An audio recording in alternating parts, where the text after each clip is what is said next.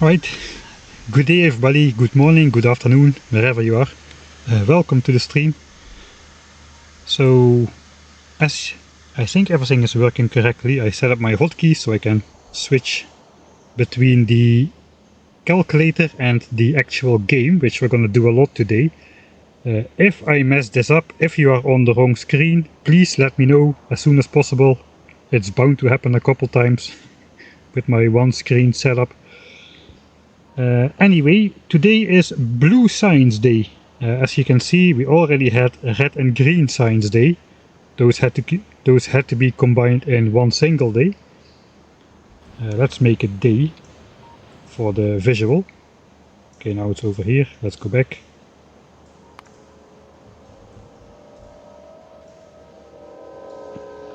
So we got the red signs on the left and green signs on the right. 4 blue belts of output, 16 belts of iron, 5 belts of copper. Small quantities in the grand scheme of things, but at least 2 of the 6 or 7 science packs we have to automate are successful.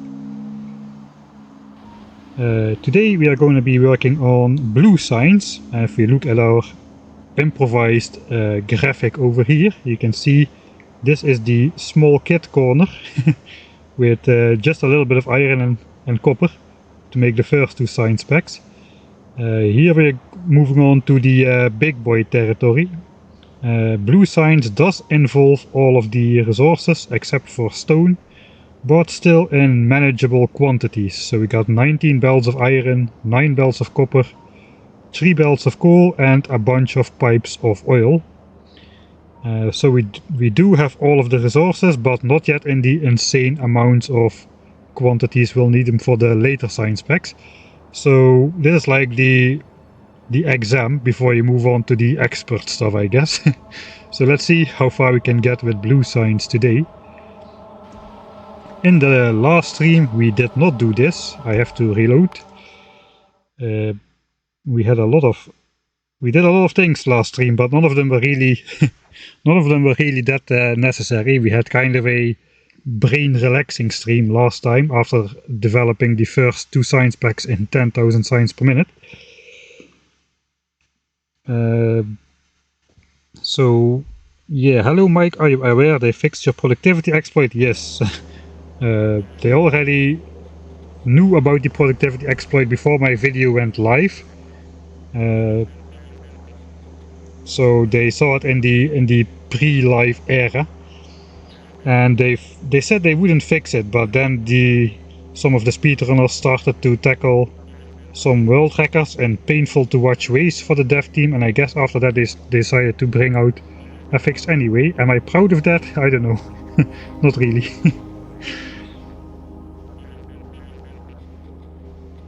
Alright, so we are actually 149 hours in.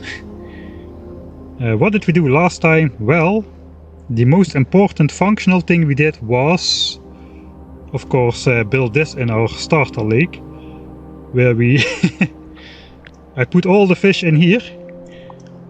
We got 100,000 fish in total. We put all of them in here, and meanwhile 81,000 fish have escaped again from the tiny opening there is. So if you look in the mouse over, we've got 100,000 fish in total. And the second thing we did, which was less important, is we actually did it. The thing I said I would not do, we did it. We did nuclear fuel reprocessing before the 160 hour mark. I made this remark for myself about 25 hours in the game, so I've been procrastinating. Then I have put it off like indefinitely because we're gonna switch to solar anyway. But since we prepare this giant field over here for the tileable nuclear reactor for the end game to make the UPS comparison, we are going to have to empty out those chests which previously had like 2200 spent fuel cells, and at 2400 this chest is full and the system locks up. So that is where the 160 hour figure comes from. So now we did it. Nuclear fuel. Okay, I think this happened somewhere in the preview. The train has crashed again. I bet we can rewatch that if that just happened. No, I just loaded in the save. So yeah, the train has been flattened once again. Where is the rest of the train though? Oh, it's lost a wagon yet again. We cannot even fix it. We can send it back home though. Alright, we have to look at that before we start the actual development, but yeah. Oh, the pain of doing this challenge without rail signals. Of course I could just like move this stuff and just put it down over here and the problem would be solved. Right? But where's the fun in that? Anyway, we have nuclear fuel reprocessing. The bots are bringing it out into this separate Roboport network, which is separated from this Roboport network. You can see both of them when I just hover over here. So we're transferring it with some inserters. It gets loaded on the train, which ideally is not in a crashed state. And then we bring it back to here where we offload it. And then we reprocess it into uranium. This is all the reprocessing you need for all the 524 nuclear reactors we are gonna be feeding. Actually, which we already are feeding. We are feeding these for no purpose at all, just because we have the nuclear fuel now. We also quadrupled nuclear fuel production, and we extended this by a little bit and reorganized it a bit, so we have all the uranium here enriched. We have enough space for everything. And if we now look at uranium production stuff, for the last hour you can see we are producing more dark green rocks than we are using up. We are consuming more. I guess this is not live. Let's look at the 10-minute graph. This is live. We are consuming more fuel cells than we are producing. Spent fuel cells, that is. We are producing more fresh fuel cells than we are consuming. So everything is just a little bit overproduced. We also produce more shiny green rocks than we are consuming. So this is the entire fuel infrastructure you need for 10,000 signs per minute for 80 gigawatts of power, 5 times what we currently have. So yeah, this is really nothing at all compared to anything really. We already started feeding the plants, even though we did not build the power infrastructure for it yet, just because anyway we are producing more fuel cells than we'll ever need, so why not start it up already. Thanks Solarboy for the 8-month subscription. The train did indeed crash. We're gonna look if we can catch that moment. I think I know when it happened.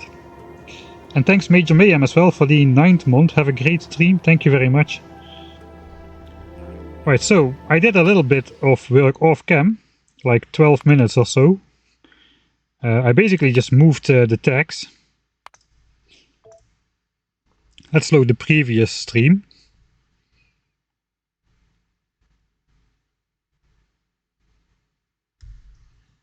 Well, this is the real end game save, which is on stream last time.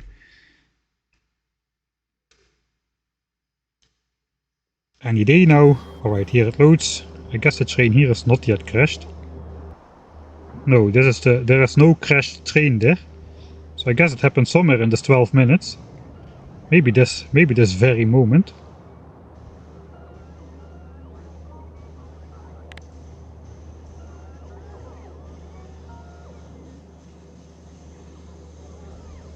Ah no, this train is still going out, the train which it can crash into.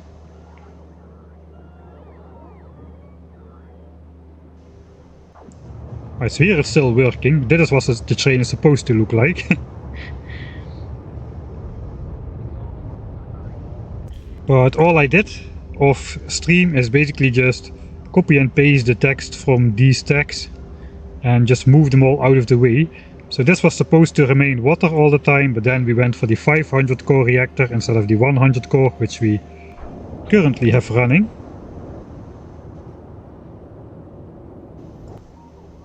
And now all these tags are not readable, so I just moved those out of the way. That's all I did.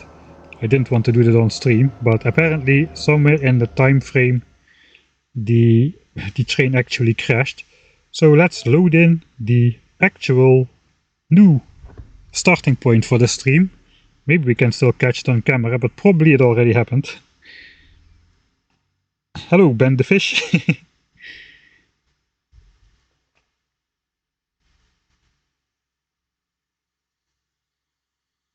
Nuclear power is silly cheap. It's almost as cheap as flamethrower fuel. No, yeah, it already happened. It's already crashed. This is already like half full again, so it probably happened somewhere near the end of that 12-minute cycle. Theoretically, I can still send this train home, right? We just send it to the fuel cell thing. It kinda looked like it happened when it was trying to come back.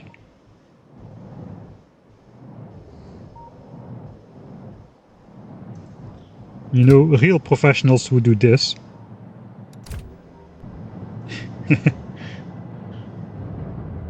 Right, so here it still lines up correctly. Now we just gotta set it to manual. And we'll let the bots just rebuild this wagon, I guess. we can automatically fix the train with bots now, so we may lose like a full wagon of fuel cells, spent or unspent every now and then, but it's easy to repair the train. And I guess then we'll just send it back to load. And the train should be fixed again.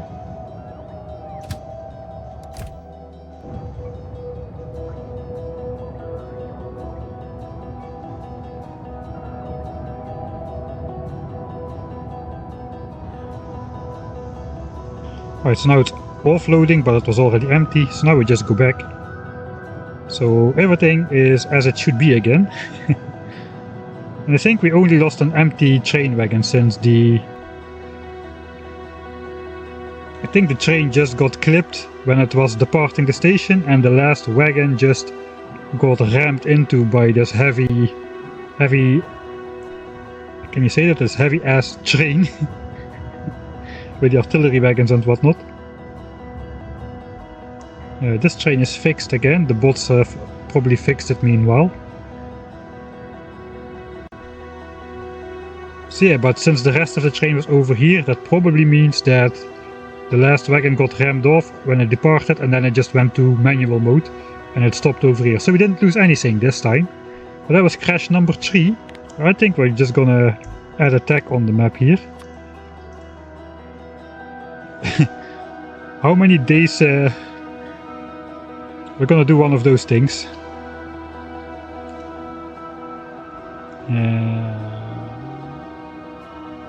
I guess we'll just put it here.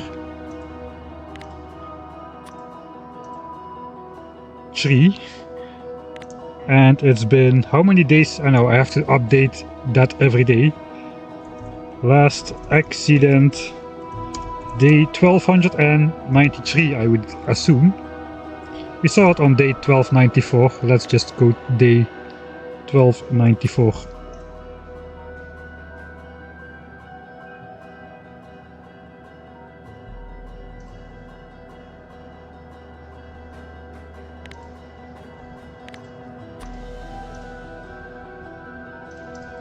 Alright, I guess we can just do this.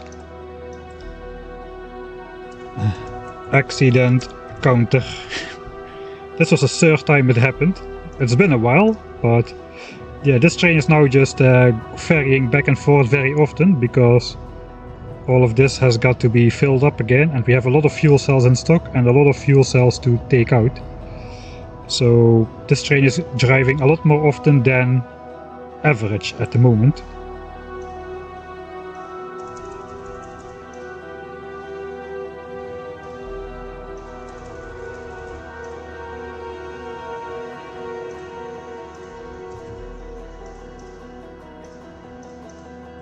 Alright, that looks kinda okay. 3 accidents have happened. The last accident was this very day. Alright, that was the start of the stream. We're immediately gonna make a new save here. Very important save. Days since last accident. The lubricant wagons are important. They produce the oomph the train needs to drive through the other train. Alright then. What more did we do last stream? We made this more tidy. We placed a bunch more solar panels.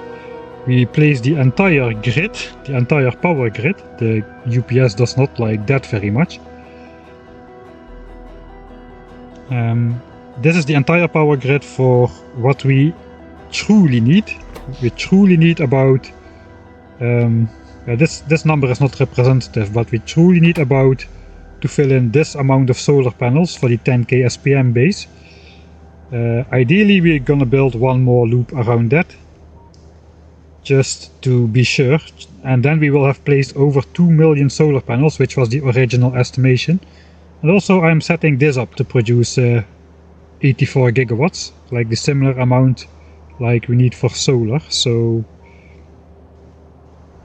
how many reactors do we got here? 524, 520 active ones.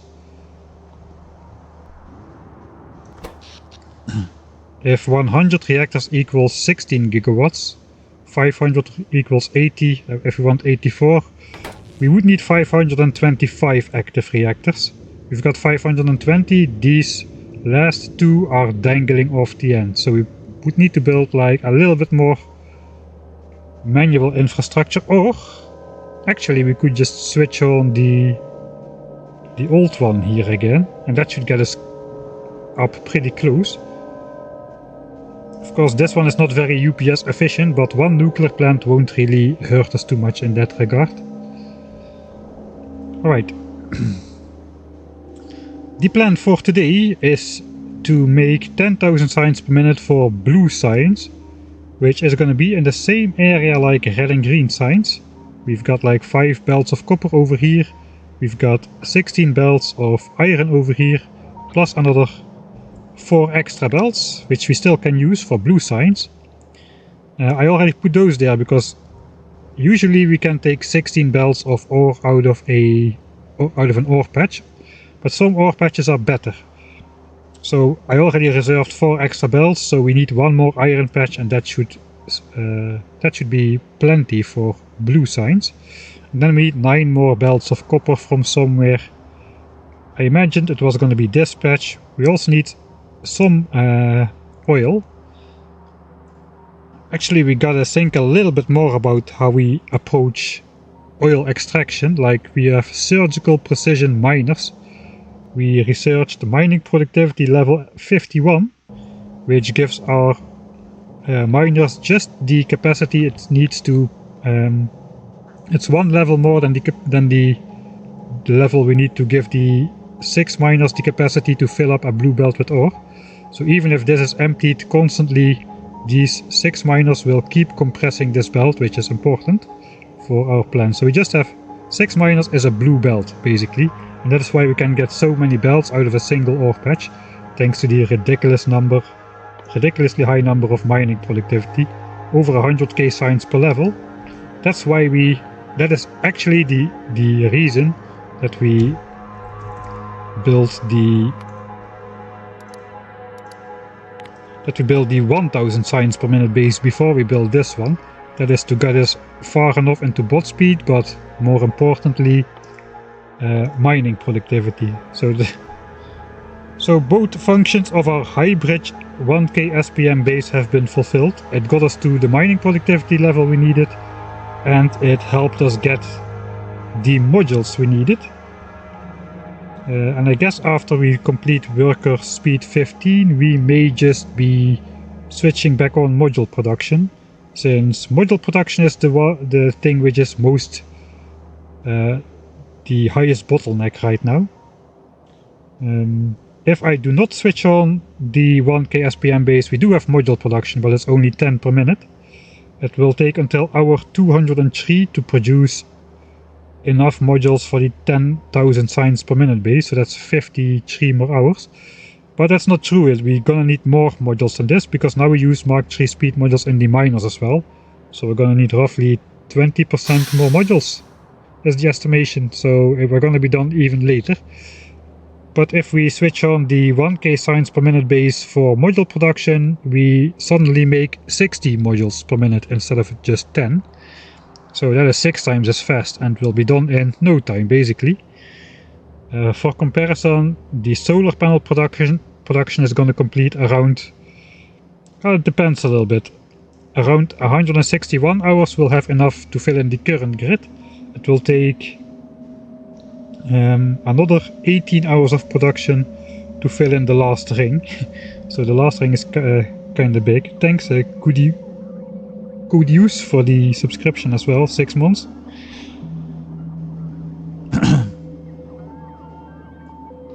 What are these settings used? Yeah, that's a good question. I think iron and copper is set to 200% frequency with maximum size and richness, and those are just with the eye on UPS. We're gonna drop below 60. So if we've got a default settings base, you have to spread out your resource collection much more, which is going to be bad for UPS since you're transporting more stuff over larger distances. So that is the sole reason we went with higher resource patches. Oil is oil is actually less frequent than 100%, but yeah, also I upped size. I forgot actually the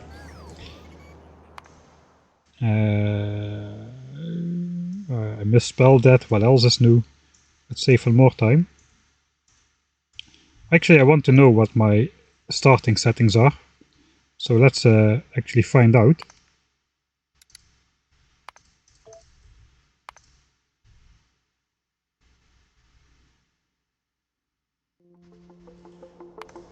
New game, let's abandon that playthrough, it sucked anyway. Alright, these are the settings I used. So we have 200% for iron and copper.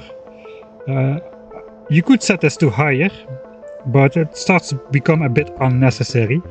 Though I still find it hard at this moment to find the resources I need, so perhaps I should have set it to a bit more frequent. What I should have done though is set stone and coal to maximum as well. Maximum size. I didn't do that, which means I cannot use my uniform miner design to put that on the coal and stone patches as well, since in my playthrough these are smaller.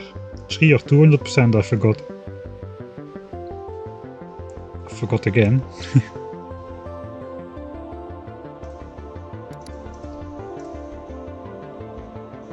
Yeah, 300%. So uranium is at the minimum, but richness and size is bigger. Oil has been reduced a bit actually, just because I don't like those pink dots covering everything, like you would see when you set it to maximum. There's just pink dots everywhere. There's more pink dots than red dots almost. So terrain, just go to the rest. If you want to see this, you can pause yourself.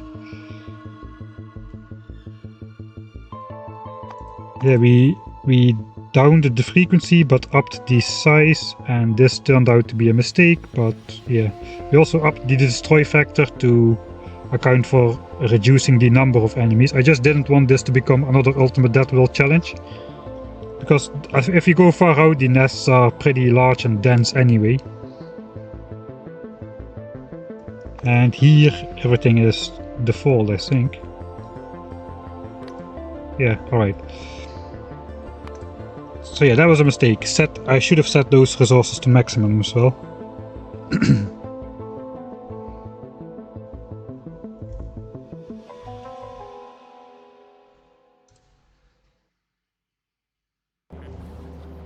Yeah, it's been a while since we created the map, so I kinda went away from memory how exactly I set it.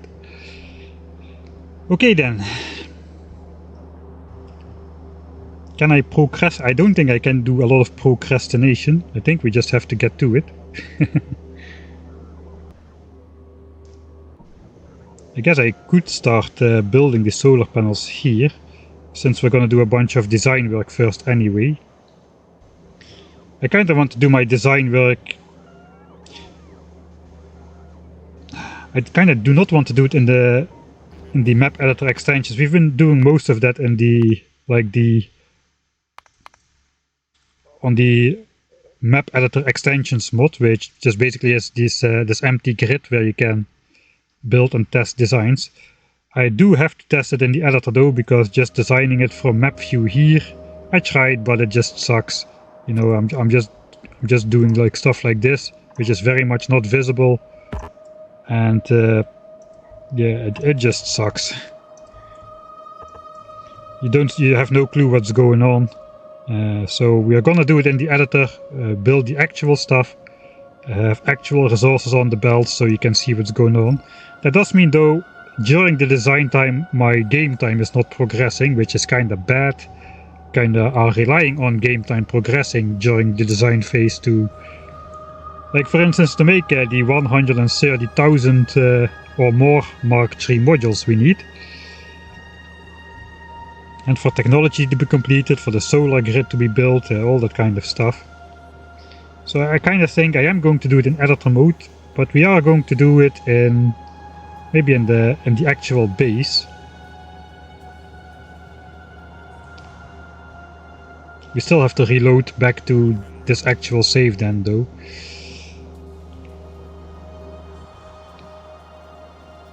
You know, I can do one. It will be a while before.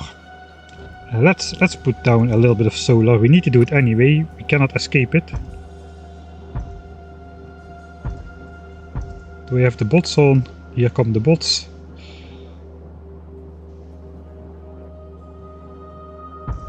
Now I cannot go around anymore. So I'm alternating these, so the bots will fly out in all directions simultaneously.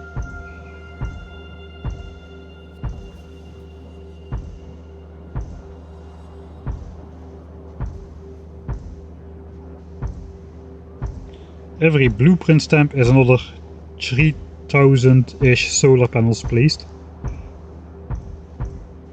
Yeah, whatever, the rest will just fill in. Alright, so now you see these are the first 5000 bots going to this field over here. Now we get the next 5000 going out there. Yeah, nice try. That's not gonna work. And here we get the third blueprint, then the fourth one, and with the fifth one we're gonna run into trouble. We put enough bots in the network to place 4 of these simultaneously. 24,000 bots can handle slightly over 4 blueprints at a time. So we're gonna get the nice spread over the entire map.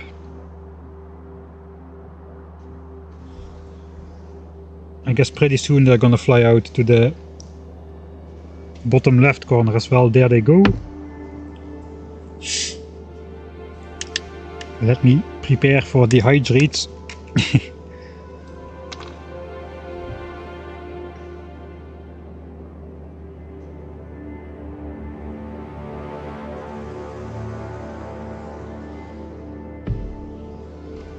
You could use the blueprint sandboxes mod, then you can go to a sandbox world while in game and have the editor there, but not in the normal world. And while you're designing in blueprint sandbox, the game is still ticking. Should I do that? That sounds not too bad. I will take a look into that before next stream, if I remember. If you're on Discord, feel free to send me a message so that I remember.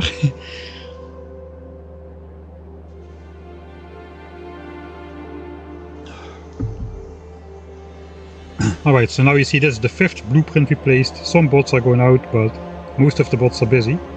Now these guys are just gonna be called up again to place the rest of this. But now the game is just slowly gonna go through everything. Let's take a look how that works. So every time it just cycles through all the ingredients or through all the ghost blueprints. Now it goes to this side.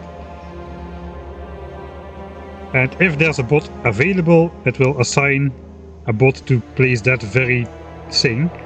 But a lot of them are just going to be skipped over. So now we're going to get a natural spread because the bots won't be available much of the time. And they're just going to fly out all over at the same time. But the first 8 stamps or so are important to get the bots all on alternating flight paths. So now this is going, we can think about what to do next. I'm standing over here. First thing I should do is not walk on the rails, especially not this rails, because this train is just going back and forth trying to kill me all game long. I guess. What do I guess though? I guess we may have to light this up a bit. We can maybe do some part in the... I think we will design some parts in editor mode, in the blueprint editor, but not the entire thing. The advantage of doing it in this world though is I know where my resources are, so I know what side the resources are gonna come from and what side they will have to flow out. And also in the end I can then just make a giant blueprint, including what is currently on the map for red and green signs. And then I know where to paste it in the map, including all the miners, I guess. That's a bit cheap though, I don't really like that, but maybe I'll do it anyway, we'll see.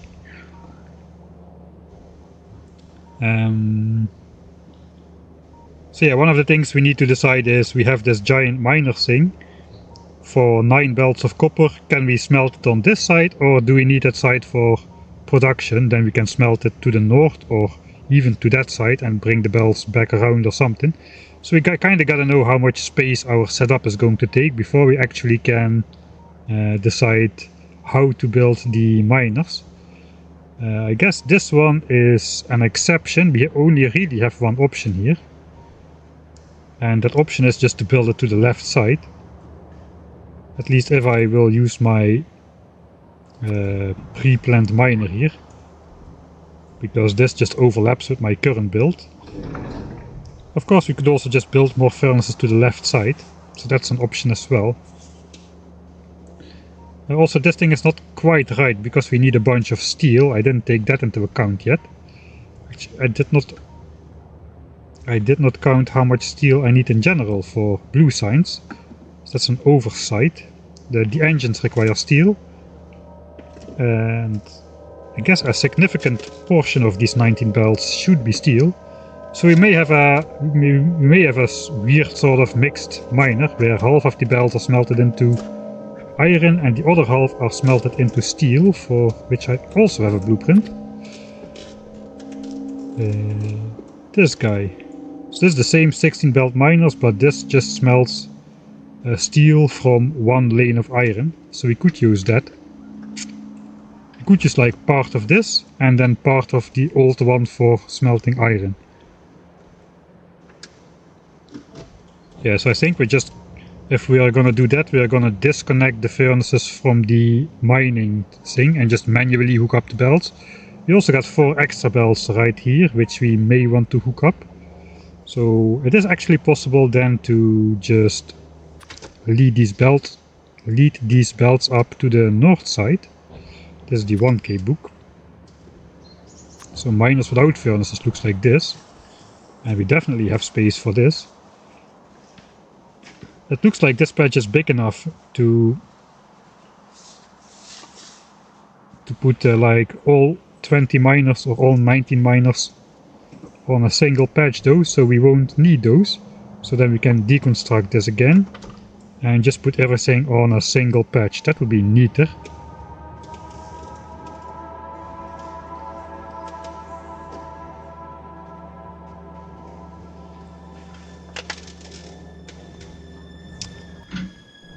This patch is kind of shaped more.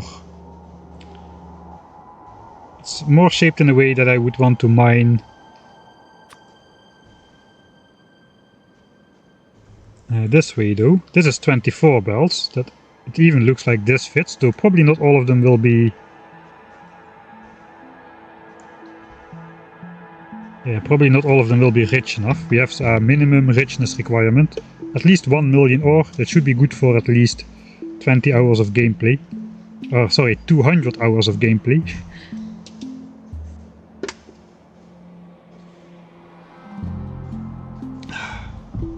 Oh, hello SDB. Thanks Solarboy for sending the mod link.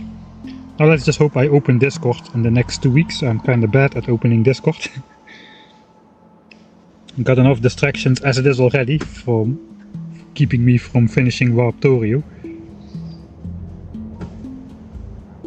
Yeah, I think we can figure something out for iron smelting. This is the nice thing about editor though. I could just it is still connected here. I guess for the design phase I should get my bots out of here for as far as they are still in there. That's going to be a problem because my bots will want to fly out to the south from here and just get stuck on this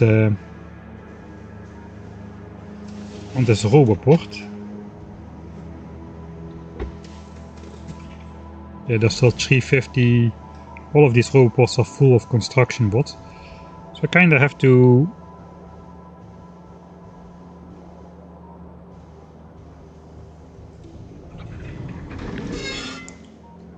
make a copy of this.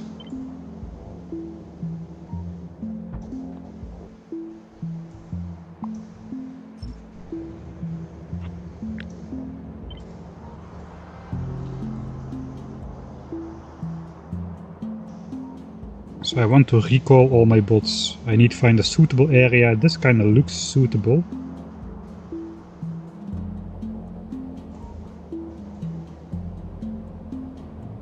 Oh, it's gonna look quite horrible though.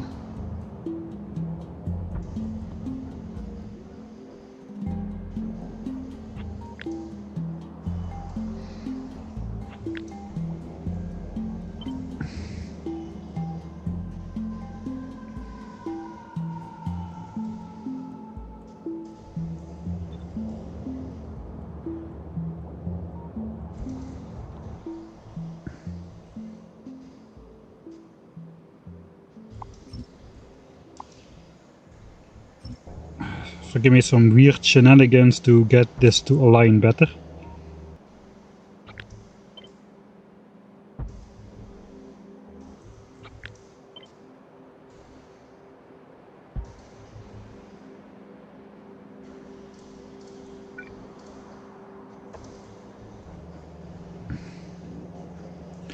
Alright, yeah, I forgot about that.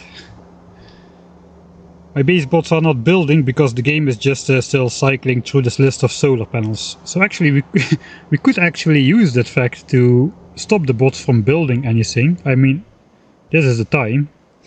This is the time. So I wanted to get my bots out of here so they wouldn't start building here, but I guess we can just go over there and try out some stuff.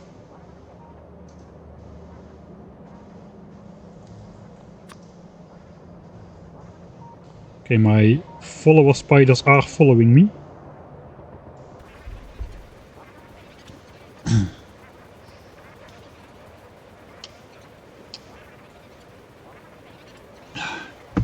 Thanks for the hydrate, Lugamirski. I added actually a new way to spend your hundreds of thousands of channel points, which you probably have accumulated by now. 500 at a time, once per hour. You can get me to get up and stretch a little bit. Because especially after the last stream where we designed red and green signs, I felt I did a really long stretch in the end where I didn't get up at all. And ended up with a bunch of back pain, so that motivated me to finally put that reward in there. Or reward, I don't know, it's not really a reward, there's such a strange name for that stuff. Alright, let's get rid of these trees. Okay, I am going to switch off my roboport. That's the whole point. So we need 20 miners. This looks like 24. The miners only for 24. 24 bells. There's 2 million under here. Actually, this is rich enough. 2 million, 1.7. This one 633k. This is not acceptable. It would have to move to the left and down one to get that belt going. 1.6, 2.1, 1.7, 1.4. I guess we can really just delete one belt from the top here. We need only 19 belts anyway. If we do this, we have 20.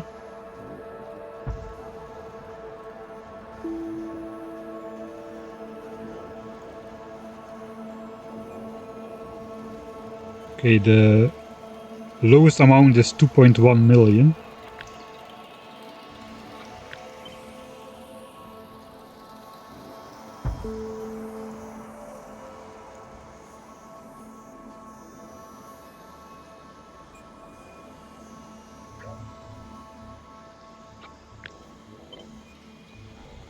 Let's get it down one more tile. 1.8, 2.3, 2.4, 1.9. Okay, that is looking alright.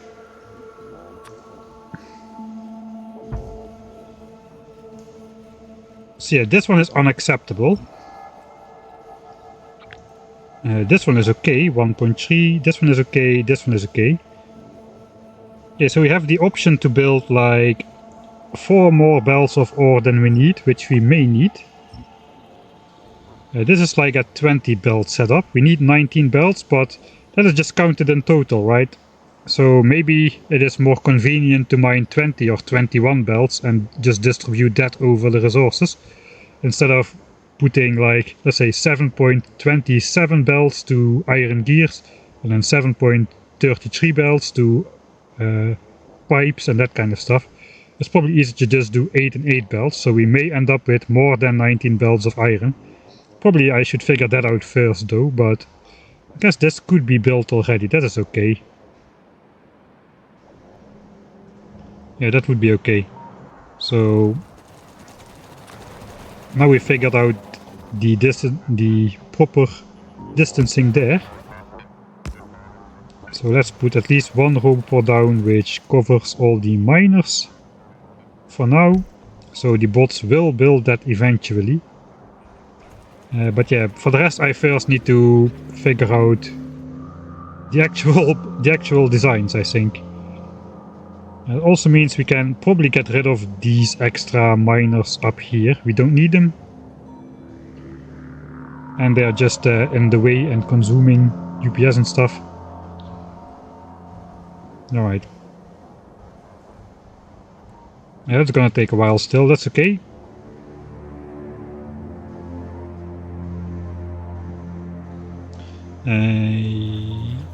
I'm gonna make a save here. I guess iron mine for blue. How long will this patch last? So I do not go with patch rich, or I don't care how much is in the patch. I care how much is under each individual miner, since I'm not using like those splitters.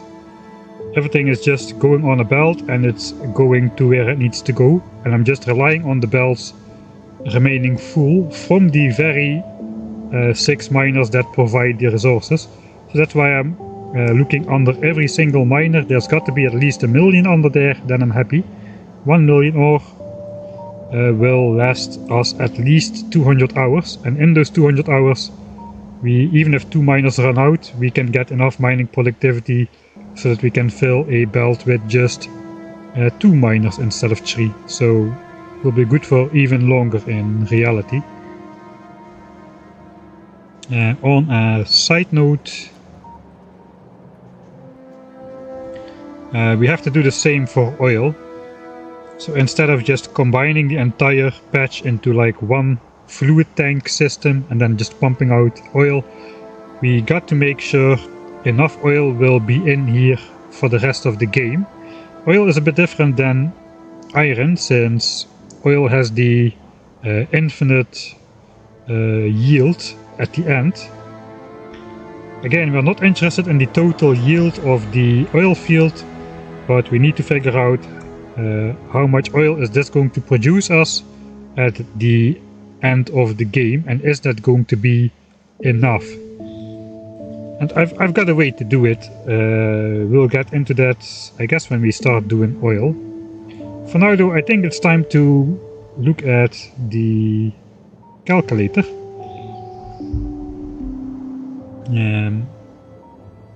Let me switch this in performance mode. Let me actually check. I'm curious, does this actually do anything? Alright, so I'm watching this, right? How much UPS do I have? Yeah, I can try to speed up the game, but we already have less than 60. We have 38. 38, alright. Now if I switch this to performance mode, it does not do anything. 39. Yeah, okay. So, sorry, I was trying out Streamlabs in performance mode where it doesn't show the preview, but apparently showing me the preview of what is on stream does not really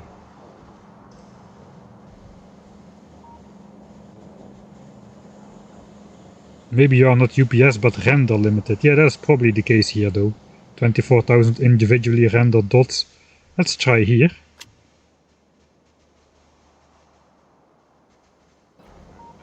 Okay, let's just zoom in without being on map view. I'm trying to get 2 times game speed here, but looks like we're exactly on 62 UPS about. Okay, again, performance mode. No, it's exactly the same.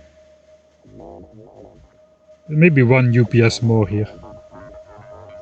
Okay, so I'll keep my personal preview up then as well. So I will notice I'm running into trouble a bit earlier. This is purely a limitation from actual. We are limited by UPS by solar power at the moment, since we are building it with 24,000 bots. The game doesn't really like that. If I'm not building solar, I can still get 2 times game speed, 120 UPS if I use this speed up mod, which I installed. It says game speed 256, but it's obviously not going any faster than 1 time game speed at the moment. Anyway, I'm going to just keep the game on, obviously, and we are gonna go into editor mode. Now I can check in the preview. Okay, in editor into calculator mode, and I can now see we are on the right screen. So we did red and green signs, 200 red signs factories, 240 green signs factories. We're gonna need 480 blue signs factories, because blue signs is the has by far the most times per sign spec production time. So we'll just open this in a new tab. That shows us the total. This is where we got the 19 bells of iron from. But yeah, this is a little bit skewed. First of all, we should look how much is steel. Okay, we need 8 bells of iron into steel, but for steel we look to iron ore, which means 7 bells of iron ore into steel. Okay, we're probably gonna get a discount then from these 19 bells. Let's go back to the game, because now we know, now we can do this for blue signs as well. We need only 7 bells of ore for steel.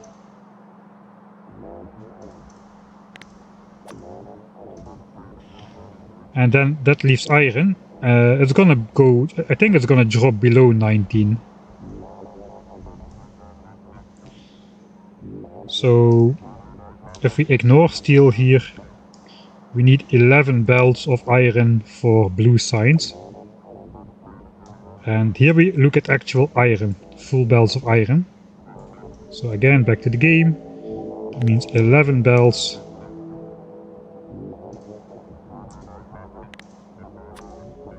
And indeed, the total amount of belts we need then is not 19, but 18, because of the better efficiency we can get with our steel smelting compared to iron plates.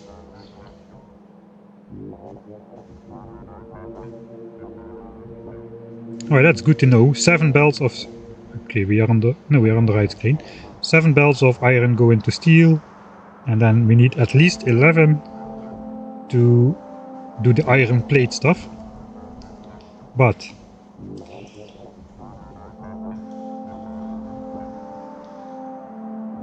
if we look where this all needs to go,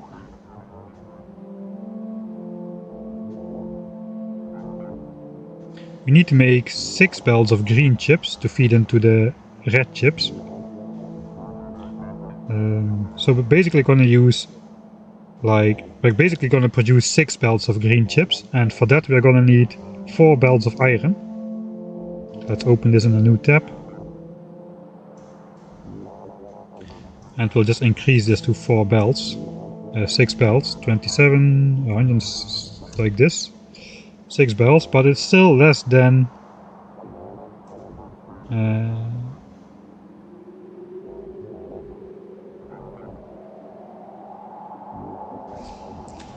wait a second. No.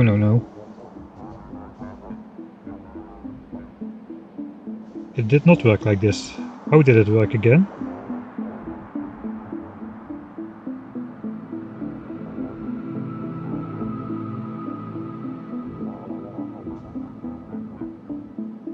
No, we can do the ore count here as well. because we are dividing this over 6 different belts for the green chips, so we don't need to worry about this. We do need more than 4 belts of iron plates, but since we are dividing 4 belts of ore over 6 furnace stacks, we won't be compressing belts of iron plates, so we can get away with 4 belts of ore for 6 belts of green chips. Alright. Since we are doing this anyway, I think we gotta make some nodes. So I think we're gonna just put temporary nodes on the left side here. So for green signs, or for green chips.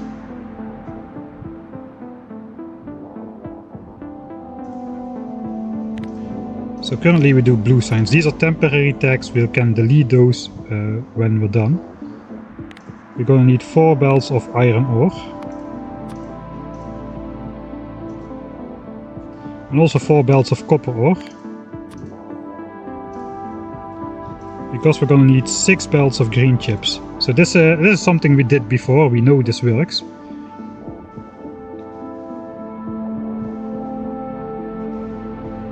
Then I guess we go... I don't know yet, let's go back to calculator. Alright, so now we ignore green chips as well.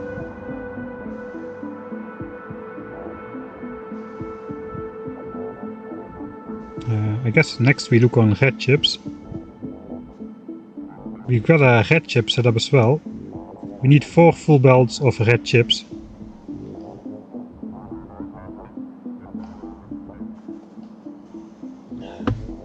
Alright, let's go back to the game. We already...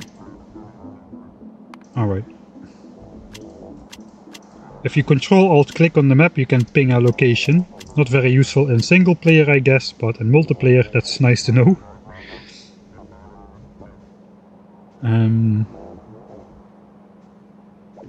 Right.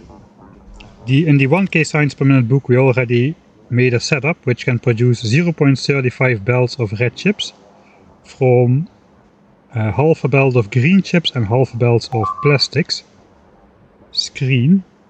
Alright, I thought I pushed the hotkey. Okay, that was why I pinged the map probably. Thanks, Cirex.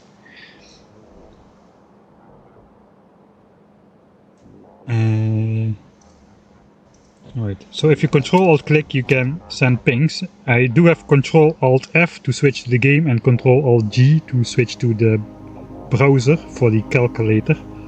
So I literally misclicked, I guess. I do have for red chips from the 1000 signs per minute base this blueprint. Let's place it somewhere outside. So this makes 0.35 belts of red chips from half a belt of greens, half a belt of plastics. I left myself a good description. We also need 1 belt of copper wire, which I guess needs an unspecified amount of copper.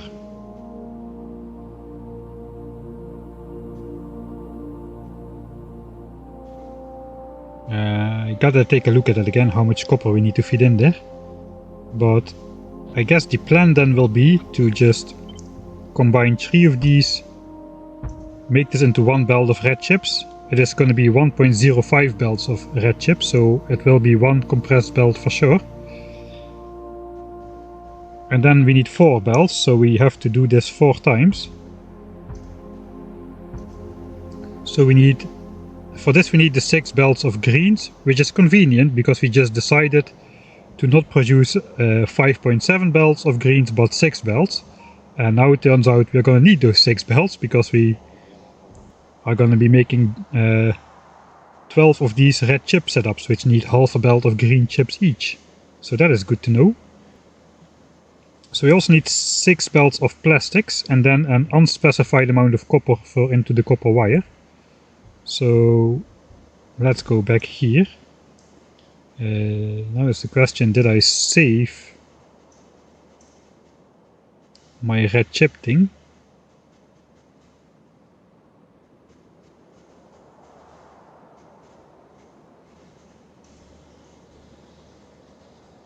Yeah, I did save. So this is what that thing does. If we ignore green chips, the copper for green chips, all of the copper goes to copper wire for red chips. We need a full belt of copper wire, which requires half a belt of copper really. It requires more than a third of a belt, so yeah, there's not really much we can do about that. So that means I'm gonna ferry 6 belts of copper in that setup as well.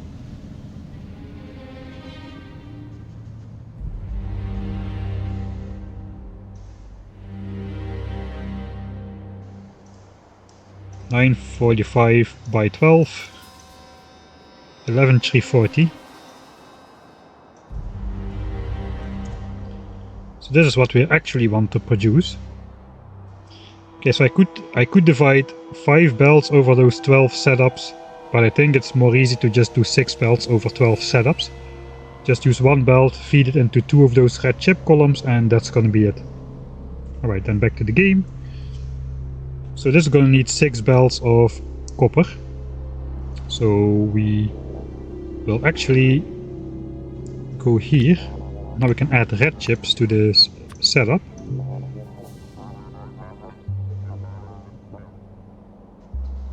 I guess we'll give ourselves space. We're gonna need 4 belts of red chips.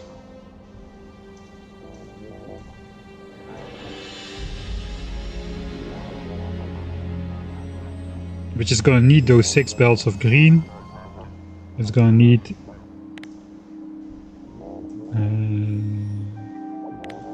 it's gonna need 6 belts of copper.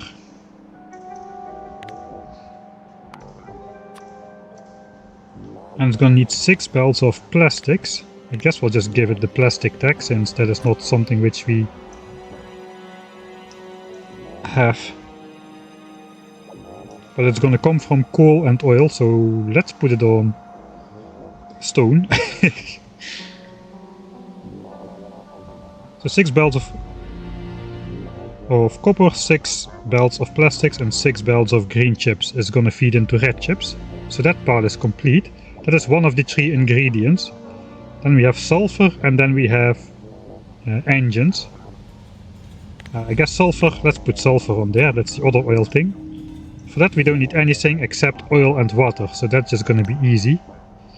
I don't know yet how much, but we'll look at the oil stuff separately, so let's just do this. And then the final ingredient is engines. And I guess engines separates into the steel,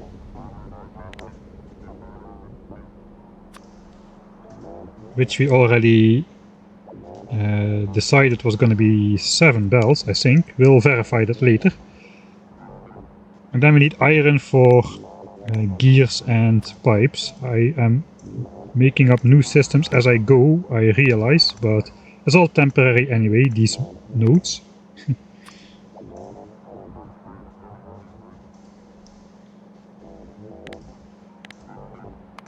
Let's put steel up there as well then. So all of the iron is gonna go into, all of the rest of the iron is gonna go into engines, but how much do we need for that? So we'll switch back. Okay, red chips is done. We know about red chips now. Steel was indeed 7 belts, so that's good. It's gonna lead to less than 2 belts of steel. I should keep those open really, instead of closing them. This I do not need though.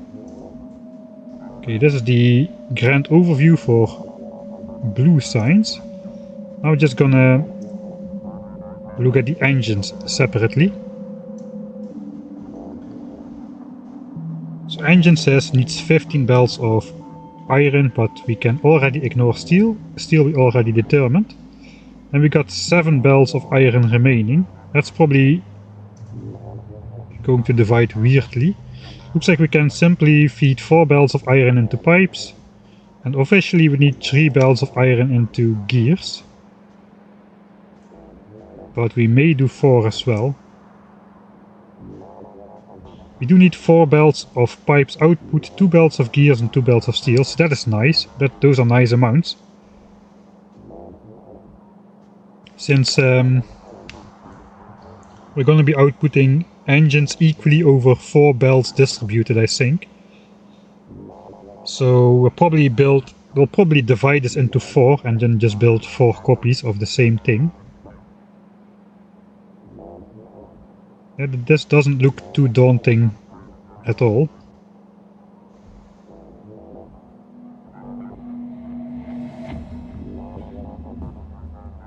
Alright, so let's go back to the game. We can fill in the last of it. 3 belts of iron go here, 4 belts of iron go here, 7 belts of iron go here. That is 14 belts in total.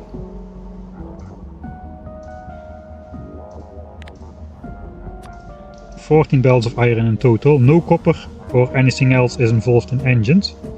So that means we need 14 and 4. That indeed does equal 18 belts. So we don't need more than 18 belts. Okay, that's good to know. 4 belts go into green chips, 14 belts go in here. So basically produce 3 belts of iron, throw it through a 3 to 4 splitter, and feed that into each of the 4 gear setups. Steel, we just have 7 belts of iron go into steel production. Then we just divide that over 2 belts. I guess over 4 belts eventually. That's going to be easy. Red chips sounds daunting, but we got a setup for that. I guess, hey, something is happening. Here's the base bots. That means we've finally gone through the entire solar panel area once. So now we're going on the second loop through the missing ingredients over here.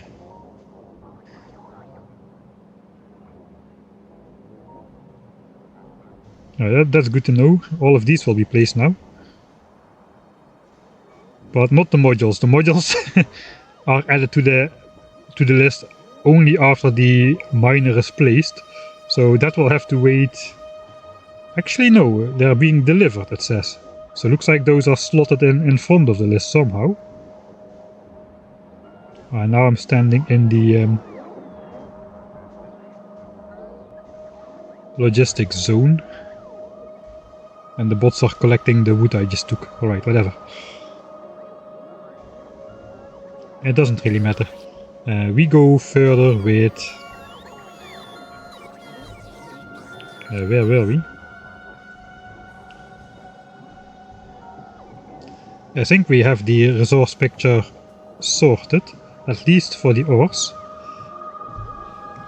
Oil extraction is going to be a lot more flexible since pipes don't take up that much space, and we only need 3 pipes of oil in total. I guess we should take a closer look at plastics, just to be sure. I don't think I have a separate setup for plastics saved here. I do have one for 1000 petroleum gas a second, which uses advanced oil processing. But now we're going into the 10,000 signs per minute base, and in general it's more UPS efficient to use basic oil processing if you can, since there's a whole lot less operations than advanced oil processing is, a lot less buildings, a lot less fluid handling, etc. But basic oil processing will take up like 3 to 4 times as much oil, raw oil,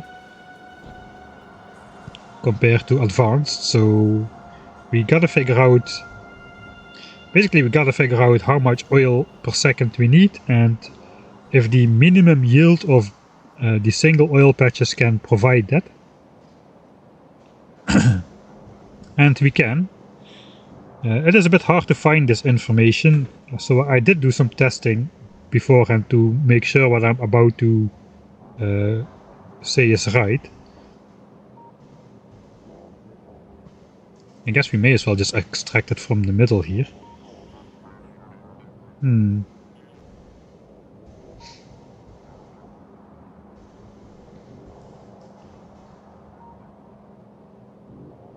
Okay, we got another hydrate. Can there ever be too many bots? I guess yes. If you're not using them, they're just taking up space in the roboports without and just blocking other bots from settling there, causing them to travel out further. So yes, you can have too many bots.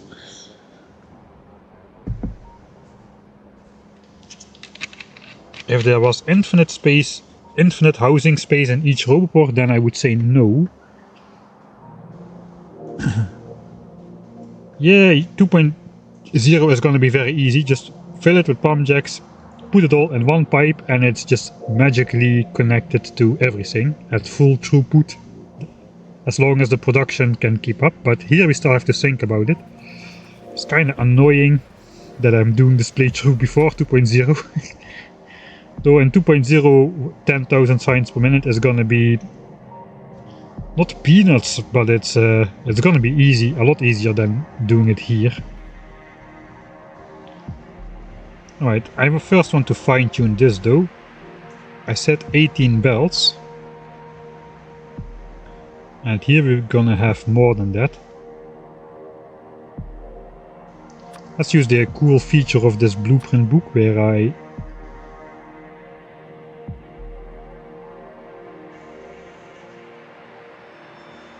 place those miners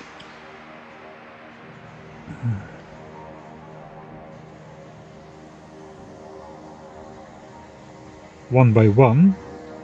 I think it's gonna make sense to have smelting in the north anyway. We have to just move it to the left a little bit. But yeah, we're gonna be producing over here. It's gonna be a custom smelting setup anyway. Alright, so let's go through it. It's night now. That's not great. But here it is anyway. So this is the first one. And then we get the tileable setup. So this is 4 belts, but it's actually only... Sorry, this is 6 belts, but it's actually only 4 because one of the belts are gonna be a backup for all the other belts. So in case something runs out, we still keep compressed belts, and we get a warning as well, so we can fix it before anything happens to the signs per minute. So we got 4 belts, and now we just add 4 belts per stamp. So there's 8, 12, 16. This is going to be 20. It's going to be 20, but we need only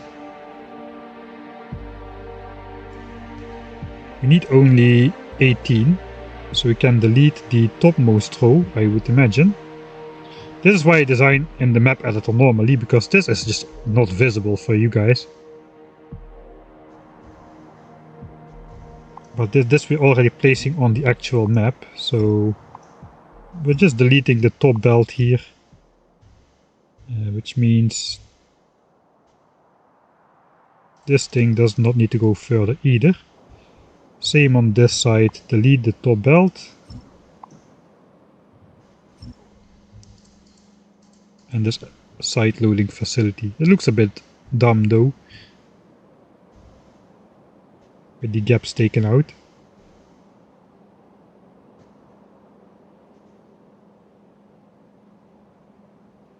I guess it's what we need, so we'll do it.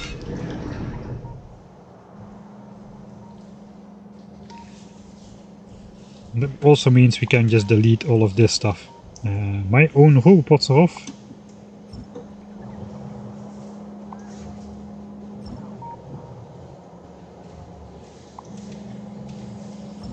So basically all of this is not being used. We can just reclaim all of that.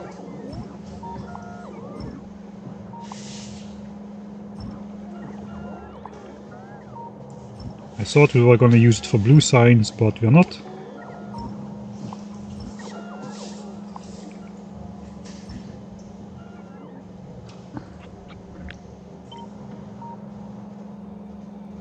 And we can even do this.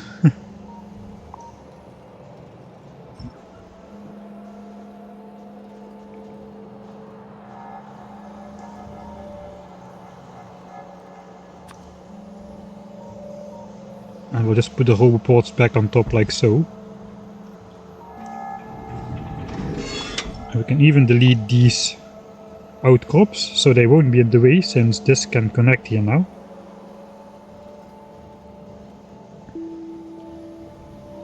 Alright, so this has shrunk in size slightly.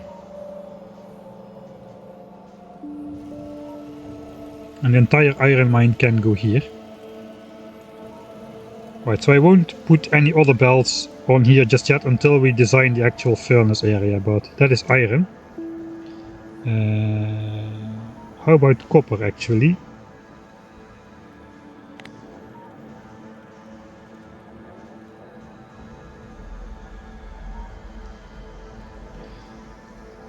So it looks like we will need 10 belts of copper instead of the 9 we need if we just use infinite splitters.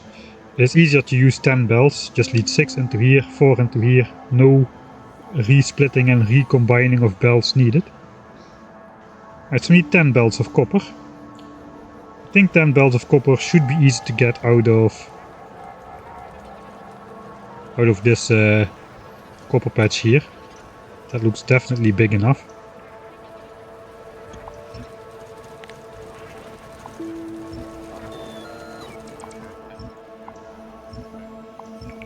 Okay, we don't need to take down all the trees really.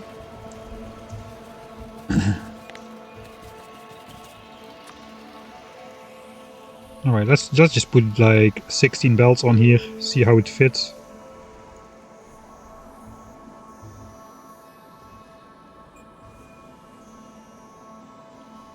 It looks like it fits very well, but this is probably not gonna be rich enough everywhere. 1.7, 2.3, 1.5, 1.0, that is exactly, this is 900k though. This edge is not really good enough. 2 million, 1.7, 2.8. This side is a bit poorer. I guess we could try to move this out, like one tile. 1.4, 1.5. 1.0, 1.1.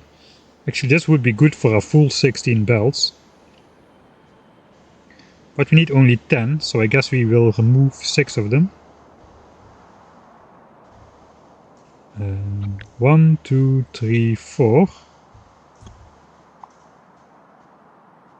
We could actually just put this more in the middle.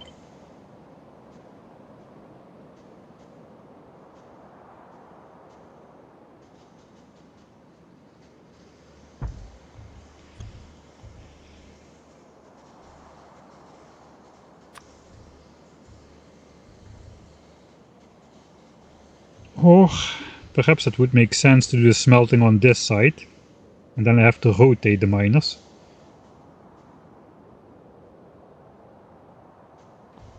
It looks like the bots are arriving with the new roboports and stuff.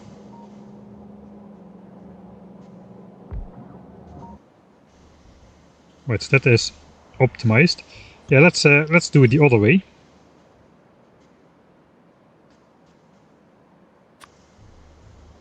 So rotate it 1.5, 1.1, 1.6.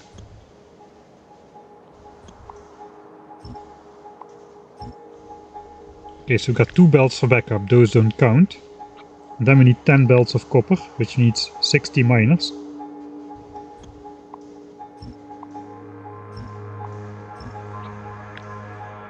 Which is this.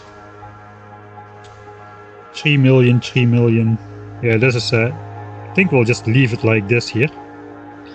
This is our 10 belts of copper. We'll do the furnace tax like sort of manually here. But that's all the mining we need for... That's all the mining we need for blue signs. Can I just simply connect this? Will the bots not get stuck? I think we can.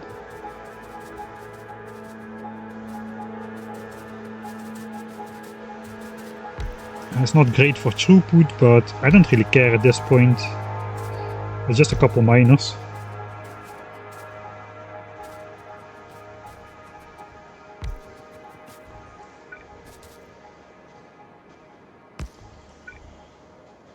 Alright, so we get that built. Well, that means we did all of the basic mining. I think it's time to look at what we need for oil. And the secret method doctors don't want you to know, on how to just use like single pump jacks for the rest of the game.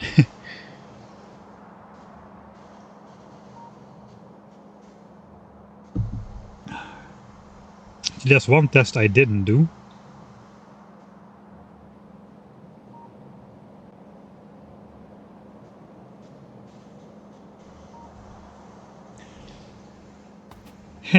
Okay, let's start at the basics. It's oil time.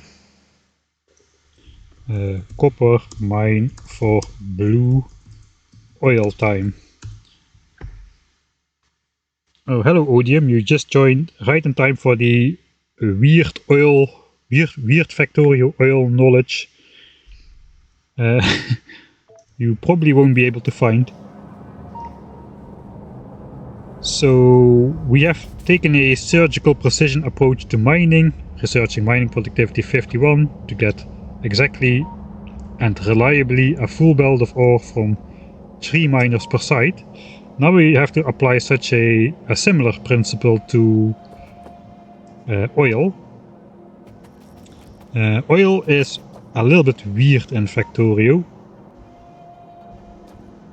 since it has a starting yield and an end yield. It never runs out, but unlike the miners, they don't produce oil at a fixed rate. So miners just produce a steady linear rate of ore until it runs out, and then it produces 0. Oil is weird. Oil produces, this one for example starts at 214 oil a second, which is basically the yield, I guess divided by 10, 214.3 oil per second. And it just decreases over time linearly. And the minimum yield of an oil patch is 1/5 of its starting yield. So the minimum production, let's get an easier one. See if I can find an easier one.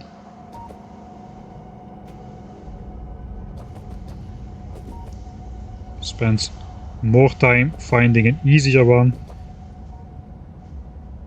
than it would have taken to just explain it over there, but oh well. Let's say this one. Yield 1051% at the start. So it starts off at 105 oil a second.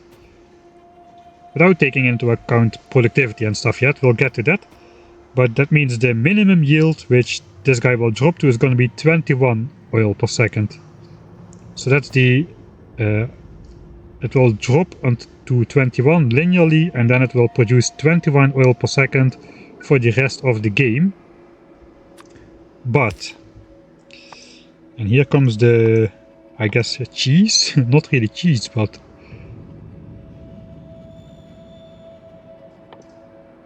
Can I just not wait for the bots, please?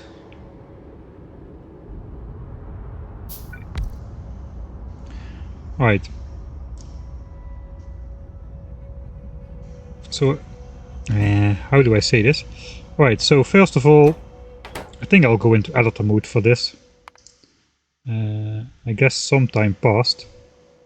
Let's just go into editor mode. I'll reload the latest save. That's not long ago. I didn't do anything. Alright, now we can actually just have this guy producing.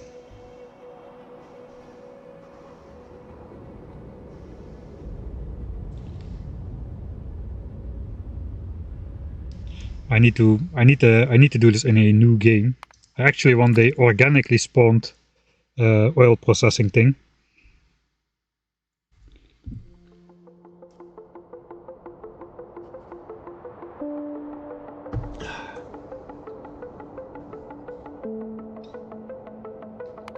Okay, let's do a new game. We just care about oil for now. We do not want anything else. No, we don't want enemies. We don't want pollution. Let's just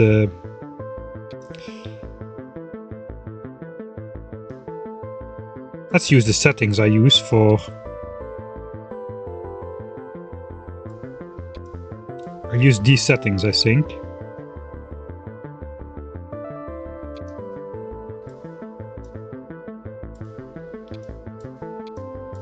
Let's just go standard.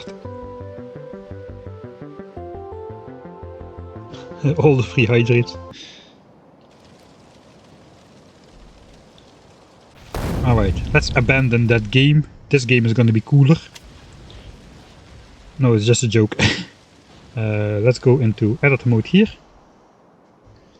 And then we just scout until we find some oil, like here. Okay, these are a bit poorer, but that's okay. It will...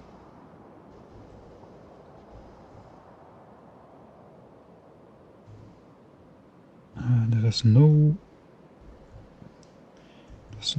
Can I find something more close by? I need one oil patch which is under 100, if I can. Okay, here is some crappy oil. Okay, we got some good oil. Do we have a crappy one? No. Here maybe. Not even here.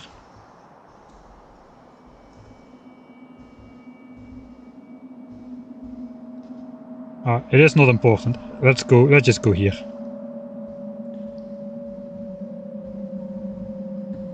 This patch has a little bit of variety.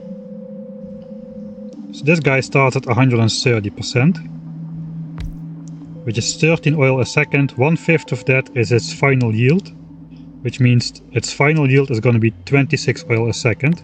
So start 130%. 1/5 is final yield and should be 26 oil a second.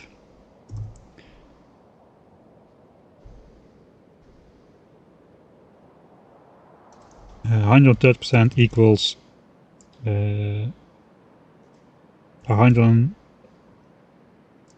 Sorry, that equals 13 oil a second, and it should end on 2.6 oil a second, not 26. So 130% yield equals 13 a second. The end yield is 1/5 of that, which is 2.6 a second. The reason I wanted to find one which starts with less than 100% is that there's a minimum. It will never drop below 2 oil per second. That's the hard minimum.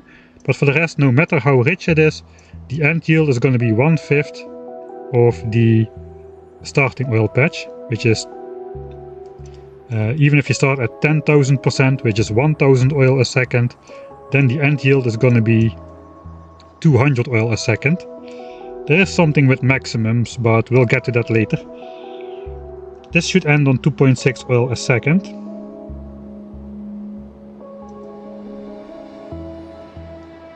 We'll get a richer one. This is 297%.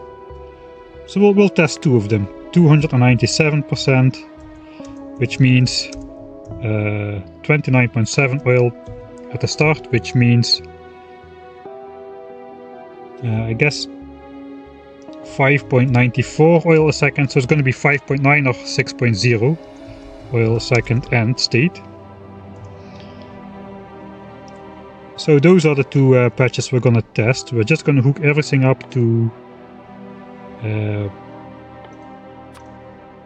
guess let's make sure we can pump it in somewhere, and then we'll just suck it out actively into an infinity pipe and delete it.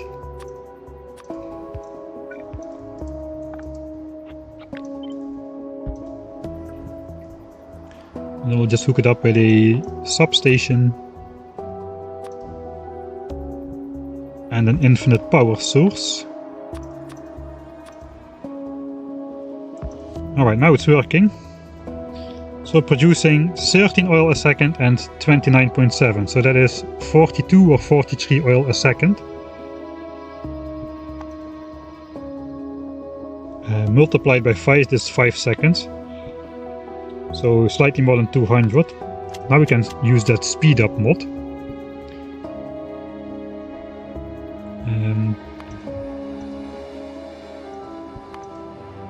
Alright, so it looks like a flat line production, but this is gonna go down if we just keep speeding this up.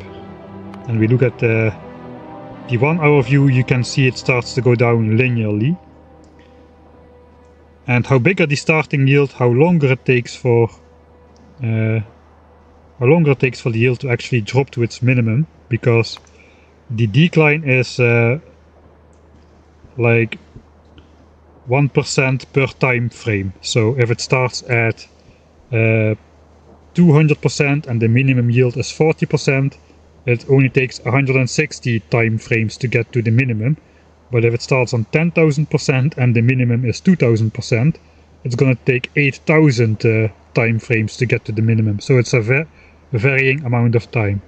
This is the 10-hour window. You can see it just goes down, down, down. You can see the yield in the mouse over go down on the right side, 9.1, 9.0, 8.9, 8.8. It's the same speed for both. This one is richer, but it goes down at the same rate, 25.0, 24.9, 24.8.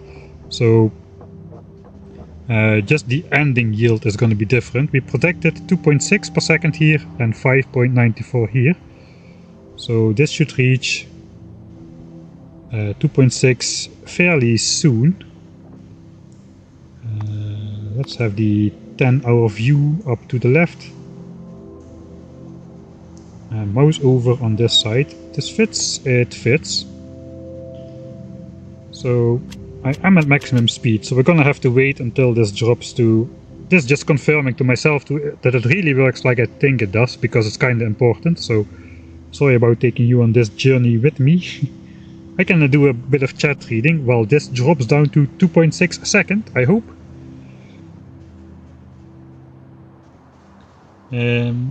Tree. Yeah, I don't have a tree yet in my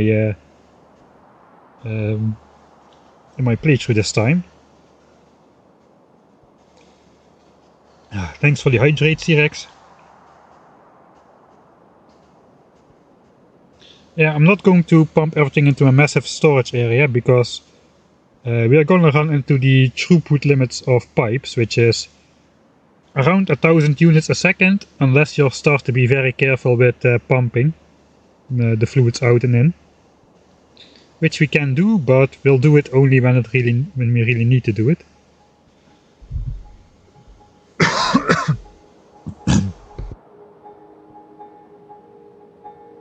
Sorry, I missed the mute button there.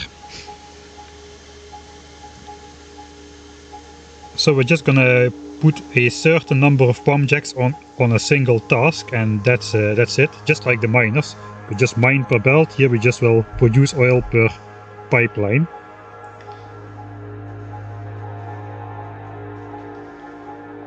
Alright, 3.6, so 10 more ticks down to 2.6, and then it should stop going down.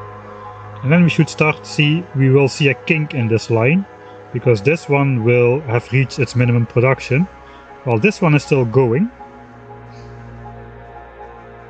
This one's minimum was like, I forgot already, but it was more. Let's keep mouse overing this guy, we're almost there, 3.0. 2.9, 2.8,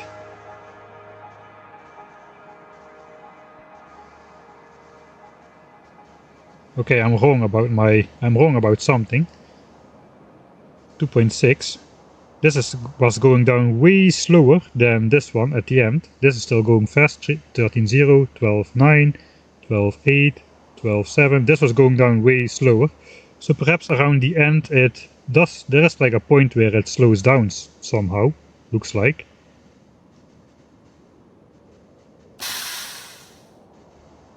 But yeah, we have reached the minimum production. It's not dropping below 2.6. It started at 130%, which is 13 oil a second, and the minimum production value we get out of it is 1/5 of that, so 2.6 a second. Which was as predicted. This one should end on 5.94, which is gonna take some time still.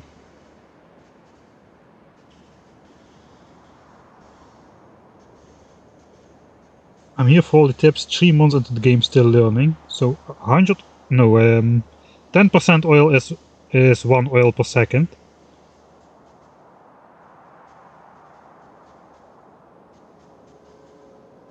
Are we drowning, Mike, now?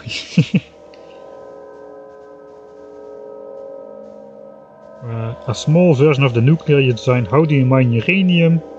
Yeah, you can either barrel sulfur and then unbarrel it on site, or just build a long pipeline. Whatever you prefer. Thanks Dragon Sweat for the 2nd month subscription. Thanks for the classes. Yeah, Nilo's got his master classes. I've got the like super niche classes of information nobody really needs to know. I mean, who cares about this stuff?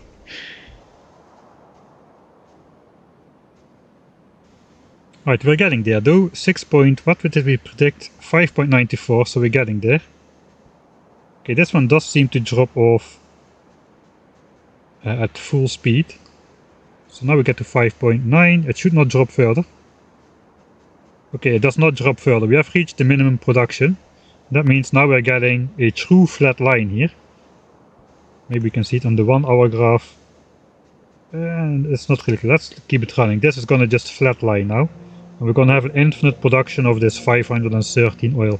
So both of these have reached their minimum state, which is the value we are gonna be working with for the 10,000 signs per minute, since this is basically guaranteed.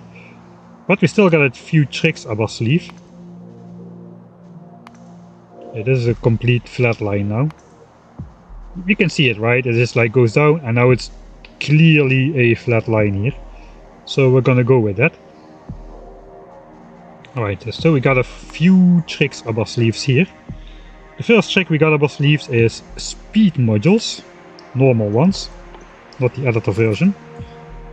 So instead of productivity we just add speed.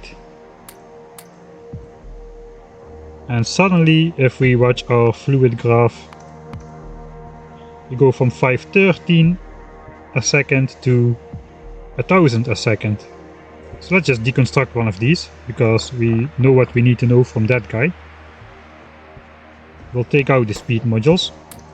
Can I just have them in hand while the production screen is is visible? I think I can.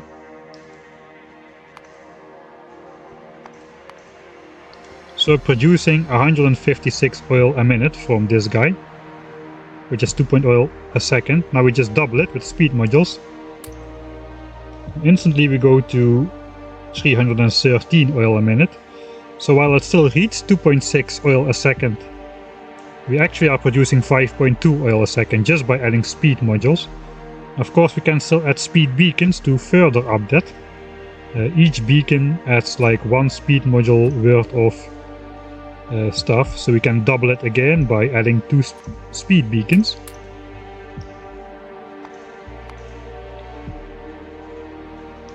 Sorry, that is just double the original value again by adding the speed beacons. So we just added another 156. To actually double the doubled, we're gonna need 4 beacons.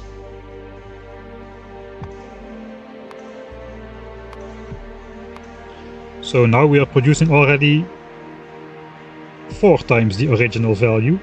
156 times 4, 624. 625 I guess with the rounding. So we're almost back already on the original value. So I guess if we add 2 more beacons, which need to be built a bit closer, or they won't affect this. Now we're back up to the original value. The original value was 130%, which is 13 oil a second. 13 oil a second times 1 minute is 780 oil a minute. And if we now look into the production graph, we're back to the original value of 780 oil a minute. So we descended all the way to the minimum, but then we just sped up production by a factor of 5. You can see mining speed 5 a second plus 400%.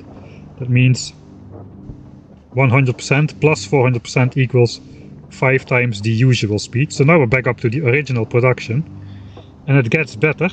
So basically we can take the value, if we just put like 6 beacons around the palm jack, we can take the face value of which we start with and use it for the end calculation, but it gets better because we also in our game, let's pause the game,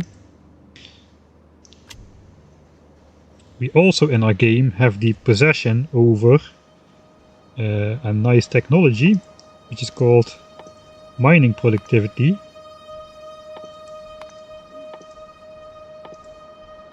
And we've currently got 51 levels of mining productivity. Again, I'm gonna give myself just 50, not 51, because I want a little bit overproduction. So we're gonna test it with 50 and use 51, then we should be good for sure. 51 is not researched, mining productivity level 50 is researched. So now we got another, we get like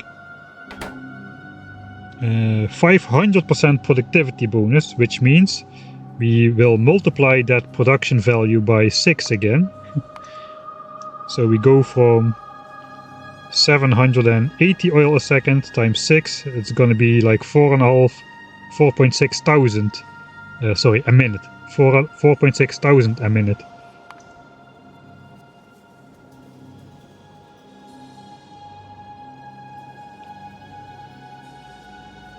I guess we can see it in more detail here. This is gonna multiply by 6, so we're gonna go to 390 oil per 5 seconds, 4,500 a minute. So let's play the game at half speed. Here we go. Right, that's the new line.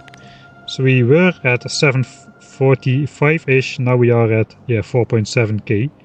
So now just let that fill up. Here we are at 390 oil a second, 4.7k.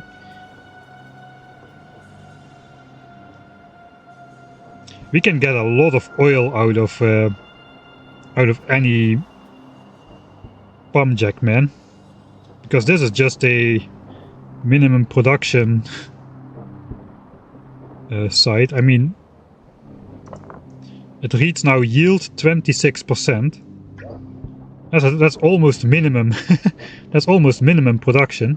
20% is the absolute minimum, and we are just getting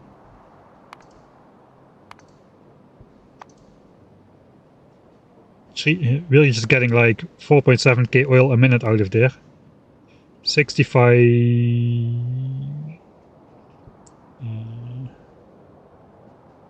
This divided by 5. 60.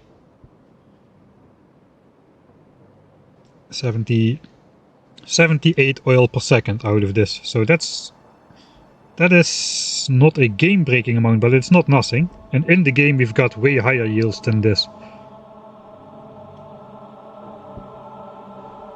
Alright, so what do we know then?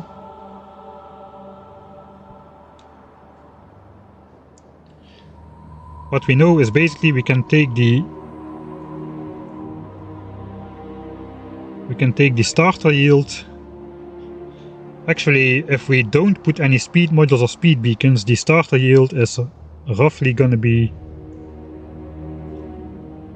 The displayed starter yield is already better than the final end yield, because we have it mines 6 times as fast now with the 500% productivity bonus. You can just see here, if we slow down time, I guess I just gotta take out the speed modules here and then slow down time. It produces once a second normally, but the bonus production is just like shooting up. This bar is filling like 5 times every time this bar fills, so we get 6 times the production speed out of it, thanks to the mining productivity bonus, which already puts the actual yield above the displayed starting yield. So this should produce 18.3 oil a second. Let's just delete this. Just copy it first. Let's just delete this. I'm gonna put this on here. Get rid of the beacons just for clarity. So now it says 18.3 oil a second, but if we look at the graph, it's going to be 6 times as high. That's over 100 oil a second. That's over 500 oil per 5 seconds. Over 6k a minute, yeah. And the minimum yield is gonna be the displayed yield plus a little bit. And then we can still add speed modules, right? Then it just goes up by a factor of 2, a factor of 4, a factor of 5 again. However much we want. We can basically double the original, we can double the displayed yield by adding 2 speed beacons.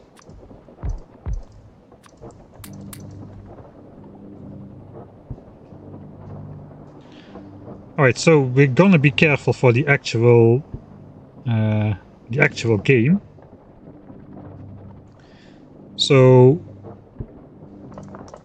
while we are producing 6 times the value, we're gonna assume we're just producing 5 times the value. That's safe and also easy. We can just take the starting yield and consider that the final value. And if we need more, we can just add speed modules to double that. And if we need even more, we can use speed beacons to double that again.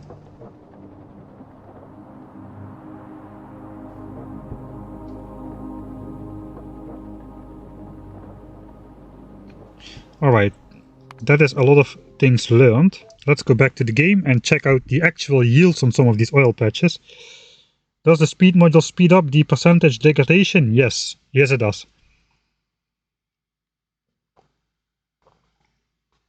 But for us it doesn't matter, because we are already assuming we are going to fully deplete this to the minimum value. So for instance, this one has 2143%. So its minimum yield is going to be roughly like 435, which is 43.5 oil per second. Then we multiply that by 6, that brings us up to, let's say, 250 oil per second. If we insert speed modules, we're going to get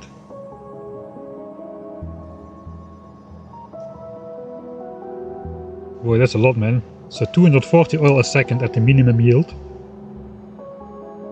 just from productivity. If we insert speed, we're going to get 500 oil a second. If we add 4 speed beacons, we're going to get 1000 oil per second. I think we're going to hit the maximum really quick here.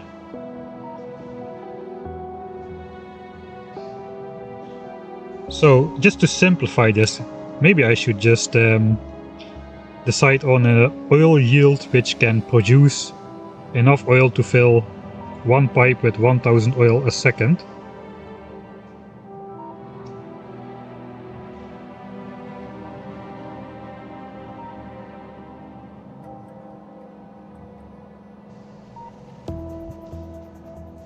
Okay, we gotta think this out a bit further though.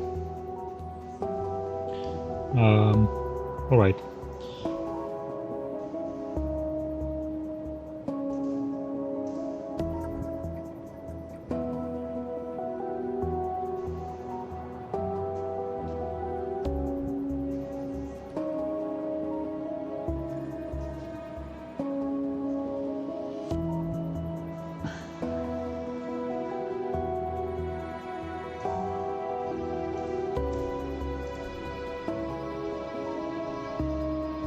Just give me 1 second here.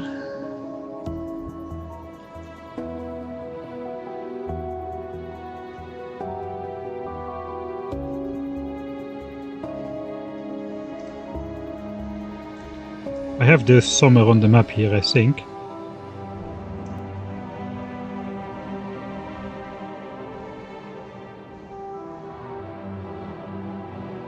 One second over.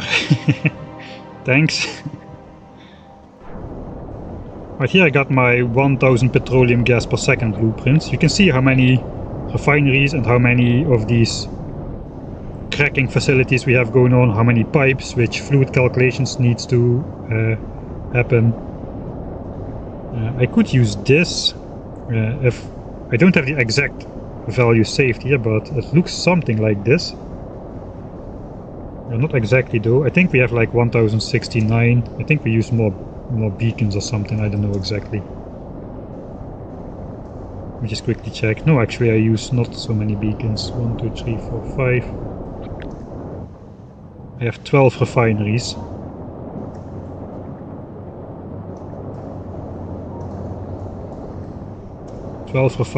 With 10 beacons.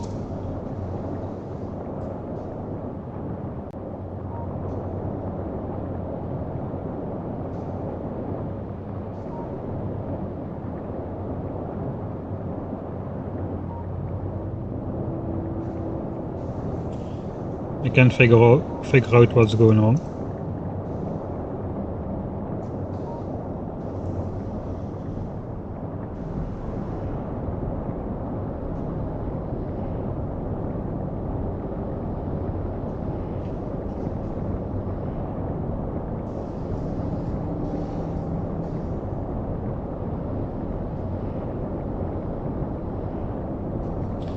And which screen am I now? I'm in this screen.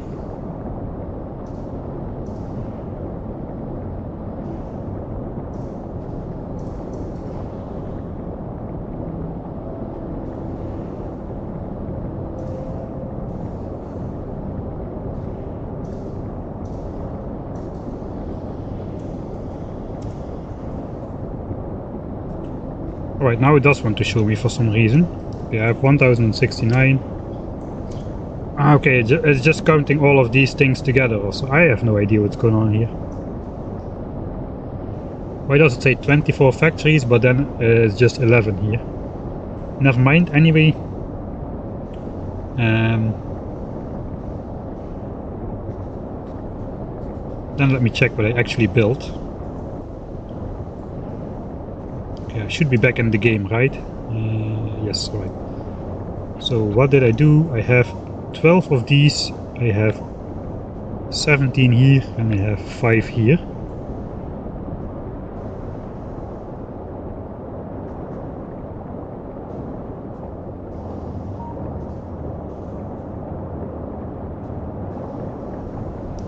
Okay, one of those is an extra speed beacon.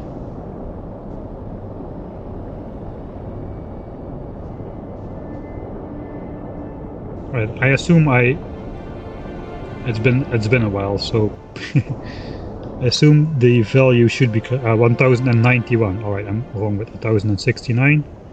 We need 1091. That's why I've got the extra 1 speed beacon there, so on average we've got like 8.05 speed beacons or something, or 8.1. And we need 17 of those. 1 water pump. Ah, that's the limiting factor. 1 water pump of water, apparently.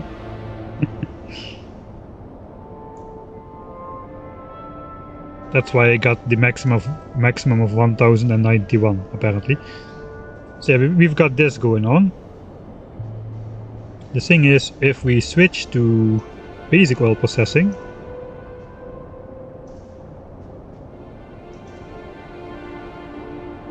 we simply just need 36 refineries, but we can go like a lot more beacons around it, which means we just need, how many beacons fit around actually? 1, 2, 3, 4, 5, 10, 13, 16, so we can fit 32 speed modules around, so we still need only 11 refineries, the same amount we're using right now with my setup. We don't need any cracking. The only disadvantage is the oil cost. It's a big disadvantage though. Here we need 1800 oil a second to make into 1091 petroleum gas. So that's like, let's say 1900, just to round it off. 1900. If we go advanced, we need like between 700 and 800. So that's a factor of 2.5 difference in raw resource requirement. Which is why normally in normal games you use advanced oil processing to get 2.5 times your bang for the buck. The thing is though, it will be much better for UPS if I just build basic oil processing with 11 fully moduled refineries, only one pipe for the oil input, only one pipe for the petroleum gas output, no cracking, no water, no nothing.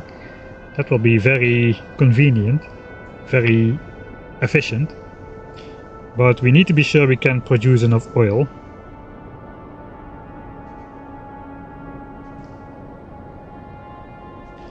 Right, so let's say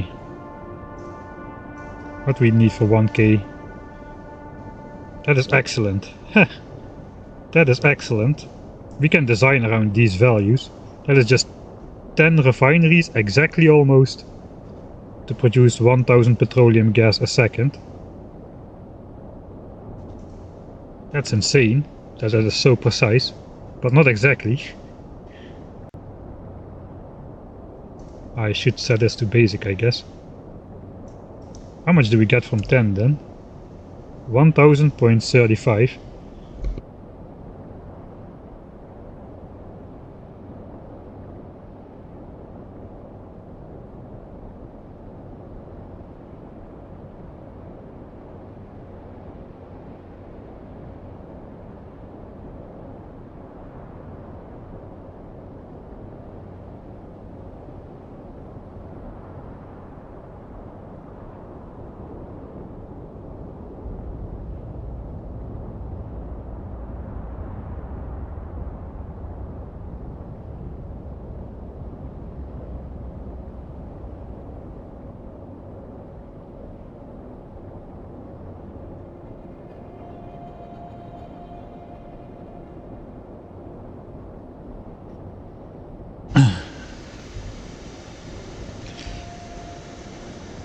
Right, looks like dinner break is coming up in about half an hour or so. Anyway, if we design around 1000 units of petroleum gas a second, we need to be able to fit 1700 units of oil through a pipeline, which either involves a lot of pumps or we can design around the value of oil.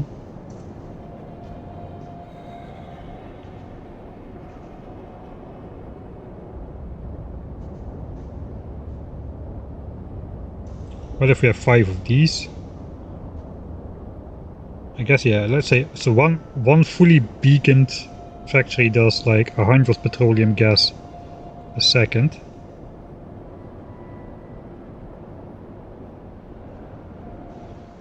How many can we connect? How many can we reasonably connect? It looks like about 6. Okay, so I could actually design around these values instead. We can basically use 1000 oil a second flowing through pipelines which are not regulated, bring it over without pumps to the refineries, and then we can combine 2 of these into 1, which leads to 1200 petroleum gas a second. And that is basically one pipeline with like 17 segments, so we do need to be careful to not over or undershoot there. But that's a really nice value to know. I'm going to make a note of that. So one fully beaconed oil refinery does 100 petroleum gas a second from 170 oil. I guess we'll make this note. 6 refineries use 1026 oil for 600 petroleum gas a second. And I guess, okay, we're back in the game. I guess we can just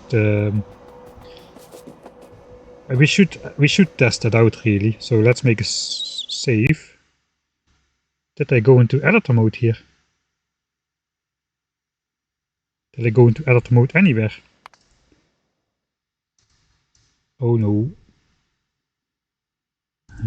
Did I editor?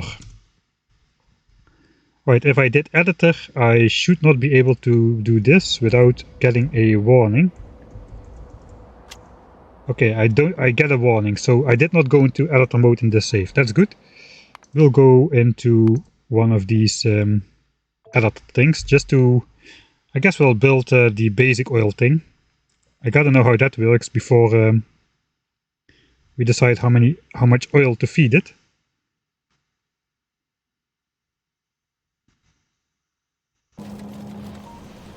Alright, we can delete all of these shenanigans. There's old stuff,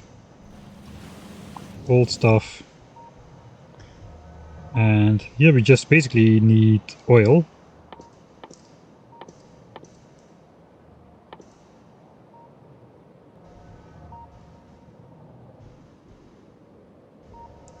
I'm just gonna spawn in the oil for now.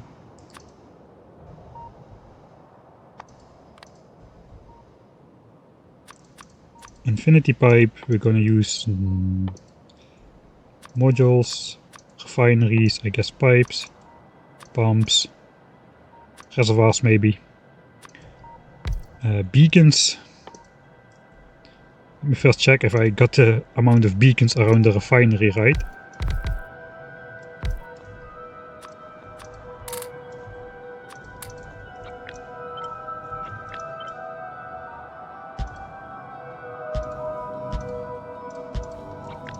Alright, yeah, that's 16 beacons, so that's 32 speed modules. So if we do basic oil processing, the entire thing is just gonna look very simple. This is all. And then this is gonna be 6 in a row.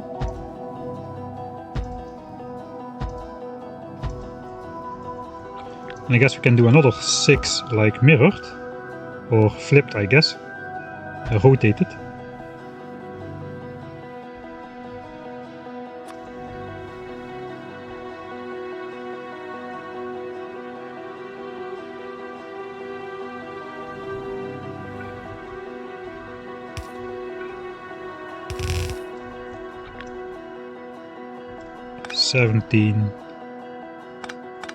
So this is 17 units of pipe. So if I do it here, I should artificially limit throughput to about 1200.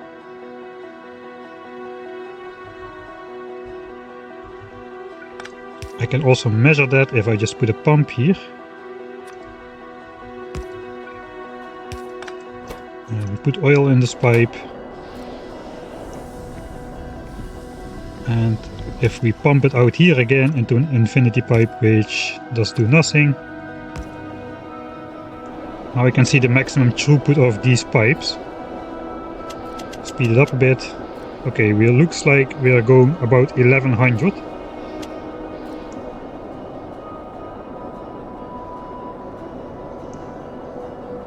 Well, I guess I gotta pump it out here, because after here there's gonna be less in the pipe. So we can get, yeah, exactly 1200 units of throughput a second, because the pipe segment is 17 units long. That is the benchmark around which, like, that's the value around which fluid mechanics almost are designed, because of the 1200 per second production capacity of offshore pumps. After 17 pipes you lose throughput. You're gonna need pumps in the middle to keep that up. So if I connect this and only pump it out here, now we have 34 sections of pipe, which limits the throughput to 1099 a second. So that is why we got to be careful with pumping out 1200 petroleum gas a second. The maximum pipe segments from the moment we need 1200 throughput is going to be 17. But this is a good artificial limiter in that case. So now we just have to combine these into one pipe. I guess we should just be able to do this. This is not 17 segments, and then we can just pump it in a reservoir before we pump it out, just to see what happens. That should actually, I should do that. That evens out the production a little bit. That's the wrong way to say it.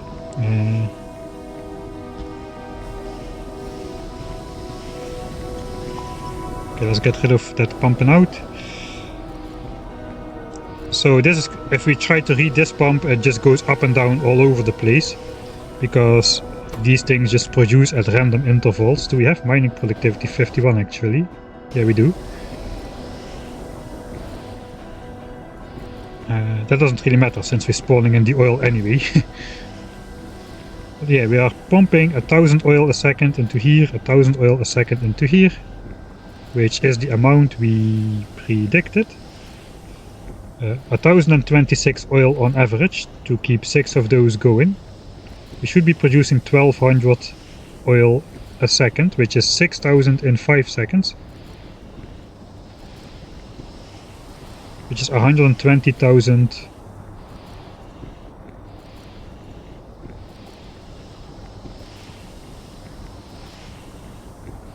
per minute, I think. Let's check. Yes, 6000 per 5 seconds. 72,000. Yes, of course, multiplied by 20, 72,000 a minute. So it works. This is 1200 petroleum gas a second.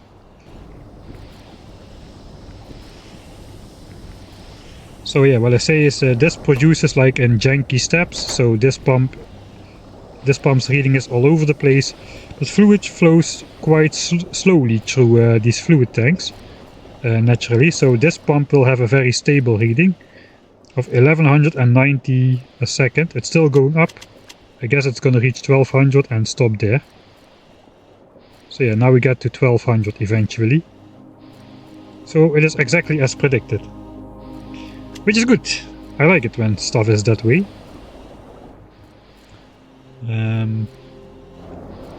So yeah, this just needs like 600 oil a second. No, this needs 1000 oil a second. So if I do this,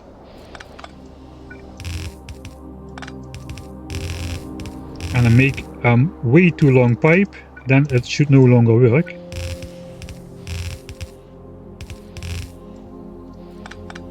How long is this?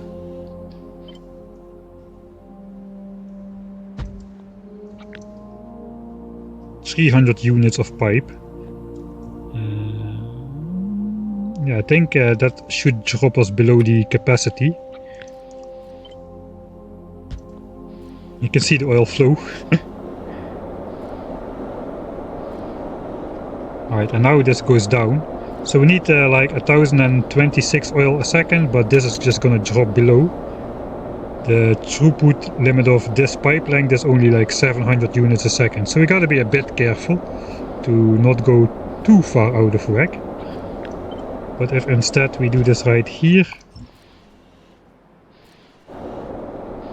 looks like we can actually make it to that value. So the value we need is 1026, so we cannot produce more than 1026 in the long run.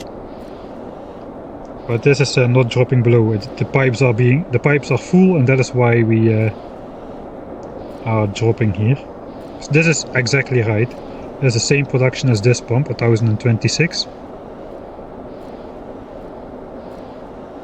And this is like 100 units of pipe, right? Yeah, like 90, almost 90 units of pipe. So we're gonna be good for supplying oil. We just gotta be careful in extracting oil. Because if we do this on a long pipe, we won't be getting 1200 oil a second anymore, because now it's more than 17 units. It's gonna drop below 1200. We're stuck at 1145. So I guess 1000 is a safe value to work with. Maybe we should just go 1000.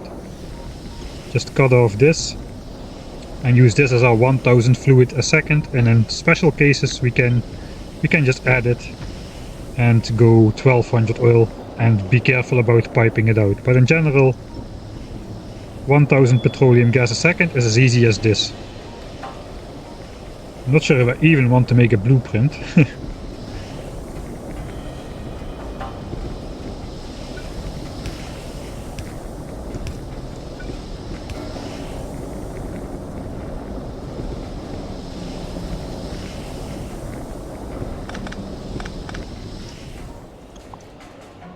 Alright.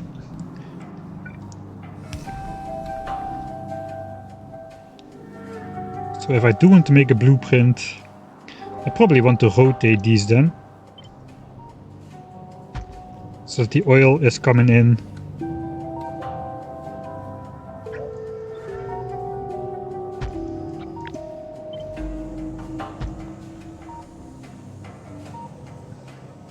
You know, that does not make sense because we need 2 pipes of oil. Yeah, we need 2 pipes of oil to supply this, so we want the oil separated, I guess, and the petroleum gas combined. You can just add one of these things, connect it like this, and then just pump it out to wherever it needs to go. We can make it a bit more visible if we do this. And then it can go out here. We don't need water, we just need oil.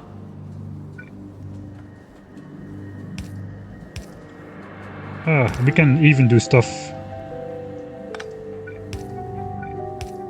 We can even do stuff like this.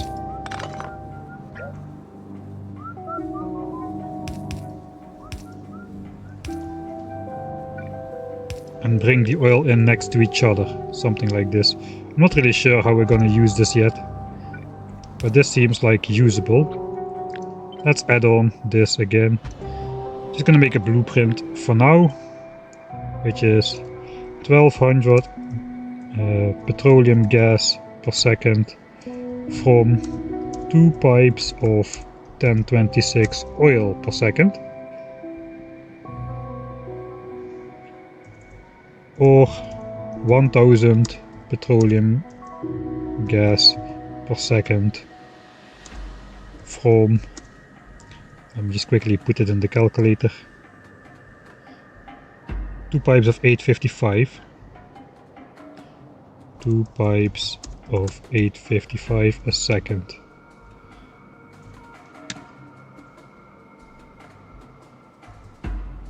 If I go 7 refineries, we would need, oh actually,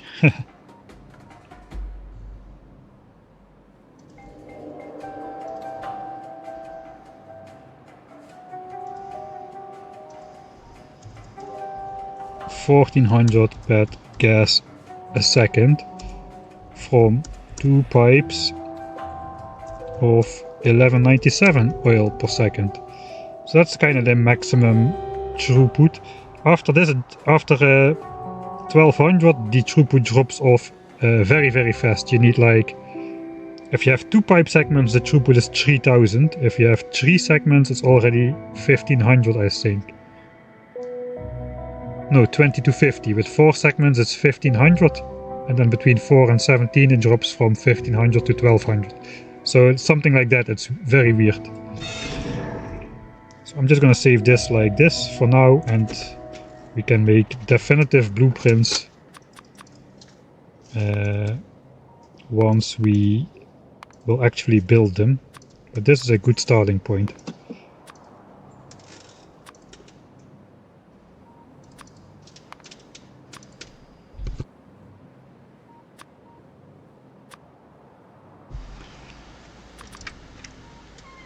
I guess we will use the petroleum gas symbol.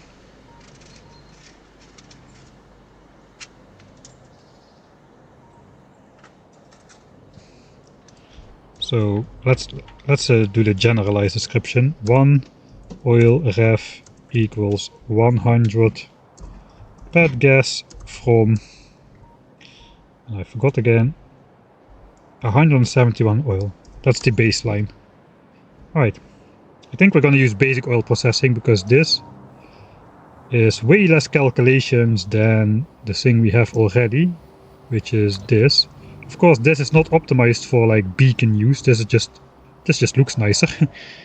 But yeah, you can see if we look at the amount of pipes, this thing has like 90 pipes and 12 processing buildings. Whereas this thing has over 500 pipes. So that's 5 times as many pipes, and it has over like 3 times as many processing buildings. So this is going to be better for sure. This produces even 1200 petroleum gas a second, whereas this produces just 1090 or something. Alright, let's save. I guess we'll use another one for oil.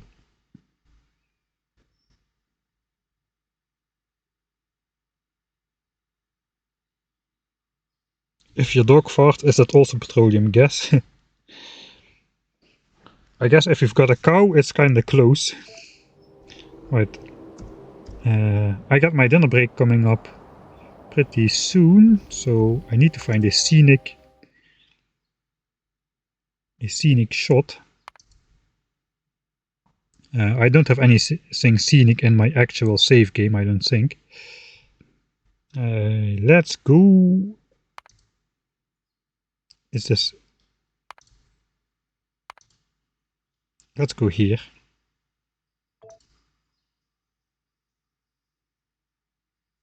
Power lines. Yeah, I didn't put power lines in there. That is true. What about your void? Staring at the void. I hope you mean this void. This void, yeah. I'm loading the fish void as we speak. This is when I just inserted all the fish. Let's grab all those guys. We'll put those back quickly.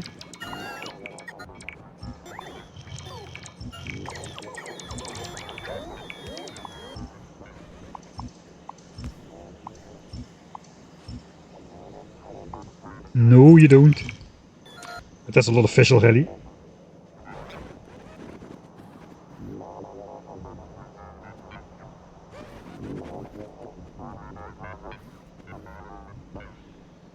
The things I do for breaks. Oh wait, that is 100,000 fish.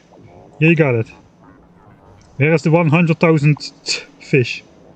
It is somewhere. Fish number 100,000 has been hiding somewhere.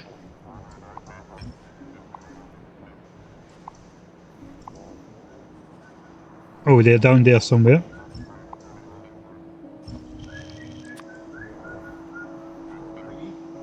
Oh. Here we got it. 100,000 fish. Put your predictions in. How many fish will still be in the pond by the time I return?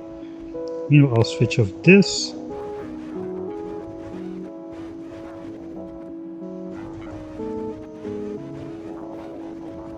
Let's get Spider-Ben guarding the entrance.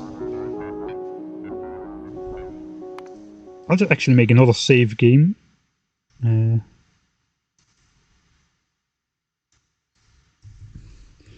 Fish break. In case you people like this break screen more than the other ones, we have a good one to go off next time. Alright, here we go. I'm gonna try to be fast. It's probably gonna take like 20 to 25 minutes again. So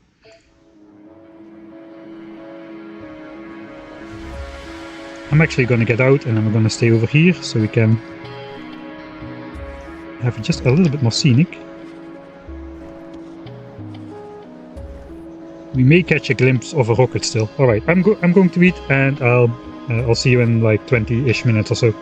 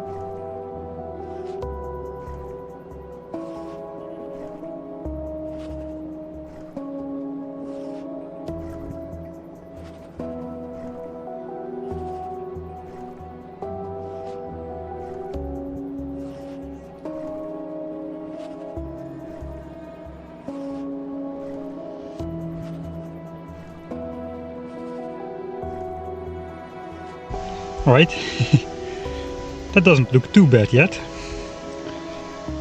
At least the center is still mostly black. Let me catch up with chat real quick. Oh, there's a lot of that.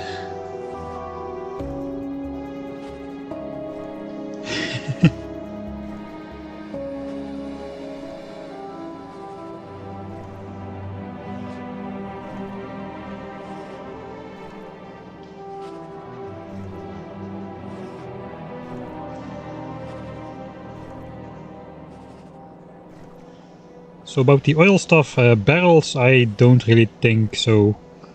It's a lot of capacity to barrel and unbarrel. Hydrate redeem didn't work. Oh, I see it in there now. I have coffee already, so this time I made it before the stream even started. I hope it's still warm in the thermos. I'm trying to design this base of one oil deposit. No. No. No way. I think there's a maximum amount of oil which one oil well can output, even if it's like 1,000,000%. I think there's a hard limit on like around 1000 oil per second or something. I gotta test that still. We will keep this playthrough on the base patch. It will not be upgraded to 2.0. It's basically gonna be completely different, I think. It's gonna be a completely different game with a different tech tree, with the rockets behind blue signs instead of yellow signs and purple. So I don't think it really will work very well. Just like changing this base to space exploration won't really work. That's a lot of calculations. Let's just replace all pipes with pumps. Viable, I guess. Maybe it's even better for UPS since the pump is 1x2 tiles. I guess pumps have extra calculations associated with them though than just fluid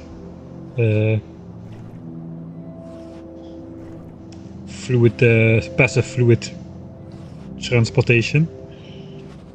Okay. Factorio has fish mechanics, yeah. You can even get fish by launching space signs into space. You'll get fish back up to 100 for 100 space signs packs. Fish number 100,000 got sucked up by one of the pumps. I tried to do that on the 12x9 map, but no, fish and pumps, they coexist, you know. They don't have a problem with each other. Casper predicts 89,000 fish still left in the fish pond. We have to see about that. I think that's going to be the closest prediction, because it looks like that's the only prediction. What's the double-headed train with no cargo doing? You cannot even begin to understand those advanced concepts, man. I'm a pro. I mean, I cannot even start to explain what the train is doing. It's like advanced Factorio stuff. My English is not advanced enough to come up with fancy words. Infinite generator. That's one of them. Only cursed trains in this playthrough, that's true. That is definitely true. Alright. Random number generator blueprint, no. What is the black void? Yes, those are the kinds of questions I'm hoping to get when people join the stream.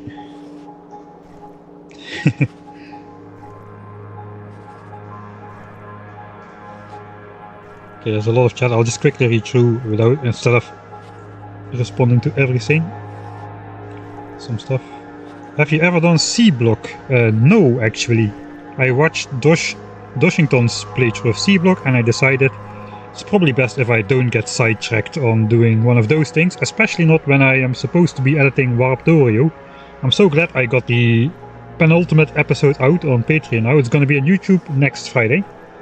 Upcoming Friday, I should say.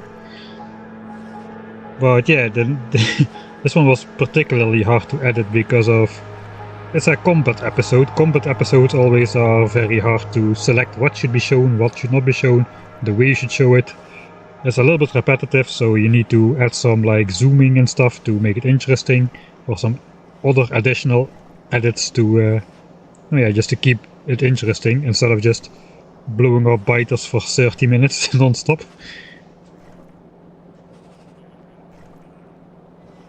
RNG manipulation, yeah.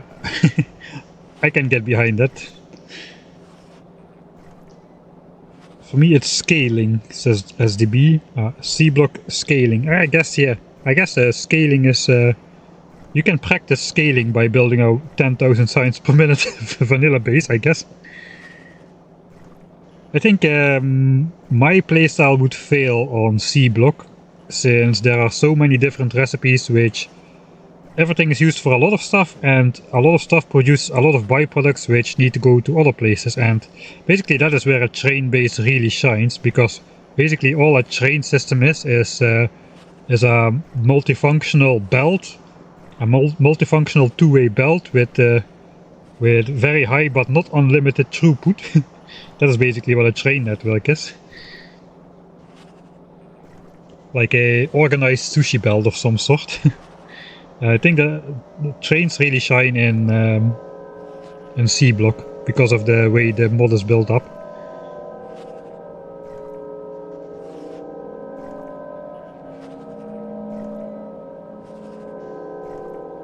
Oh, sorry, Bill and Crash, you got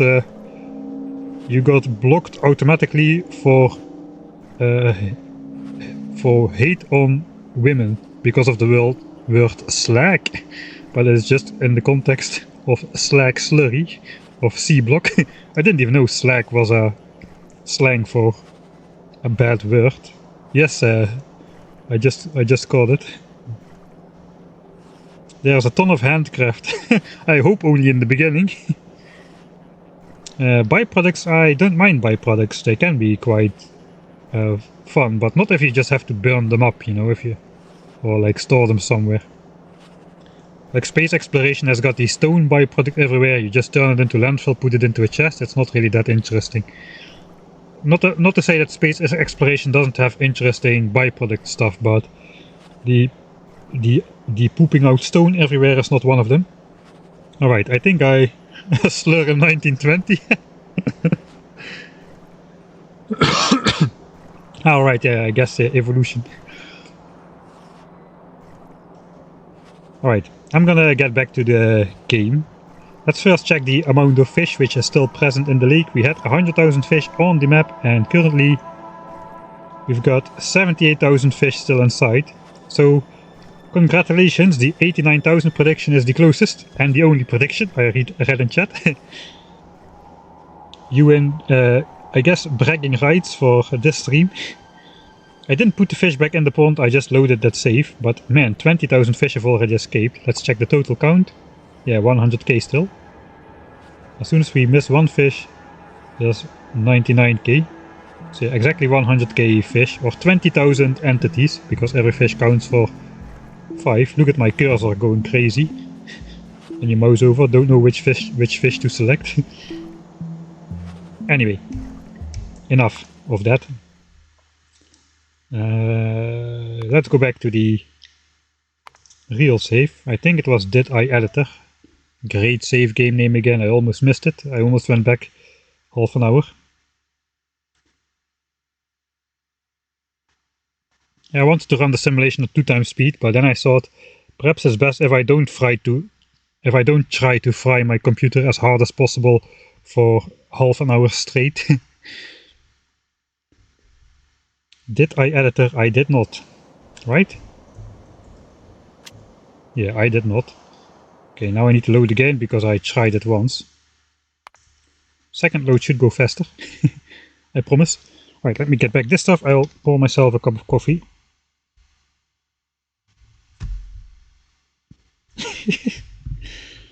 Okay, so now everybody can... I thought now everybody can type slag slurry. But looks like we are adapting the words to not get caught by...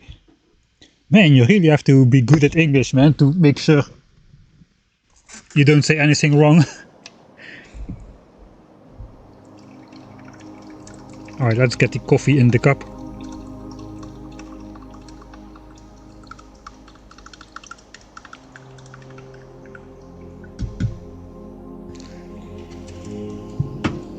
Right. Well, so far, progress on the 10,000 signs per minute. Blue signs. The first, let's see, the first 3 hours of the stream, including the break, but still, what did we do for blue signs? we placed the iron miner and we ghost built the... Oh no, we actually built the copper miner.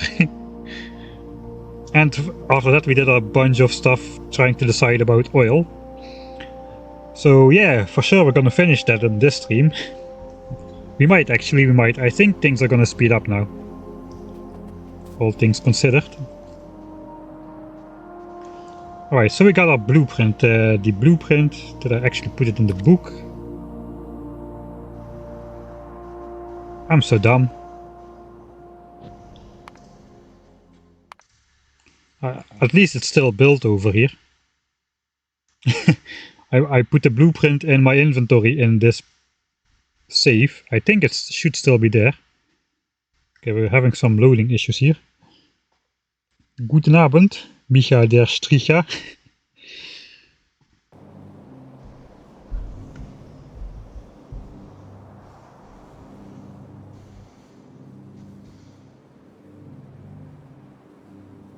Yeah, this is also not going to be done before Space Age. I hope Warptorio is done, because that is the main work. This is just like relaxation, really. I loaded the wrong save here. I know I didn't. So why the heck is this still on the map? Now I know, because this is the center of the map.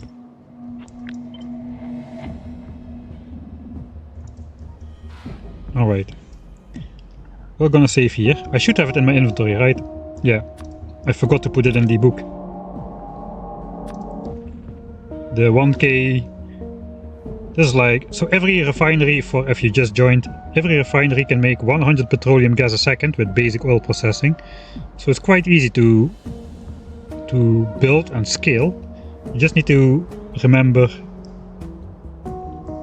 It's easiest if you just make like... put oil into 5 refineries and take petroleum gas out from 10 refineries. Then you won't easily run into trouble. Yeah, we need to save this as well. Alright, did I editor? Let's go.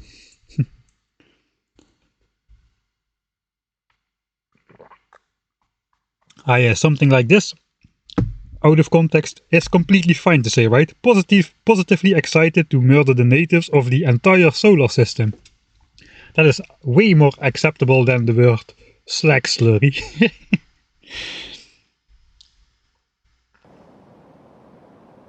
Anyway. Now the part where we need to part. Alright, we need to determine the minimum basically we need to determine what is the displayed yield at the start, what is going to be the final end yield, the minimum yield possible, so we can still feed it to the oil refineries without undersupplying them, similar to how we did the miners with mining productivity 51, 3 belts per side, compressed blue belts. We're going to have to do something the same with oil. Starting yield, let's say this much percent, put it into a pipe, and that will forever be enough oil for the entire game. That is the idea. That is what all of this has been leading up to. So this guy has 2400%. I guess we should work our way back really.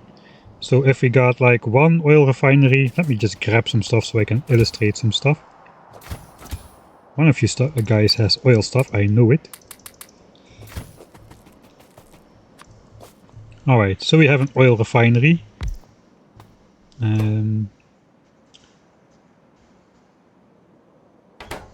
What does my blueprint say again? I cannot decide if I should use 5, 6 or 7 per line.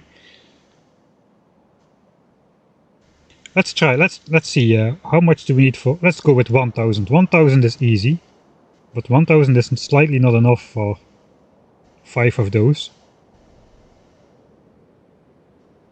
Let's go 1200, because this is slightly under 1200, so 1200 is going to be enough.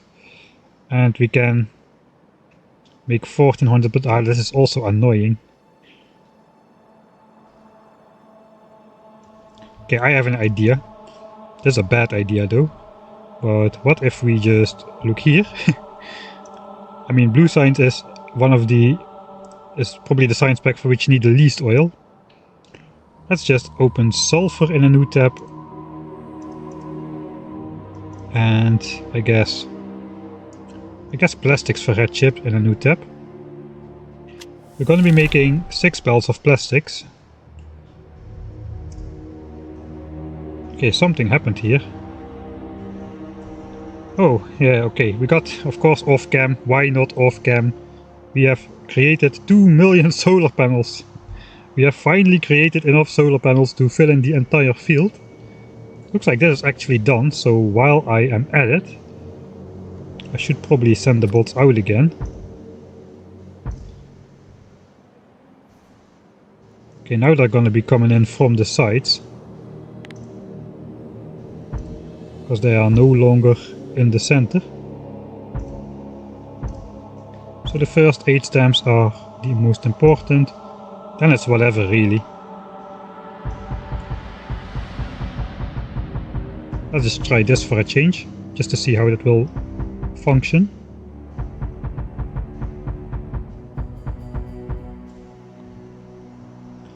Alright.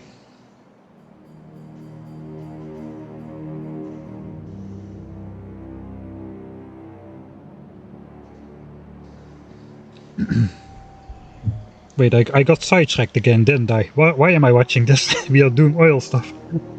Why are these bots so hypnotizing?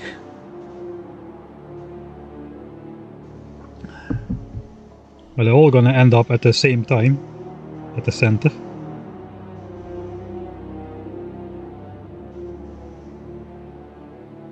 I guess they should be coming from all over the place, really.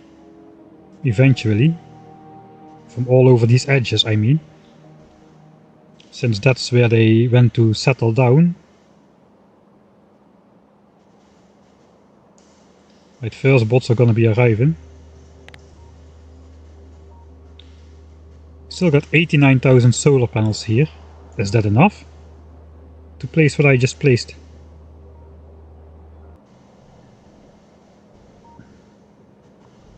$22, 44. Let's say 40 times 3000. We need 120,000 solar panels.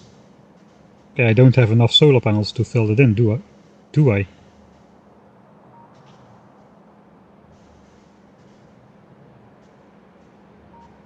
Oh, that is kinda bad.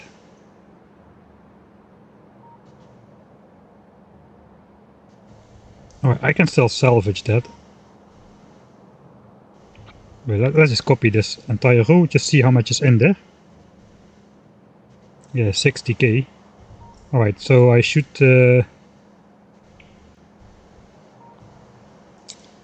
I'm way behind then on solar panel transport. Not really though.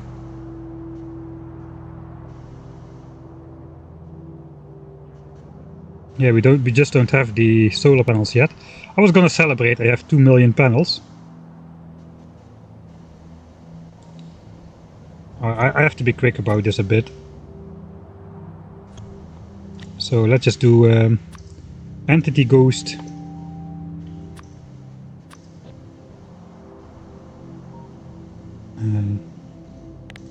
This is 1 stamp, so we'll do it from here.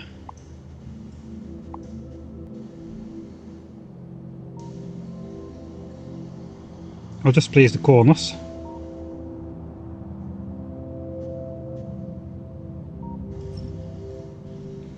And on the other side I need to delete it as well.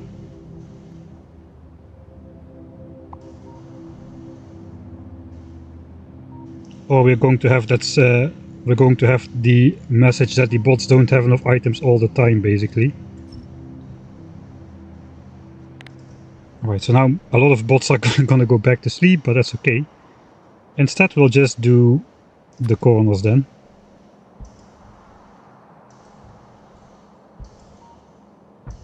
Okay, there I took out too much. We'll just do the corners like this. We have enough for that. So we'll have to basically wait until we have enough panels. I was just gonna celebrate I have enough panels produced to fill this entire field, but of course that's not really true, because we have been using over 300,000 of those 2 million solar panels to launch these rockets over here. So we are still 300,000 solar panels behind on production, which is why we don't have enough to fill all of this in. What a bot storm here.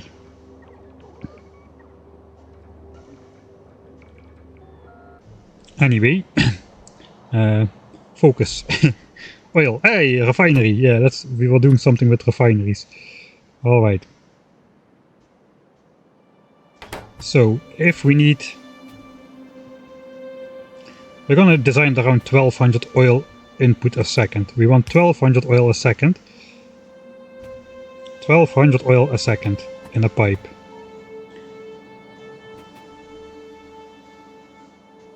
Alright, now we're just gonna grab a fictitious example. Let's say this one is 1000% yield. It is 1113, which means it produces 111 oil a second. We're just gonna pretend it's 1000 for now, because that calculates a bit easier. So 1000 yield is 100 oil a second. We have 500% productivity bonus, which means it's not gonna be from the mining productivity, which is basically also a more speedily production. It just comes on top of the normal production without slowing the original production down. So we can multiply this by 6, which is 600 oil a second. Alright, let's go in the map mode here. So 1000% yield is 100 oil per second. Yeah, but first we gotta divide it by 1/5, because the final yield of an oil patch is 1/5 of its starting yield. So that is 20 oil per second. That is the final yield. It will never, even if the game runs until the end of the universe, it will not drop below 20 oil per second. Alright, but then we got 500% productivity bonus on top of the 100%. So the final yield at the moment is plus 500% prod bonus equals 120 oil per second. Oh, that makes it very easy.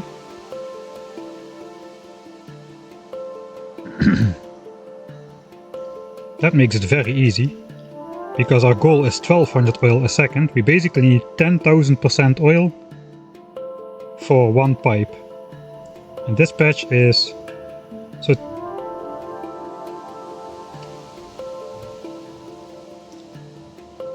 that is way over though. That's way over what we actually need.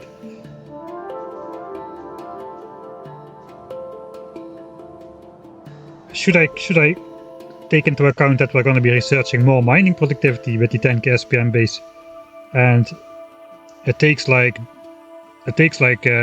dozens of hours before such rich patches drop to their minimum value. I bet I can research 50 levels of mining productivity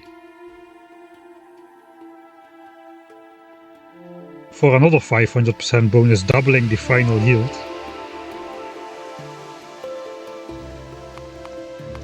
This just goes up by a flat 2,500. So basically this is going to be like a 10 minute technology for this for the 10,000 signs per minute base. Exactly 10 minutes because of the 20% productivity bonus on the labs, which turns our 10,000 signs a minute into 12,000 points of progress, so to say.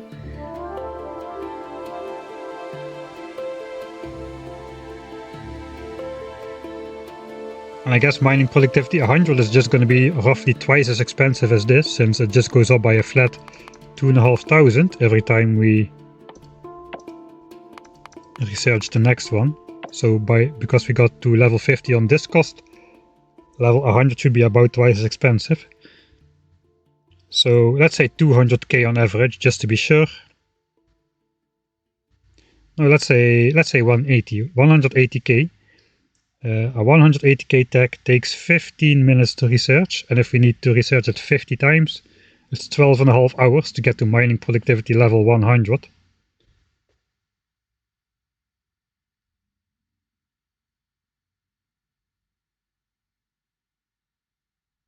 12.5 hours to get to mining productivity level 100.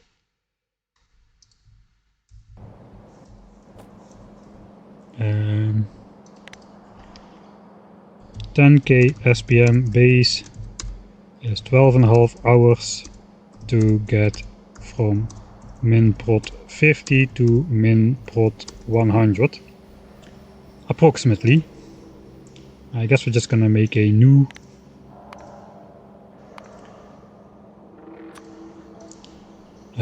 row of nodes up here.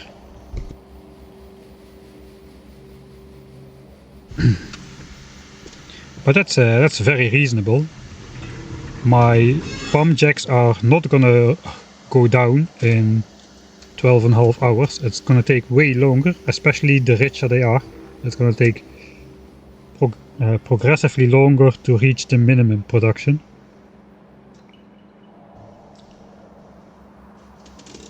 So I could even say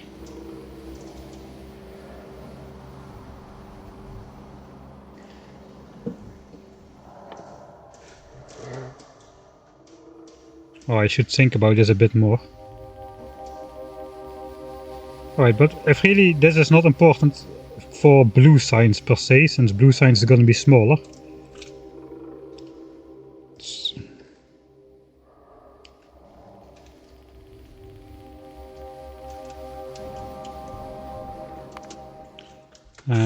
Let's go 326, an empty save.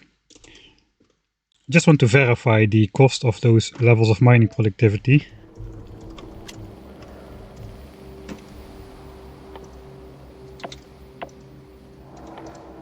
So we are 122k. Let's click up to level 100. That should be about twice as expensive. Yeah, it kinda is. 242k. It's like level 103 is 250k. So that part is correct. So if we go up another 100 levels, we start at 250k, we end up at 500k.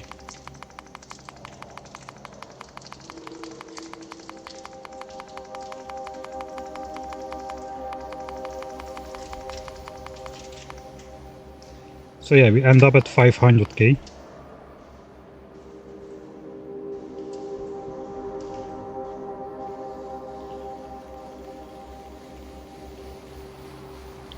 I'm counting this wrong actually. That doesn't actually double my output, because I got 500% bonus plus the 100% from the mining drill itself. So I need another 60 levels to get to actually double the output from currently. So we need to go to... we need 60 levels per doubling. So from 50 to 110 to 230.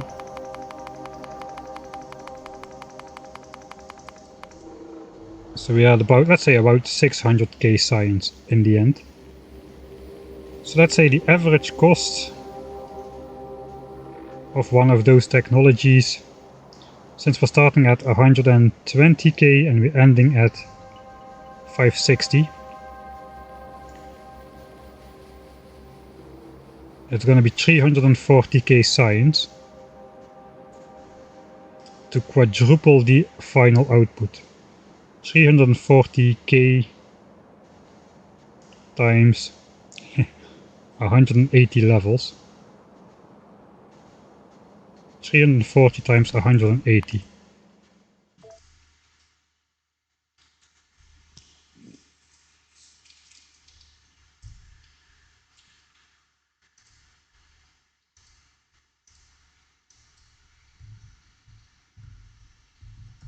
Alright, so 340k divided by 12,000 science per minute, which is what we are effectively researching. I should do this then.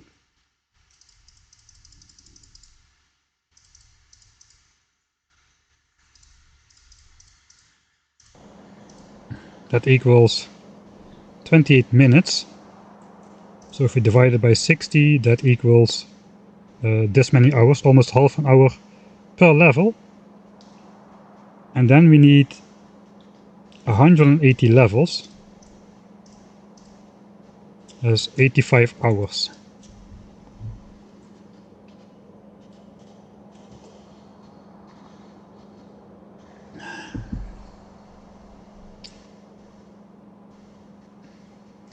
That's 85 hours.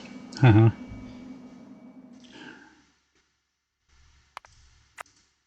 Should have made a save. That's kind of important because if I can just rely on getting that much production, basically every oil patch I can get 4 times as many oil pipes out of it. Okay, luckily this is still preset as I wanted it to be. Now we're just looking for an oil patch. Thanks for the coffee, C-Rex.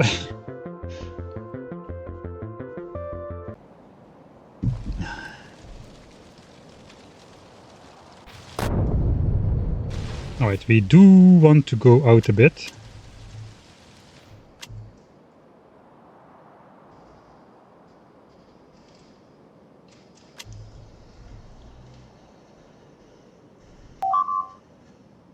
Wrong screen, thanks. So basically I just loaded in a new map again. I didn't do anything. Just loaded the game, exited the game. Nothing of real interest. Okay, we're gonna go back again. Because in my game we have 2000% oil patches. So we just need to up the richness. What is calculator? Dutch will never not be funny. My Dutch is bad, but my Dutch is not so bad like, I don't know if you like a roller coaster tycoon or roller coaster tycoon 2, but if you do, you should find Marcel Vos on YouTube. That guy is the Dutchest Dutchman to ever Dutch on YouTube. And his videos are absolutely amazing. If you're into roller coaster tycoon, that is. Alright, let's get out. We should be able to find a 2000% oil patch, or like 2000% oil tile. Not too far out.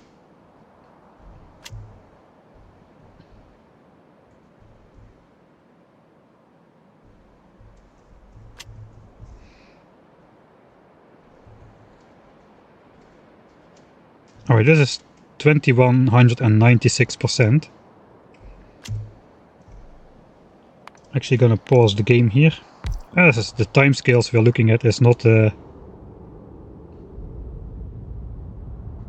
very important.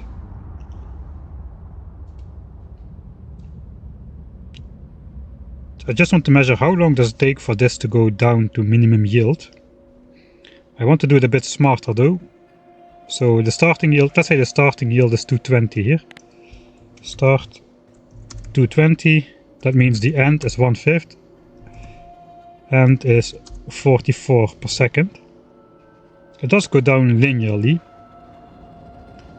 So the difference between start and end is going to be 176.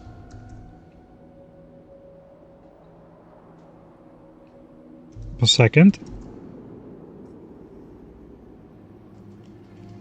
So basically if we measure 1/10 of that,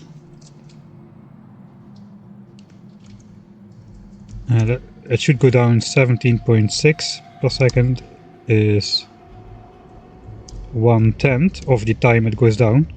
And since we are starting with 220 a second, we should start with 219 a second then.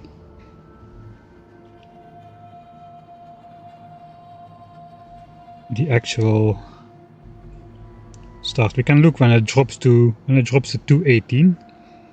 It needs to go down 17.6. That's actually a bad amount. We need a little bit different amount. This doesn't work out.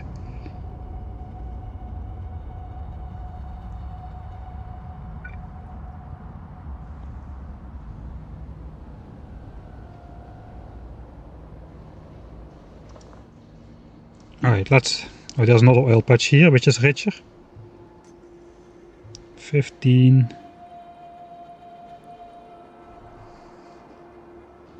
Yeah, this might be better. This is 2739, which basically means 274 oil a second. It starts really close to that. Okay, 274 oil a second to 54.8 oil a second is the end.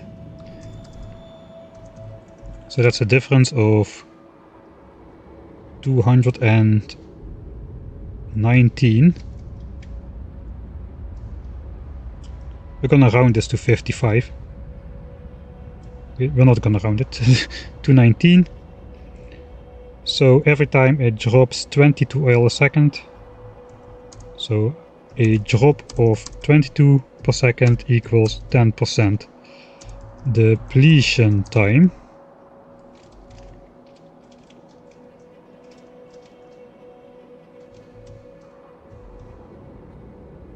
So it drops from 274 to...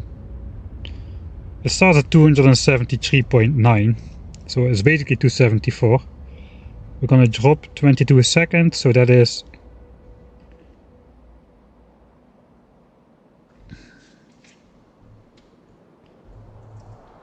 $252 a second. That is the end goal. That is 10% of the time. Let's check how many hours that is. So let's put it in one of these reservoirs.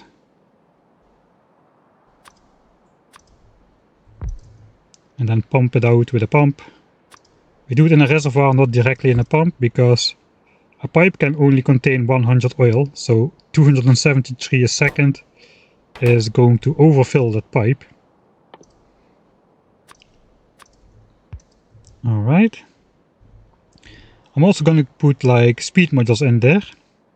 So normally you can get a 100% speed bonus. I'm probably going to do this in the real game as well. But I can... No, let's just do this.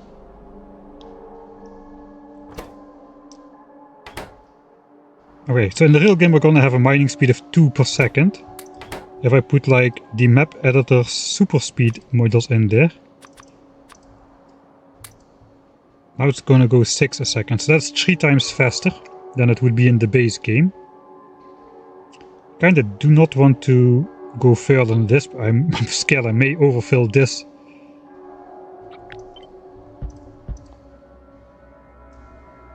I will also use these super pumps, which can pump like basically an infinite amount per second.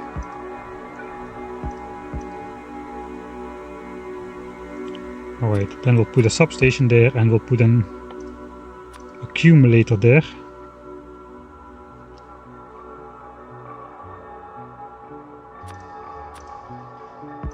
That powers it. Alright. Okay, so we don't get a message that oil cannot be depleted. It's now going at 3 times the speed compared to the base game. I think I'm gonna speed it up to like 5 times. So crafting speed of 10. This is gonna mess with the end result a little bit, but it's basically nothing because we're not speeding up. 8.5, 11, 975. Okay, now we have mining speed 10. It is still working without blocking, so it's working all the time. That's important. Okay, we started at 274. I'm basically just going to speed up time. And we want to know when it drops to 252, how much time will have elapsed. Now we're going to go to ridiculous game speeds. This is the day-night cycle. And we're going to stop it at 252. Right? Yeah, 252.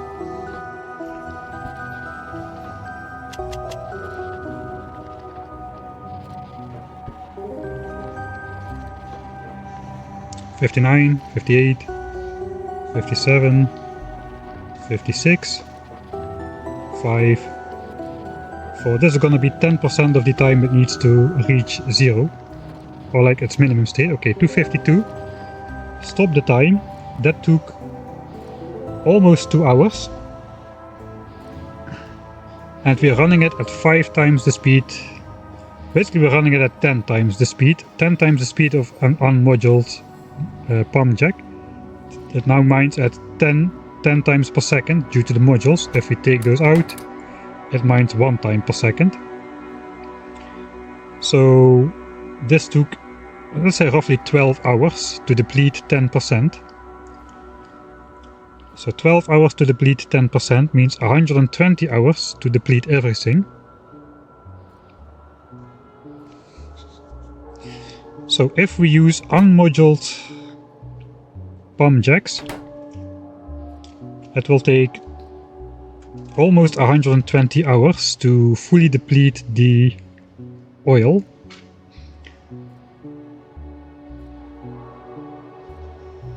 Which means the 85 hours we need to research up to mining productivity level 200 is gonna happen sooner than we deplete these pump jacks.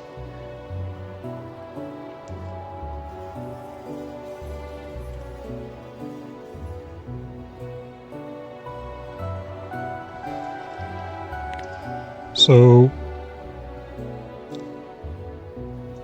at 27-40% start, it's gonna take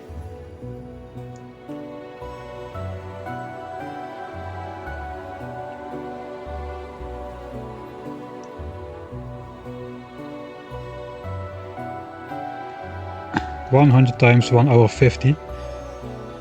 As I say, that's 110 minutes. 110 minutes. I'm just gonna do this off screen. Times 100 divided by 60.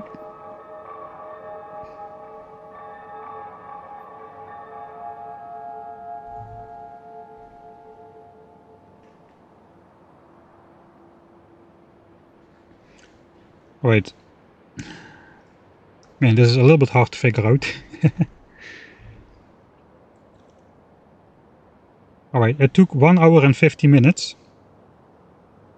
Yeah, I'm calculating this wrong. This is almost 2 hours. That is why it is wrong. We have way more time even. This is 110 minutes to deplete it 10% of the way down to its minimum state. But we also ran it at 10 times the speed it would normally go. So we have to multiply by 100. 110 minutes multiplied by 100 is 183 hours. Which is about the amount of time where our first miners will run out eventually. So this is very good to get to minimum.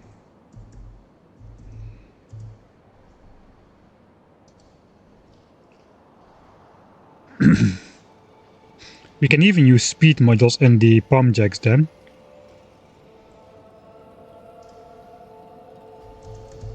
So half of that is like 92 hours with Mark III speed modules. If we put those in the pump jack, it's gonna go twice as fast.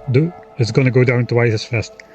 So better not to use those speed modules in the pump jacks. If we can avoid it, I think we probably can avoid that.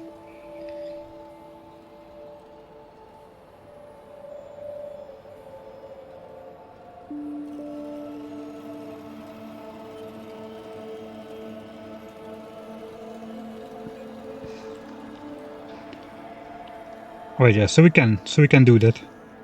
If we avoid that, we need to do this again on a lower percent. Can I find one close to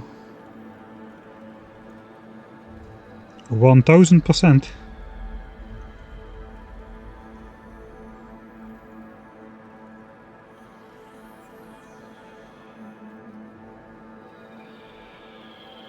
Here we got it.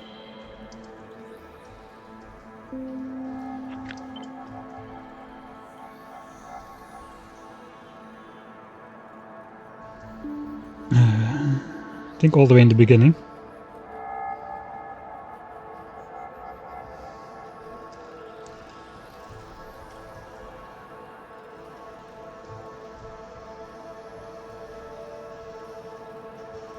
Where was it? Ah, here.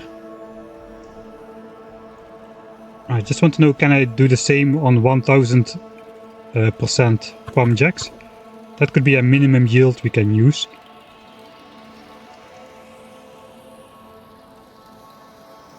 So this is quite easy, because it's 100 oil a second, it goes down to 20 oil a second, which means 8 oil per second is going to be 10%.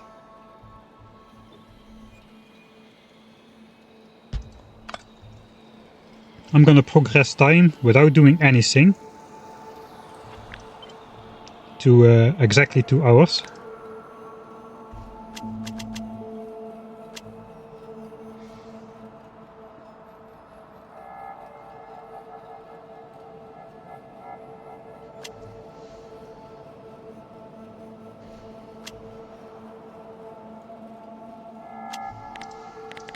Alright, exactly 2 hours, so we can have a measured benchmark again. Again, we're going to speed it up to 10 times normal speed, like so. And now we're looking for a drop of 8 oil per second, that is 10% of the time.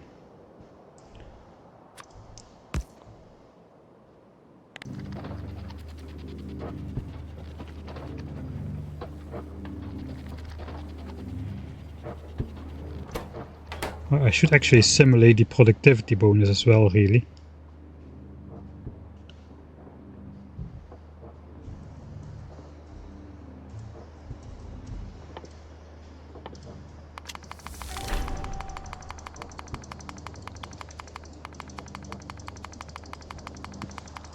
Right, we're starting at 51.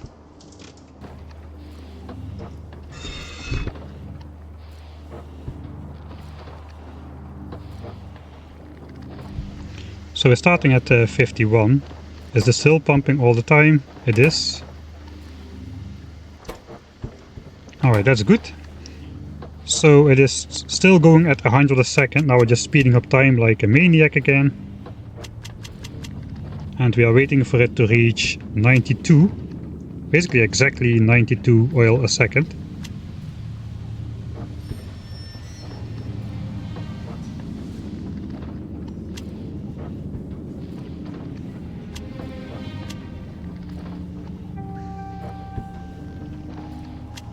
Alright.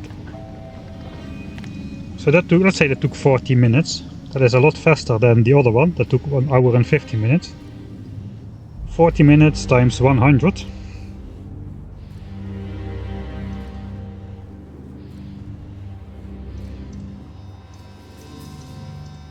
That's 4000 minutes divided by 60. That is only 67 hours. So this one reaches minimum in 67 hours game time. So this one reaches minimum before we can research mining productivity.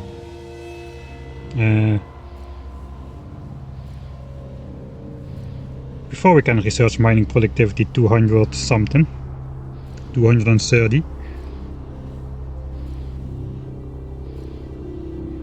Alright.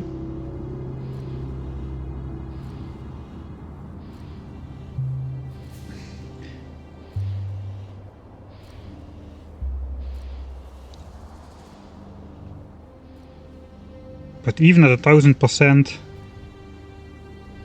we're still gonna reach like mining productivity level 170 or something. We can just assume we can triple production with by adding mining productivity before it reaches 0 if we use POM jacks for minimum 1000%. Alright, that is gonna be the benchmark. I'm not gonna think about it much longer, because this is getting out of hand a bit. Sorry about that.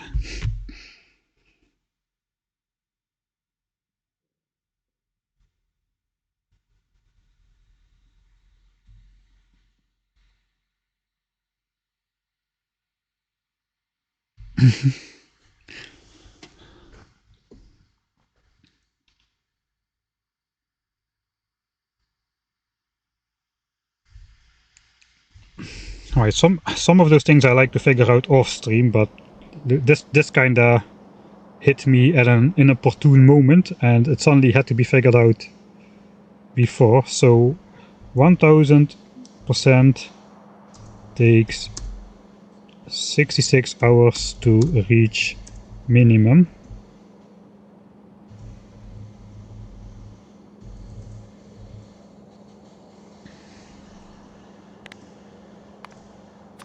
And that's enough time to triple production with 10k SPM mining prod research.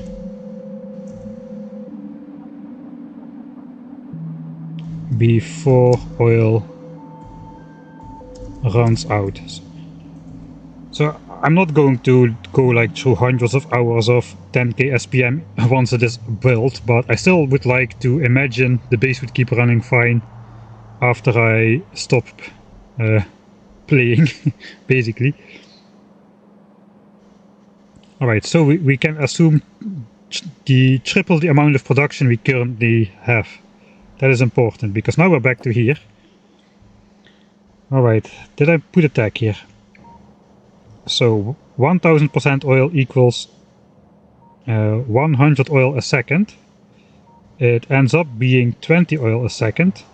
We've currently got 500% productivity bonus, which makes it end up at 120 oil a second. Then we do times 3 for future mining productivity. That is what we just deduced, which makes this end up at 360 oil per second.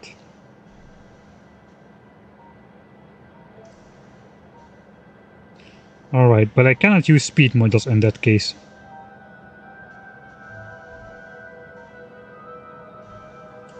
I cannot use speed modules in that case, because then it will dry up too fast if it's 1000%. Funnily enough, I can use speed modules on a 2000% source. So this one, which is 2431, I would be totally fine using speed modules, because this one dries up slowly enough so that it keeps producing more than needed. So by the time this one loses 80 per second production, this one also loses 80 per second production, which means it's still going to be 160 a second. And then it will already have tripled from the mining productivity bonus. So that is why we can use speed modules in this one, but not in this one. Do I have some oil visible far away? This is not far away. I guess there's a lot of oil here, but I cannot mouse over those.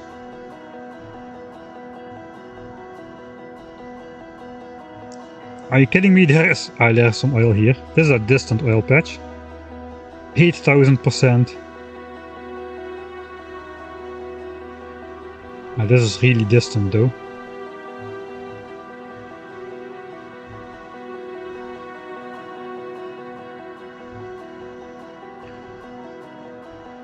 Alright, I got an orange spider, which I just can send across the map a bit.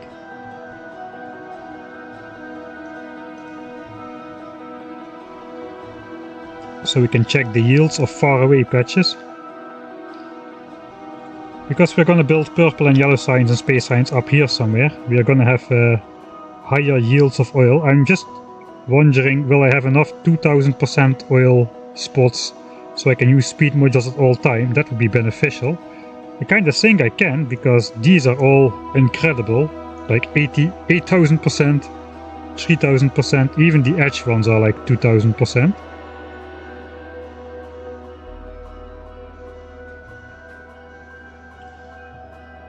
Even this very edge one is 2000%.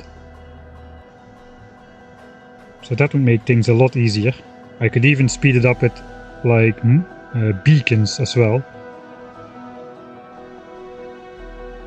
Here though we don't kinda have the luxury, but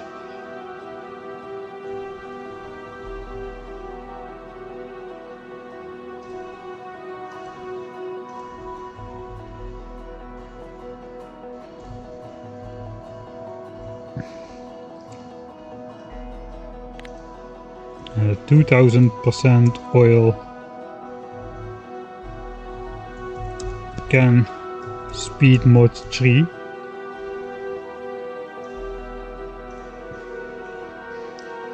And I guess we can... I think I will do more analysis of this off stream because it's taking too long, but for purple and yellow signs, which is not really the idea of today, I guess when we have like 4,000 or like, I don't know, let's say 5,000% oil, can also X beacon. So the higher the percentage, starter percentage is, the faster we can extract it. It goes up like exponentially how much oil we can get from that. Okay, this guy almost arrived. This is probably going to be the poorest patches.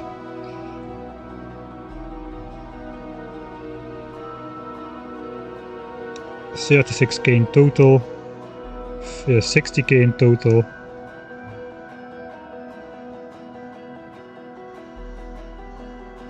Yeah, we can assume the rest is about double. Okay, we got 3000%. And there's still a bunch of spots which are 1000% though.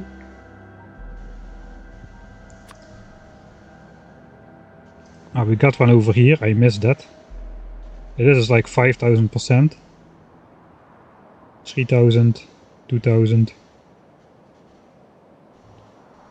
Yeah, right. That is for later care then though. For now I can then assume I can put speed modules in there with 2000%. So let's do the same calculation but for 2000%.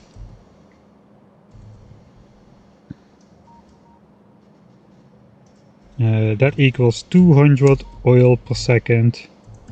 1/5 is gonna be 40 oil per second.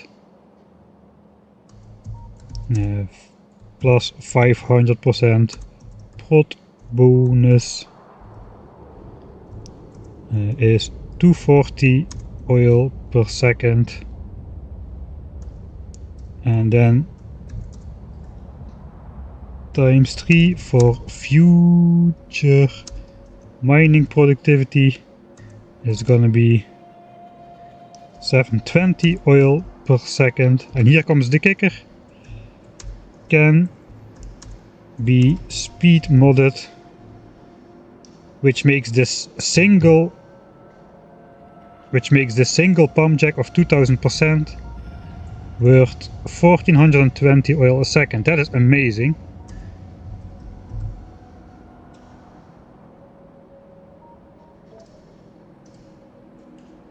So yeah, that's what I mean. The percentage goes up by a factor of 2, but because now we can speed modulate without running into supply issues due to the linear decline in this percentage value. The final production is going to be twice as high due to the speed modules. Sorry, it's going to be 4 times as high instead of twice as high because of the speed modules. So the percentage goes up by a factor of 2, but the production can go up by a factor of 4 in that case, the end production of the infinite minimum state. And this is good news, because if we look at our blueprint, man, this was a little bit complicated to figure out, but I'm kind of glad we did now, because this oil blueprint says if we want to produce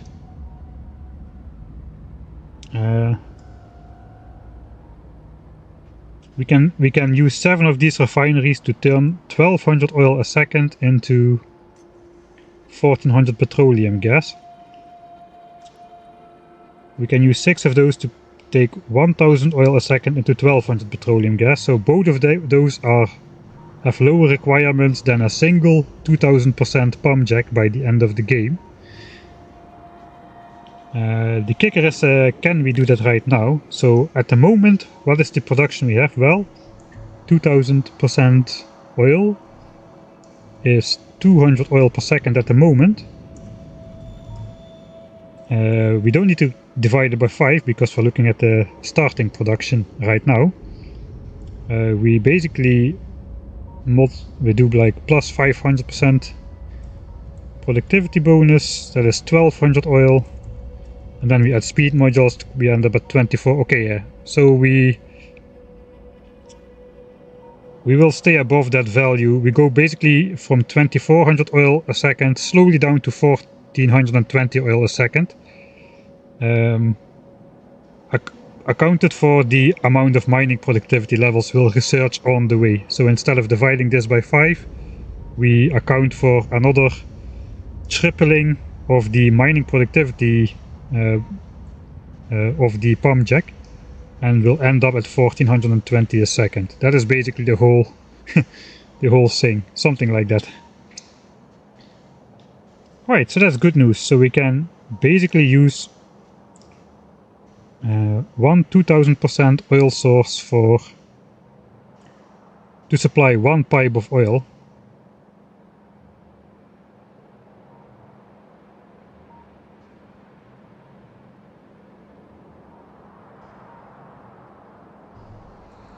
But let's actually test it out real quick. I can just do that with a simple test here. We're gonna waste some oil, but that's okay. Basically, I'm going to measure how many seconds it takes for this to fill up. Maybe I can just do one tank. 8, 9, 10.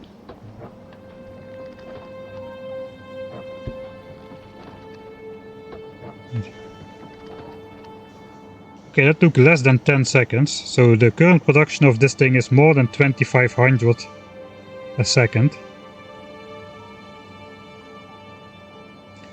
So that makes sense, because the raw output is 243 a second. The mining productivity increases that to like 1400 a second, and then the speed modules increase that to 2800 a second. And 2800 a second would fill this up in about 9 seconds, so that's confirmed. That means so this, we can basically use this if we find like at least 2000 oil a second.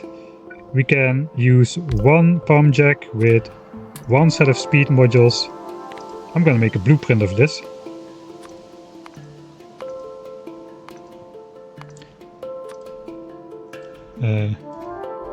One 2000% pump jack with 2 speed modules equals over 1200 a second oil for the entire game, given that we will research mining productivity to triple production in the time frame, to easily more than triple production in the time frame it takes the oil well to deplete to its minimum value of 1/5 the starting value. That is basically the entire summary of the last 2 hours, I guess. So this is going to be enough oil supply for one pipe of oil for like 6 or even 7 pump jacks.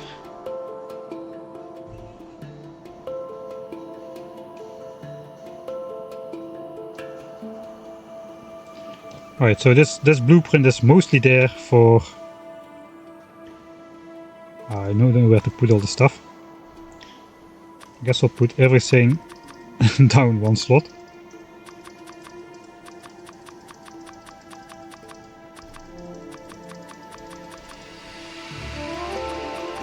I want to have this somewhere at the top, the oil stuff.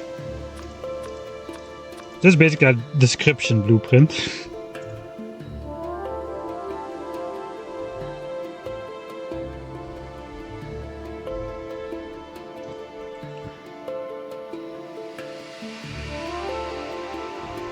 Alright, now that that's out of the way,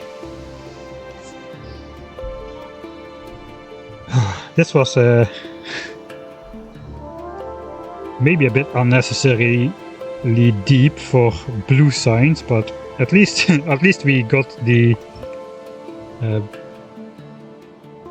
the baseline out of the way for the later science packs. Alright.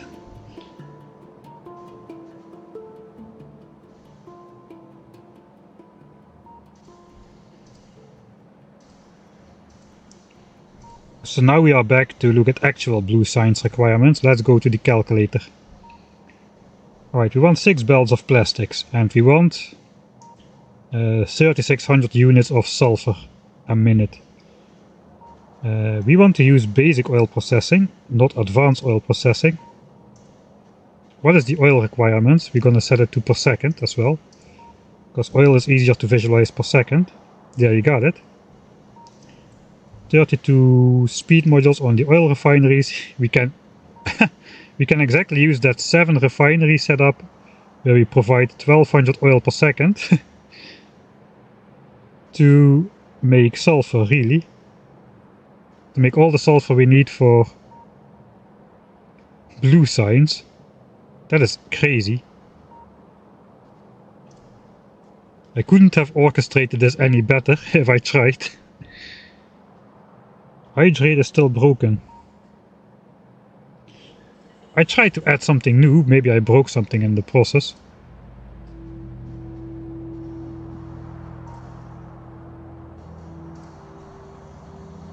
Oh wait, we are on this screen, right? I shouldn't go into the back end while we are on this screen.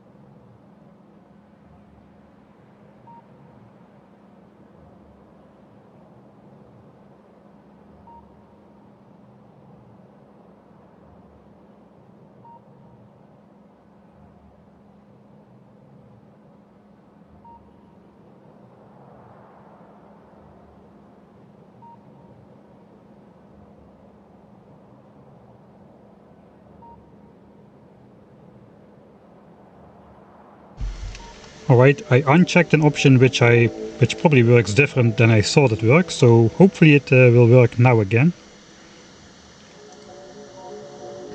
Alright, so we're gonna do this basically. Let's just try to build this. I think we can build this from the spiders instead of letting the base bots do it. It's gonna be very small. 7 refineries, some beacons, and we'll figure out the exact sulfur stuff after we set up oil processing. But basically we need 1200 oil, which we can get from that one single pump jack, and make that into petroleum gas using basic oil processing. For a quick reference, let's look at plastic. We'll set it to the same, items a second. With advanced oil processing we would need 1400 oil, but with basic that's probably going to be a couple factors more. And now we need 3550 oil, which is basically 3 times 1200.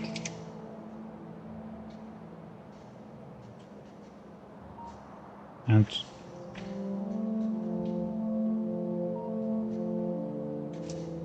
yeah, there's like 21 oil refineries.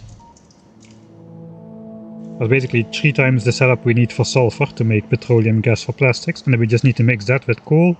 We already got a setup to consume coal turned into a full belt of plastics from the 1K SPM base. This is going to be quite easy. I think we'll get it done today. And then we just got the engines left. The engines is going to be bulky, but not very difficult, I think. Alright, that means basically we are going to need 4 spots of 2000 combined at least. So this is 1, 2600, this is 2400, 2100, 2200. This is 2200 as well. We'll get the 4 richest ones. 17, 14. Thanks, hey Draco Falconi, thanks for the Prime subscription next to your Patreon as well. Can't wait for the YouTube to catch up. This series is very interesting. I think I'll consider like doing 1 more release per week until we catch up, because now I've started doing 2 streams per week again, and I'm releasing 2 streams a week, so we're not going to be catching up in this space. Alright, so this is basically all we need for blue signs. 220, 220, 240 and 260, all of them above 200, all of them above the threshold which we need, so we can basically ignore the rest of the patch. We could, to be safe, just like add in the oil from some other pump jacks, but I don't really think we'll need to. Alright, then let's build this this oil thing. I got to steal some more stuff from my spiders though. I don't have the modules to do it though.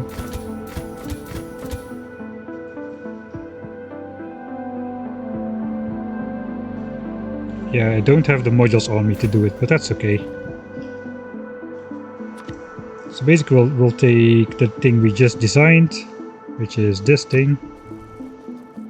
We'll adapt it a bit.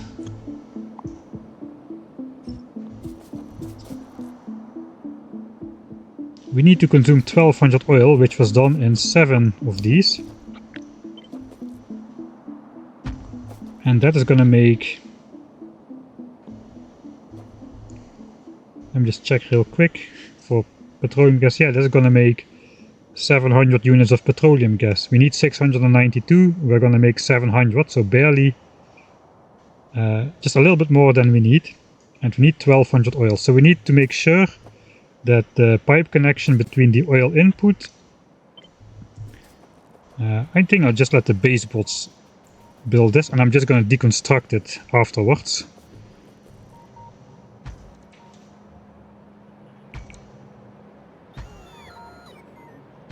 So this is all we need for 10,000 signs per minute blue signs, 1 for sulfur and 3 for plastics. We're going to let the base bots build this. Then I'm just going to deconstruct it with my personal bots and put it somewhere better.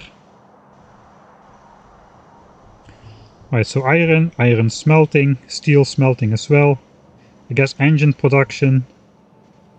Then we got oil and oil processing, sulfur, plastics with coal. Then we got the copper thing for the green and the red chips. We can build that over here perhaps. I'm not really sure how big that's going to be. And then we can bring engine sulfur and red chips down here, where we will build the blue chip setup. I kinda am thinking I should probably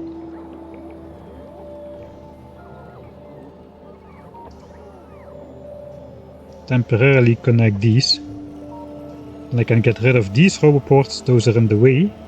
And we can basically align blue signs somewhat similar to red and green signs here. That's going to be the plan.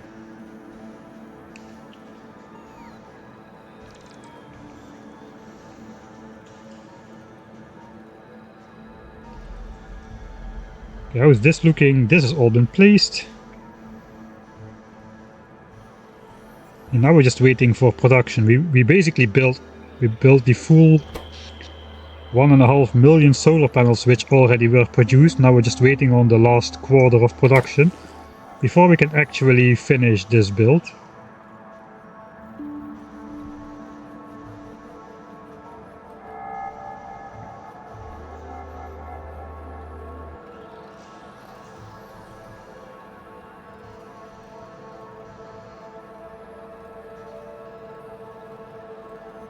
Yeah, not too shabby, I think.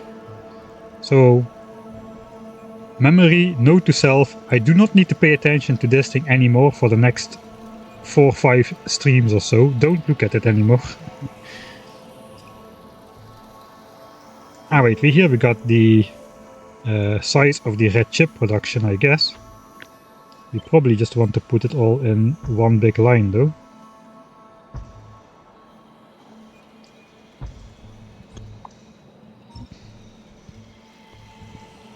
And we also need belts of green chips.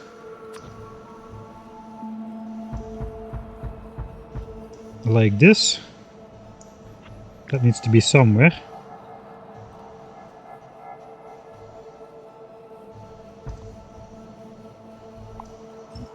And plastics.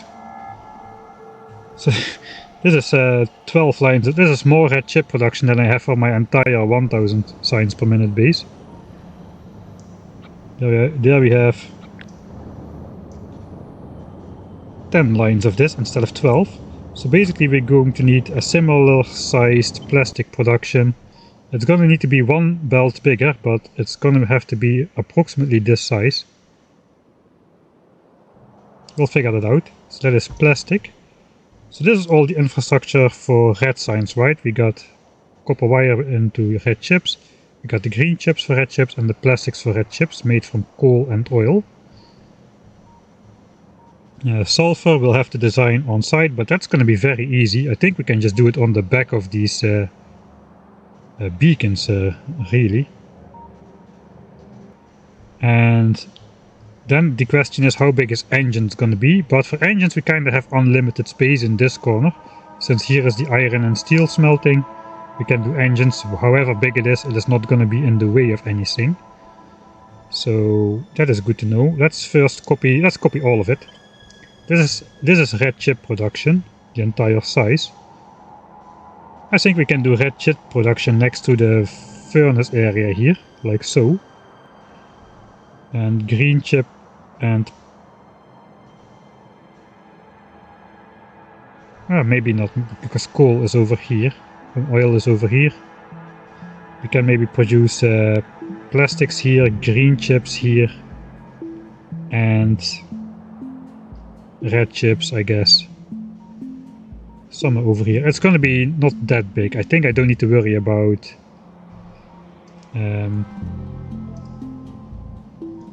space.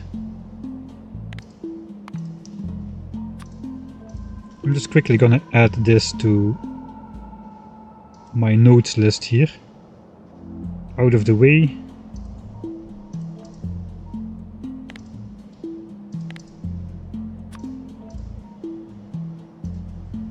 Then we can delete this text over from the screen here. Alright, how many bots do I have active? 200. How much is this? There's more, right? I need to deconstruct this in parts. Let's make a copy.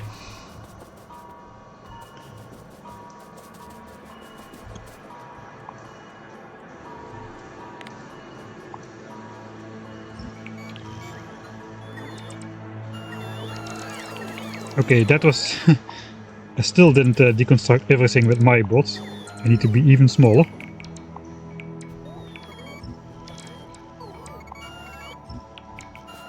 Alright, I got everything in my inventory now, save for a little bit of beacons. My inventory is even full. Okay.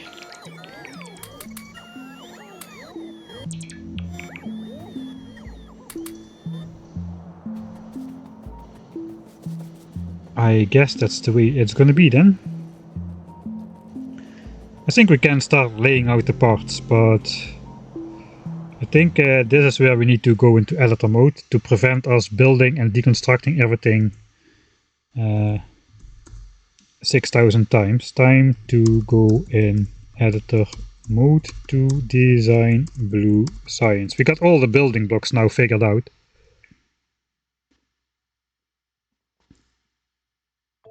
Alright, so here we go. We're going to use this editor here. I am going to make a separate save. So I don't accidentally overwrite my real save. And it also means we can basically just disconnect everything here. And get rid of the entire base, basically. Which means we can actually do some tests for speeding up production. I'm not gonna disconnect. I'm not going to deconstruct red and green signs because that is what we'll need.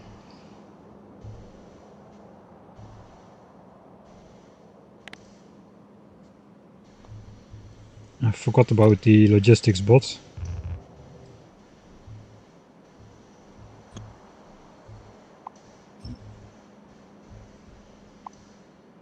The entire nuclear reactor,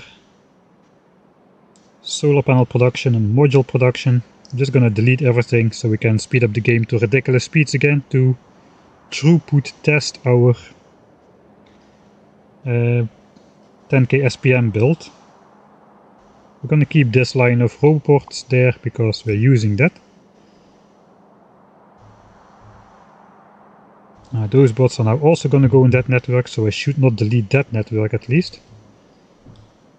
And I probably should put like a accumulator there. Like a infinite energy thing, so this keeps being powered for a little bit at least.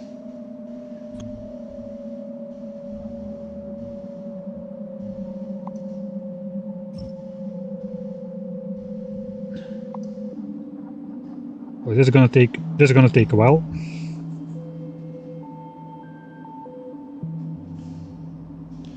Alright, another hydrate.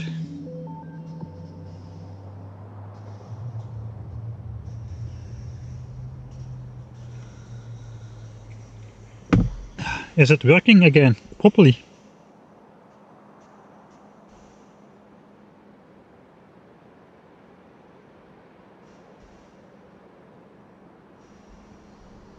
Right, for pollution we do get an equilibrium, but we can see this is going down. Pollution absorbed by damaging trees. The capacity of pollution, the capacity of trees absorbing pollution goes down over time, which necessarily means the tiles are going to be consuming more pollution. So eventually this will drop down to 0. The pollution absorbed by trees is not going to go, it's going to go down as well, but not as strong as this. So this is basically absorbing pollution to damage trees, and damaged trees absorb less pollution. So that's a sort of a feedback loop. Eventually most of this pollution is going to have to go to tiles. So the current pollution cloud probably will grow to twice its current size before we have a true equilibrium. I don't mean twice its current radius, I just mean twice its current size, so it almost completely will fit on the map in the end already, for the 1k science per minute base. We'll see though how it goes for the 10k. I'm not going to deconstruct the solar field, that is not doing anything anyway. Solar should be good for UPS, so let's not worry about that. Alright, let's see, let's do a test. Okay, that's at least like almost 8 times game speed again, so that is something. I wonder where the rest is though. I just want to prepare as well because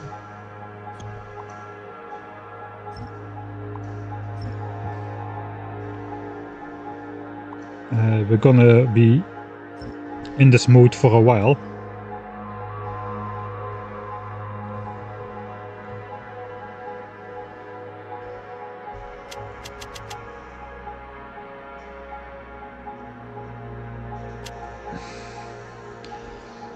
I do not want to deconstruct all of this, dude. It will take like 5 minutes.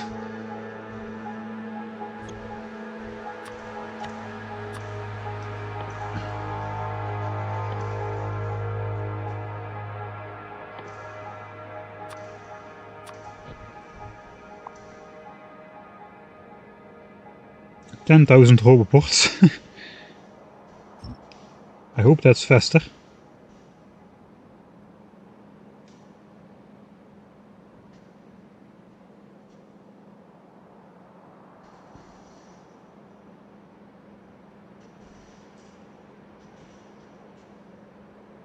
Right?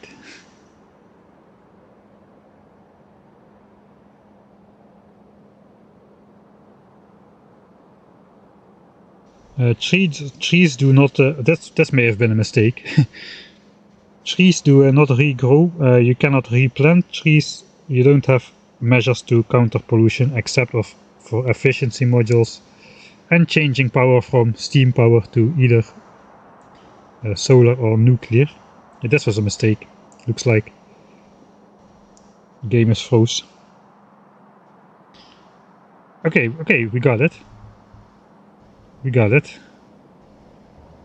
I can do the same for radars then.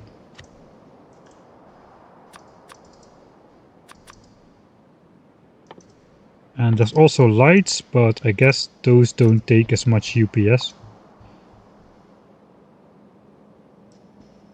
2400 radars, alright, that should take like a quarter of that time. Okay, that's already done. Looks like the roboports are taking up more. Right now we do have lights, but I guess that should be fine. Let's see. Okay, yeah, now we can go up to 3 times the speed than when we still had those 10,000 roboports. So we can go like 25 times normal game speed. I think that's gonna be enough for the purpose of our construction thing. Decons base.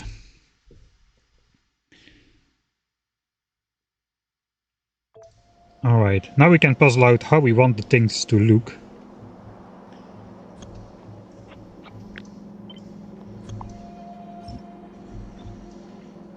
So we'll put everything on there.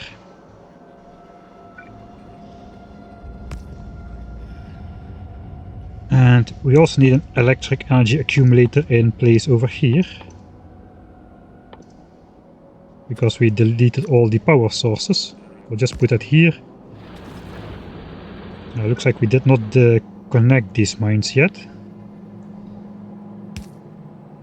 Oh yeah, I forgot to finish this this thing here. So we got those building blocks. We got one for the bottom. That's not the bottom. The bottom is going to be at the top because of the mining area is going to be there.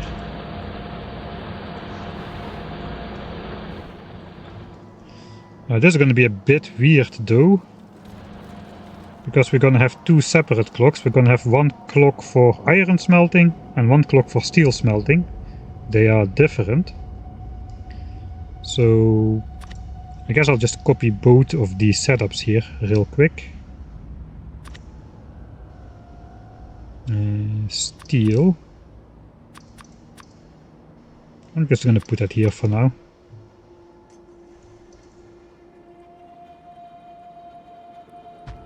Okay, that's a large blueprint. This is the clock for steel.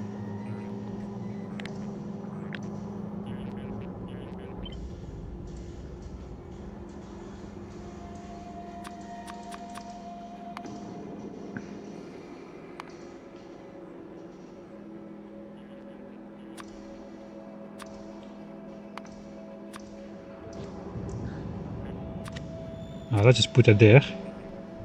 And the clock for iron. Oh man, these builds are getting so large, it's it's taking so much time to deconstruct these things. Clock for iron we can just blueprint from here. I don't think I have a separate blueprint for that stuff.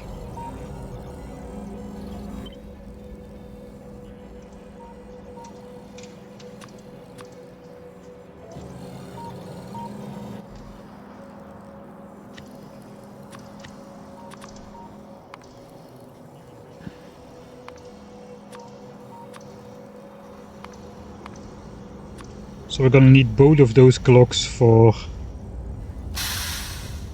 whatever setup we are gonna make right now. Thanks at Ita Mooley for the subscription to Amazon Prime.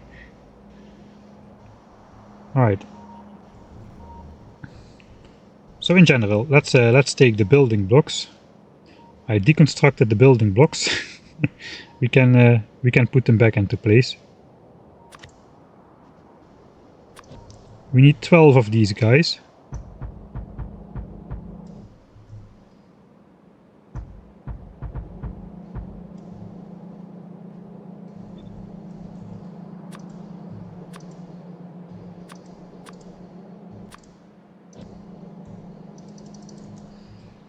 Alright. And now we can just put those things wherever we want. Like for instance, it looks like they are about the same size as the furnace area here.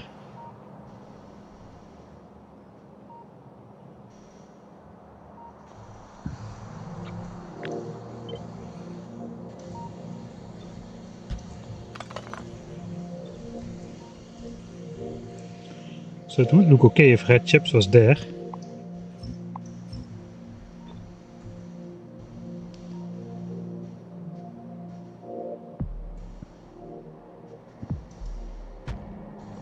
That could be red chips.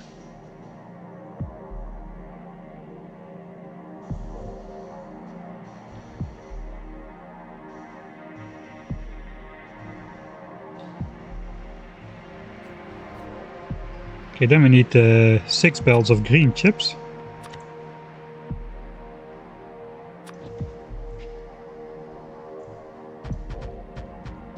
It's gonna be this size. We could put that up here, I guess. We can also put it closer to red chips. But then we have to smelt copper on the top, but that's actually doable.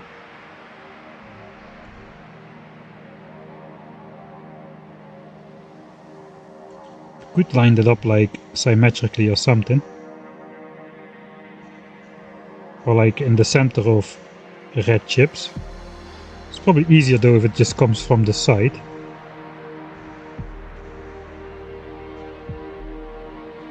It could be somewhere over here. Let's also get rid of all rocks and trees in the neighborhood, because those are just gonna be in the way.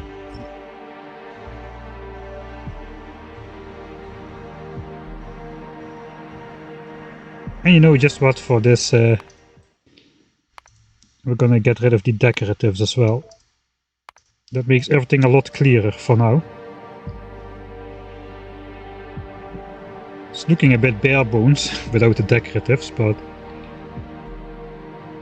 I guess in the UPS challenge we should also switch off decoratives in general, because better for UPS and whatnot.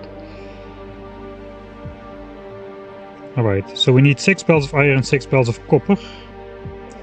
This we probably need to rotate. Or bring out on this side or something.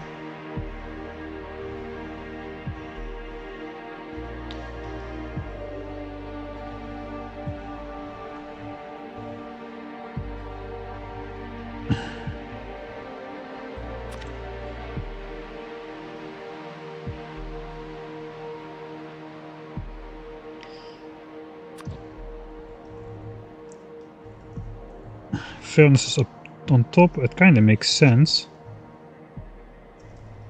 This side there's not really a lot of space anymore.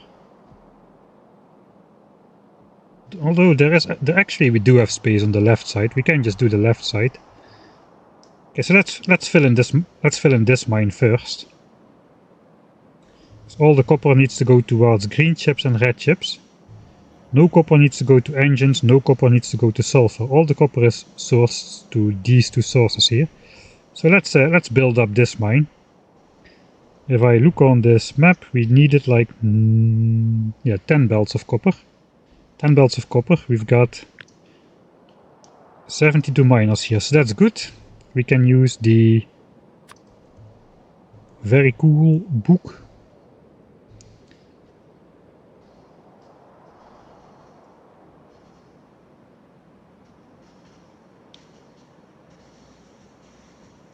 We just gotta remember to not place the extra miners.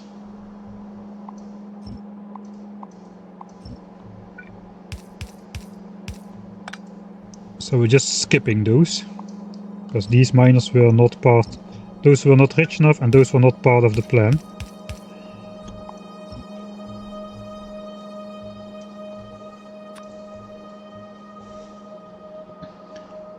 All of these are part of the plan though.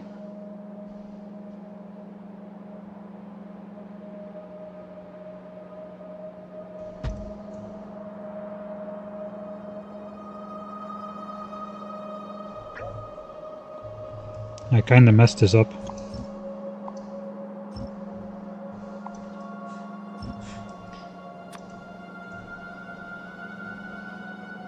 Alright, let's fix up the belt later. We'll just delete the miners for now.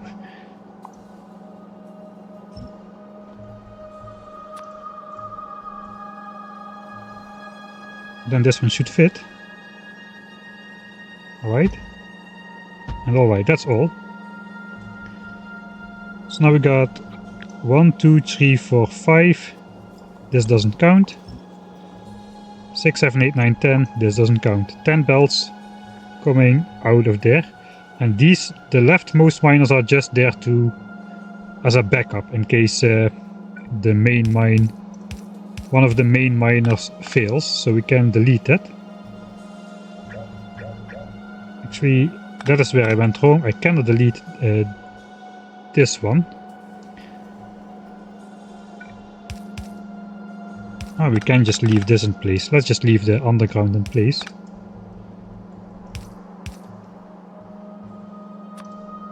That means we can place it back if we really want to.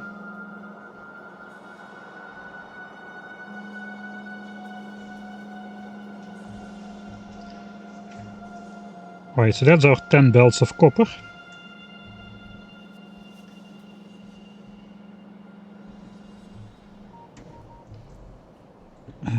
Let's go to a different patch real quick.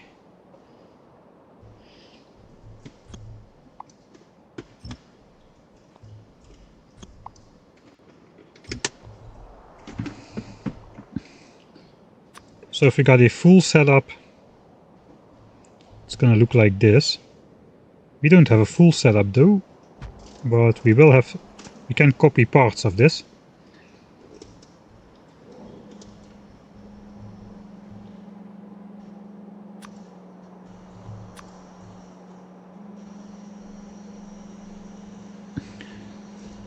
So here I gotta place the roboports on the top, and the roboports and the clock on the bottom, which does have too many miners in the blueprint, but we can delete those yet again. The power lines we need though. Yeah, this thing is connected now.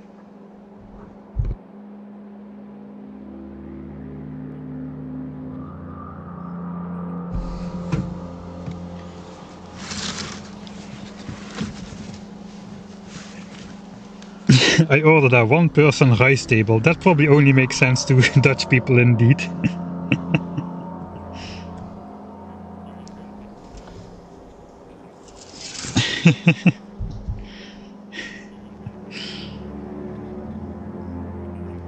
Alright, so we got the clock, we got the basics of the furnace table here.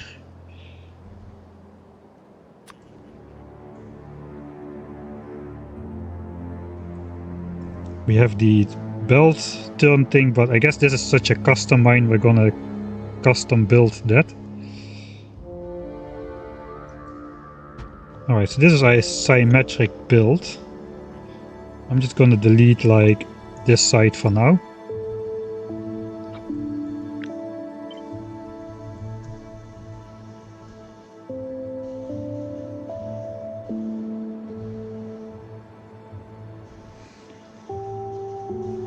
And it fits like this.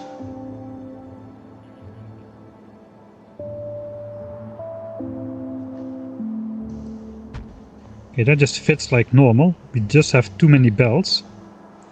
And we do have some space down here still. I think we should at least try to fit a little bit more on the bottom side. Okay. This should be able to fit.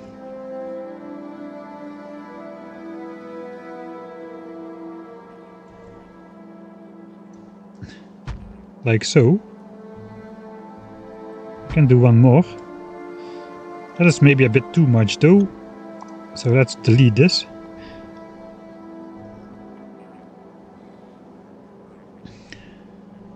Now we got 1, 2, 3 belts coming in here.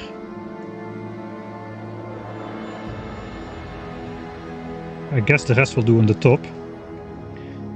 We need 6 belts to go in here, 4 belts to go in here. We do have the space for that as well.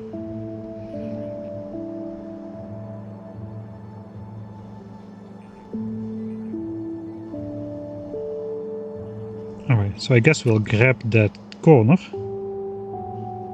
We got another hydrate. Is the hydrate redeem working as it should again? Let me also do it.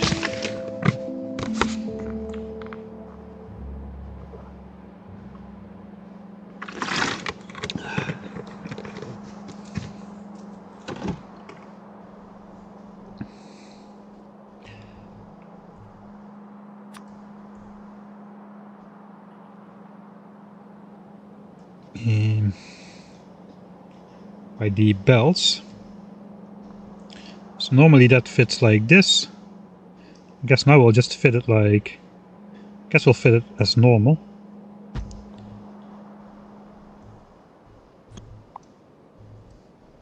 Except this time we don't have this one. That's okay. We'll just manually connect these to where they need to go.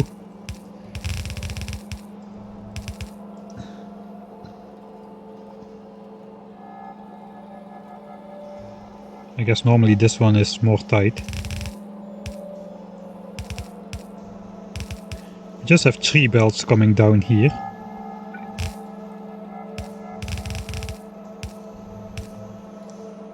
Alright.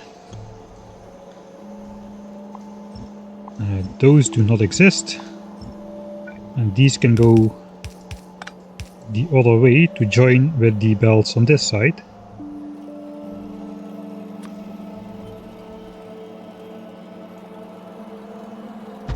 Okay, so normally that looks like this. I guess now everything is gonna be one belt tighter.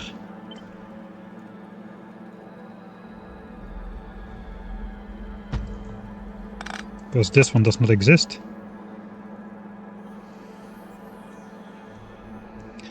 And instead we have 2 belts coming around this way.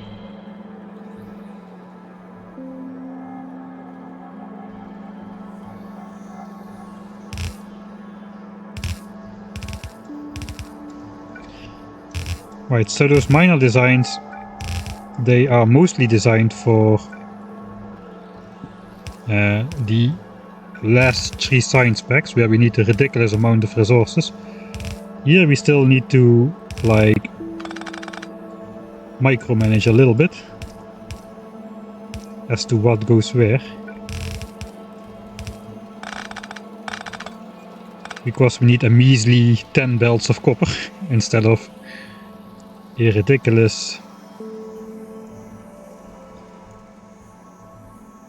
like 100 belts or something. Okay, so now I have got 11 furnace lines, which means I can get rid of this one, or I can get rid of this bottom one here. But this kind of lines up nicely though, so I think I'll keep it. If I just place this entire green chip setup 1 tile further down, then it'll line up with this beacon as well. If I place it 1 more tile to the left, it will line up with that beacon as well.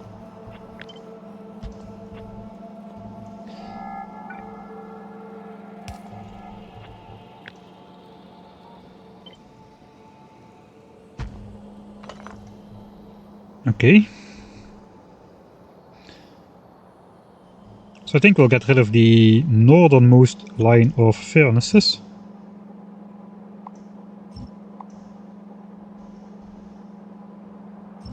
which kind of messes up the radar structure and whatnot.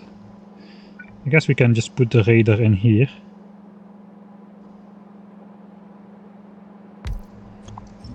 Don't worry about that. Roboport coverage should still be okay.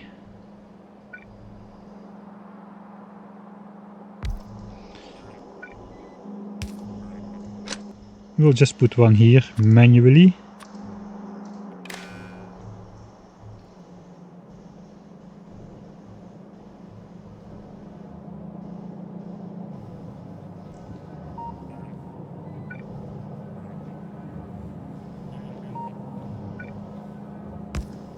There's red chips connected.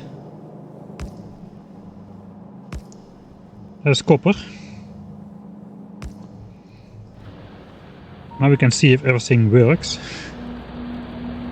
This should go away. How is the clocking working? Very nice.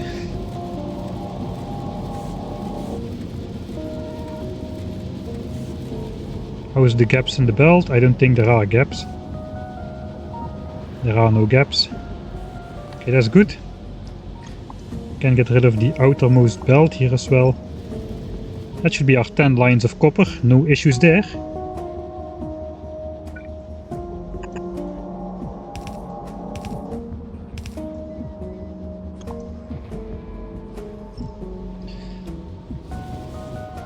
There's 10 lines, right? Yeah, 10 lines. Okay, that's good.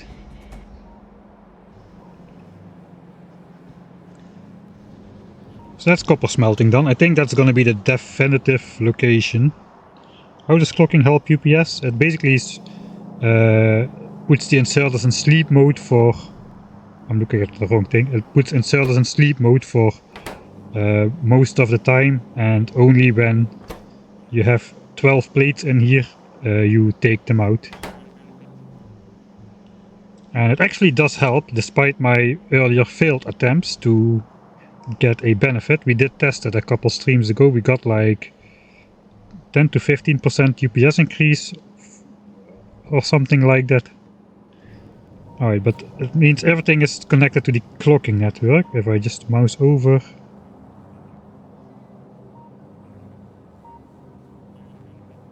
Everything is lighting up, right?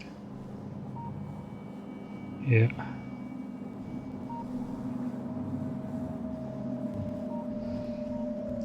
Right, if they are not connected they won't work at all, because they never get a signal to switch on. So if there's copper on all 10 belts, we're gonna be good.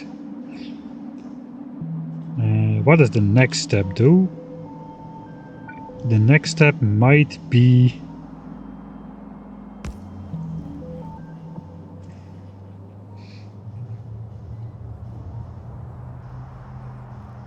I have no idea where iron is gonna come from yet. I guess we'll do the iron mine.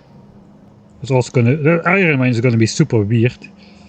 Right, so let's look at our division for the iron mine. 7 of the 18 belts are gonna go into steel and 11 are going to go into iron. Alright, so we'll do iron on the right side for sure. Here we still need to put like the top and bottom.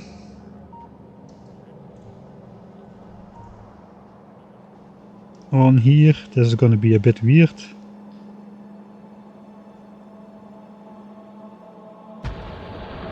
Because these do need to not exist.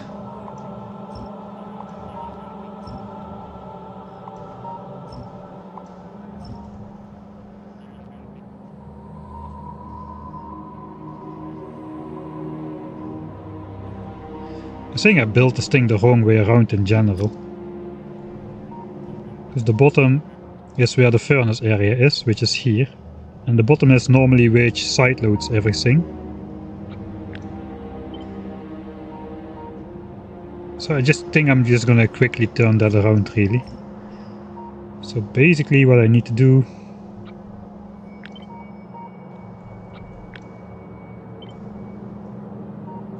This has got to look like so. We'll just deconstruct everything around that. There's gonna be some work before we can place this in the actual world. Looks like I'm going to have to and reconstruct a bunch of things. But this is the alignment. So the first mining line should look like this. 4 million, yeah, this is very good. Alright, and then we'll continue with the rest of it.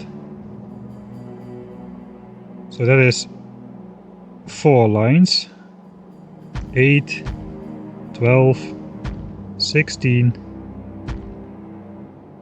20, but we don't need 20, we need 18.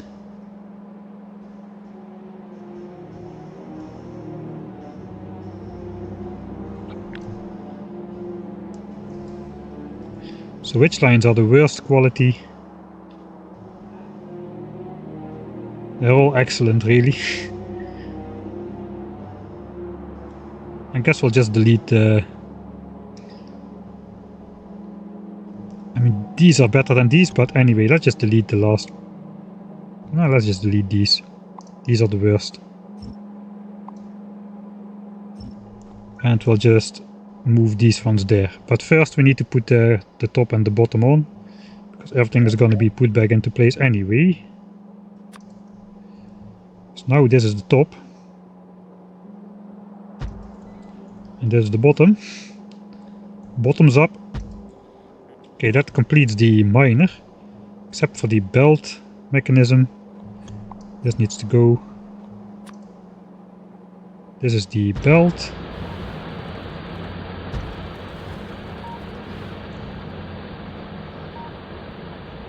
And these are the extra belts.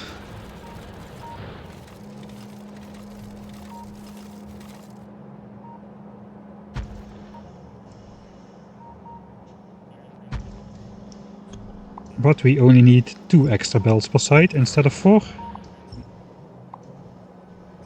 Alright. So this is going to be the miner.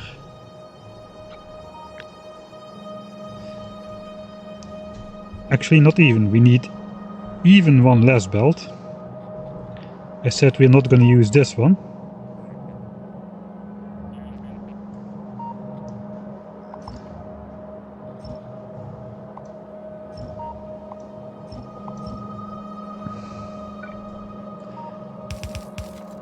So I'll basically just do this and delete this.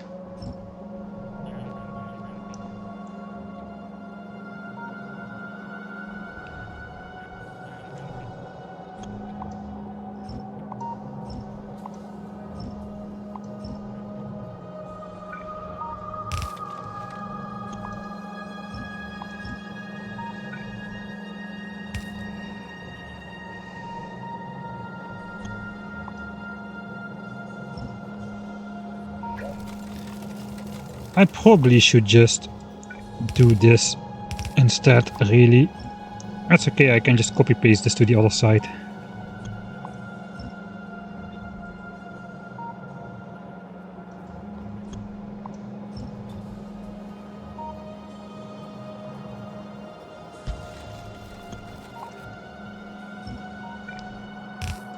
Alright, so now we got 9 belts per side for 18 belts in total.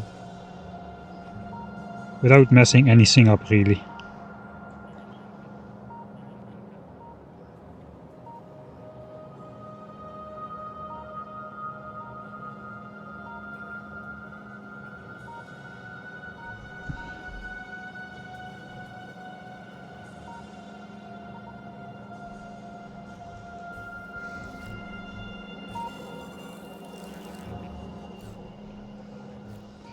Alright, but now we got the problem. We have 2 clocks here. This is the normal clock. I guess I'll just...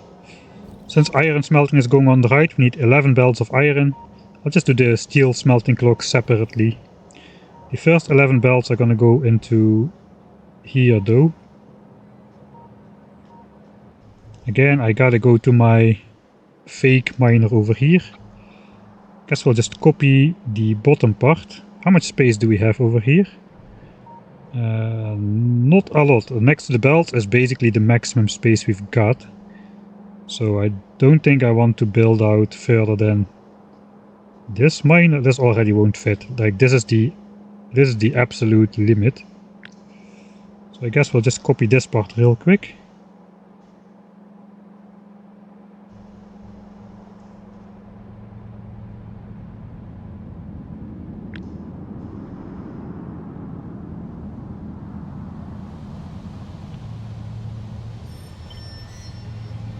Flip that around. We can just plop that on here. Alright, that's the first part.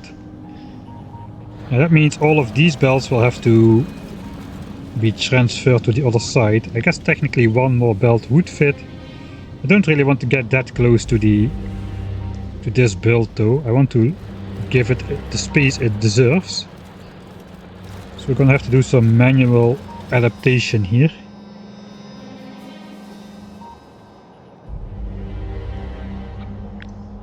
So basically we'll want to do this without deconstructing the power line, because that will mess up the pattern.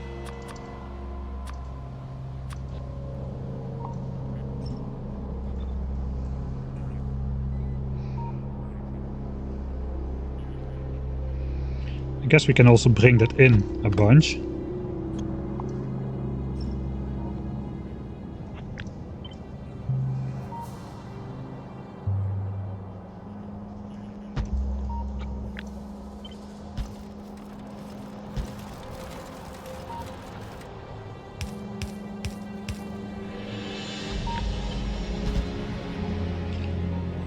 Alright, I guess we're just gonna go neatly around in this specific case.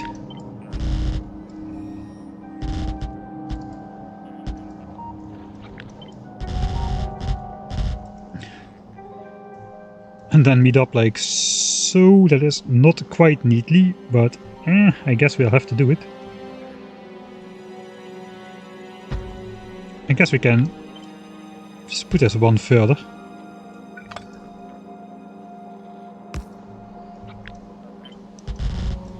Do we need that even? We don't need that roboport, do we? Yeah, we just have that to connect these two to the rest, but these are already connected in this case because of this setup, and we're not gonna move it, so we can get rid of the extra roboport. Let's also do this then.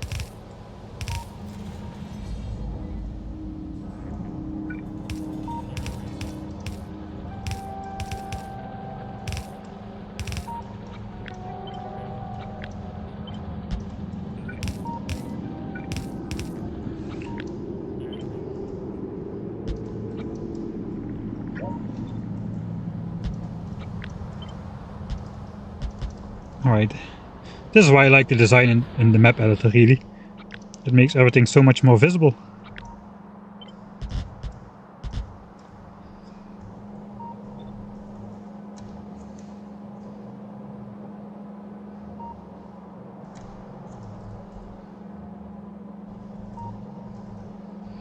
Trying to figure out how it should fit, like so. Another time like so, I guess.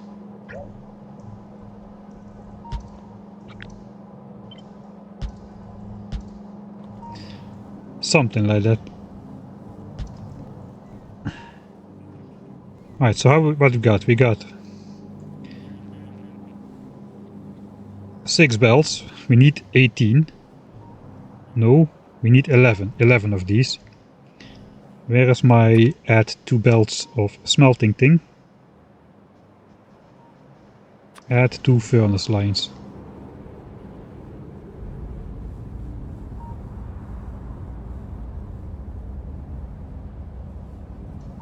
So this fits on here. So this is going to be 6.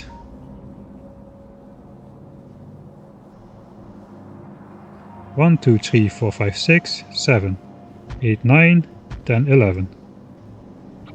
Right?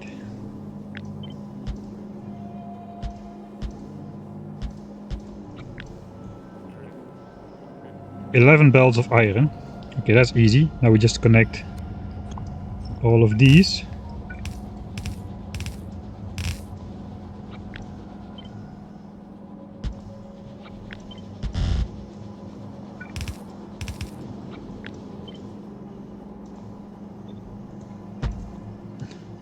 Oh, that already was it. Okay. And then we should have 7 bells left over for steel. That looks like 7 bells.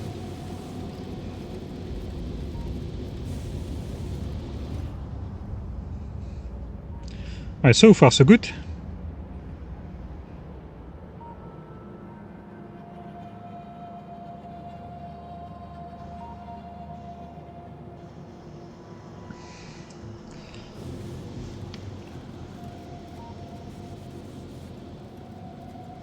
Radars do beeps, that is true. Liquid bread. I could go for some liquid bread actually. Just don't have any close by.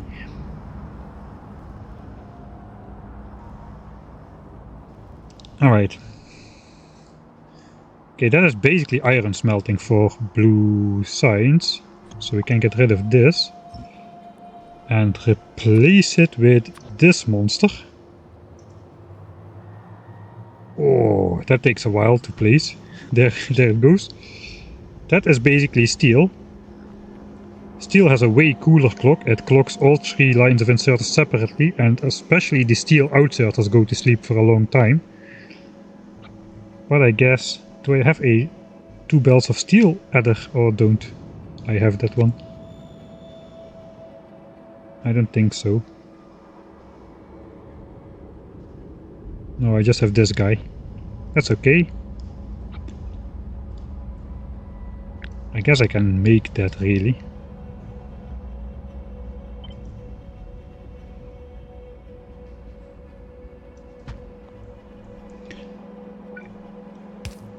So basically what I just do to connect it is just add 2 of the power lines for the next blueprint.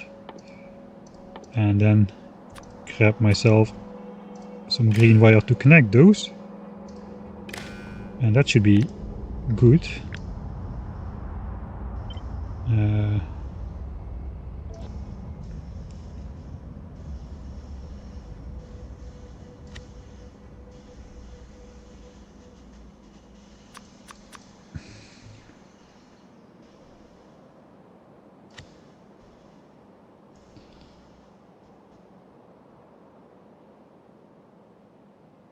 Alright, I guess I'll do the same.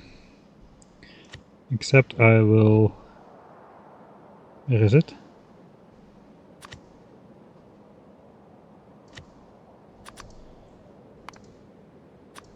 I'll just add the steel symbol here.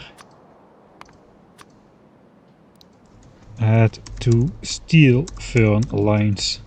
Probably not going to use this. I think purple signs will just use the giant entire steel mining thing, which I designed. But for now, at least we can use this. We gotta snap this to a relative grid, which is 5 tiles less wide, I think. Yeah, like this.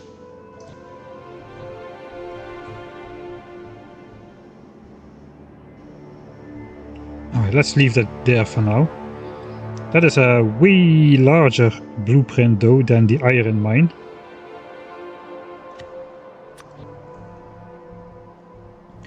But in this case I can probably just do this and have the front be equidistant instead of the back. I'm not really sure yet how I'm going to approach that, but 2, 4... okay, something is off. Yeah, I placed the power lines at the wrong tile. Probably someone in chat already said that. Unless you're all too busy talking about food. If you're hungry, just go grab something.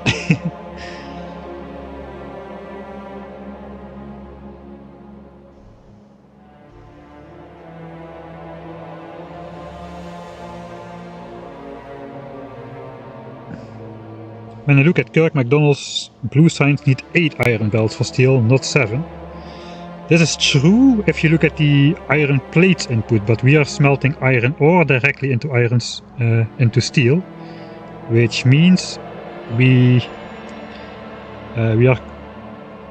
are consuming the entire ore belt and making it into steel, whereas here you are consuming 5/6 of an ore belt and putting it into a compressed belt of iron plates. We are skipping this compressing a belt of iron plates thing, which means instead of consuming 5/6 of the ore belt, we can consume the entire ore belt, which is why we need one less belt of iron ore to smelt into steel than if you would just look at the amount of steel plates you would need. That is basically where the difference comes from. If you look at the calculator and isolate steel, you will see the number of belts of steel of iron ore will be less than 7. At least I hope so. I gotta update that blueprint now.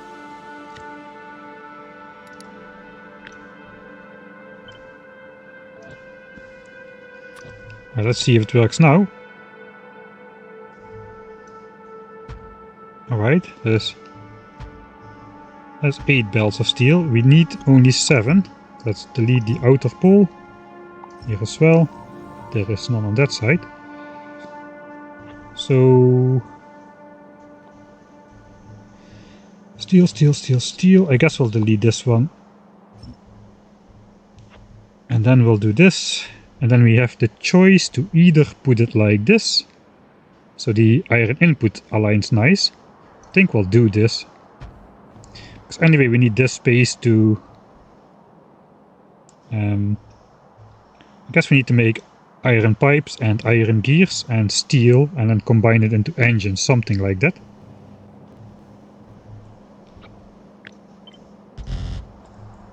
Alright, now we need this.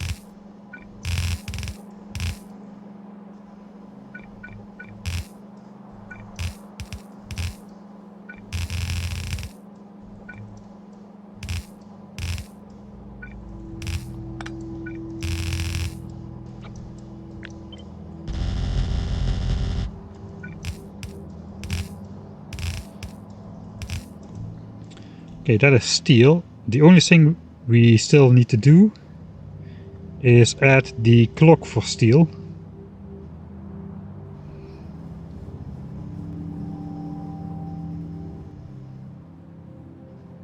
And we did make a separate blueprint for the clock.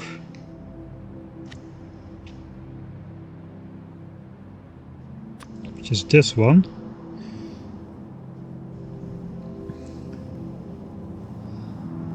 Here we have the first steel thing, so I think we'll just put it there somewhere. This actually is necessary.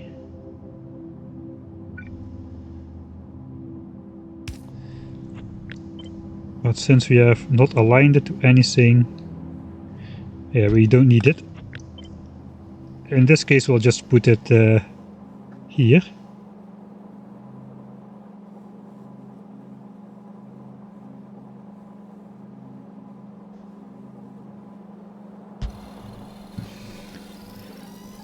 Alright, so here we have 2 constant combinators. I have 3 outputs, output I for the input inserters, output S for the steel outserters, and output O for the iron plate thing. So I gotta wire those up. Actually no, because we have 3 different signals, we can just carry everything on the same network. So we can just hook up all of these to the same power line and it won't matter.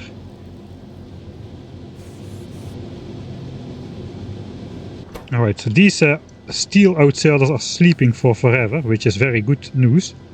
So even though there's like steel in here, we are not taking it. We are only taking it once there's like 8 steel in there or so.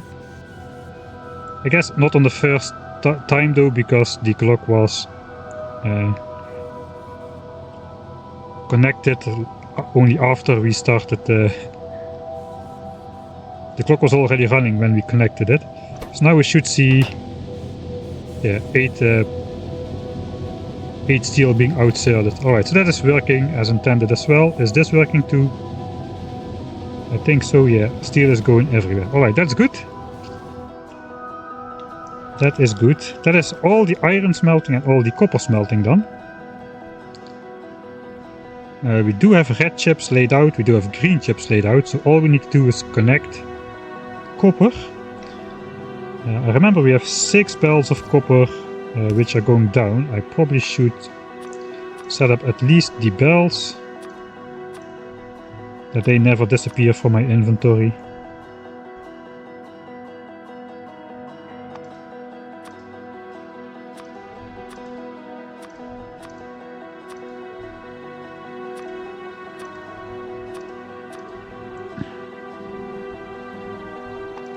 Yeah, but now we're gonna be doing all the connecting stuff, so let's just set up some stuff.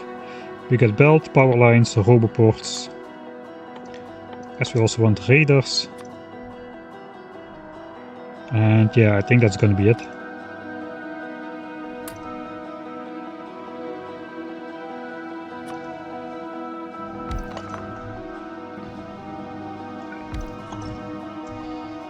Alright, so now if I place belts, they won't be spent. I will get them back.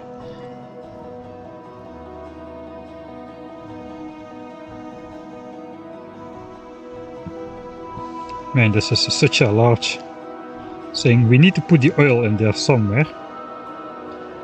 I did not make a blueprint from the oil, did I? And I deleted it, but it's okay, I can easily put it back. That is just... is this guy. Except, yeah, we did some weird pipe stuff there, so we'll cut that off. This is just a regular.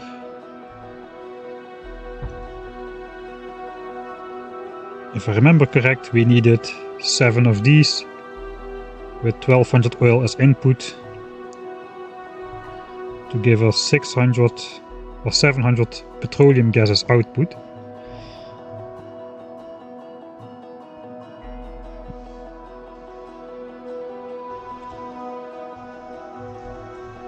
And I guess we will not mirror it, because we're not going to mix those, we'll just add those on top of each other, like so. That was all the oil we need. How does this fit? Somewhere. It's actually quite small. So I'm not gonna connect that just yet, but let's just put it down somewhere.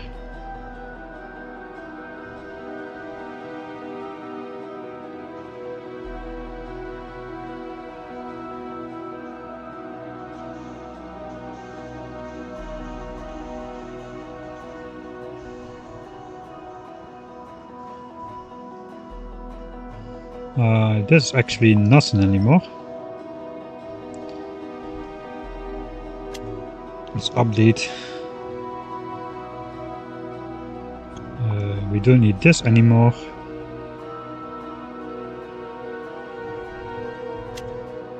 Get it out of there.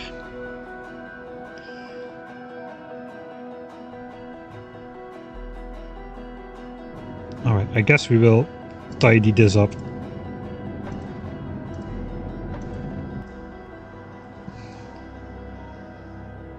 That looks kinda okay, I guess.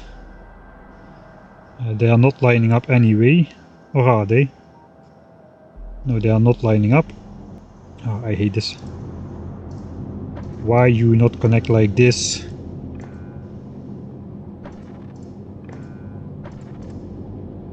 Okay, that one does not need to connect, and these can connect that way.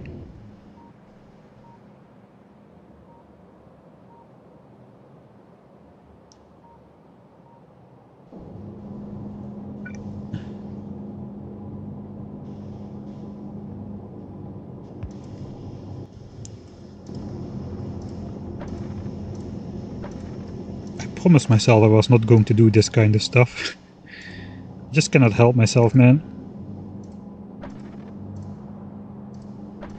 We don't need all these in-between connections. Alright, that will look better, right?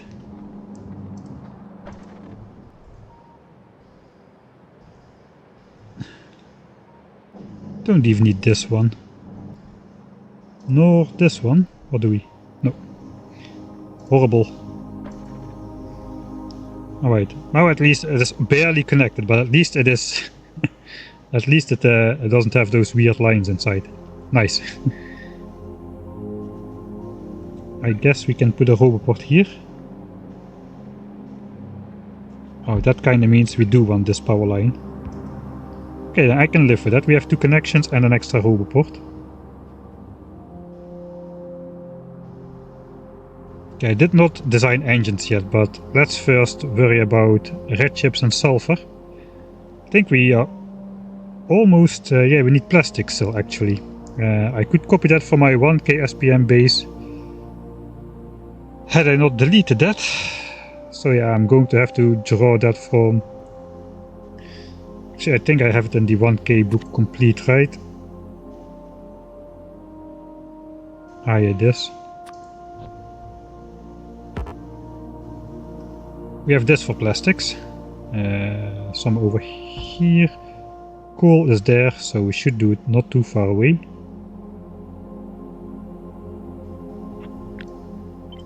Except now we need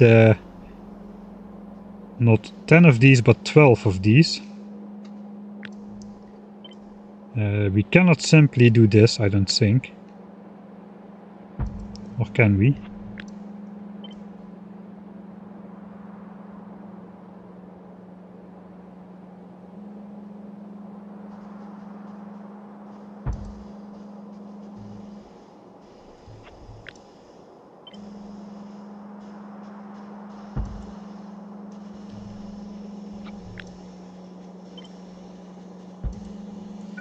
Or can we? Hydrate. Thanks, sorry for the double do's. Is the other redeem actually visible? I put a stretch thing in there. Is it actually visible, or is there just the hydrate?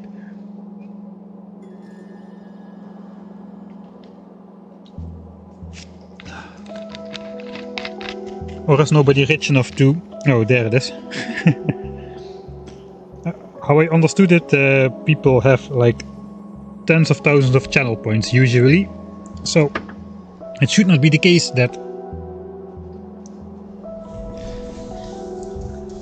they are unredeemable or something. It's there. Now I need to do it. That was a mistake. No, it's not. I just want to go on and on and on, but yeah, I should get up every once in a while. It is redeemable once per hour, that is... I don't want to get up more than that. Yeah, this is a good idea. Once this Factorio, man, if you can get fully consumed by just... Well, you know how it goes, you know, if you play Factorio.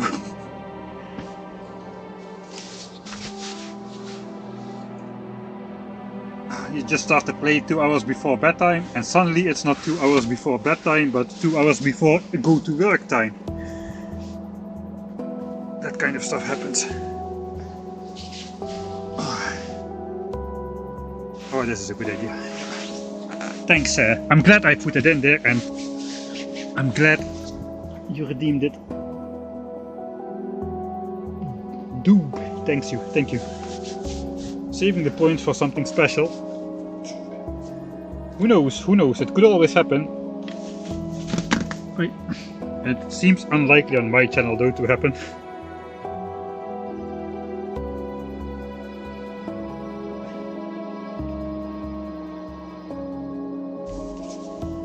I would say if you have limited Factorio time, then just definitely wait before you get into it again. Wait for the expansion and just go full ham on that guy. Alright. I'm all stretched up. Now we just need to get back. Put back my elaborate, weird streaming setup here.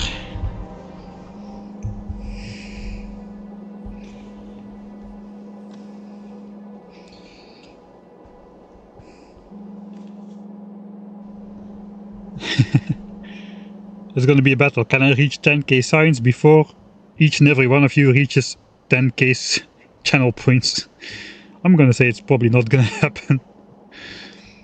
Alright, this is not gonna work because we need more than one belt of coal, but we can probably fix that. This will definitely output the plastics we need though, so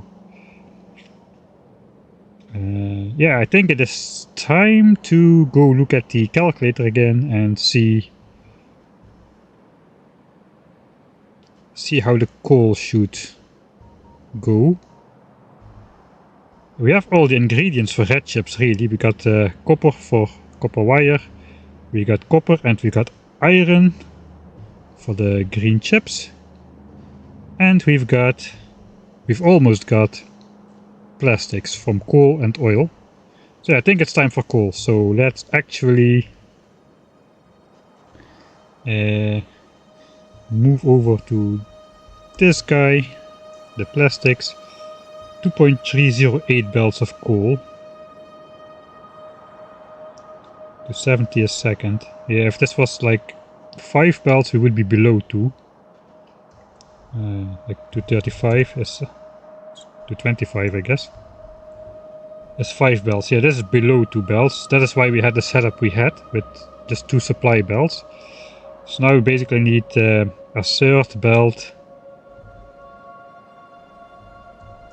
which just goes to the last one. That's doable. And we need indeed 3600 crude oil into 2100 petroleum gas. So we need to divide it over 3. We need to divide this over 3 as well. Actually we can just combine the three lines of oil into storage tank and then just pump it out in 2 pumps. That would be sufficient as well. Yeah, we'll do that. Right, so let's get this built then. That is easy enough. So first of all we need to rotate the entire thing. So plastics will flow out to the right and coal will come in from this side. Alright, this is going to be very easy to fix. Basically we'll prioritize 2 belts of coal and have those go out over there, and then we'll just have 1 belt go in like this.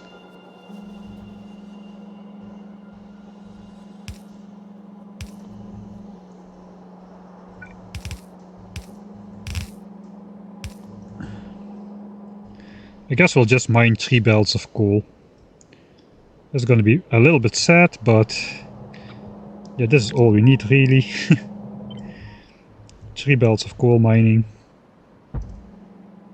We'll just put them 1 tile apart, because the rest has this as well.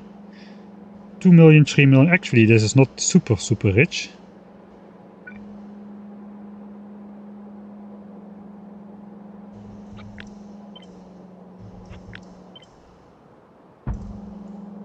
.4, 3.1, 2.3, 3.1. Okay, this seems good enough. So we don't need to splitter and rebalance this. This can just come out to plastics. And we already know how to connect it. I guess we are gonna come out from... Okay, so we have 3 belts of coal coming in and 6 belts of plastics going out. So I guess we want to build it as close as possible to the actual red chip thing. Maybe even something over here already. We're gonna run into trouble though.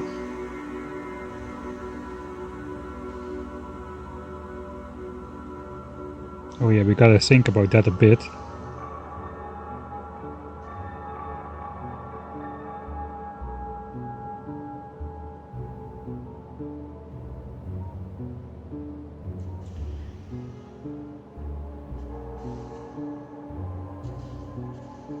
Okay, how are we gonna combine the belts of plastics with the belts of green chips? That is what we gotta think about.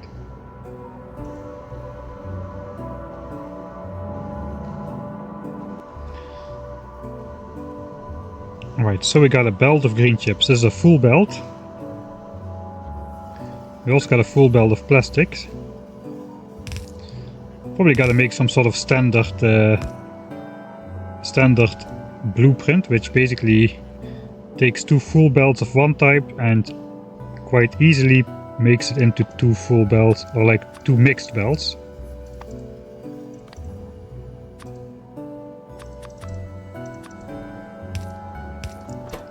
So let's simulate that.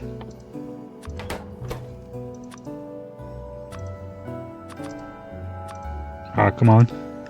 I can click the button. There. It should not be very hard, I don't think.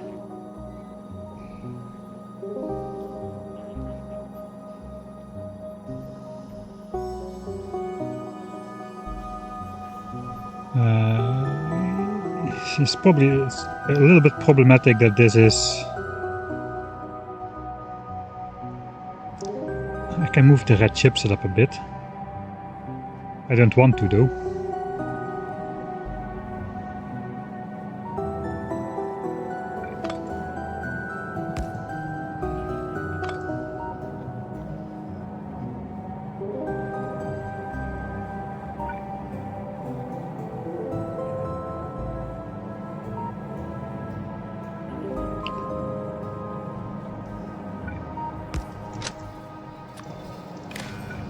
I like the red chip setup where it is.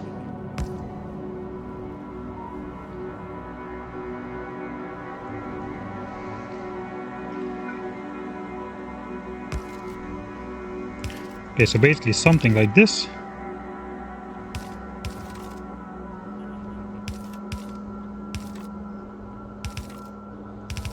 But then more condensed. So this cannot break really. Because there's only half a belt capacity on each side, we don't need to prioritize anything. But this is nice for one belt, but now we got 6 belts of the thing. So this is a little bit too space consuming. Do we even have 12 belts of space here?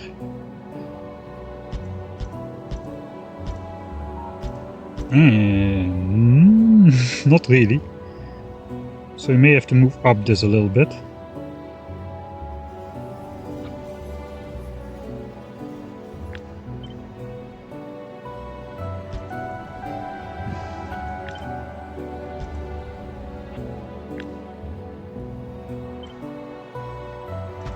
So this is why we're designing this in the map editor. Imagine building all of this, then wanting to move it up a couple tiles or something, or one tile. It's just not really... Where does this belt come from though? Ah, it's from here. Never mind.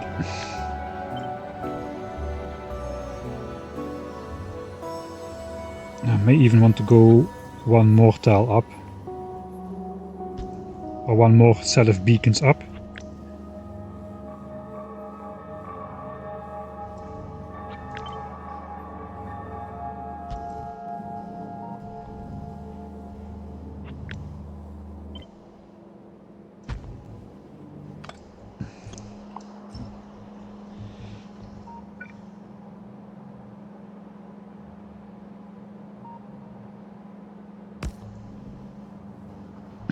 Okay, now we have some space. And I bet if we would go up a little bit more, we could even fit this one next to it.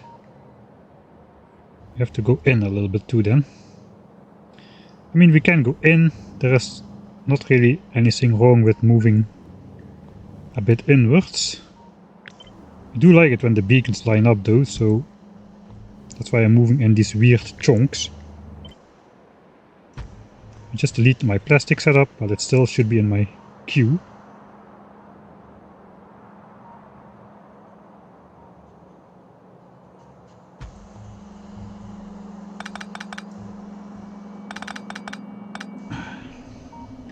This is a little bit too close to the iron mine. So here we go.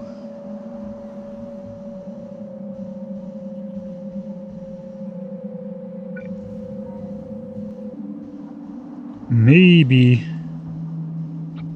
We'll just align this beacon all the way up here. Just give ourselves some space, man. It's 10k SPM. I should give myself a bit more space than this.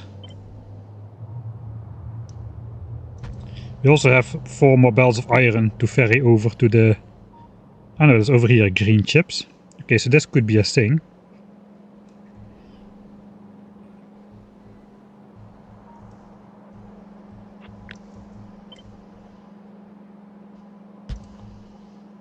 Okay. Something like that.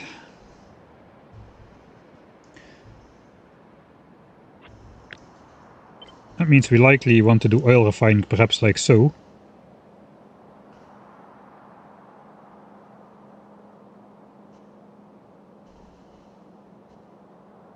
Kinda does make sense, in a way.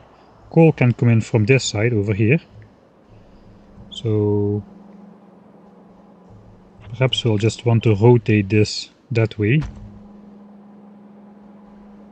Yeah, still more than 1 million.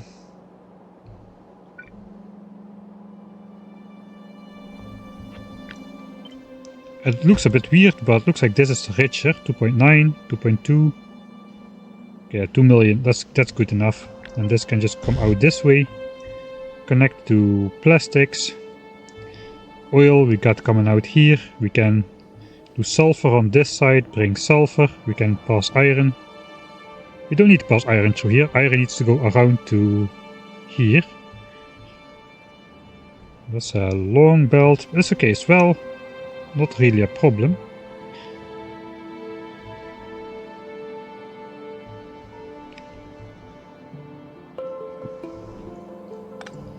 Right, then basically we got 6 belts of copper. I think it's better if we just move copper all the way this way with 6 belts.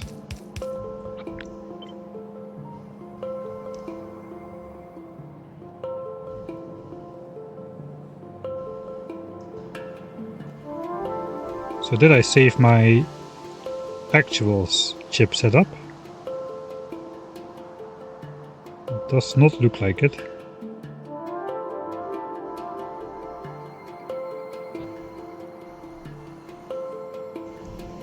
Alright, I'm going to save this. So we can come back to it. I think we need to copy a bloop or copy something from our actual game.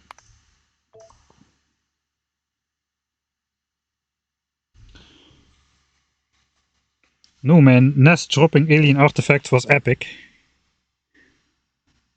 I like it that battle was required to win the game. Now you don't even need military science to win the game. Heck, you don't even need the military technology or turrets or rocket shooting speed that you used to need to research rocket shooting speed level 5 to be able to shoot your rocket into space, I guess. Alright, this is our actual map. So what I wanted to do here is I just wanted to look how I mix these belts up here. See, this is a nice setup, except... Yeah, this is a nice module, except green chips and plastics are coming from different directions here. But we still could do something like this. Looks like copper we're just splitting off into 2 belts and having it come over, but these belts are actually mixing. And these we are also... This is going to be different. In our playthrough we just need to combine 3 of these into 1 belt, like this. And that's it. We don't need an overflow belt like we do here. Right. So I'm just gonna blueprint this mixer.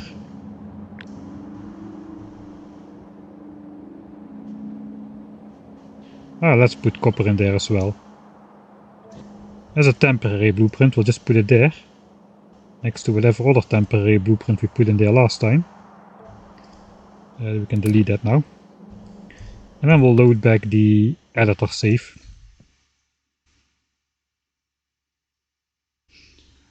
Yeah, it makes sense on first thought, but not if you I mean, rocket shooting speed is about launching rockets from rocket launchers, not from. I guess it's a thing. You have this. Instead of launching rockets, they are like, it's not for manned flights, but you start to have those centrifuge things which spin up cargo to an insane speed and then just launch it up into space. Spin launch, or I don't know how it's called, but you should look it up. They're just basically a big centrifuge, speed it up to escape velocity and sling it into space.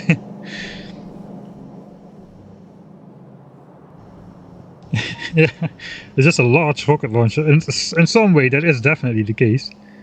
I have to get rid of this chest of wood that's been there for streams, and it's been annoying me, and I forget about it every time. Alright, now we have that weird blueprint. Can we do anything with it? Maybe we can if we put plastic on the other side of oil. And we leave this space for sulfur.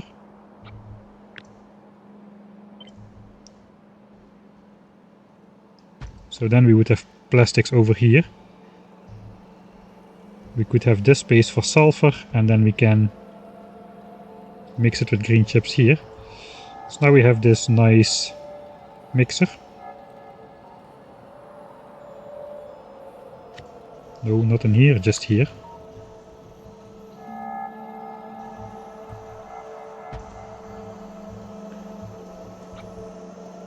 So basically we're mixing it in front of the red chip entrances here, which actually is not a bad idea.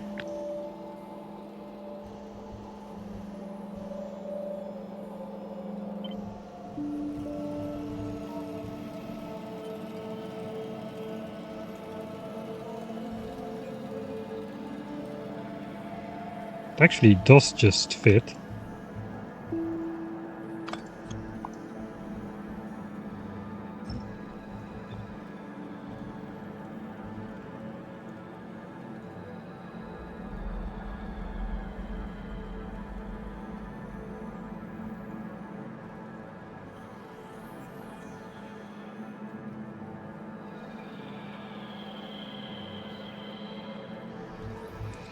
I forgot what this specific belt was about. Let's just get rid of it. Our mixer does seem to fit here. Well, I guess we gotta update it with one extra belt, which means we need to stretch this out one more.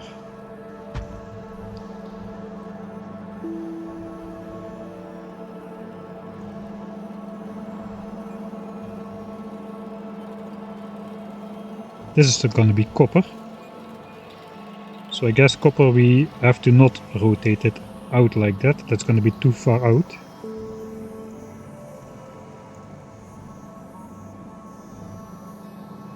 Yeah, we can manage that copper. How does this work again? So we got belts incoming.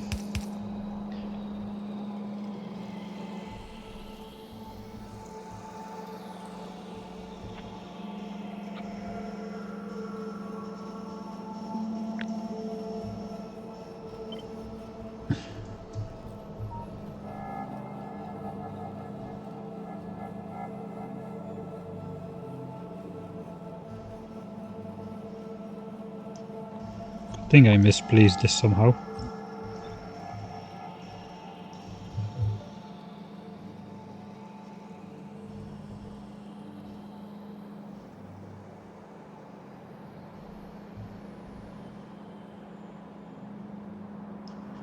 Right, that fits.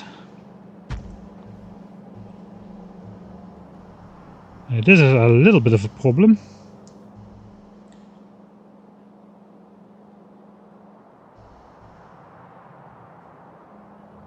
Unless we route plastics all the way around upwards instead of downwards, then we can have plastics coming in from this side and green chips here. We don't need to switch side for plastics then, but we do need to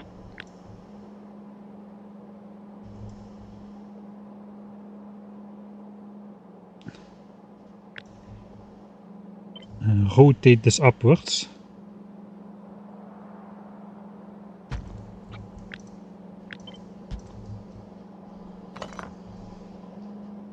And bring coal in from the bottom. Oh no, we can bring coal in from the top. It's annoying that we cannot rotate these.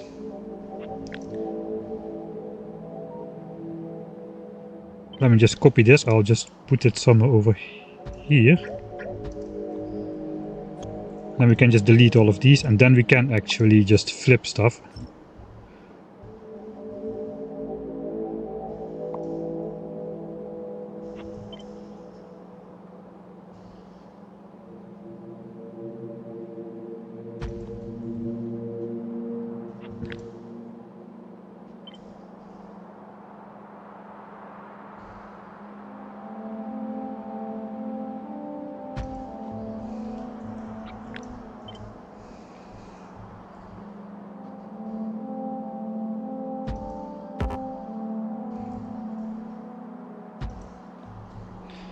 Right, now it should be flipped. This should all still be connected. Now these 6 belts come out the top. Alright, and coal is coming in from the top as well. So that is okay.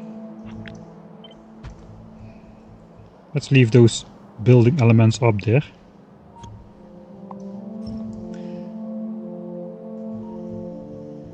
Okay, then I think we are kinda ready to connect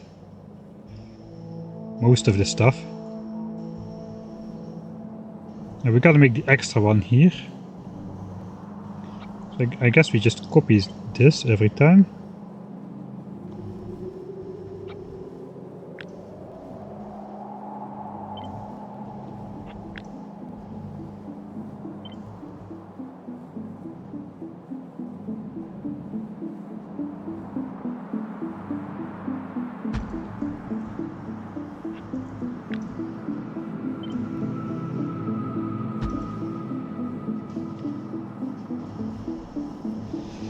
Okay.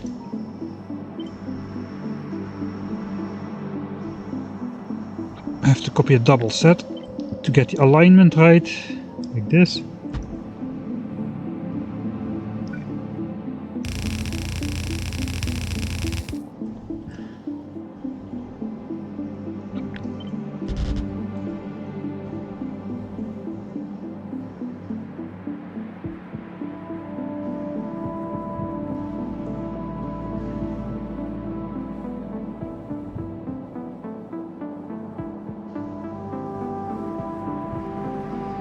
Okay, left belt.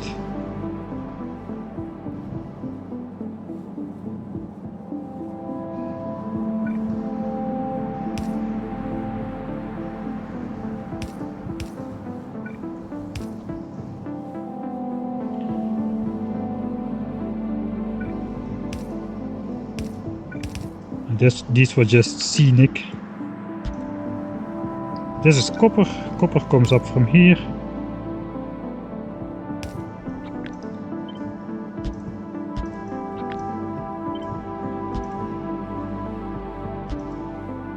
Alright, that is copper.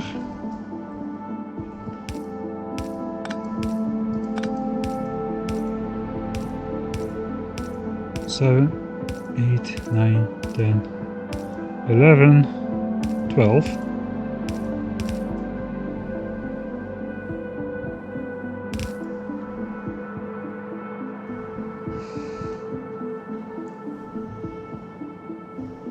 Does that work?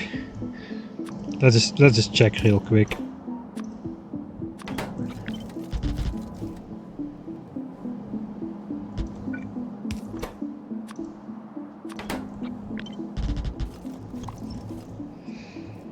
Alright, let's see it happen. 12 mixed belts, please. Probably I mispasted something somewhere.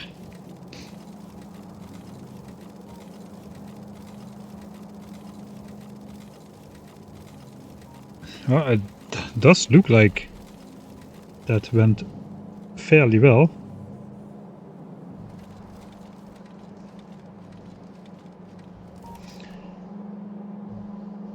Okay, all of those seem connected. Oh, that's good.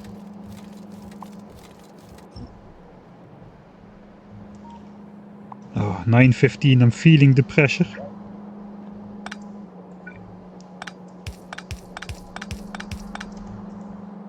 Six bells over here, 6 bells over here. Alright, now we just gotta spread 2 copper belts out over each of these. As 1, 2, 3, 4, which need to go this way. We do have the space. We even have space to keep 2 tiles of space, I think. 1, 2, 3, 4, 5, 6, 7, 8. So this is belt number 8.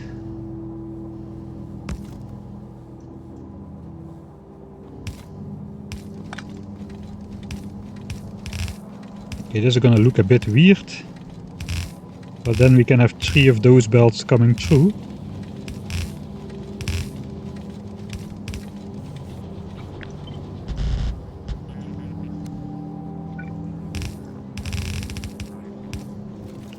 Those are gonna go this way.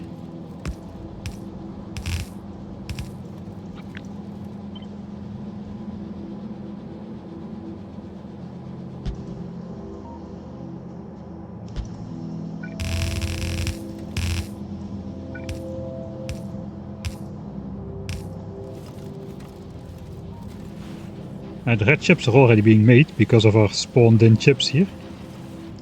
And then 2 more belts for this side.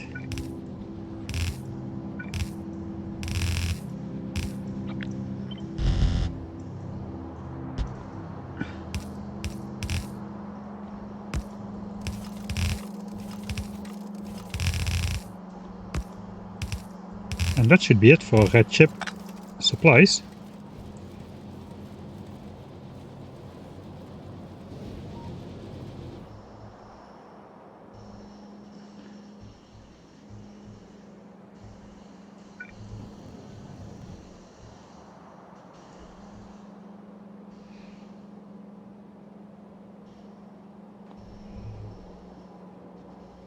Then we gotta do some magic with these 4 belts for green chips. I think I'm just gonna separate out. I'm gonna put green chips a bit further down here. Kinda does seem to make sense.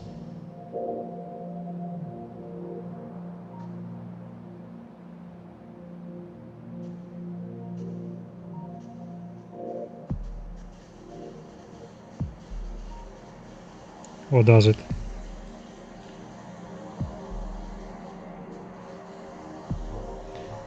Let's keep them up there.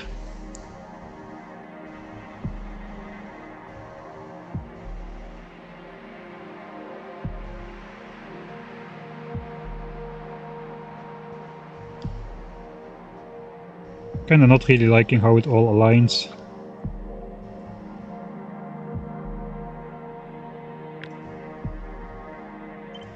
Maybe I should put it up here. Yeah, I think I should do that. That will make it look a lot better.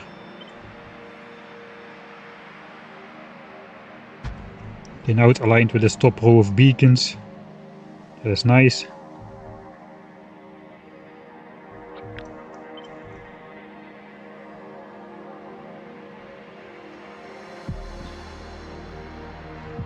Also align this like so.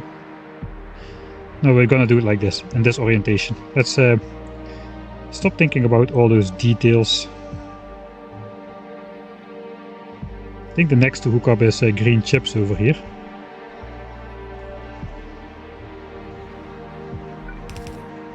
Can we do this? I think we can.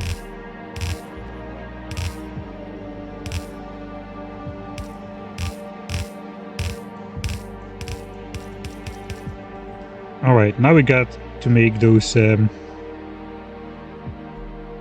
to 3 belt mixer things.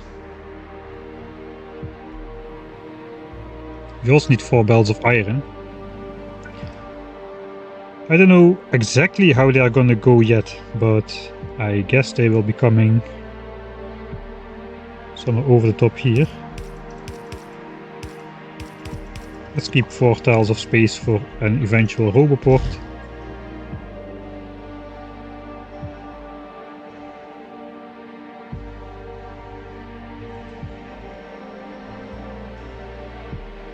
We'll grab those 2 to 3 balancers. But it is important to us that each of those lanes is balanced properly.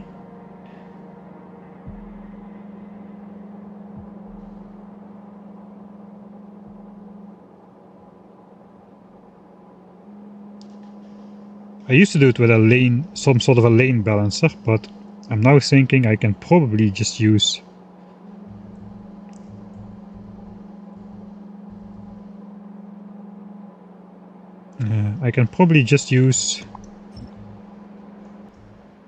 a red belt, right? Can I use a red? No, I cannot use a red belt.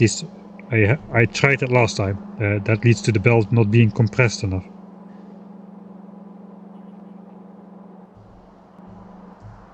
Alright, so let's use the lane balancers. I think I fixed that already in the in the actual base. I had the same sort last time. So what we do,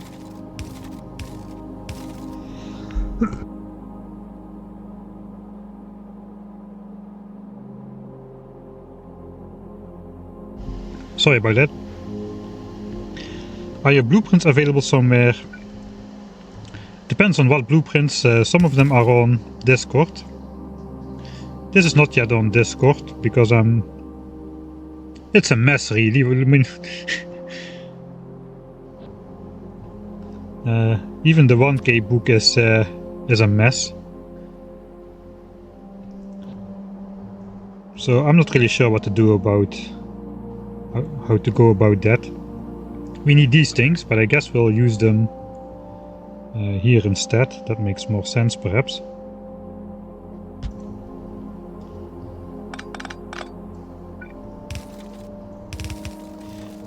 Do we want output priority? I don't think so. We want like same amount of plates on each side.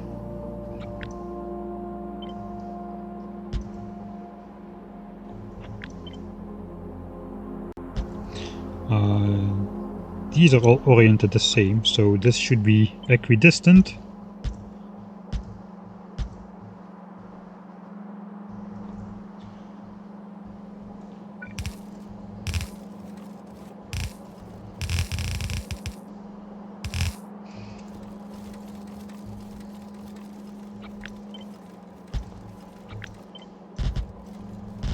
I didn't get a notification. I even checked this time and Discord did post it.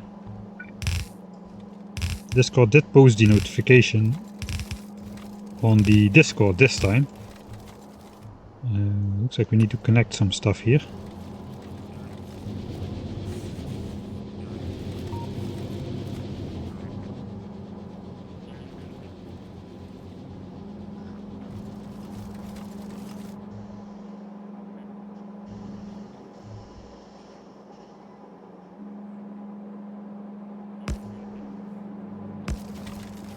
For now we'll do it like this. That's all the copper. Now we got all the iron, so I guess we flip this around.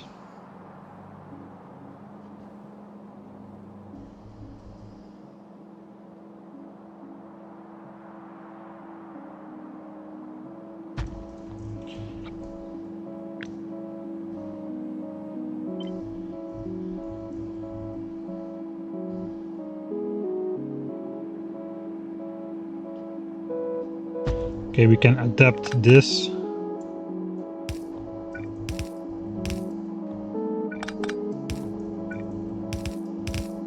To come out as 6 normal belts.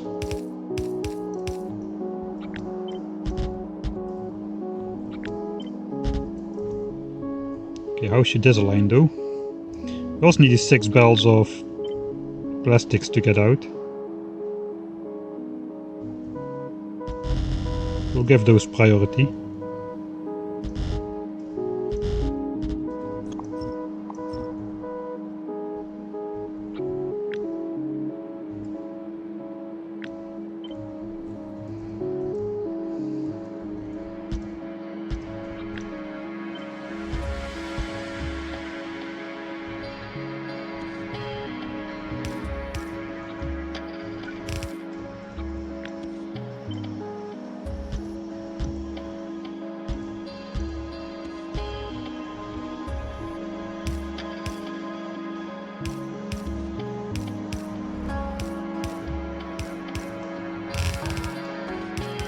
Should we do this? Let's do it.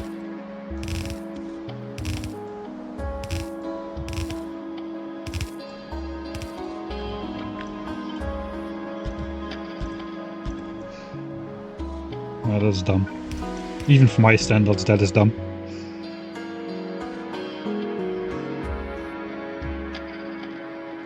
Ah, a phone notifications, okay.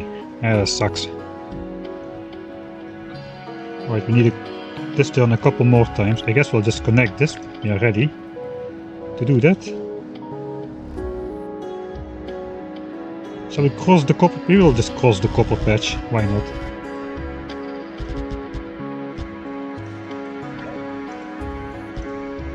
Alright.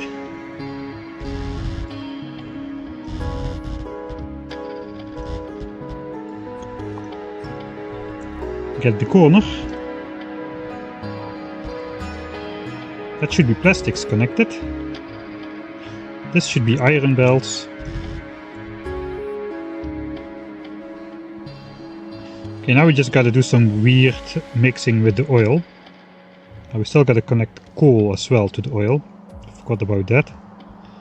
Guess we can have 3 belts incoming right next to here.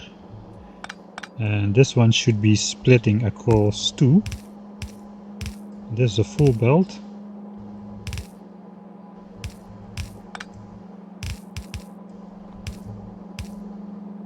Let's give priority to the plastic. That should be good enough. Still gotta put power in the plastics though.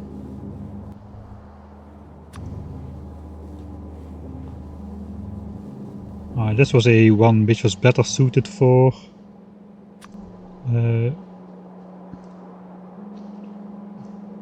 these power lines. Actually, oh no, substations fit in between here.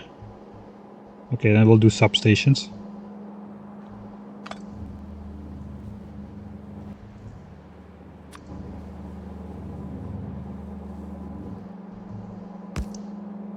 Okay, they do span this gap.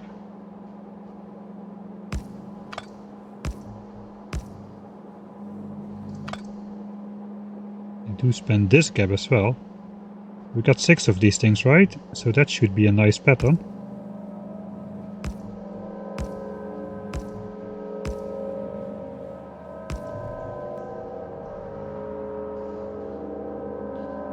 Yeah, that's fairly decent.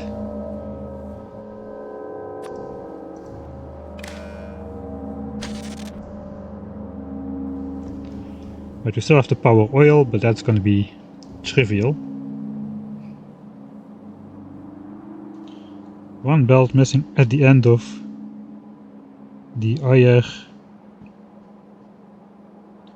The input for green circuits. One belt missing at the end of the input for green circuits.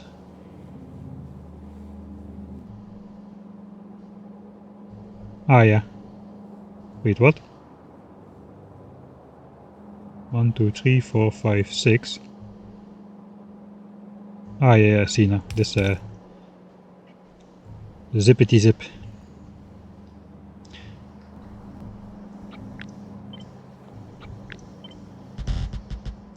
Okay, can we just fake? Yeah, we can fake coal through this as well. Then we got some space for pipes. Okay, so that is going to be cool. Okay, plastics in its definitive location.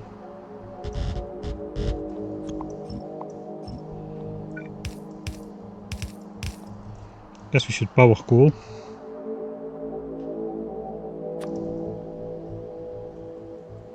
I'm not sure yet how, so I'll just use one of these for now.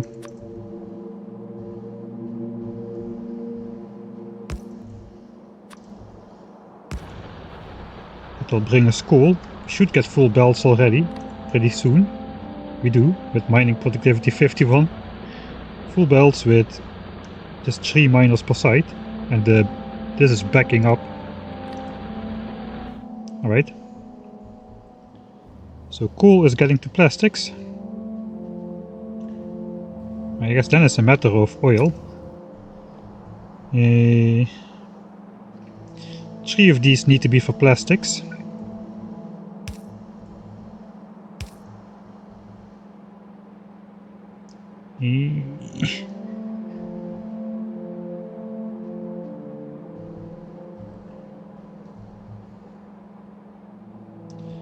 If I rotate this, yeah, it will be closer by.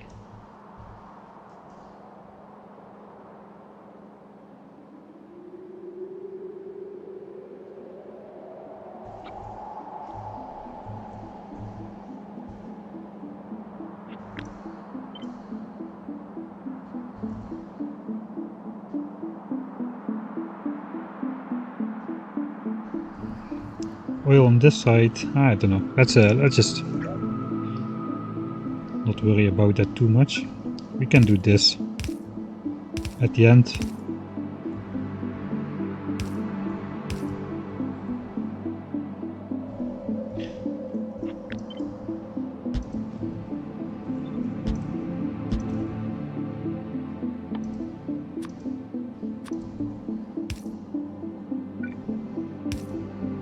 That is 3 times 700, so we absolutely do not need to worry about not enough stuff in there.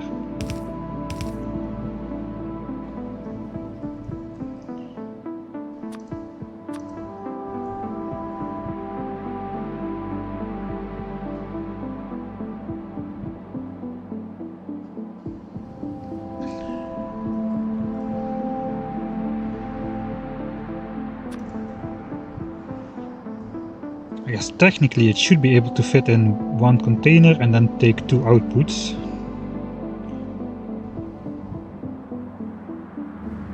Ah wait, I'm at my genius setup. I kinda blocked my plastic pipe over here.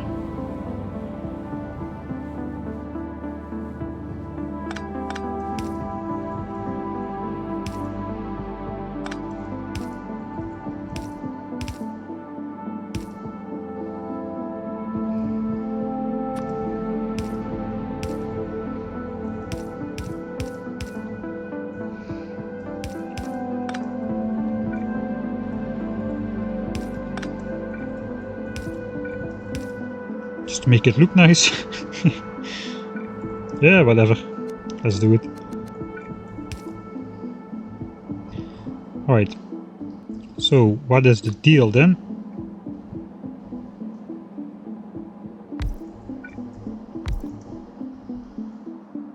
That's already not gonna fit.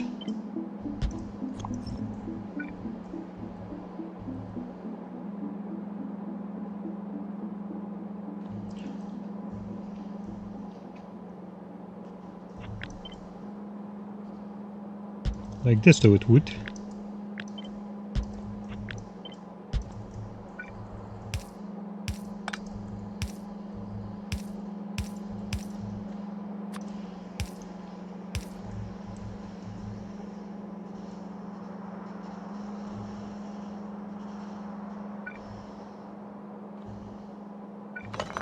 Should I just use a passive fluid splitter? Why not? So basically this one is connected to this one and this one is connected to this one, but these two are not directly connected, so the fluid passively splits over 2 of those tanks, which allows me to pump it out like so without any issues, theoretically. And I would usually not recommend combining 3 pipes into one like this, but I just want to see if that will work throughput wise.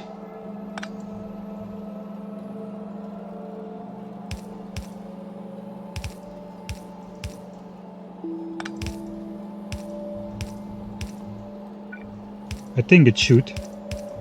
So what happens is, you normally can, let's say you transport 1000 fluid through each pipe, then only this single pipe has to transport 3000 fluid, but since it has a pipe length of 1 where it needs to transport that fluid and is immediately accessed by a pump, we should be able to get that out of there. I can actually quickly test that with the offshore pump with water. Uh, let's use actual offshore pumps.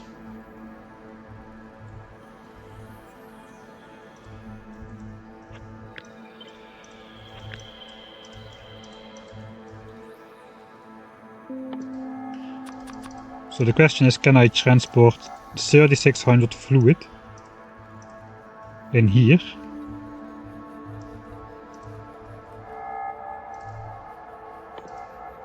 And then we'll just pump it out again. I think that should work. Give me the thing.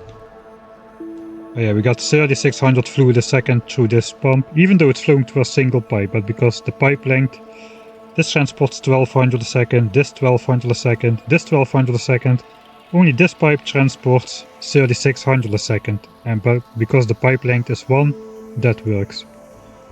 I guess if the pipe length was 2, it would be only 3000 a second.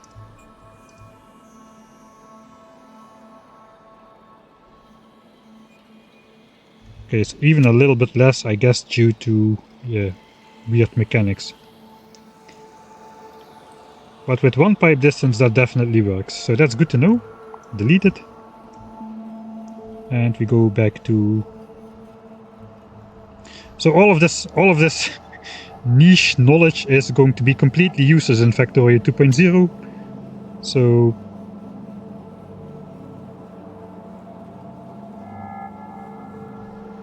no, this will flow fast enough.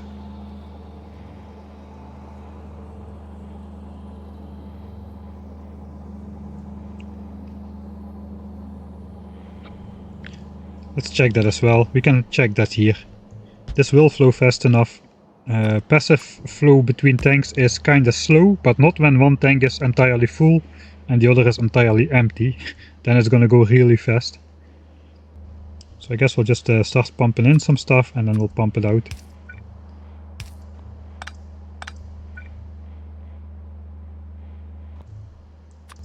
And we can actually measure see if that actually splits reasonably fairly. Let's just use petroleum gas.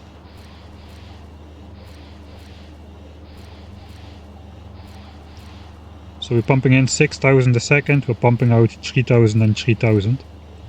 I guess we could even go more crazy. Pumping in 12,000 a second, which is the maximum amount you can put through a pump anyway. And we're pumping out 5830. So not the full 12,000, but 5830. That is gonna be close enough. This reaches 3000 almost immediately.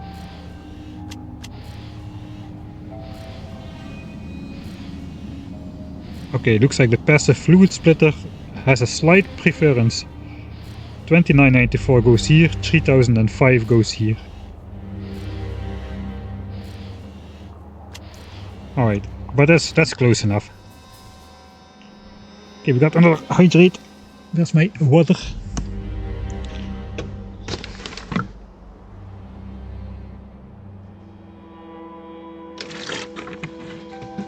My water is almost finished. That means I need to go get some beer.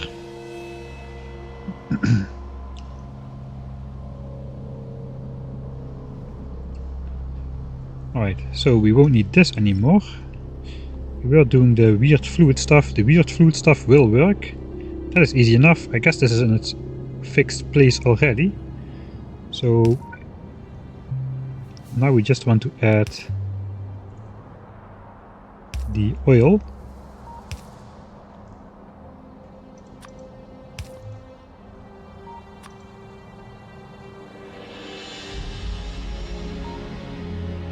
If you need to use the toilet in the middle of the night, what do you do? I don't know. Get up and use the toilet, I guess.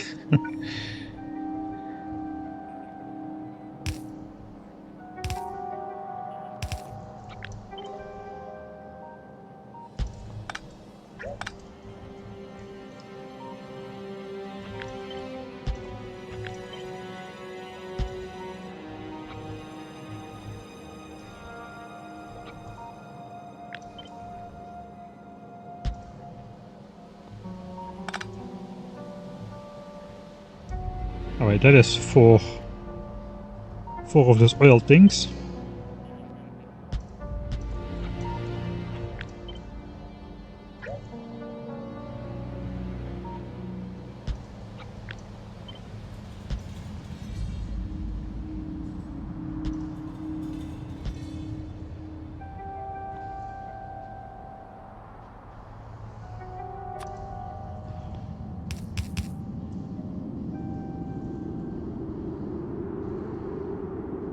Okay, one comes up here.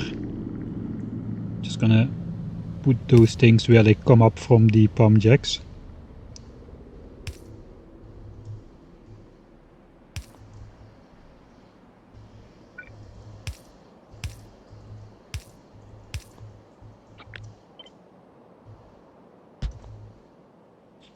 Right, that aligns nicely.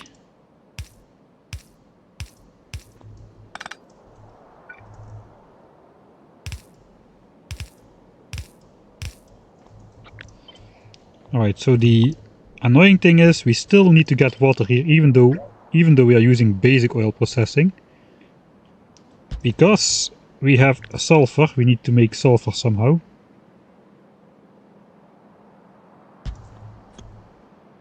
Are you kidding me? We'll use one with a window.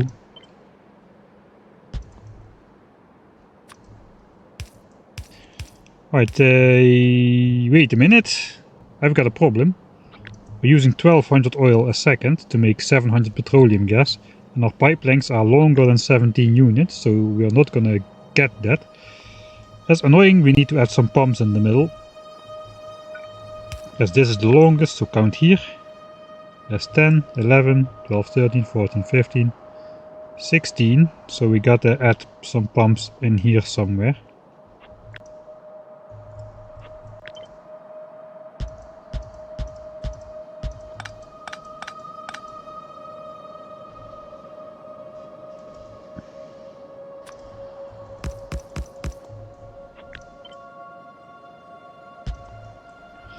That means there has got to be power as well. Somehow.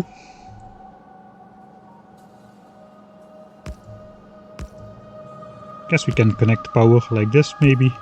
Also we need to bring power to the pump jacks. Guess this powers one. This might power the others. Can even use a big one.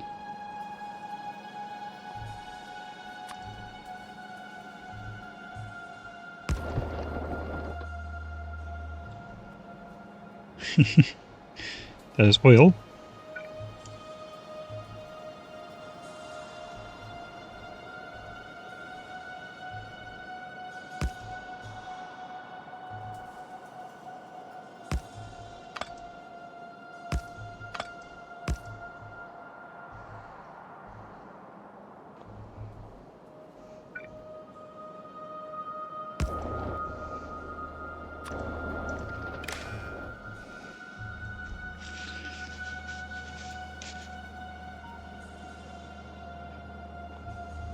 Could just pump all second pipes. It's true. How much is this? 15, 16, 17, 18. Are you kidding me?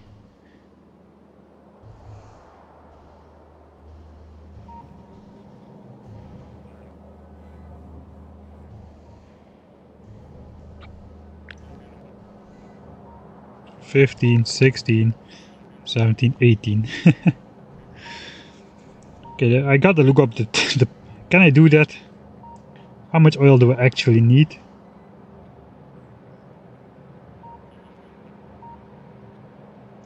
I guess I need in total 20.7 refineries, so I guess I'm still gonna be fine. But it would be nice if the pipe was full. So we could miss a little bit of production. But what if we would just need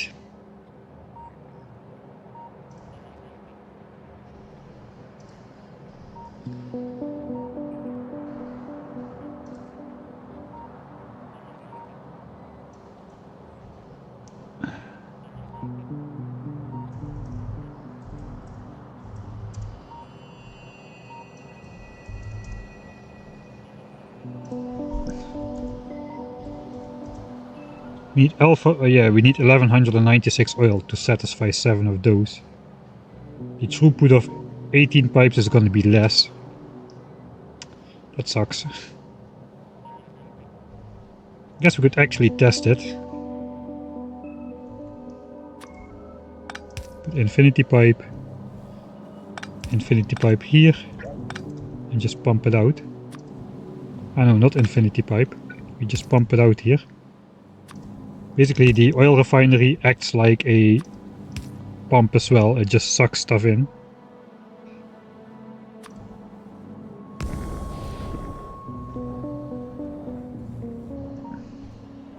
So if we set this to oil, this will drop to below 1200. Oh, sorry about that. Yeah. Okay, what I did, basically... Thanks, C-Rex. And matcha, yeah. So basically I put an oil generator there. And I'm just pumping it out here. Because this thing acts like an oil refinery, just sucking out the fluid. And we are pumping at a speed of 1188 because the pipe length is 18. If it was connected here, we would be pumping at 1200 a second exactly. Alright. So we put that back. 1, 2... Okay, I'm just gonna move this over then to this one.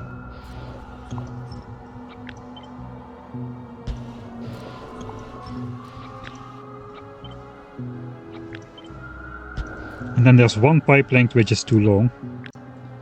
This is 14, that is good. 9 and 7 is 16, that is good. How about this one? This is 8. And 8 is 16, that is good. Only this one is too long. 10. 18. Now this one is 18, but that's good. We can sneak a pump in here instead. That won't look out of place here. That will barely even be visible.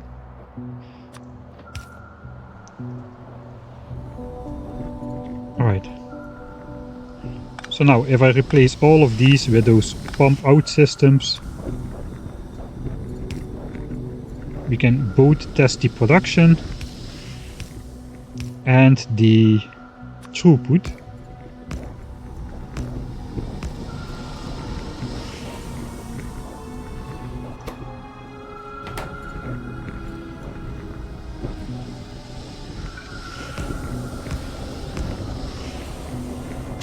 Okay, let's speed it up a bit. 1212, 1212, 1212, 1212. Perfect. So that's the throughput limit of 16 pipes, I guess. All of them are over 1200 though, which is what we wanted to see. Yeah, fluid mechanics. I'm kind of glad they're going away.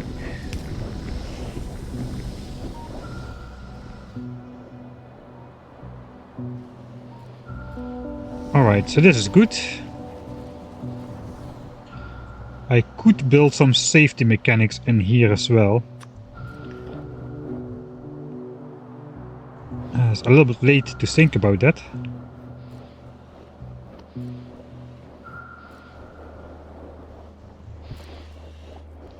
Okay, I can just move all of this out, like...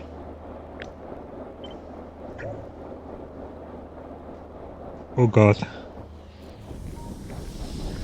Yeah, that's good I remembered. I'm so glad Control Y is going to be added to the game. I meant to press Control X.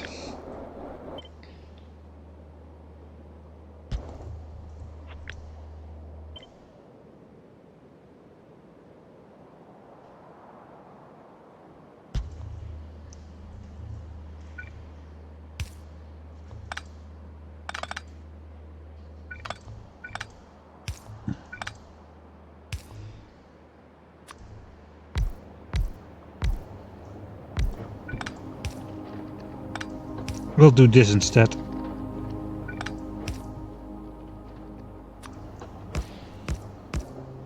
Because what this means...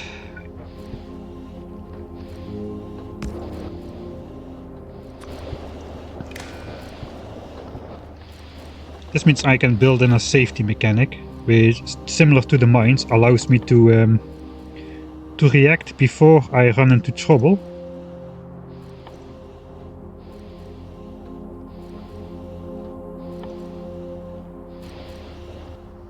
I'm not sure how sensitive I should set it though. Or where to find it in the menu, looks like. So I'm going to use an alarm here. I can just hook up all of these tanks. Let's hook them up to the power line first. And then to this alarm pole. I can basically say if oil is less than 99,000, I want to see an alarm. But the oil value is 100,000 here.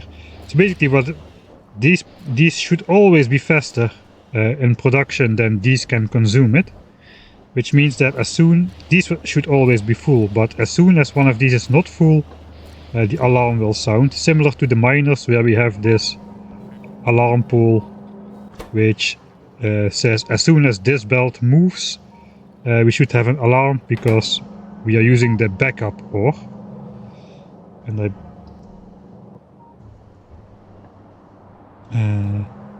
actually I guess a better way to do it perhaps would be to build one extra and hook that into all the systems, but then I connect all the fluid systems.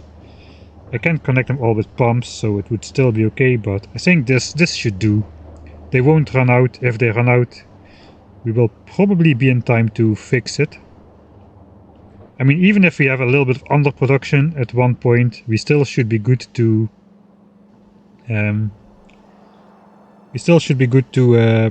react before we drop below 10k science per minute. So plastic production is exactly on point, but we have red chip overproduction, which means these belts can empty a little bit before we can overproduce them full again, and these will have to go some distance towards blue signs. And we will have 24,500 oil in these tanks still, and production will only be slightly not fast enough. So yeah, I think this is going to be good enough. I've convinced myself. Alright, I guess we're just adding the substations in the corner. Why not?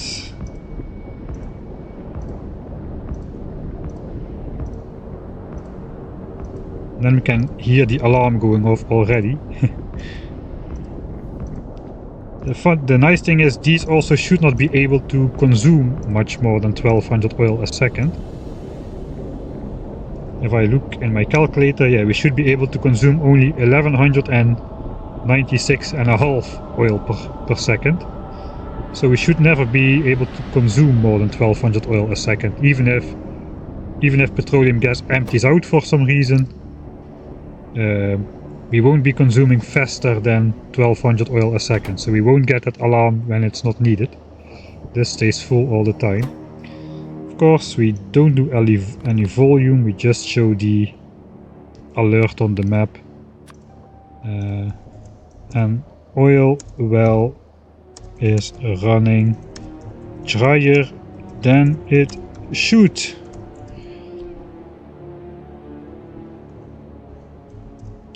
So what will happen is basically this.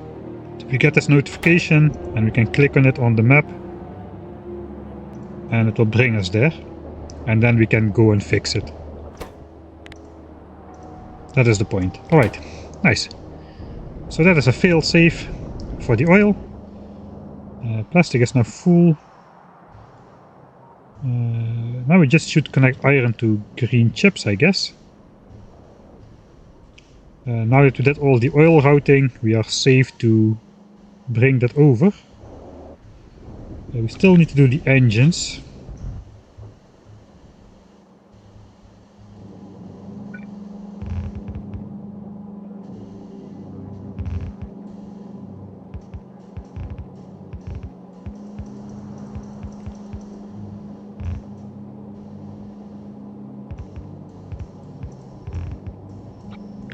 I'm not sure where the engines are gonna be. For now, I'm just gonna go in a straight line like this.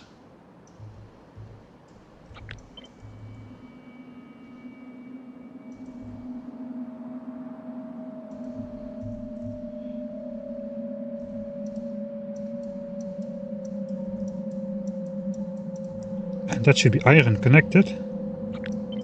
That should be iron connected.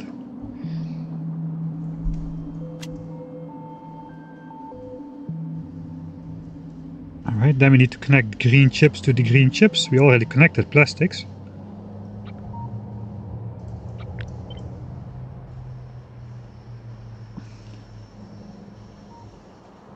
Okay, so this is kind of overlapping here. I'm not gonna move. Should I move that? I don't think so. I think we're just gonna come in like so. This area is not used for anything else anyway.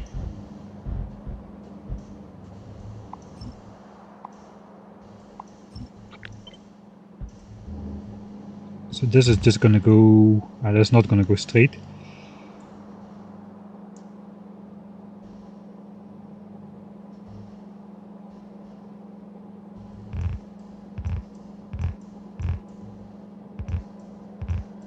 Ideally, I like to have everything come in from one side. Sometimes though it is not meant to be. Let's give it 2 tiles.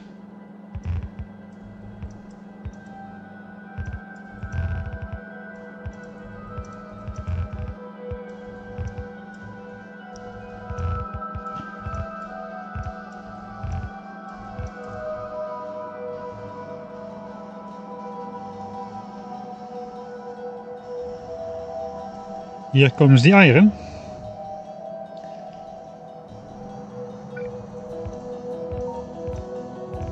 I really should make some corner blueprints. That should be green chips.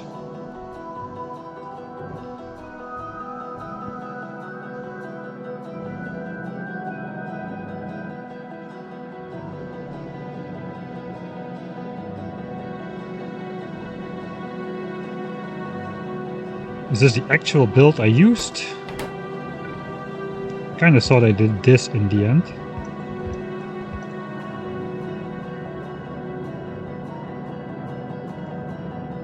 We'll see though. If I did that, it's easy to change.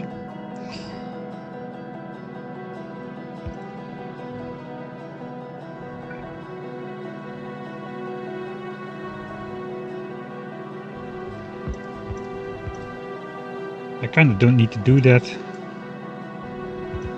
I can just rush in, right?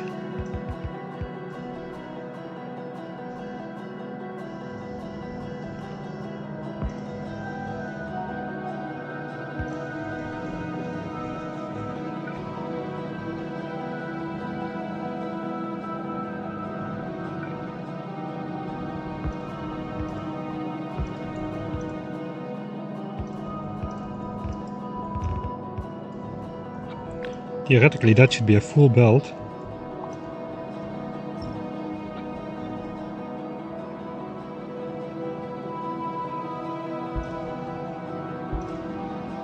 And that should be 4 full red belts of chips.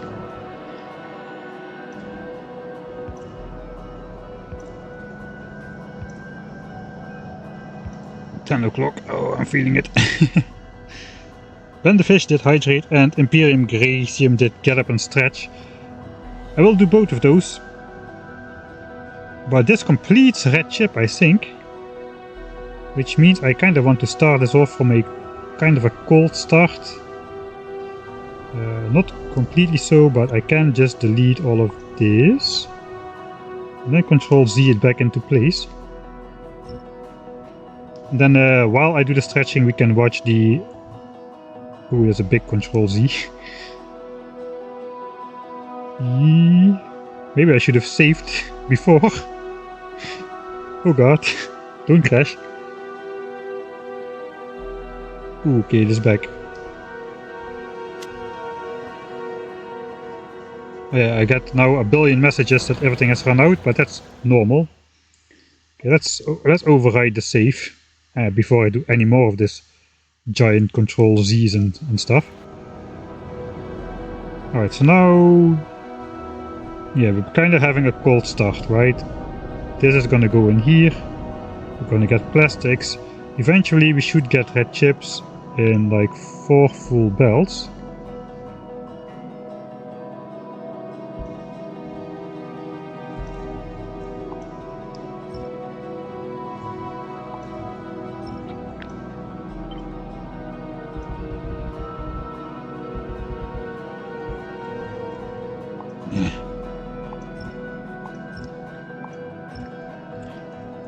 Alright, and we'll use the gaps in transport belts to show if there are gaps in the transport belt. So yeah, that way we're gonna make sure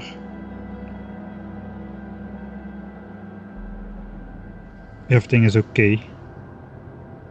So I guess iron is the slowest factor here.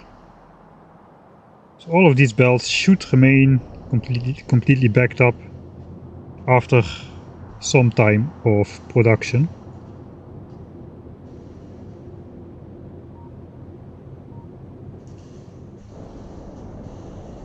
Here comes the iron for green chips. I'm gonna get up and do the stretching part. That was the plan. And the drinking.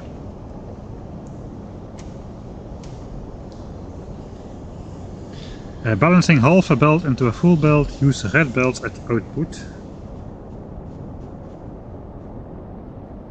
The thing is, if I just do red belts, then it's gonna spread the items out on the blue belts, which makes the inserters may take more time per set of 12 collection swing, and that is actually too slow for green chips. Right, green chips. It's what's happening now with green chips not being full. Eventually this will fully back up as well. And then once this backs up, this will back up as well. So now we got that issue that the inserters are basically just searching too long for copper and especially iron to input at this moment. So because the iron is not uninterrupted, it is not getting enough iron in there, and this thing sometimes these are then idle for like a split second or so. So all these white lines should be gone at some point. Can I zoom out? Or I can zoom out even more. Can I still speed up? No. The debug function is too heavy. Right, so the main point is this part here should no longer have white lines after some time. And then the rest should have no lines either. I'm doing the hydrating. Actually, I'm going to get my better hydration thing. And I'm going to just walk inside and grab a beer real quick. It is beer time, beer o'clock.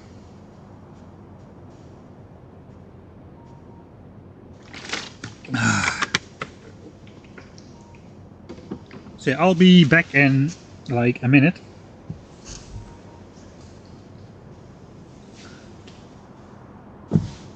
And hopefully when I'm back all those white lines are gone. If not, then there's a mistake somewhere. That is not great, but we'll figure that out. So you can look at the copper mine where you see the inserter clocking in action, backing up, and then grabbing the ore from the belt in quick swoops.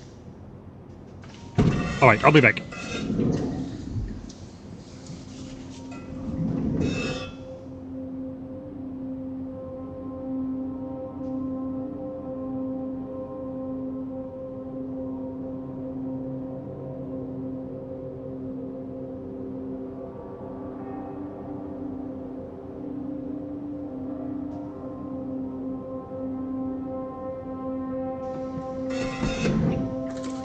Not yet.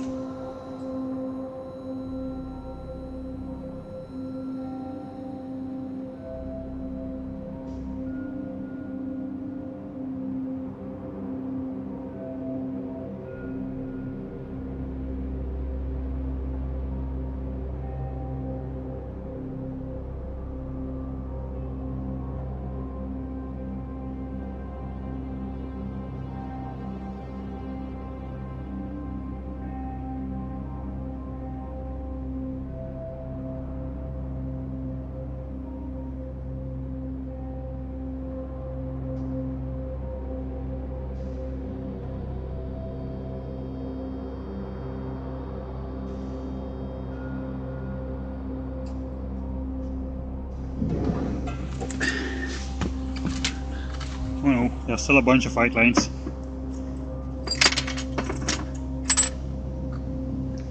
maybe I messed up green chips. I think I messed up green chips actually, now that I think about it. I applied some stuff wrong.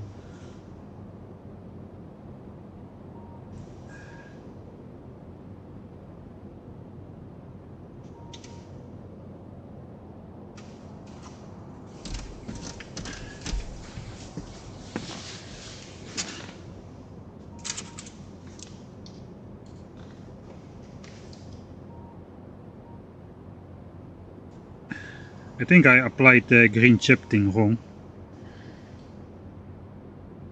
I'll get to it in a bit.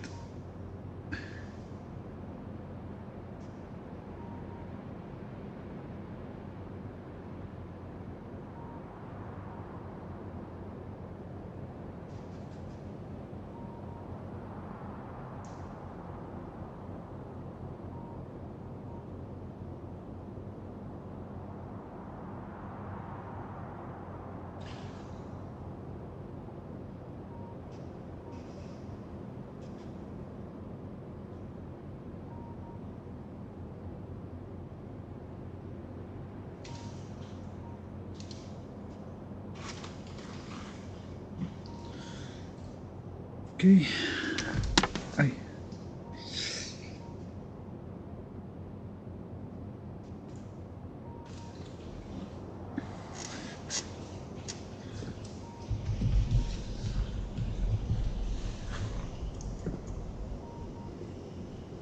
Remember when I said something about using ore for steel smelting instead of plates and that I could get away with less belts? Well, I also did that in the green chip idea setup, where I split 2 belts into 3. I should have split 2 belts of ore into 3, and then I would have space to output all the plates, but I'm splitting all the plates, so it's not happening. It's not such a difficult fix though. Cheers everybody. Oh, I'm gonna step on that later. I can feel it. I cannot reach it now though. I'm not gonna build myself out again. I'm just... it takes like half a minute to get back into place with all the stuff and the microphone and the entire positioning of everything. Right, so what is wrong? We'll go into calculator mode real quick to showcase that.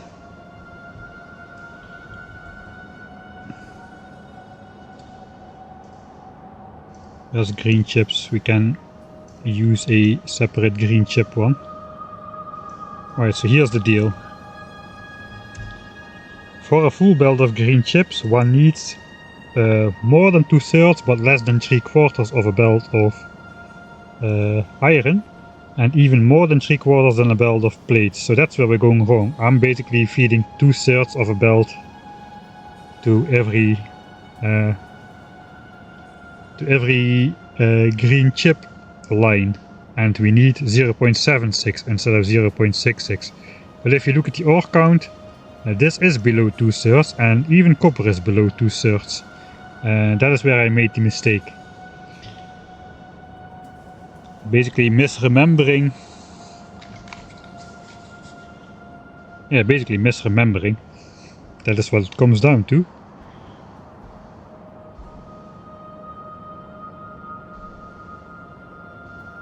Okay, I lost chat on the phone. Just add more. What are you drinking? Hertog Jan.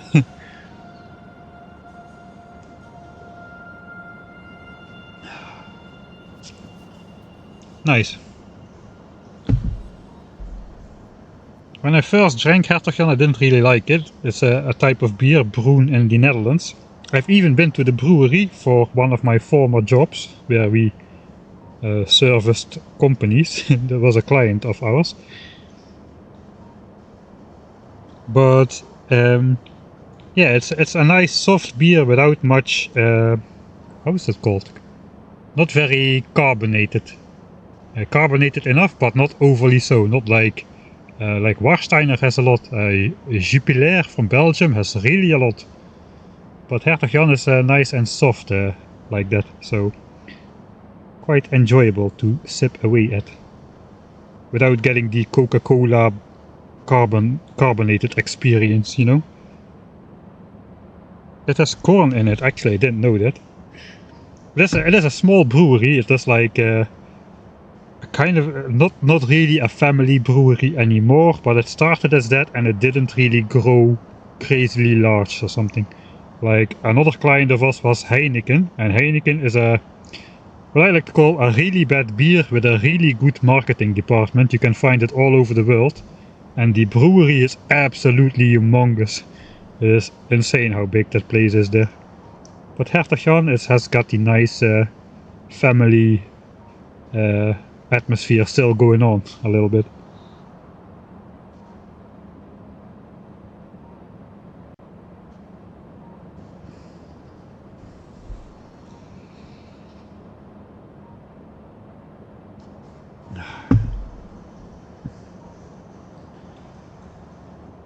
My favorite beers are Leffe. The Leffe Blonde, the Leffe Dark, the Leffe Triple. I guess it's kind of a special beer, not really a everyday beer. I don't drink a lot of beer though, like maybe 4 or 5 in the week.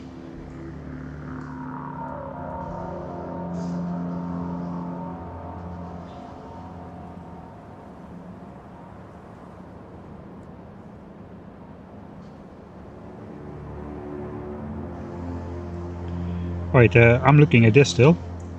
So basically what I need to do in the game... We're back in the game, right? Yeah.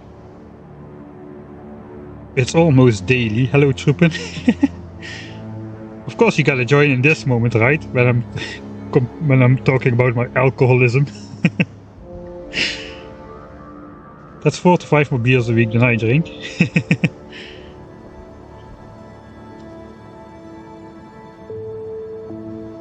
I don't miss it in weeks that I'm not drinking it, so...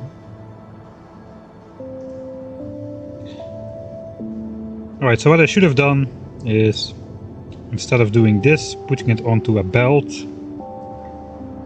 is we should have been splitting these off with 2 to 3 splitters instead of these, and putting the smelting in line with the green chip build. Now, can I still do that? I don't know. I think I already built like a clocked system for this. For the smeltery. So I'm going to save here again. We're going to go back to the actual game. I think I have it in there. We can make another temporary blueprint. Find Krombacher. I never really tried it. It sounds not nice. I don't know. That's a bad. That's very shallow of me. Judging a beer by its name.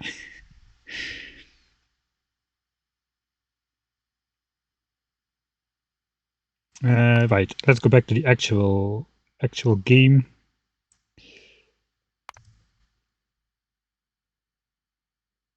We're already spending 2.5 hours into this editor mode.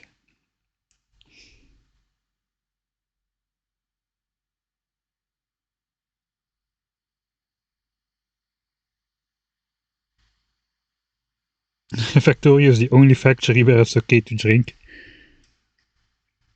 Yeah, imagine drinking at work in any other job than this one.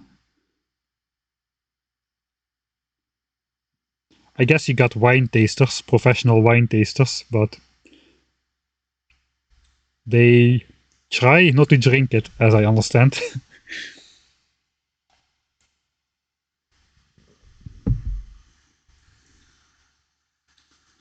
The loading times are getting insane. I think it's time for a restart from the computer, but I don't want to do it. Right, so what I should have done, and I did not do that here. I didn't do that here either because it was not necessary. We are not producing full belts of... so okay, I got it messed up here. I was remembering it from this thing where we do the same, but here it's okay because we don't actually need the full belts of green chips here.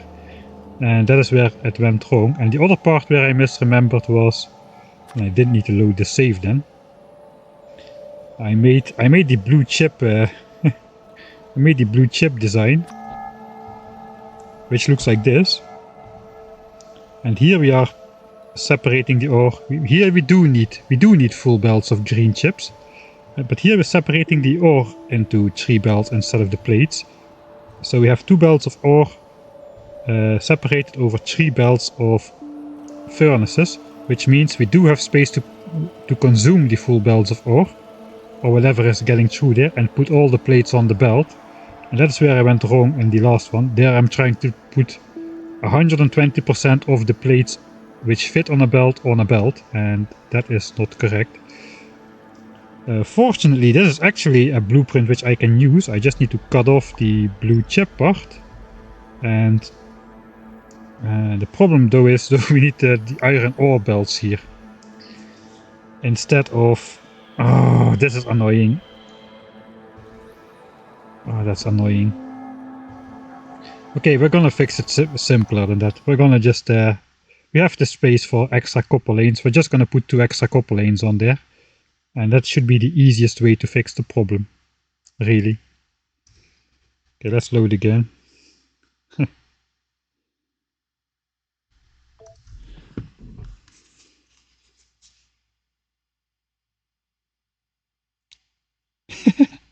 Oh, okay, Troepen was already in chassis. I think Troepen just drops in, complains about my alcoholism and disappears again like the wind. Those white lines are not disappearing, he said earlier. Sorry, I messaged, oh, you're already here for a while, when I scroll back. Sorry, I have a hard time keeping up with the chat during the one-screen streamer experience.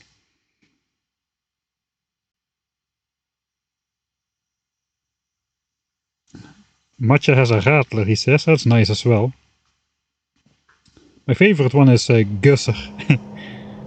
Gusser has a brilliant slogan. I think it's a good, besser, Gusser, which is basically a wordplay on good, better, best, but they replace best with their own brand, and it kinda flows nice, so kind of a good one. Alright, you are on my... I'm on your second screen. Well, I guess my second screen is the phone where I read the chat. Alright, so how are we gonna solve this? Yeah, very easy. We're just gonna put back these guys, really.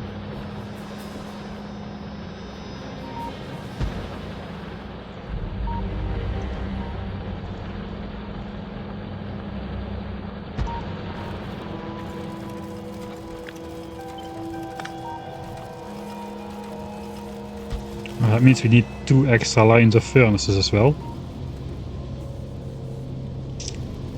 Yeah, that's not great. Let's own our mistake here and have it be visible in the final base.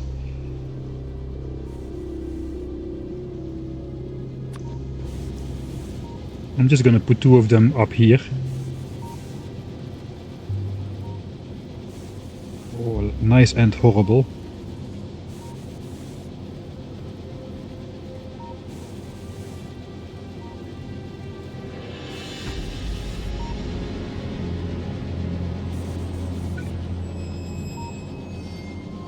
We do need to connect the green wire for the clock as well.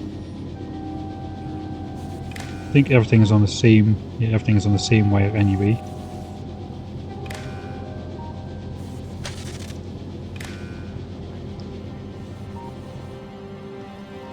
Alright.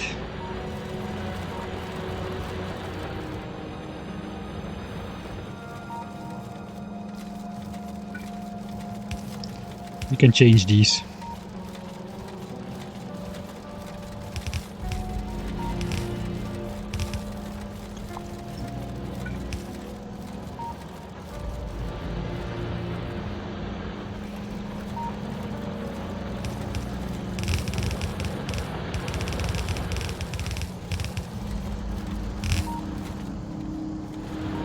Wait, where's the second belt? The second belt is here. So we change all of these as well.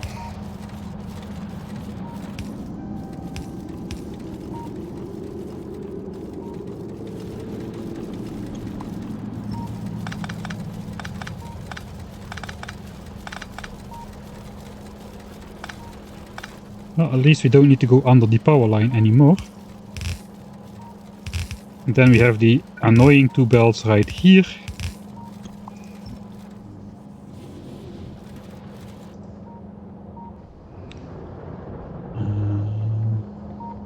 Okay, yeah, that is why that is moving. The alert is working. I thought it was again some mistake, but no, it was my mistake this time.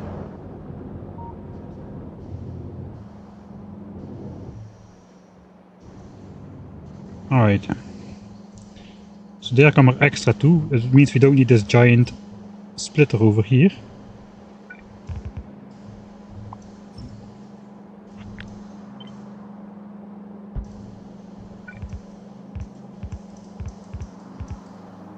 Neither do we need those... iron is going to be a problem. So now we got full belts, we do not need these splitters either.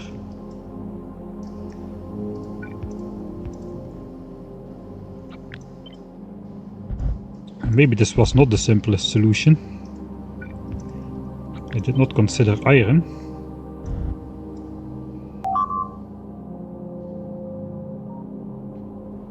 You're missing the alert thing at the top left copper mine.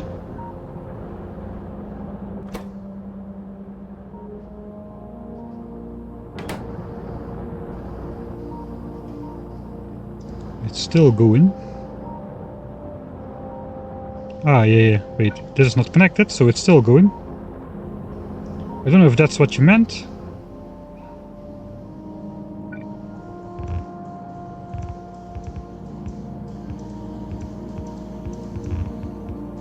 Oh.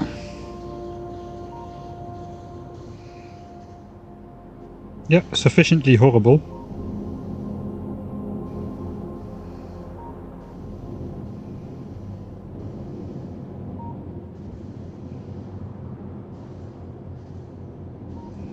Probably would look better if this would be down like one beacon worth.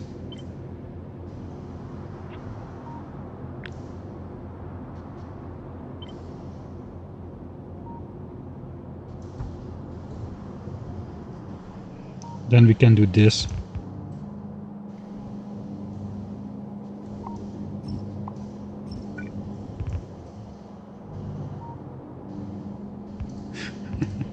Let's avoid using an underground belt by using a different underground belt.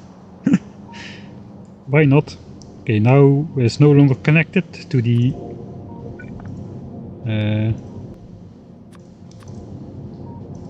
system, so we need to hook it up again. Here we go. Clocking back in action. Alright. Now we got full belts of green chips, at least for a while. We're gonna have to do another cold start. Iron is not working either. Can I get away with doing something different for iron? We still need 3/4 of a belt. We have 6. Yeah, that's not gonna work. 4.5 belts, so no. We're just gonna need 6 belts instead of 5. Just 1 belt for everything. We do have that, I think. I mean, we cut out 2 belts here for no real reason. Problem is we gotta smell that as well. I'm not gonna live up to my mistake here. The copper one is enough. This one we can just spread out a bit more and add 2 more belts. We haven't really designed anything super necessary here just yet. Oh, so big cuts and pastes. Okay, let's just keep it in the queue. We will just add 2 more. I can just copy like this as well. Get rid of that. Then I'll Control V, the steel back into place.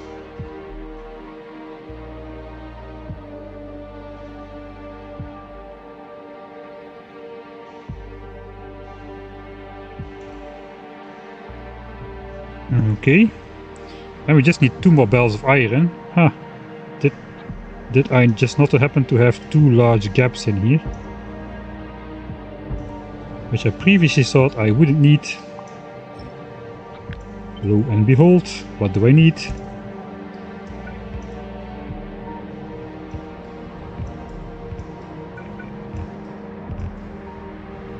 I do need these iron belts.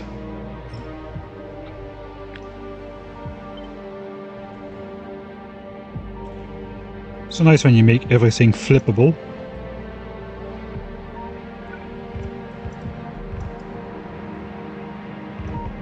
Looks like I already kept space for one extra belt next to my roboports. I knew it was coming. So now basically everything goes out.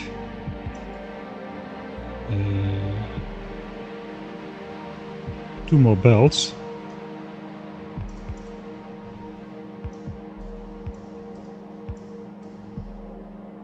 Wait, oh no, wait, that's wrong.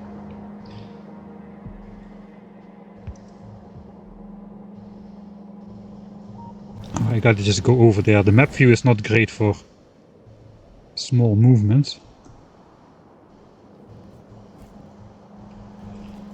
Tuck, tuck, tuck, tuck, tuck, tuck, tuck, tuck, tuck, tuck, tuck, tuck. This has got to disappear.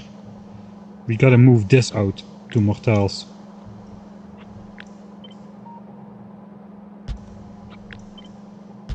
Right.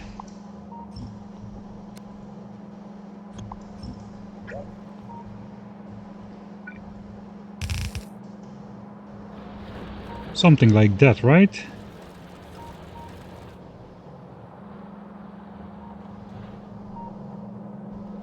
This is all messed up as well. Something about stuff being nice, flippable, and then still missing it. Missing.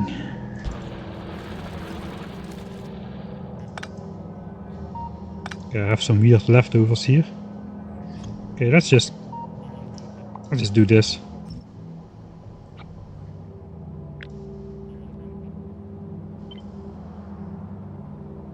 Then I'm sure it's gonna be pasted correctly at least.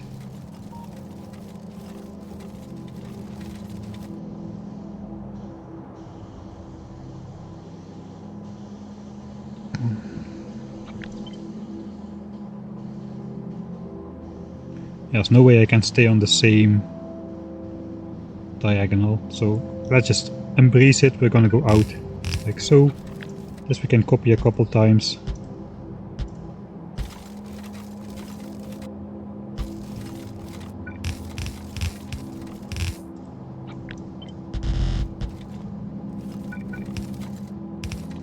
Alright then. Still somehow disconnected my miner. It's supposed to be in this corner.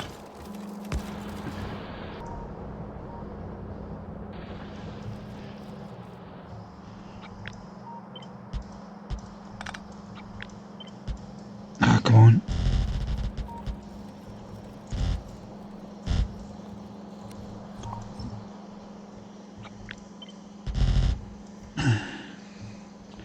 And then we just have to rip this whole thing apart. Like so.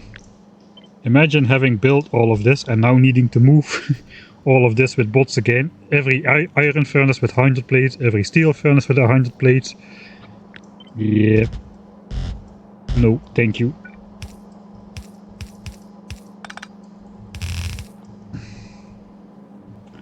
Alright, here's our extra 2 belts of iron.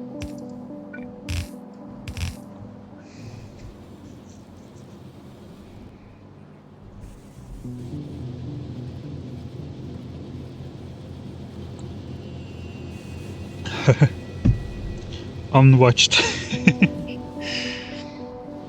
Alright, now we need 6 belts here.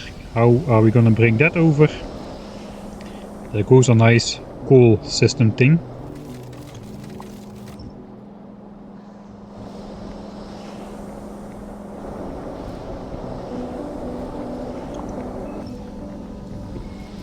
We do not need to worry about throughput for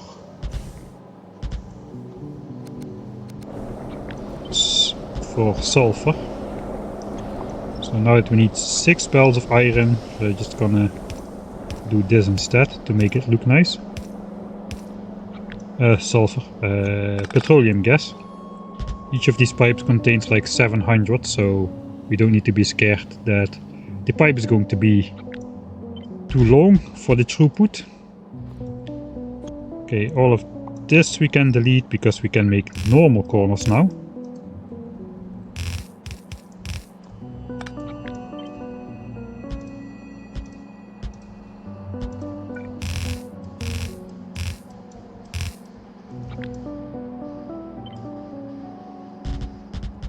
Ah, great. I'm just gonna control C that. Maybe I can copy this side, that would be better. Right, that looks better.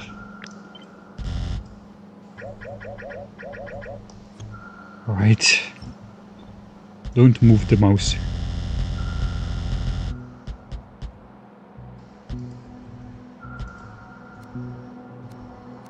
I'm probably the only person in Factorio to use Shift R to counter rotate instead of just pressing 3 times R.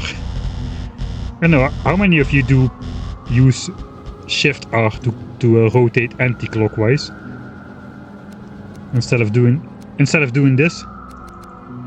How many of you do this?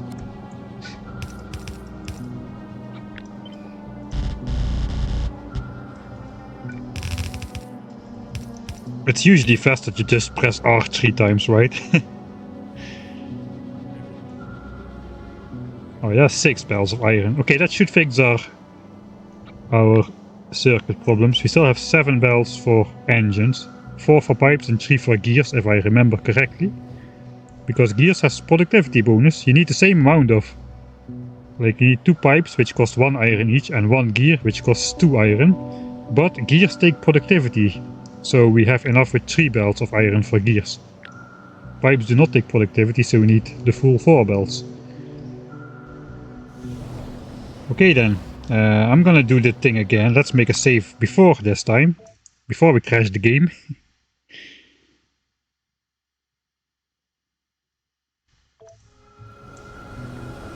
I'm just again gonna go in map view. Guess if I delete this, it should be enough. Deleting already takes long, let alone doing Control Z. Here we go.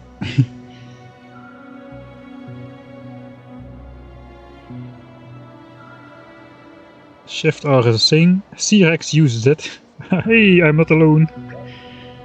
I hate that it doesn't work on real ghosting, says Mattis Jaximus.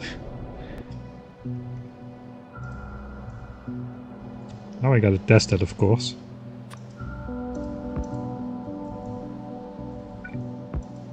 It does not even... Ah, wait, I'm in map view.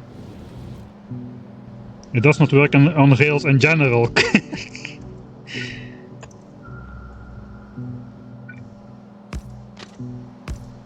Kinda makes sense, I guess.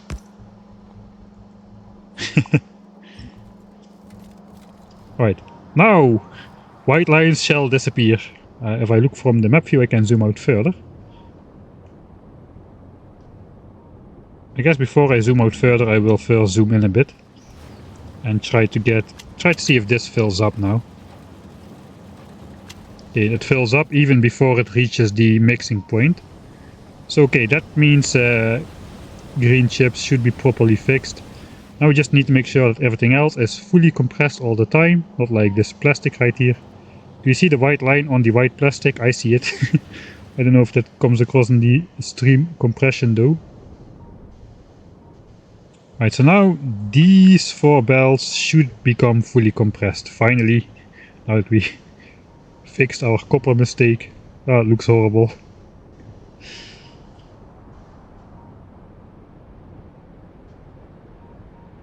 Wait, you were able to crash Vanilla Factorio? No, no. It happened last stream, but it was probably my fault due to doing some weird loading or saving or whatever. I think I tried to load the game and alt tapped out at the same time or something, and it actually crashed. Factorio has crashed on me like 3 times in 10 years. That's probably more likely to be due to cosmic rays than due to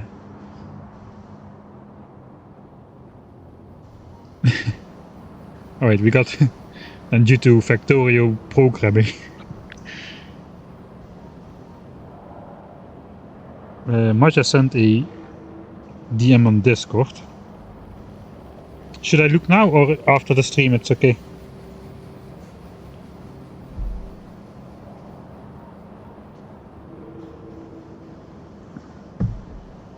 Like, what is the priority level? Okay, later is okay.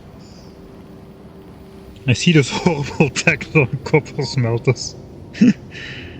I mean, I could put them here. It is possible.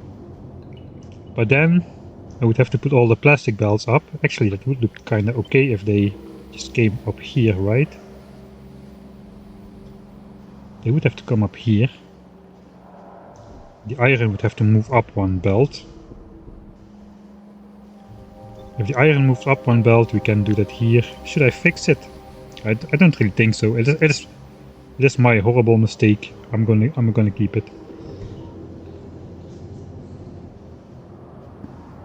It kind of does exactly make use of this area, so it's not completely wasted. Fix it, you're in editor mode.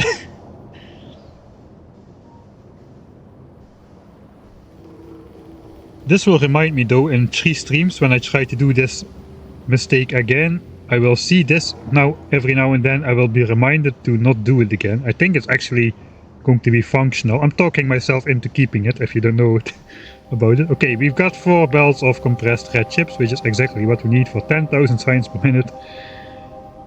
Blue signs. That is one of the 3. It's the most complicated, but still only one. Let's quickly do sulfur. That should be easy, right? Sulfur should be easy. I'm just gonna keep this running for now.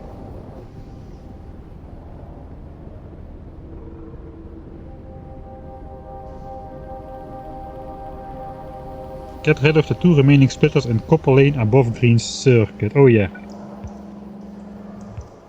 Another job half done.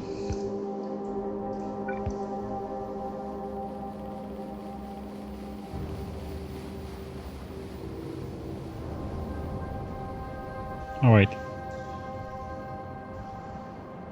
So we have a little bit of backup here as well. So what I mean is, if for instance this is for not producing for a short while, we still have the back pressure from these belts filling the main belt. So this is producing 1.05 blue belts of red chips, but it is supposed to eat up the full half belt of copper, the full half belt of plastic, a full half belt, what am I talking about, and a full belt of copper wire.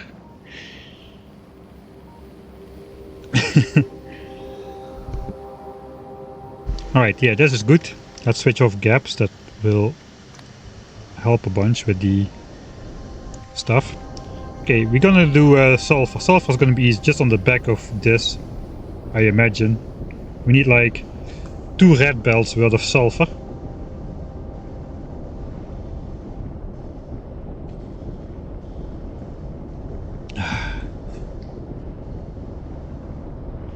Alright. So, it is time to go into here.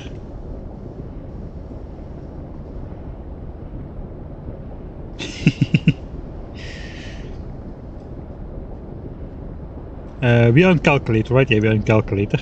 I see things. Here is sulfur. We're done with green chips. Go away green chips. Go away petroleum gas. Go away plastics. This is blue signs. And this is all signs. So now we're into sulfur. If we build it on the back, we are going to need 9 of these, or 10. We're going to be eating up, again, almost the full production of 7 of those oil refineries. I think it would be fine if we built 9 of those and just use one extra beacon on one of them. So we got an average like 8.1 beacons, then we drop under 9. We get like a little bit more than 8.1 beacons. So yeah, we're just gonna build like 9 of these, or 10, we'll see. I guess 10 is a bit easier to split out onto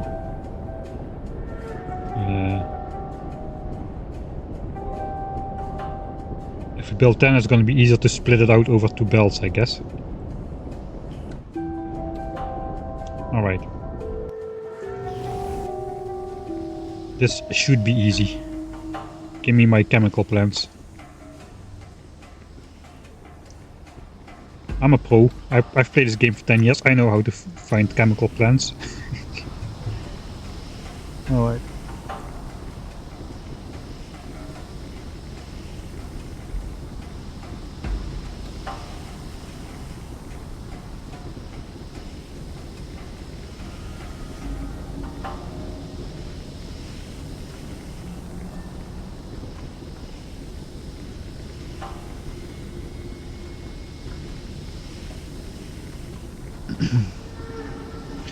I again hit my limit for mobile data, so I gotta make sure I update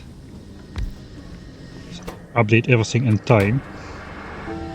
Alright, we got the 2 input problem here. We can get rid of the 2 input problem by doing it on the other side.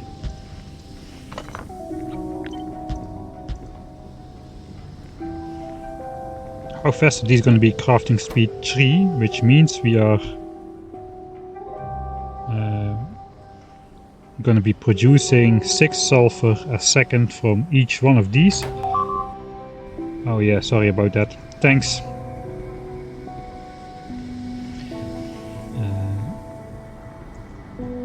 What else is new?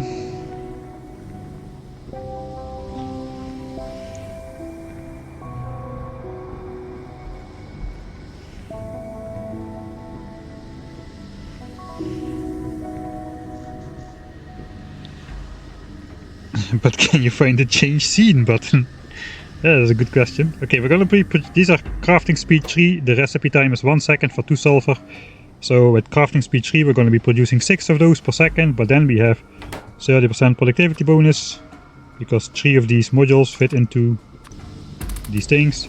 That's gonna actually reduce the crafting speed 2.55, so we're gonna be producing like say 5.1 a second, but we have 30% productivity bonus, so we're going to be producing like 6.5 per second.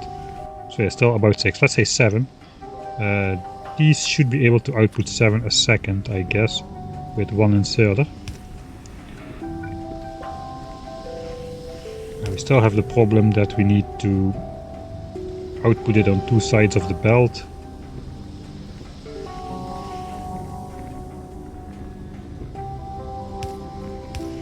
Oh, we can do something stupid like this, I guess. Why not?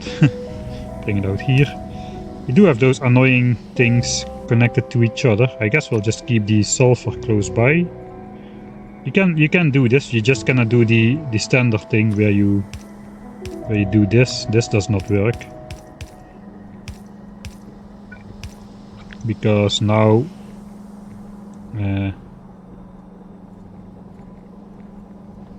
sorry, this does not work, because now you are basically connecting sulfur and petroleum gas and water. So you can basically just solve that by using underground, and then you can just connect them together like this. Not quite like this. you need to bring them out a bit more. 2 just to trigger Troopen. You triggered me as well. I thought I did something wrong again. You can make it look like this. But to use up a little bit more resource, you cannot do it like this. What am I speaking about? So you can do it like this, and now they fit next to each other without an issue. Of course, this can just be a regular pipe, but we need to make it expensive. I think undergrounds look nicer in these setups too, so I'm just going to use this.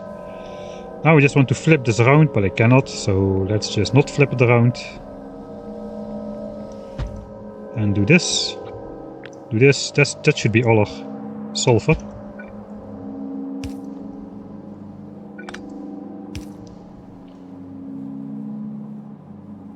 It should work already. Yeah, I think we should be good.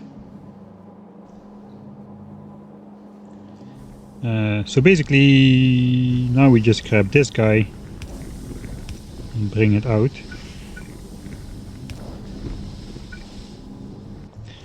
Actually, I could just limit this with a red belt after it comes out. Because we should be producing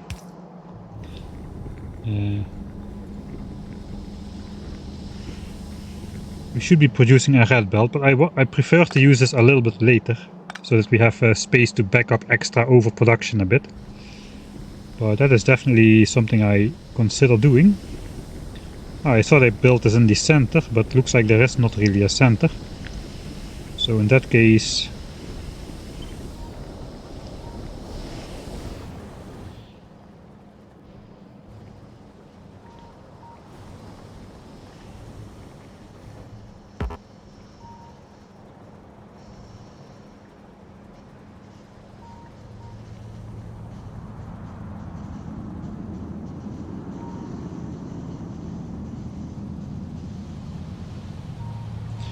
yeah, let's build it against the back of here anyway. Build against the back of this center beacon, like so. Yeah, that's good enough. We can maybe take the petroleum gas out on this side then.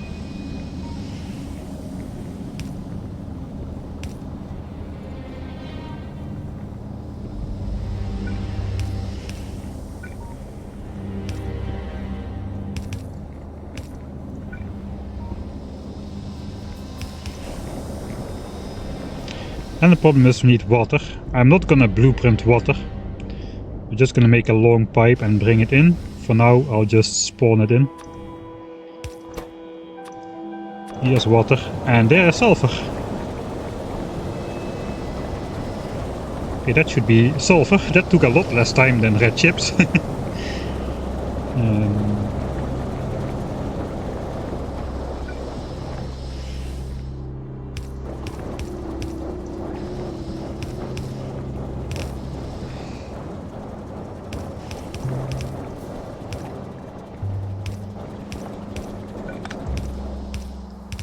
Are these belts dumb enough? I think this needs to be like this.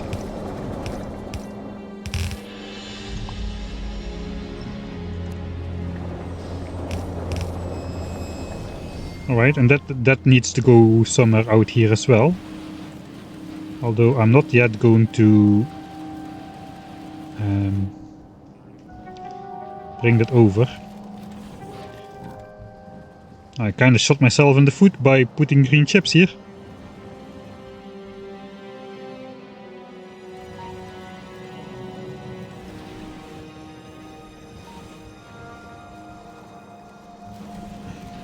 Can I snake 2 belts? I need a belt of engines as well. I need more than 1 belt of engines. We need 3 belts of engines. Those could come... I guess those have to come here as well. I think I need to move green chips out of the way so sulfur and engines can go through. That's like 5 belts of stuff. So...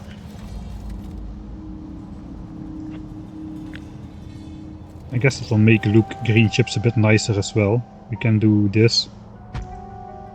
Just have to connect these then. Reconnect these.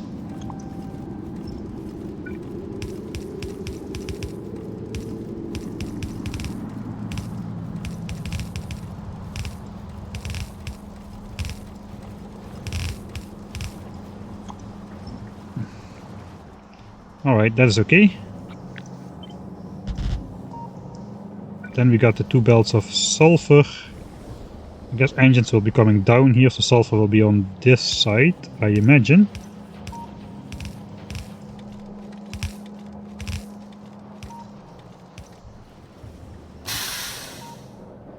Thanks Swartz45 for your subscription through Prime.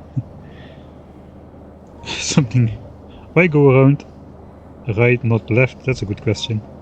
Okay, I need to add data. Come on, give me the data.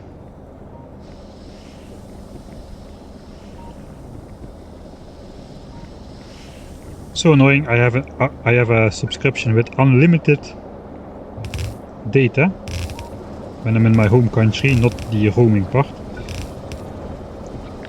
But in practice you have 20 gigabytes in the day. I guess 20 gigabytes should be enough for most purposes.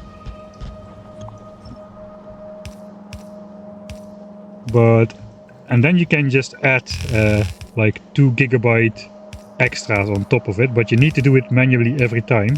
It's kind of a problem because I need to be in time, but they don't let you do it at any moment. You have to have used almost all your data before you can add it again. So I really have a very limited time frame where I can add data. Why is this not working?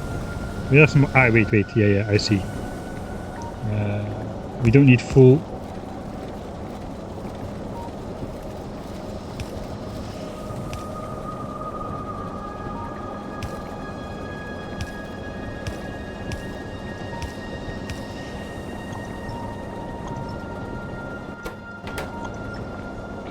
We don't need full, what's it called? Blue belts, we need full red belts. So I can do the limiter here. It is kinda annoying though. I would rather do it somewhere else. Like close to blue signs. Maybe, oh, maybe down here. We'll see, but so it's gotta be somewhere. We can just put it somewhere for now. So that we remember to do it. And then we can simply blue belt it further, theoretically. We can keep it on red belts, but it's a little bit...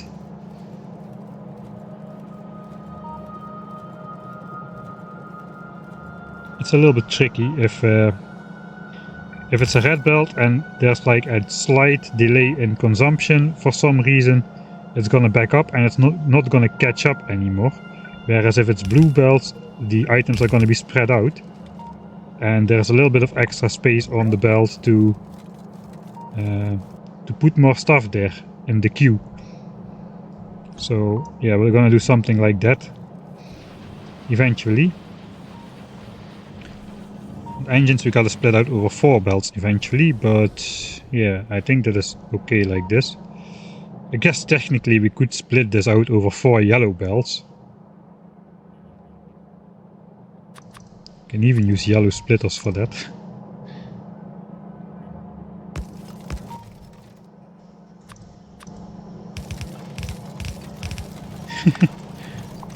I mean, that's a thing.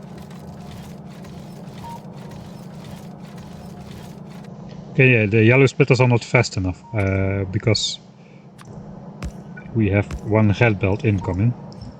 So this is a thing. That is 4 full yellow belts from 2 full red belts and 4 not full blue belts. I'm just gonna keep that here for now with the yellow belts. We'll see how we end up doing it. First though, we gotta reconnect this apparently. Man, I'm not sure we're gonna get engines done today, man. That green chip mistake cost me dearly.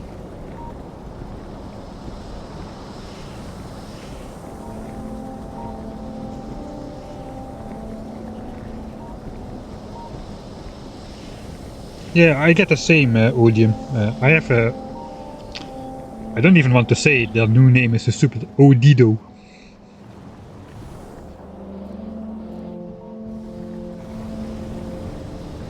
Alright, so this is the size of our red chip setup. And this is the size of our sulfur setup. Now we gotta do engines. Engines will require all of these resources.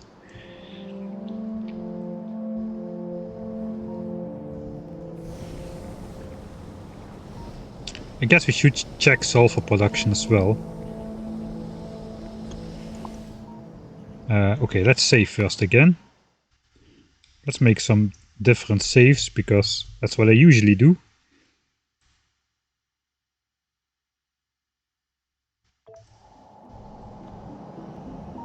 Okay, we don't have any other production here, so we can just measure production correctly. I do want to see the full production at first though, before we do the splitter thing here. So we'll just let it disappear.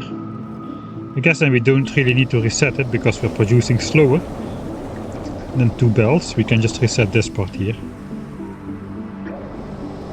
That should reset. And we'll delete all the fluid in the pipe. That should reset everything really.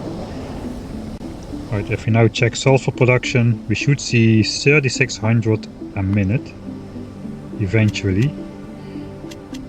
That's the advantage of deleting your entire base. You can speed up the game again. Okay, we got, looks like over 3600. It's around 3650, between 3650 and 3700. This value always rounds down, and this value rounds like you learned in school. If it's 3650 it rounds up, if it's 3649 it rounds down. So kinda weird that these values are displayed differently, but it's kinda useful too.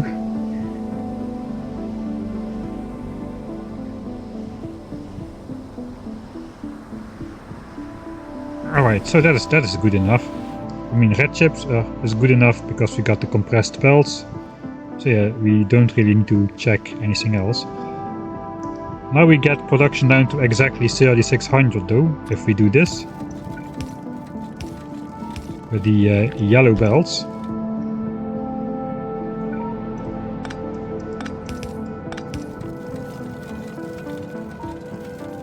That is going to artificially limit production. We're only overproducing by 50 a minute though, so it's gonna take a while to fill up those belts.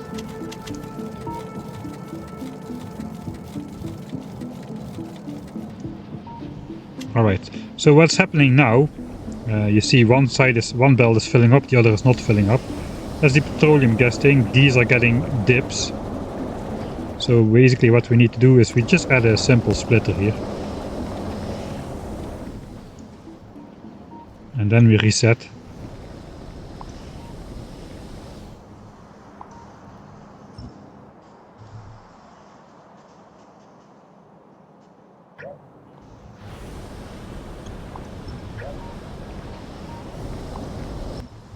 Alright, that is everything reset. Bring it on. Okay, nothing is backing up, and this is just going fast. Now it is slowly going to back up equally on both sides. Very slowly.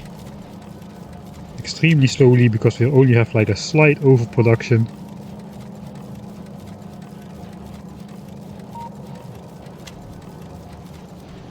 Looks like we may even have to do some lane balancing here and there. To make sure everything keeps flowing.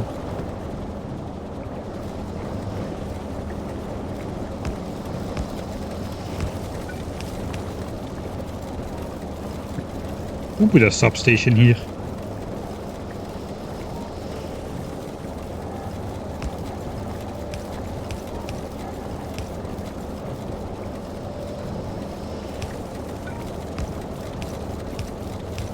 This is not a proper lane balancer, but it's close enough.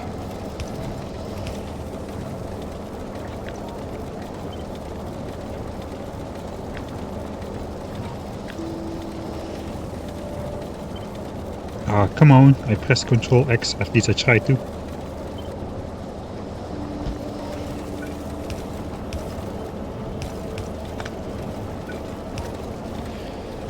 Alright, here we go again.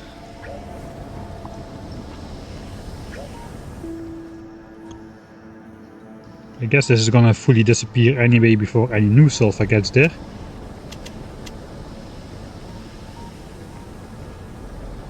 Right, so now everything should back up exactly equally on both sides of the belt, maybe? Okay, here we go. It's starting to happen. So if we build it like this,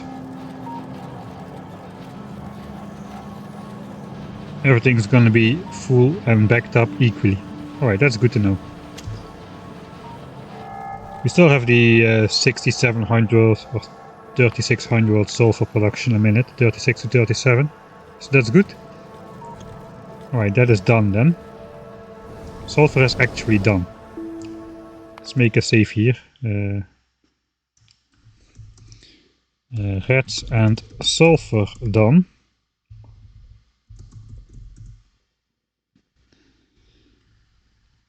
Let's at least take a look at engines. Maybe it's not so difficult. It probably is a little bit difficult at least. The thing with engines is, it is the first... Blue Science is the first science pack which has items with long crafting times. If you look Red Science, it has iron gears, they're half a second. If you look Green Science, inserters half a second. Belts a quarter of a second. And gears half a second. Copper wire, electronic circuits, like also half a second crafting cycles. And we get to Blue Science and we've got red chips with 6 seconds. And we need a lot of them. And we've got engines with 10 seconds crafting cycle. So this is the first ones which require some more massive infrastructure just to make the ingredients compared to Red and Green Science, which are fairly compact to say. They still use up a lot of resources, but they are fairly compact because everything gets processed quickly, whereas engines requires a lot of engine assemblers to produce enough engines. So how many engine assemblers, you ask? Finally you might ask. Let's go over here. Sulfur is done. Well, we need 7,200 engines a minute. That is a lot of engines.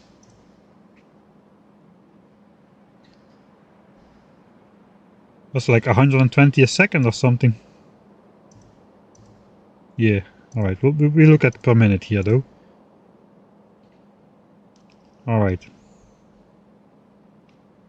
So this is where the belts of steel come from, just to iterate one more time. You do need 8 belts of iron plates into steel, but since we are smelting iron ore directly into steel without putting it onto belts first, we can get away with 7. And those 7 belts will make... I guess we can see if we up this a bit. So you need less than 7 belts to make 2 belts of steel. So we're even overproducing just a little bit. Don't know exactly how much, but not a lot. Looks like we're overproducing like 21 steel plates per belt, really, from 7 belts of ore. So that's gonna be easy enough. We can ignore steel here for the iron division. We can see iron gears takes up 3 belts and iron pipes takes up 4 belts. So I suggest let's split it into 4. We can just type divide by 4. We want to do this 4 times basically. As you can see, again, a red belt of engines, 2/3, 1800 a minute. A half belt of iron, a half belt of gears and 1 belt of pipes. That is suspiciously similarly looking to the red chip setup. We can probably utilize that somehow.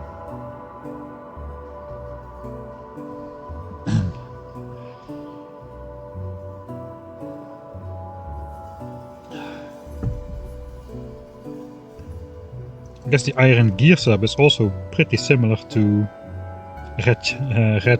red science itself, really. Maybe we can do a sort of a red science and red chip hybrid build. But this is quite easy. Half belt and half a belt and a full belt, and out comes 2/3 of a belt.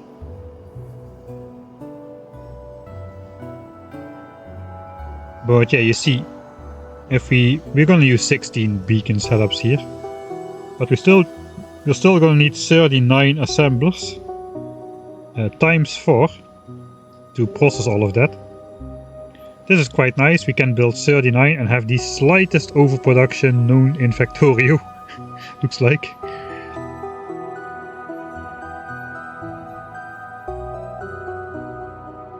So if we have 39 factories,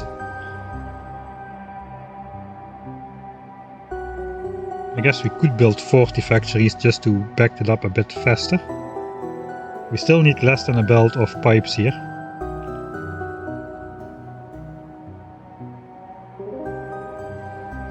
I like precise builds though, if I can. I do plan to let stuff back up first before switching everything on, so that we don't end up with 20 hours to backfill the belt of engines at a rate of 1.8 engines overproduction per minute. That will take like 4.5 minutes to fill up one tile of belt, and we're gonna have long belts, so I'm gonna back everything up before switching it on. My testing times are long enough. I mean, 1k signs per minute has been running for 50 hours now, about, without hiccups, so as long as everything stays backed up, the factory is working correctly. Alright, this is a bit dangerous though, because it's only 2 assemblers and we need to fork in like most of a belt of iron. Pipes. I guess it's the same story. We could build those against the back of the beacons, and that should be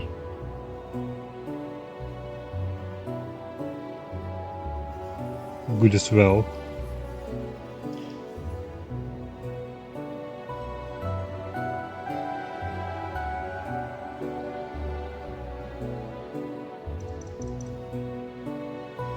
We can build this.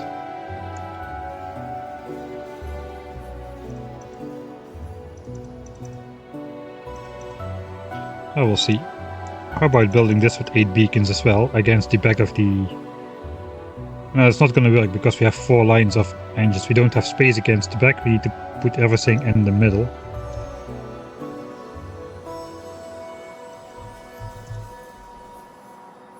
This is probably going to be a bit fast though. Let's not overthink it. We don't need a super neat build. Let's first build the engine thing. 39 factories. We need to output on both sides. Let's go 40. Or we need one of them to output on both sides anyway. Maybe 39. We'll see what we can do. Let's start with 39. Alright, here we go. I'm back in the game. How does Red Science look? I mean, Red Science has iron gears production in line here. We could do that for engines as well. It's a bit more complicated though, because there's more belts and more ingredients involved, so that's not great. We could have a build similar to Red Chip setup though. Actually, that also has inline production of copper wire. I think this has potential. Let's start with one of these. I'll just switch it over to engines. So instead of copper wire, we need iron gears, and instead of red chips, we're making engines.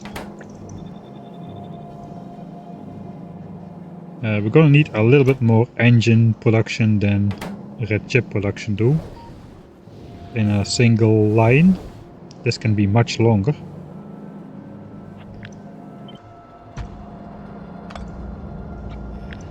This is 13, so this is 26. I guess it is 39 then. We can keep using the same insertion pattern. This is just continuing, right? Wait, we have a weird... Oh yeah, belt weaving and red belts and stuff. Oh, that is not great. Then I need to look back here. We need 2 blue belts of input, really. Or we need to divide it over like 8 lines. Actually, we're gonna build 8 lines of blue signs anyway. So we may as well divide it over 8. I guess then we are going with 40 factories. And we need 8 times this. Suddenly we can use red belts as well for the belt weaving. And we're still under a belt. Still under a belt per second. We also only need 1 of these.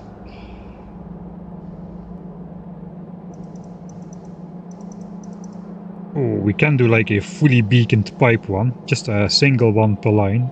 I think that would be fun.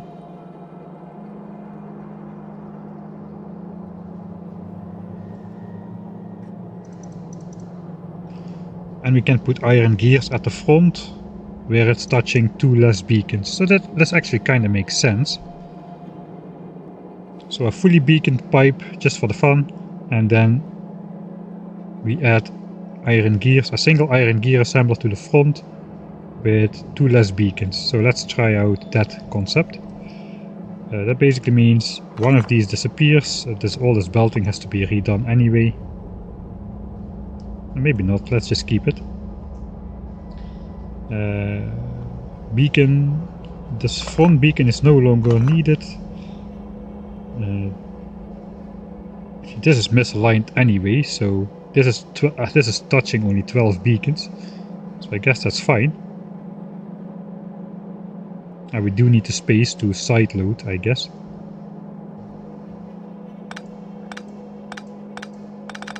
Not really sure what's going on here.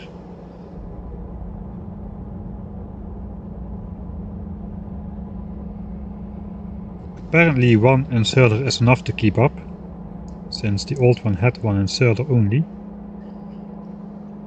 Ah wait, this was for copper wire. Copper wire has... it takes 1 copper to make 2 copper wire, but it takes 2 iron plates to make 1 gear. So here we have to do the opposite, I guess. Something like this.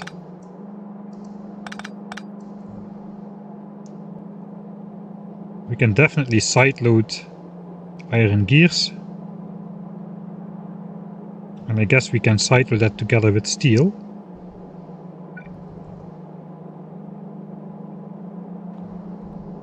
Oh, this is the output belt. We have a red output belt. Yeah, we're doing some weird switcheroos here in the red chip setup, so that's not really copyable. We have to cut off the end here. Yeah, we're starting with it and then we're completely transforming it. I already see how it's going.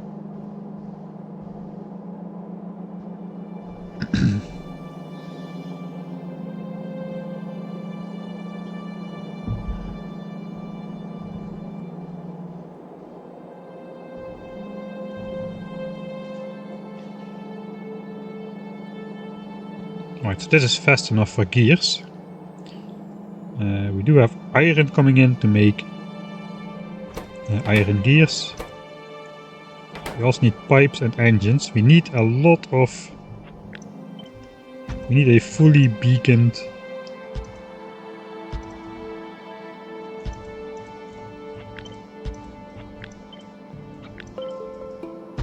like a fully beaconed pipe assembler.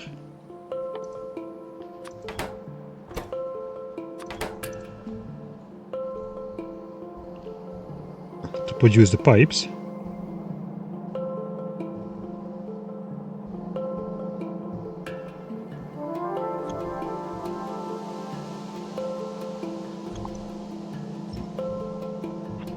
Can we connect that and exactly not touch this assembler just for fun? I guess we can. How much do I need combined for pipes and gears? I made 7 belts. Looks like maybe 8 would have been better. We can still move this. Can I get 1 more belt of iron off here? I can still get iron off here. That would look ugly though. I think we're gonna keep the iron supply for gears and pipes separate.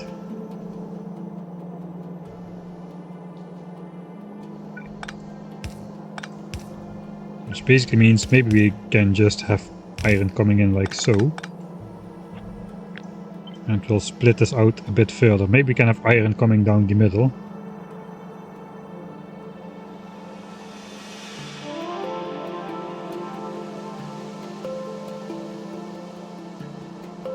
It still would be easier to have the full Monty.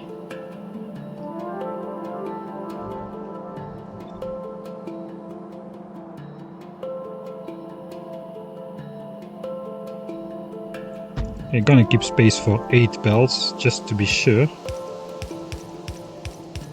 I mean, pipes is fairly easy.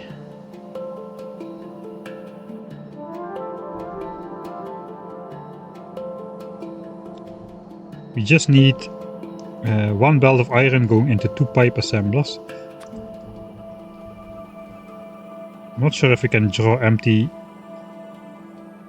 half a belt with 2 inserts. I think we can, actually.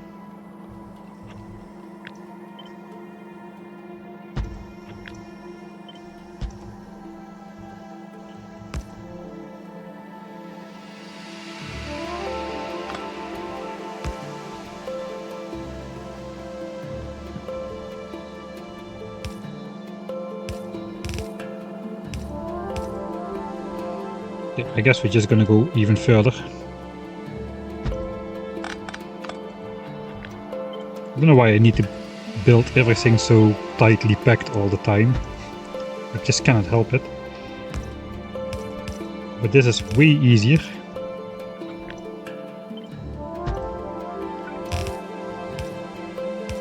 Okay, that's going to be pipes. We just need to repeat this. Let's go somewhere where there's nothing in the way. Technically, this will be the height of the setup. And this should also be copyable. We're just going to make one to start off and go from there. So I guess we got 4 belts of iron coming in for pipes, and we'll just do a 3 to 4 splitter here.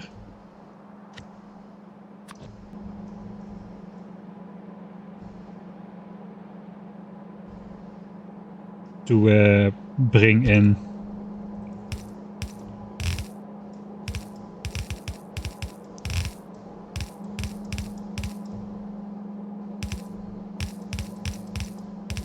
iron for gears.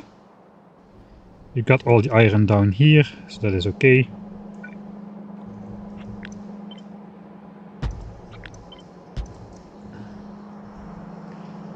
Right, so first belt of iron to gears should also be divided just over 2.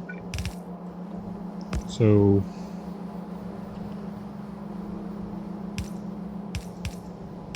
I don't really think I need to do the splitting at all. I can just connect these. It's better to split though, I guess.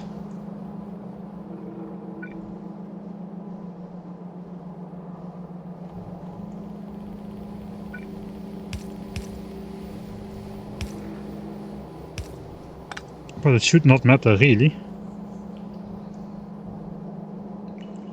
It just will take a little bit more time for this belt to backfill with iron gears, but since we're gonna start from a backed up position anyway, that should be good. It's probably better than introducing more splitters that we don't really need. Should I do the same for pipes? Maybe. If I'm not doing it for pipes, I probably should not be doing it for iron gears either. Let's just go like this. It looks more symmetric as well. I think then it's almost time to test it. I forgot about the steel belts. We still need to route in steel. I guess steel can come in from the back here.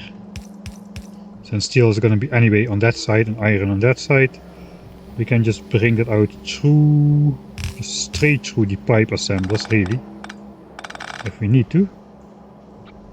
If we're going to be inputting with 2 inserters, we're going to probably need to output with 2 inserters as well.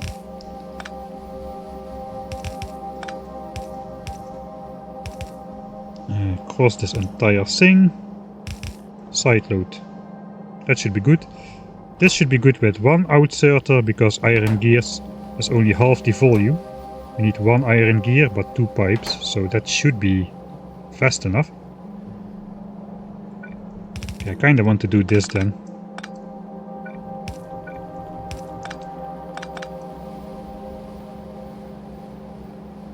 Although, yeah wait, this is a steel input, so that is not great. Okay, we'll do this.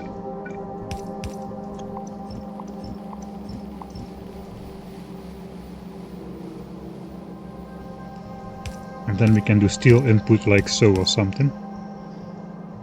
Wait, pipes. That is not good. Not good, not good. Pipes is the high bulk ingredient. We need to give pipes its own belt, really. And we need to combine iron gears with steel. That's the way to go.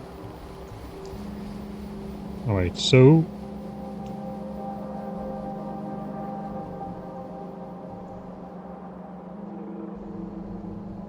maybe we'll output here then.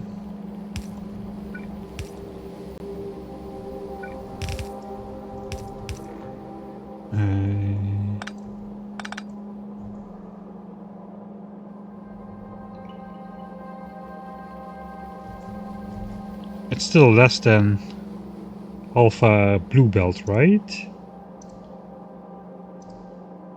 Yeah, it's like 0.49 blue belts. So we should not even need to balance this belt. We could just do it with a half.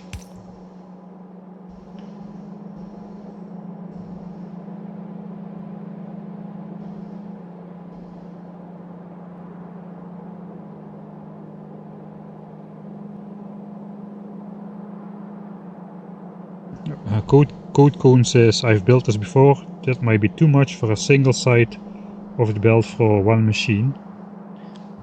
About which ingredient are you talking about? Pipes?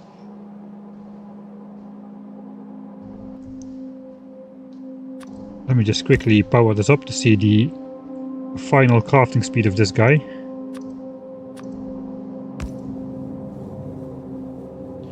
11.25, so we're going to be producing 11.25 pipes a second. That is not true. We're going to be producing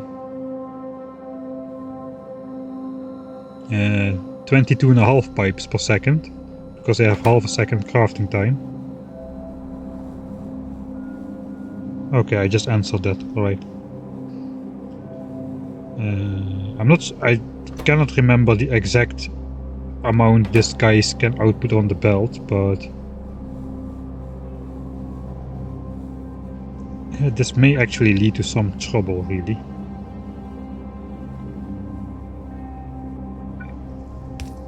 So one thing we could just do is sideload it like so.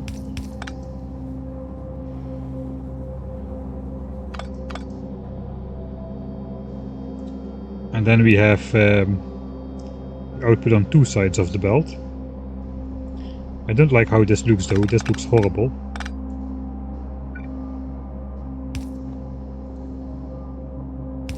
I think we'll be fine, we can just test this. We will test this pretty soon once we connect the first belt of steel. And then we'll see if it actually backs up or not.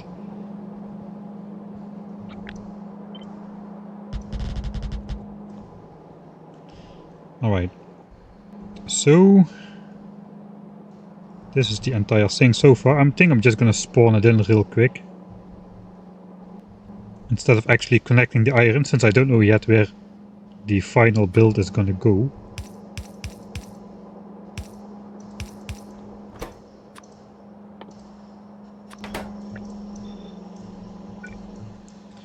I'm gonna have like 2 belts of steel.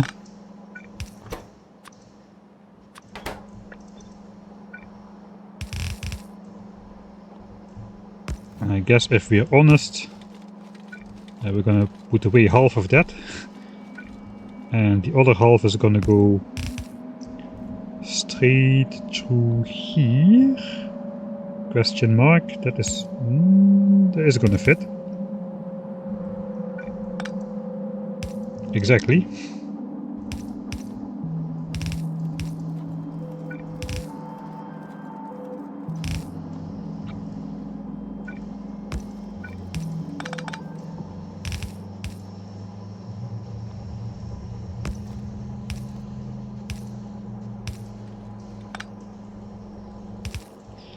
Alright.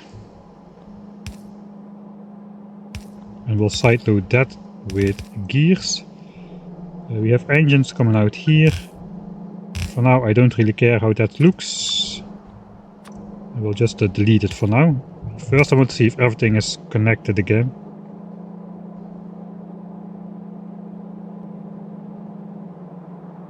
The PC is not gonna stop running at 60 UPS, because Similar to having designed red and green signs. We designed it, we tested it, we know it works. All we need to do is switch it on. But we won't switch it on. So all of this stuff is not really going to be consuming a lot of UPS power, because nothing is changing in these situations. It's all idle. So I think we're going to be fine UPS wise until we actually switch on everything right at the very end of the playthrough. That is my hopes and dreams, really. I think we should power this up now. I'm just going to power it up with a giant substation, because we can. Look at this substation, it's giant. Now we'll put its own power producer here. And we need to connect the iron belts. Let's first see if everything just works in general.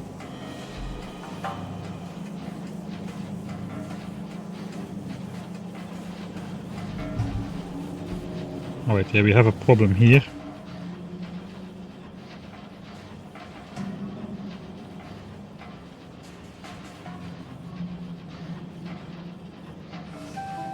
Output full. Okay, we do have an output full problem. That means these... Wait, what the heck am I doing? Engines are on here.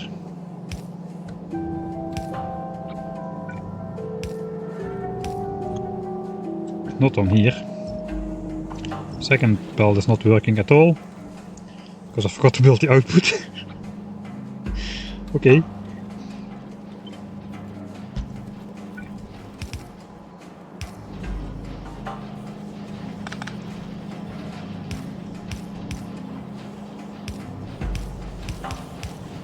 Alright, so that should work eventually.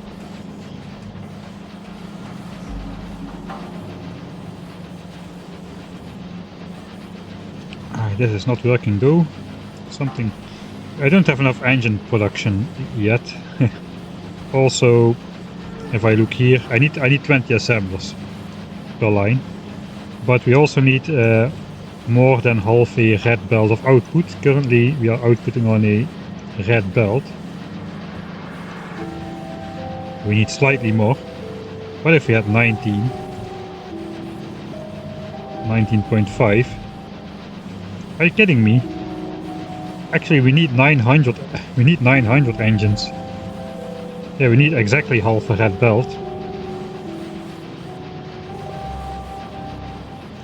Need exactly half a red belt. That makes sense, actually. So the red belt, 8 half red belts should be good enough. It's a little bit risky though.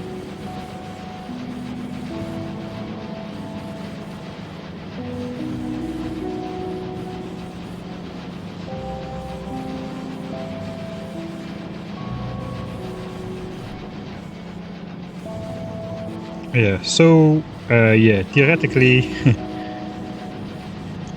Wait a second. We have only 7 or so assemblers. Is this like tileable? I think this is tileable.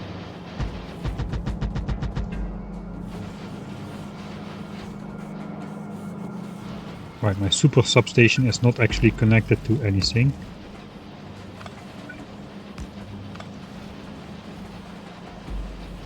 So now we have 20 engine assemblers.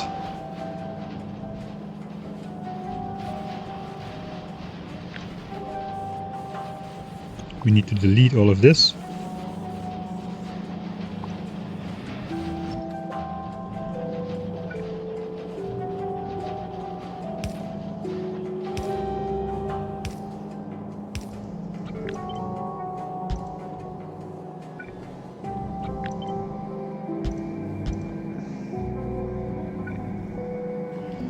Oh, that should be exactly enough. I think that is where the red chip shenanigans came in. I changed this out to a yellow belt, so I could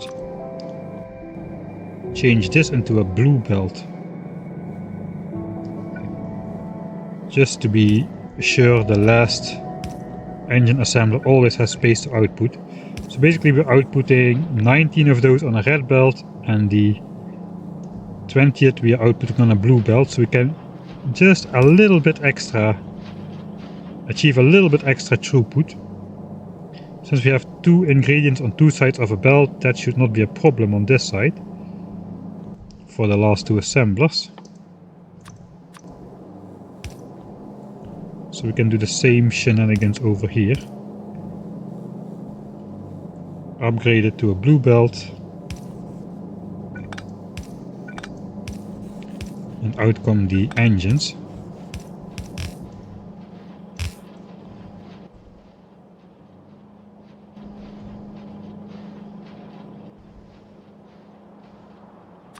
I can even try to show off that it's exactly half a belt.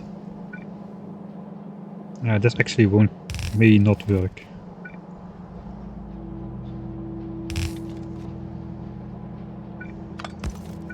We'll try it anyway.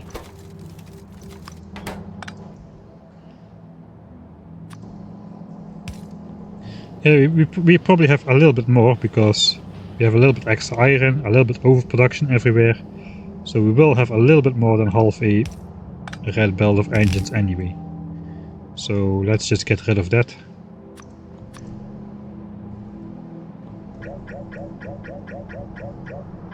And let's keep it. We can visualize how much extra we have by doing this.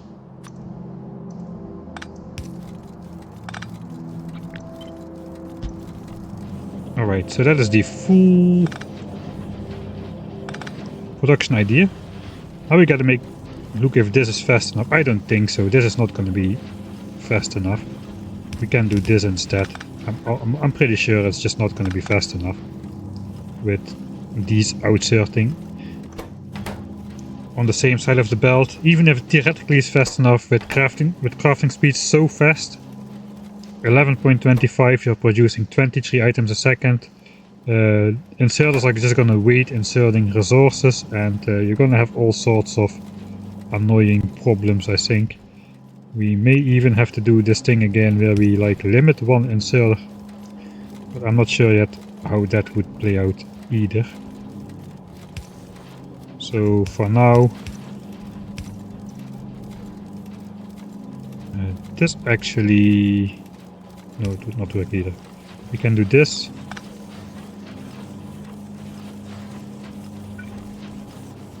And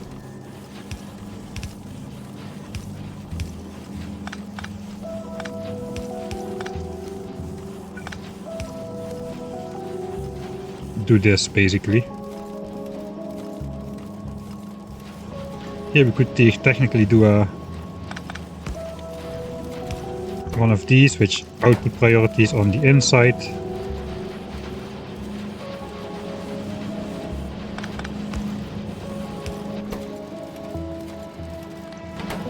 Inserters like it when belts are compressed and on the near side. Okay, so now we gotta look at this. We got item ingredient shortage. How about this guy? This guy also has item ingredient shortage. So we need even more.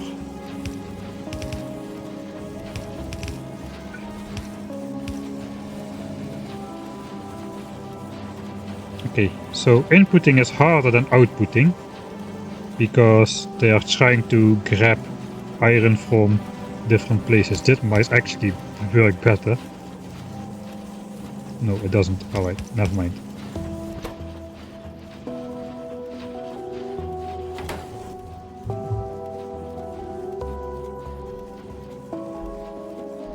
Alright, one more.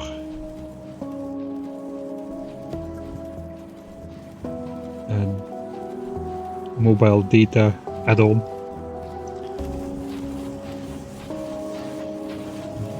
I gotta do this for mobile data when I'm in my home country as well, because we've got a system in the European Union. If you use more data abroad than in your own country, you can be labeled a roaming data abuser, and they can charge you extra for roaming. So it's so stupid. Because now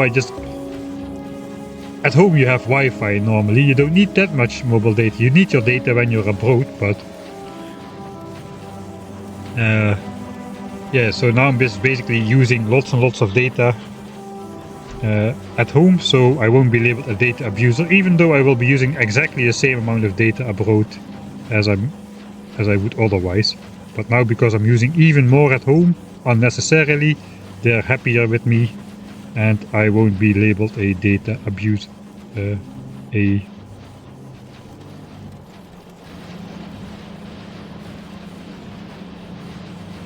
Alright, so we got pipes backing up here. That is a good sign that pipe production is fast enough.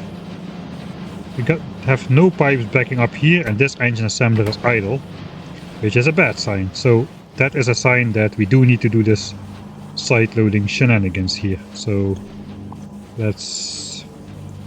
Is that the same? I hope so. I hope we can just do this. No, we cannot.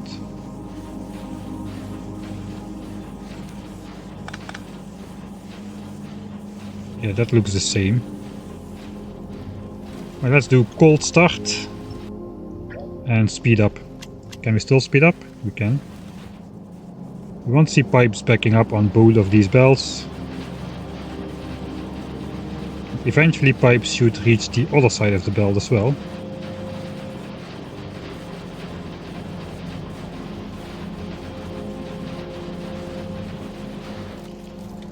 Alright, and we got engine production. We see gaps. We see no gaps on this side.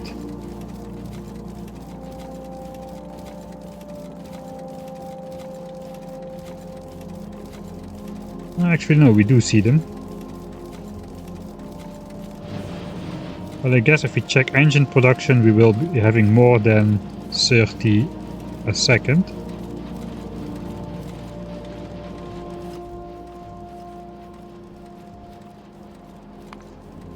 Again, we're between 1.8k and 1.9k a minute. We need to be at 1.8k, so we are good. The pipe belt is backing up. Even the other side is filling up right now. Iron gears is actually backed up as well. Steel is... Is steel backing up? Steel is backing up as well. It is just not fully backed up yet. Looks like steel is the closest of all ingredients here. But eventually steel should back up all the way to the back as well.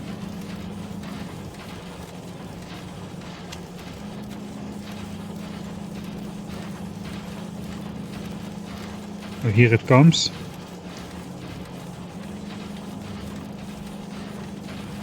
Yeah, steel is backing up fully as well. So looks like engine setup is complete. Backing up, backing up, backing up. Okay, good news, good news.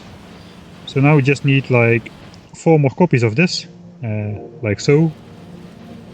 And everything is as it should be. So hopefully I have designed this part to be the same.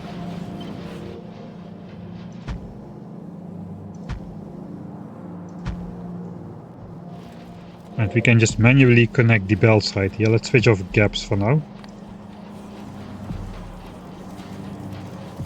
So technically we should be able to...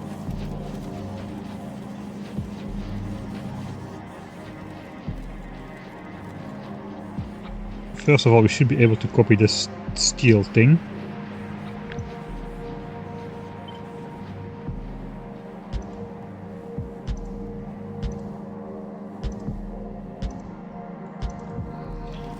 And this should be exactly the same, hopefully. Every set of 2 at least.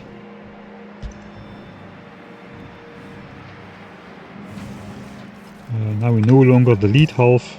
I'm gonna have 2 belts incoming. Technically I should...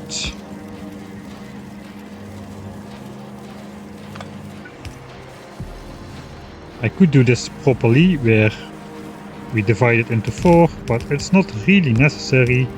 We can just let everything back up like so. The issue is though, steel was by far the slowest one, so perhaps it was by far the slowest one to back up each belt, so it takes a while to get to full production if we do it like this. So perhaps I should just do it like this. We'll just divide it into 2 belts.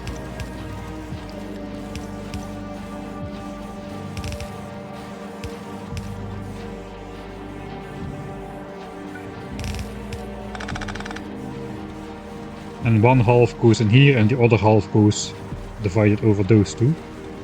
So now I probably just want to copy this entire thing, because we can use that again. One tile further off. And then we simply connect this belt. And I guess we want to put these more close by.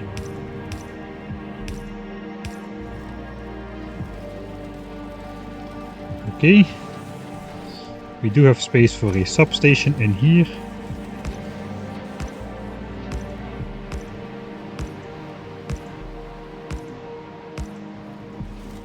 It's also not connected to the super substation at the moment. Alright.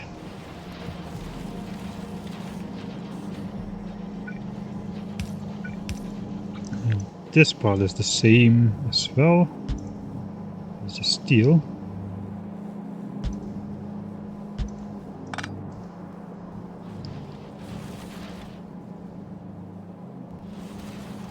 Okay, that's all the steel done. Now we just need to splitter this off.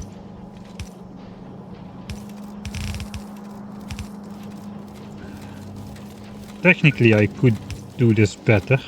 I could output priority to the left like so.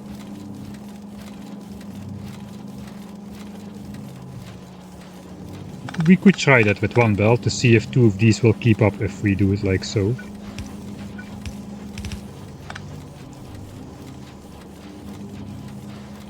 Maybe they will keep up better. They are a lot faster in picking up the plates like so. That saves one inserter per setup.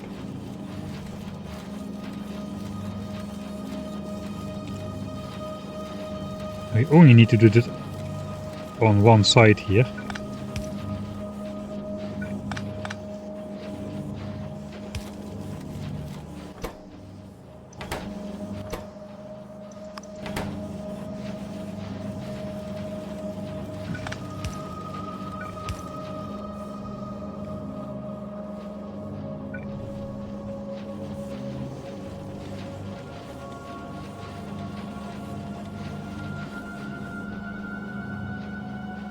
So I think we'll try that instead.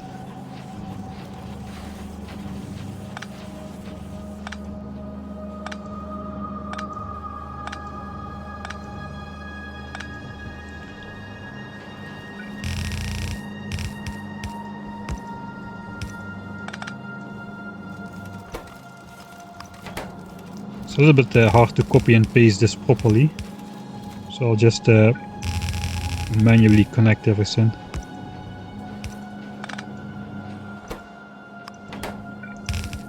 There's iron to pipes, iron to gears. Could use the same system.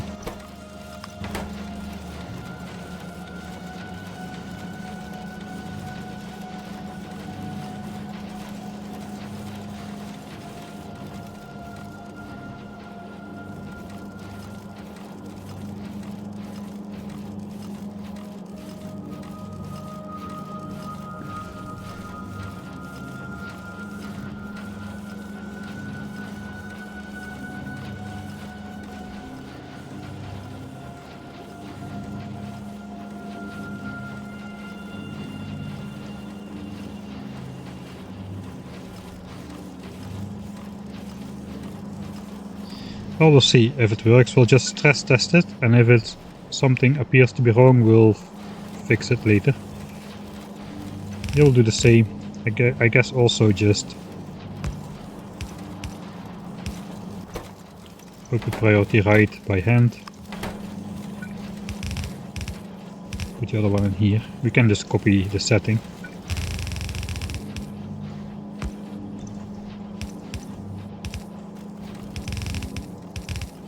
And the last one. Imagine building 100,000 signs per minute. Then I would have to do this 40 times instead of 4.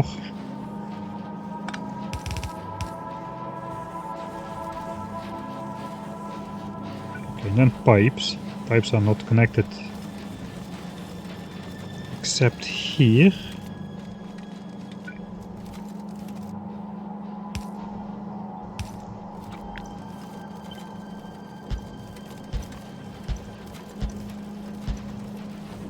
Is that everything?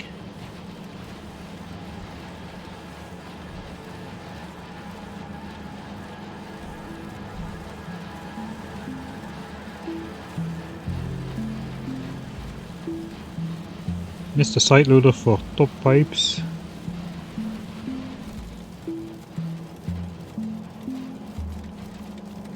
Oh, the topper half doesn't have a side loader. Just side loads mostly naturally. Actually, that is not true. Eventually this should back up, right? Yeah, we get a little bit of plates coming through. But that's probably not gonna mess us up too badly though. I think we're gonna have a cold start now. Looks like engines are coming out everywhere. So everything should be connected and all of these builds are the same, so production should be okay.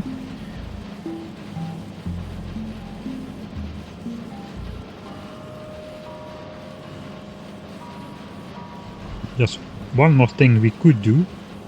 We now have 20 assemblers per side with 16 beacons. We can see we need only 19.5 really. That means the last assembler can have half the crafting speed of all the other ones. So if you look back in the game, all these have crafting speed 5.5, this only needs crafting speed 2.75. We could just cut off these last beacons. We're still very much above 2.75 here, so I think we'll do that. Can we also cut off these power lines then? Exactly no. We could if we delete this light.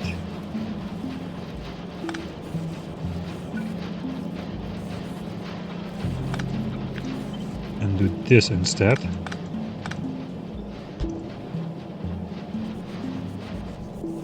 And we'll have engines come out here then. 4 underground belts of 5 underground belts of 3 different colors in a line. Now that is some cursed stuff over there.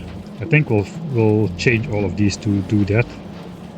So I'll just delete all of this. And we have one functional one still.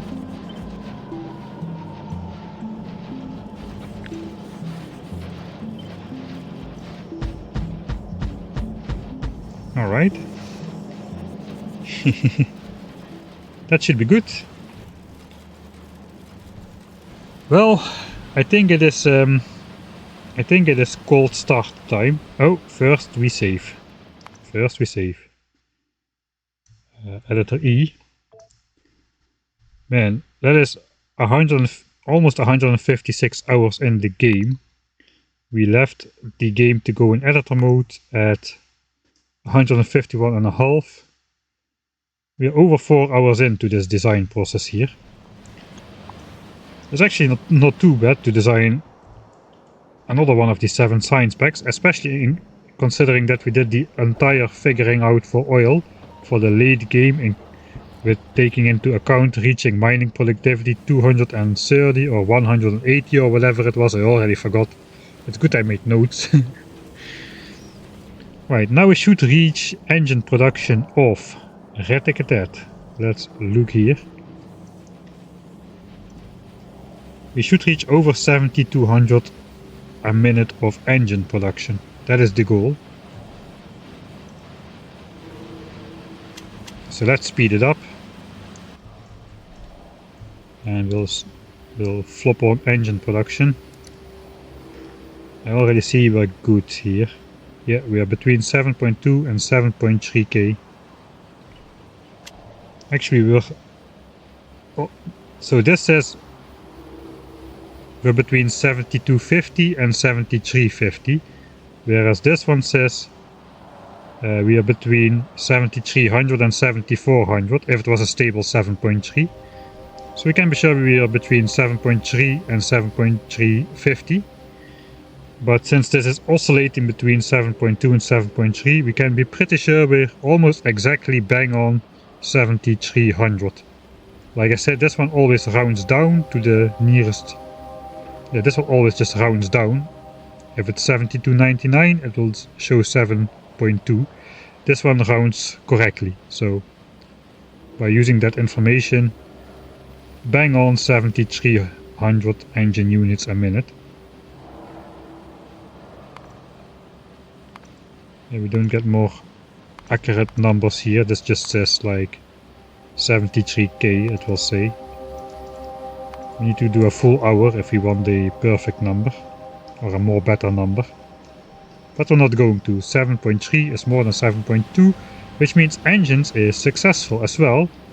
That concludes the third ingredient. Now we just need to build it somewhere. We have the engine bells coming out over here. So they have to, engine bells have to be coming somewhere over here. And I'm going to put it on 3 bells, not 4. Not 4 red bells, we'll just do 3 full blue bells. I guess we can route this already. At least until this point. Everything is figured out.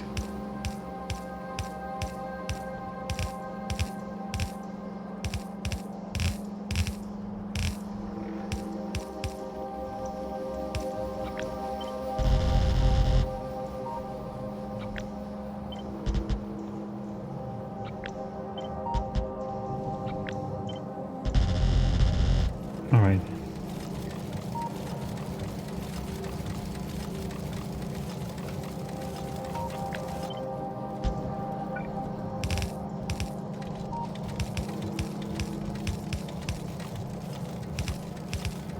Alright, and then similar to... we can do a 3 to 4 splitter here. To put it back on 4 bells for...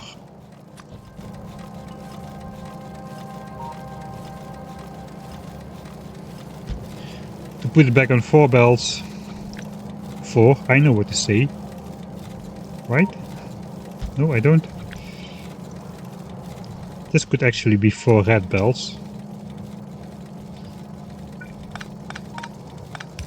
But only if we do this rebalancing thing again. I'm not really sure it's worth it. We'll just split it over 2 bells. We'll just split those up instead of doing this shenanigans probably. For now though, let's put it there. Alright, let's get this last step built then. We can still do it. It is almost 12 o'clock. That means I get new data. That's good. This is the iron which goes up to chips, so I guess we can also still do this.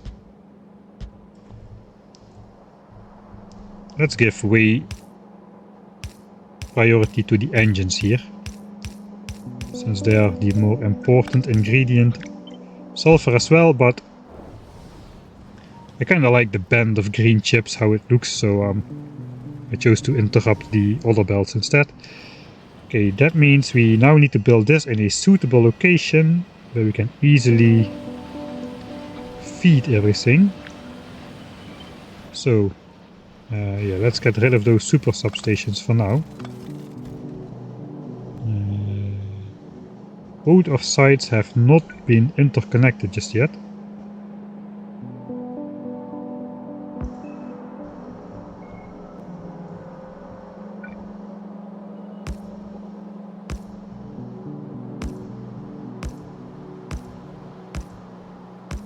Looks like I integrated lights into the design here. That means I probably should also have a light maybe somewhere down here.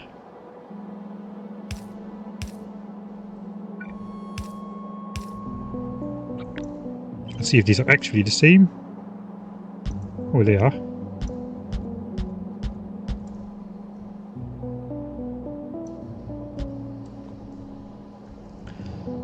Alright, so that's entirely unnecessary lights, but at least it's something. Now can we connect this to this side as well? In a regular way? Looks like we can. I think I'm not going to be clocking these, there's just not enough inserters to worry about.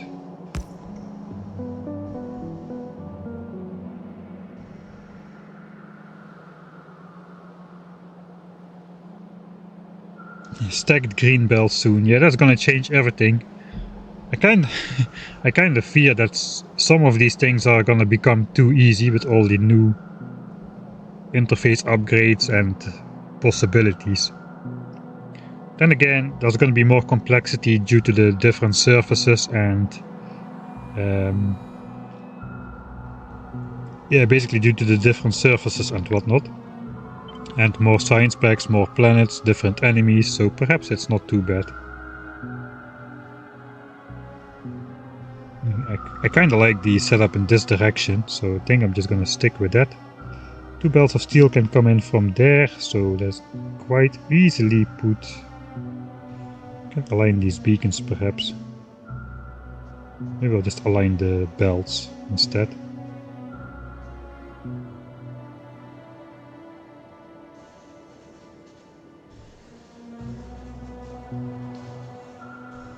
I think I like a little bit of space between this.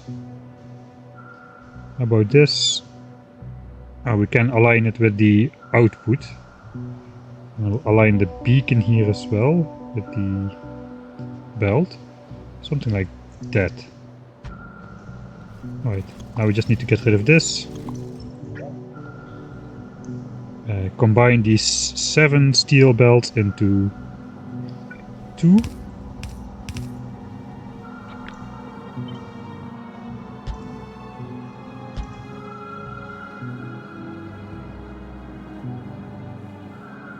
And I guess this one will just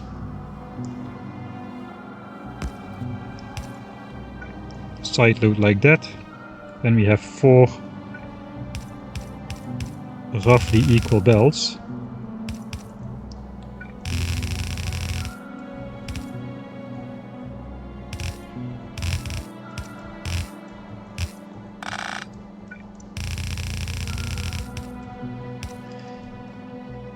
Okay, but now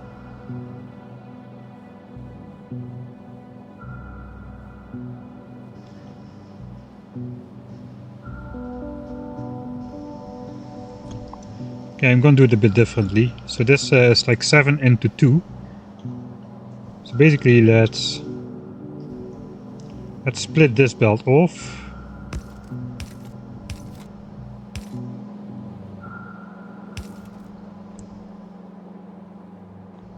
Maybe a little bit further.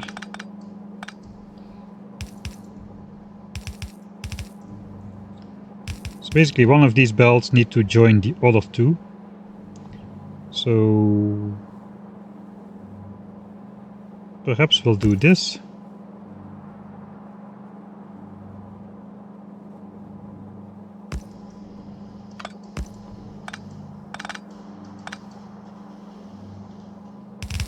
Join these 2 belts together.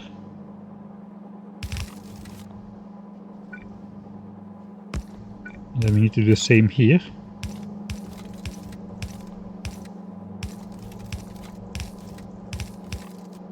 Alright, that should still all fit. We don't need any input priority here. Then we bring this belt over. And this belt should also fit.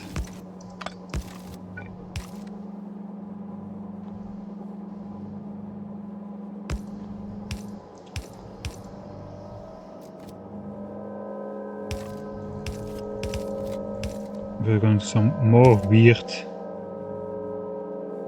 cursed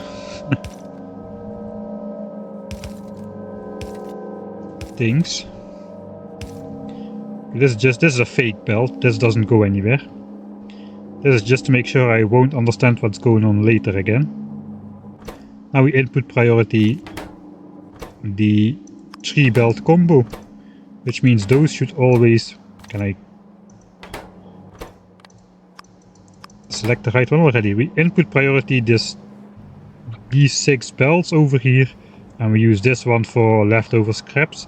So eventually all of this should be on continuously, and here we should see some backing up eventually.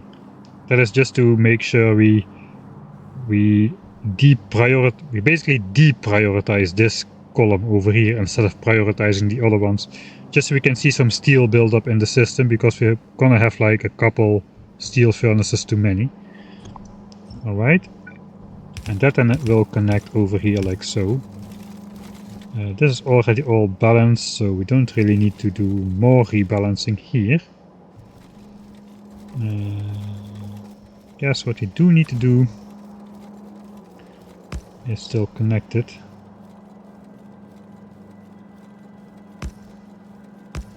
I'm not really sure how everything is going to connect eventually, but this is okay for a start, I guess. And just bring this down straight for now. I don't know, for now or for forever.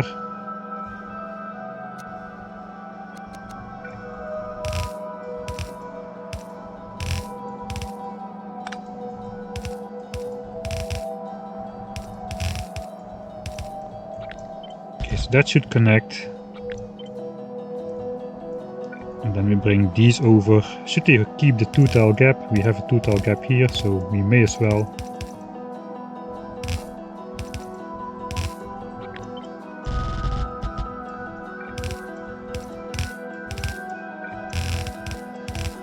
Okay.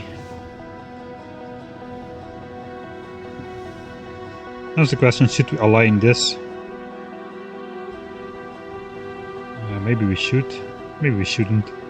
This is a weird gap anyway, so I guess we'll keep it like this for now.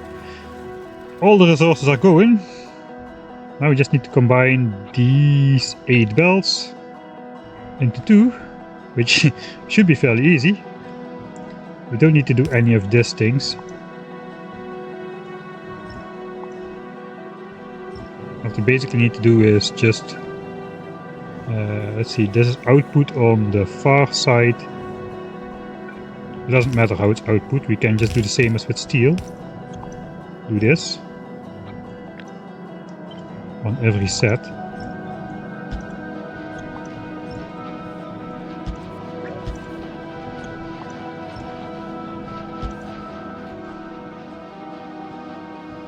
Alright, now we have 1, 2, 3, 4 belts of output. I think we're gonna do the same as with steel. So basically, we'll prioritize 3 of these and sideload with the other, instead of doing a 4 to 3 splitter.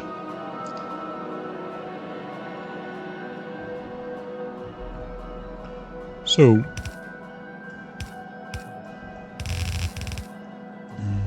yeah, we have to go one further out.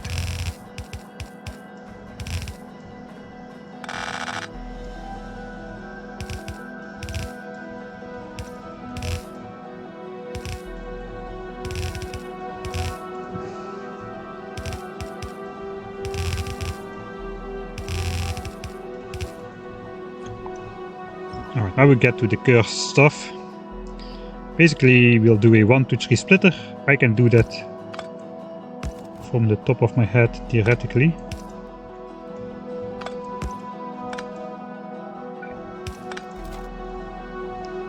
It's better if it goes here, really. Yeah, let's do this.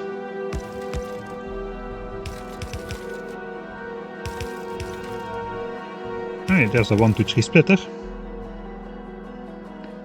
Do we sideload or priority splitter? I think we'll just priority splitter this.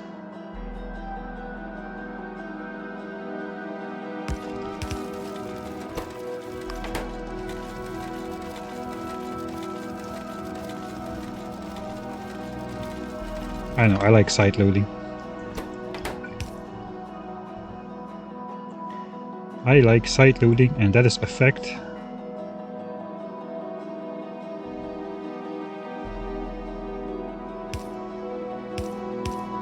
Do I have the space to do what I want to do here? That's a good question.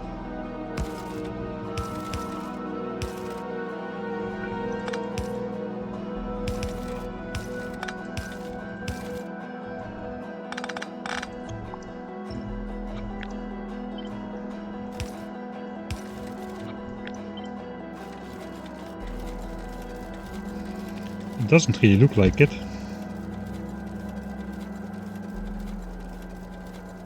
I'm missing 1 tile. I can go back 1 tile.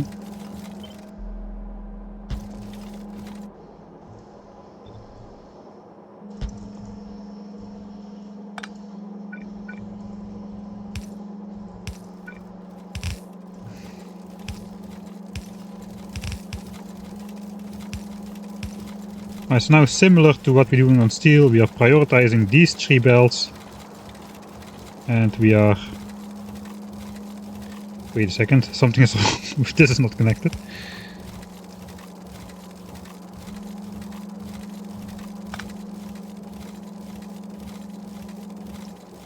Yeah, we need to connect this here.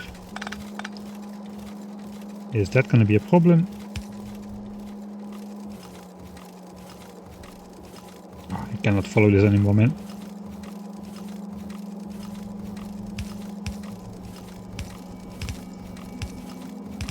Bell 2, I guess. Then this goes... And this should connect to there. Okay, that still makes it. Somehow.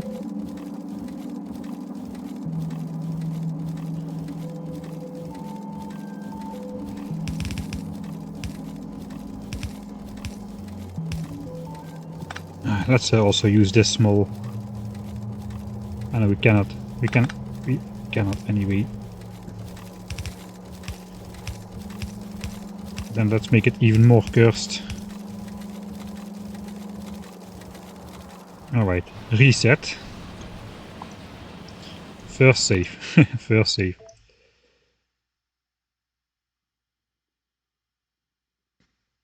Why sideload? That way we can basically... Should probably do this here though. Should I? Maybe this one should have it. We'll save again then. And then we'll control Z it. Why to sideload instead of 4-3 splitter? That means all the overproduction will be visible in one of these columns instead of divided over everything, which makes it easier to track mistakes and stuff. So now we're gonna really delete the entire thing. This is all engine production stuff. Oh, okay. That was a big one. Control Z.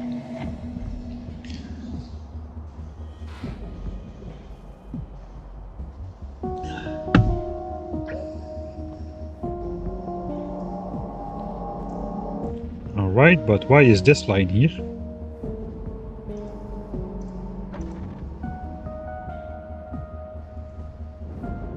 Alright, so now we're gonna run into an issue, and that issue is from the steel smeltery, iron is gonna be over-consumed. Or iron plates are gonna be overproduced for a while. Until there are 100 iron plates in the first 80% of the furnaces. And only then these last ones are gonna get enough iron ore. Basically we need to produce iron like 1/6 slower than we are producing it in these furnaces, because we're doing 1-to-1. Technically we need like 27 iron furnaces or something into 32 steel, but that's just horrible, so we just do 1-to-1. That has the disadvantage of us needing to wait until these backfill with plates, so that's gonna take a little bit of time. I'm actually gonna stop that. We're gonna backfill this a little bit, because it will take a long time until there's like 100 iron in this furnace, and in this furnace it's gonna take a long time for these to get enough. So these are not getting enough at the moment. So we're basically just waiting here for these to fill up completely. Once these have filled up completely, they no longer are able to over-consume iron ore, because they're being limited by being full. So you can see that happening right here. And now these will get iron as well. So now we can basically connect it again. That should start off engine production. Now we see engines coming out here. We need not 3 full belts of engines, we need 2 2/3. So that is gonna run for a bit. It is being deleted, so that's good. We basically need 4 red bells, that is what we need. I'm gonna simulate the blue science engine consumption by limiting it to 4 red bells. Is this gonna lead to problems? I don't think so actually. We don't need to do this really. Right? I don't think so. We'll check it. So let's first see if everything is backing up. Pipes are backed up. I guess steel again is going to be last to back up. That's going to take a while.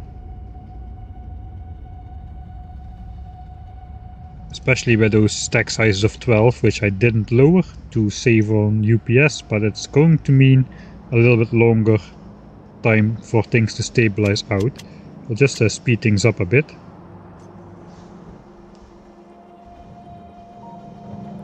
And see if engines start to back up here.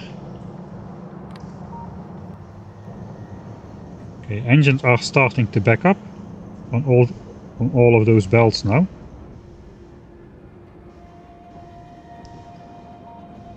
So we are limiting engine production to 2.667 blue bells or 4 red bells, and that means these 3 bells are now slowly backing up because we have slight overproduction, like 100 engines a minute overproduction.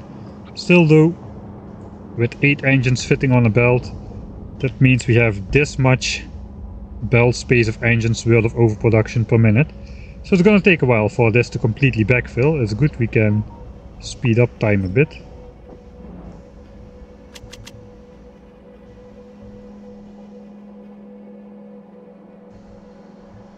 And I forgot to set... I know I don't need to set priority inputs because we are side loading. That's the advantage of side loading, theoretically. Right, so now we're gonna see this back up to here, but all of these will keep those gaps. These are gonna be consumed all the time, and only this one will back up. That's the idea. And then we can actually see how much overproduction we have. We should have like 4 assemblers of overproduction, something in that neighborhood. So 4 of these will be idle some of the time. That is gonna be the idea. Okay, it's backing up here now. Now this is gonna be backing up.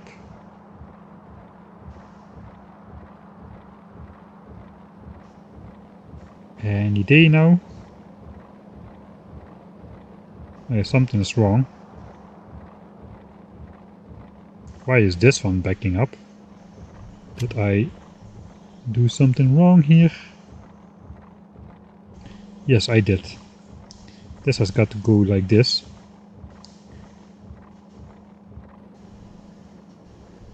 Alright, let's reset this part.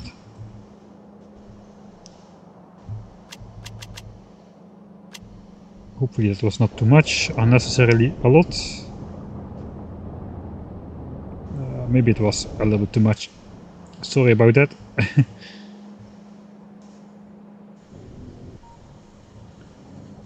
Okay, it was really a little bit too much. Basically back to square A. Square A? That's not how you say this. Square 0. Ah, yeah.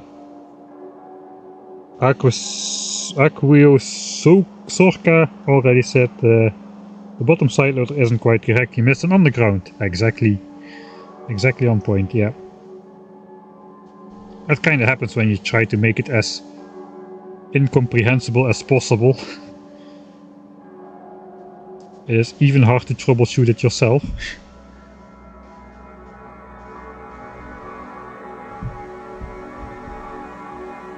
Square 1.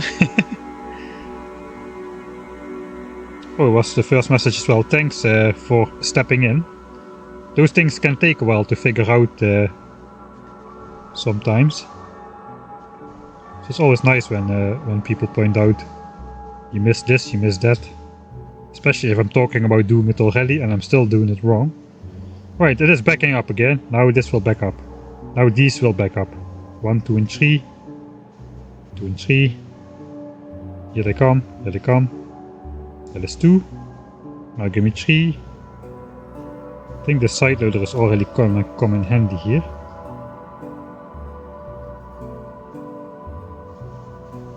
Okay, now this is backing up.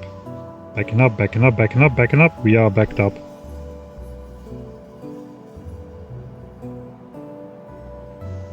Alright, so working as intended, these three produce non-stop. This guy is now backing up, and some of these are not going to be working some of the time. Perfect.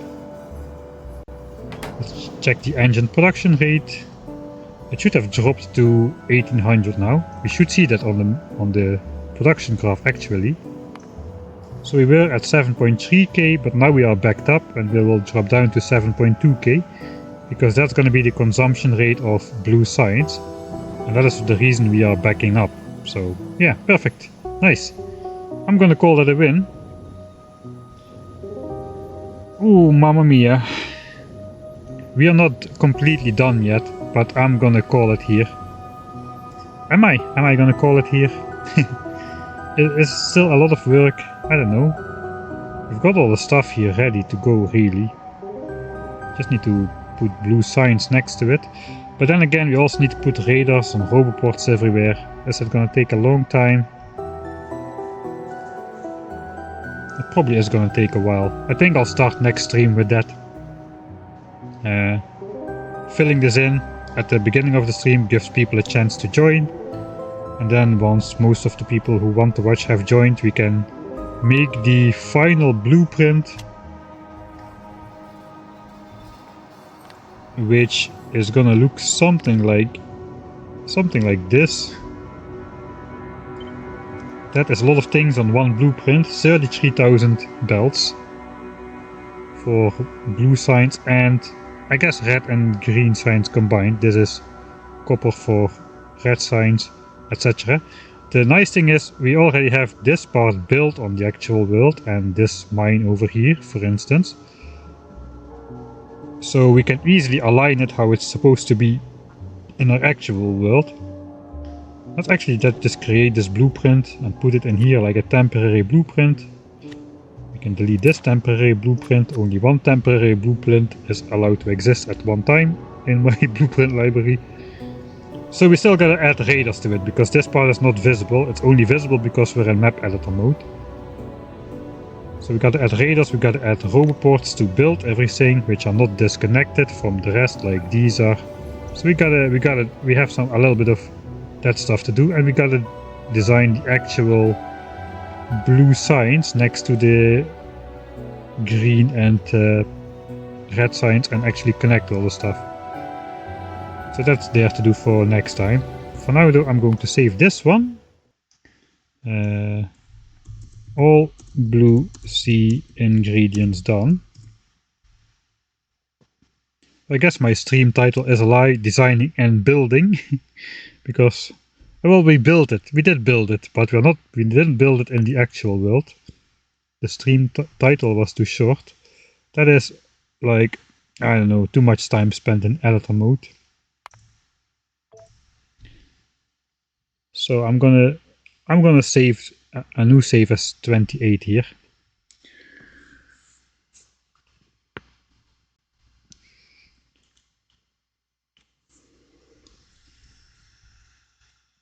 It's gonna load anytime now. We can have a nice look at the mods, I guess. Okay. Get up and stretch. I will do that right away. I'm first gonna paste the blueprint and just watch what happens when the bots try to build it.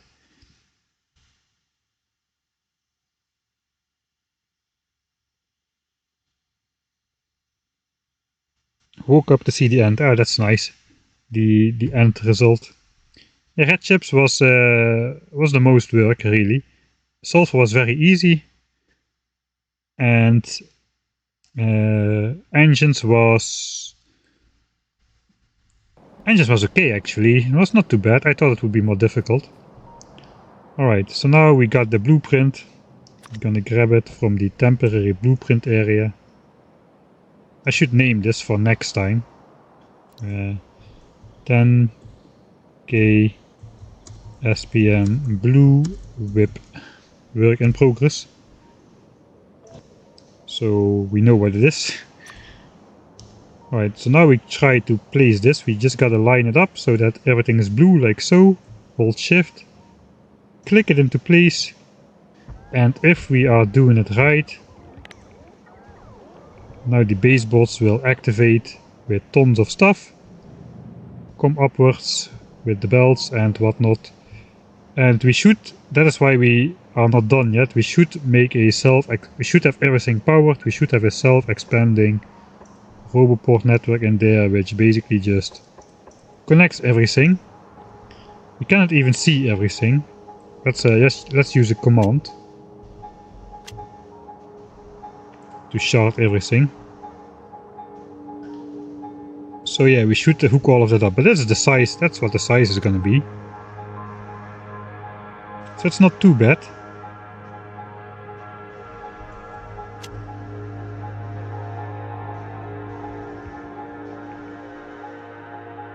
Yeah, it's not too bad. We first have some deconstruction to do as well, I think. Actually no, we didn't change this. We did change... yeah, we did change this though. Actually, we didn't print any belts yet, so I think it's still going to be put in the right way eventually. We just put the miners and we just we deleted these miners, but we put them back in, I think. Yeah, here, these are the miners which are put back in. The extra belt.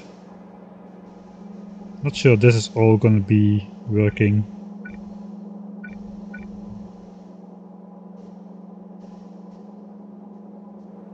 Correctly though.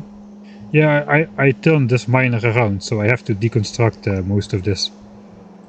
I'll just deconstruct these miners before we start next time. And we'll see how it gets done. Actually, I can probably... Let's actually look at the bots then. It looks like the bot network is not really self-expanding at the moment. We didn't put any robots. But yeah, this is how it's gonna work. We designed it. Now we can just put it in the real world. This is a problem because time is no longer gonna elapse in the actual save for as long as we are designing in the map editor.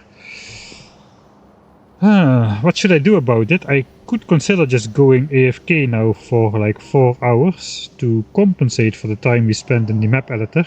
For next time I could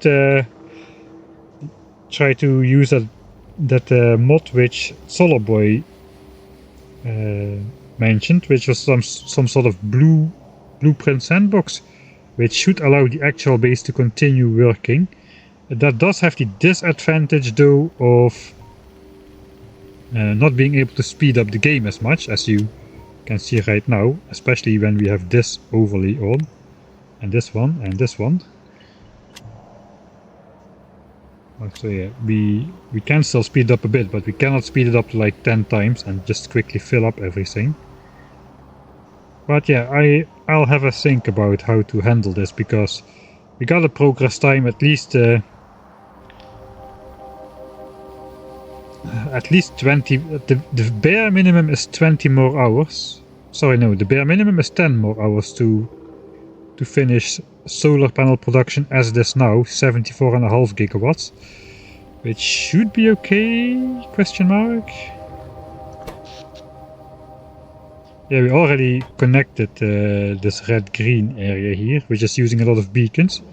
But technically we were using only like 6.7 gigawatts before we connected 10k SPM red and green signs here. So we should have enough with 67 gigawatts, and this area is large enough for 74.5 gigawatts. So perhaps we'll just leave it at this then. We don't need an extra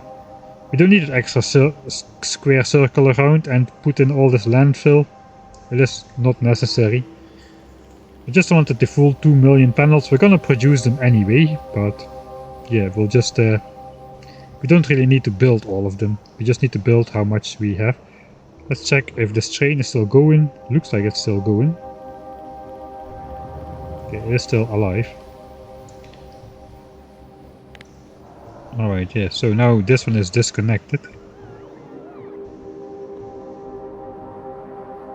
So yeah, we should finalize that before next time. Let me load up the actual save once more. Let's actually check the time difference. It's 56, 50. I guess we use speed up mode here as well though, so it's not actual game time which has been progressing, since we used a lot of speed up mod as well. So that's something to consider. But yeah, we definitely did not spend 0 seconds on this design, so we'll see.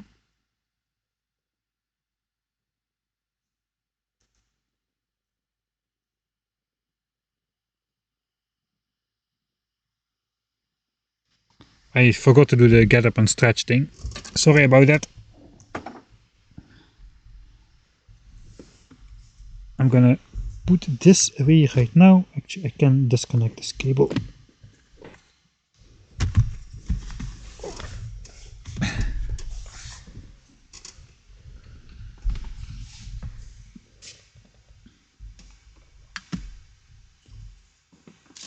It is time they invent some wireless cables.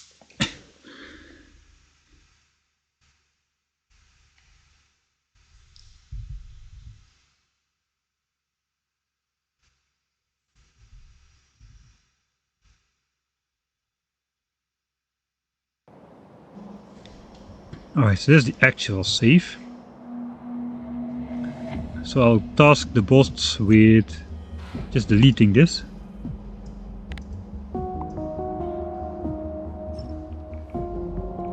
Alright. There goes the iron mine. I'm actually also going to delete this because I think I changed that as well. I'm not sure if I changed the copper mine, but we're going to delete that as well. There goes the copper mine. There goes all our progress for today. And then we're just gonna delete all of these again. That's all gonna be in the blueprint, however we build it. Is this power line necessary? This is a redundant power line. And I think it's gonna be in the way for the final build, so I'll just mark it for deconstruction.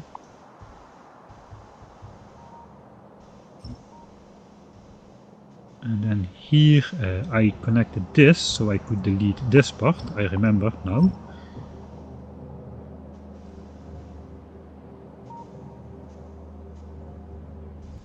Right, so all still connected.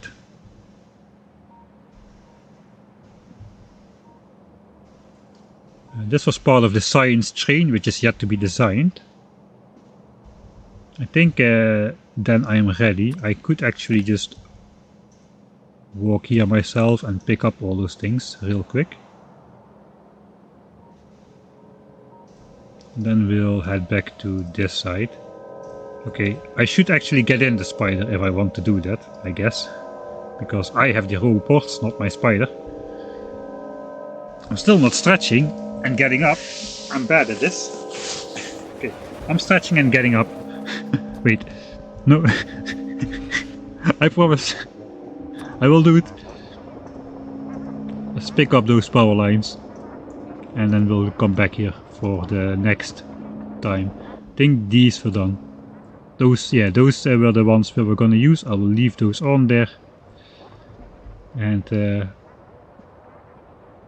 yeah, that gets all picked up then. Cannot insert radar, my inventory is full. Yeah, it was not the greatest plan. I guess I can have my spiders be resupplied with my construction, with my bots, and I will just throw everything in my logistics trash slots really, and try to have the bots pick everything up for me, because I'm gonna let the base bots build everything after this. I guess a lot of logistics bots are gonna be coming up now. Here, there they come with all the stuff. All of these modules should be trashed as well.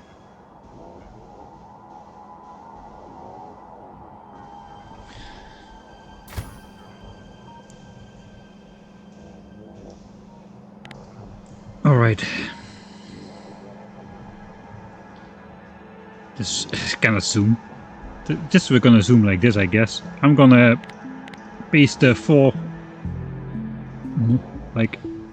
8 more stems of this for the outro, so we have at least a little bit to watch. Oh, 1 second.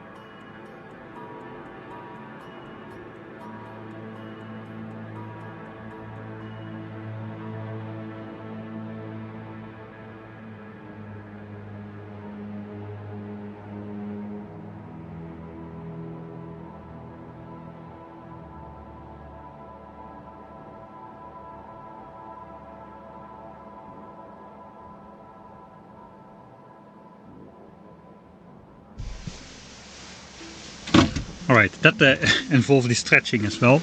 Not really though. Don't lie to myself. Okay, I'll do the stretching as well. But first place the solar panels so we can watch something. I'm a chaos. Let's go. Corners.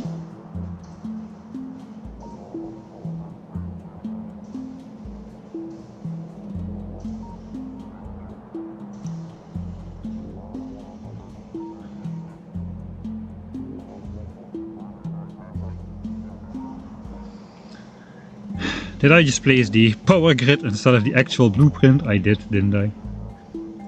I don't have my headphones on yet, so I didn't hear this that there was no sound.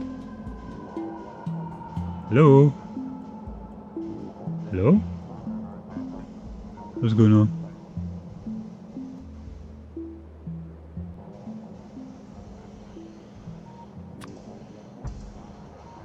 Okay, now it stamps for some reason.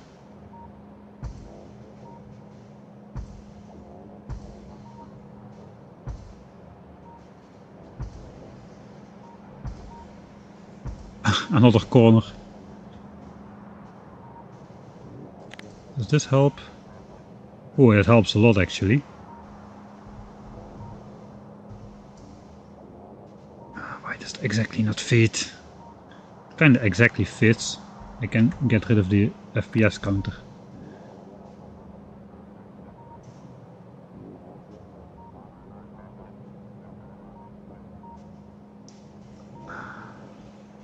It does not really fit.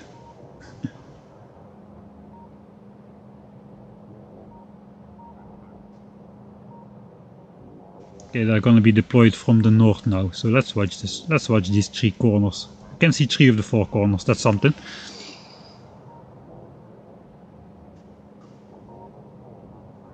Can you zoom in on the bot traveling? I tried, but it just doesn't look very cool. Let's try one more time.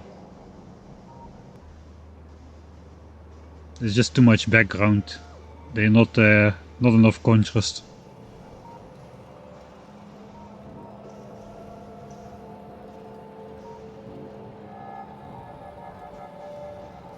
Bot ASMR. Right, I'm doing the stretching thing before 1 hour has passed again. Yeah, that was a good progress though, for a single stream getting the entire blue science done from scratch, plus the extra oil figuring out stuff for the later science packs. We already got a lot of stuff figured out actually, especially for purple science. We already know how steel is going to look like. We just have to find 5 good iron ore patches, put our 16 furnace stack steel blueprint on there, and that's all the steel for purple science really. We got a lot of red chips for purple science, which we already know how to make. We've got all the building elements for those. And then it's just a matter of putting the stone and routing the insane amount of rails to the purple science assemblers. Yellow science is gonna be not too difficult either. We already got blue chips figured out as well. We did it like a stream or 2 or 3 ago. Low density is just gonna be some high bulk stuff, but not too complicated, just bare copper, bare plastic, and steel. So that's not too hard. The bot frames though are gonna be the bot frames and the rocket fuel. Those are gonna be the hardest parts, I think, because the rocket parts is low density structures again, which we just can copy from yellow science, blue chips, which we can copy from yellow science. Yeah, rocket fuel is gonna be hard. We have 2 options, coal liquefaction or advanced oil processing. We cannot do it with basic oil processing really, because we need light oil. We can make solid fuel from basic oil, but that's really inefficient as well. I don't think that will help. Man, this bot pattern is amazing.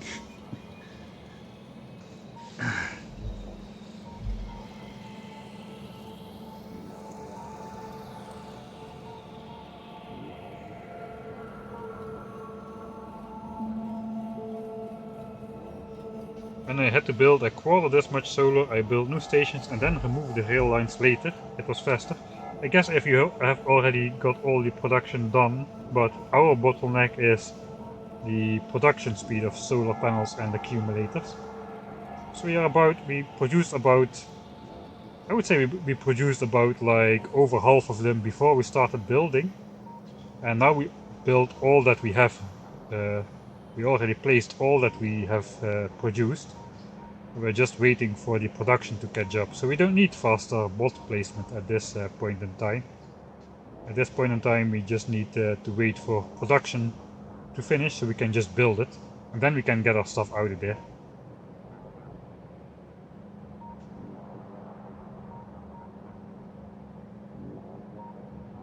So yeah, but coming back to the science packs, I think purple science is going to be a routing challenge most of all. Like I said, we got most of the stuff figured out, and it's just going to be some insane amounts of steel and stone and bricks and rails. A lot of belts of those. I think it's like probably more than 20 belts of rails which we need for purple science. We can actually know exactly how many. For blue science we need 4 belts of red chips, and that produces 2 science pop. For purple science we would need 40 belts, but yeah, we produce 3 instead of 2. So we're gonna need exactly 26 and 2/3 of belts of rails to feed purple science. That's gonna be... I don't even know how that's gonna look.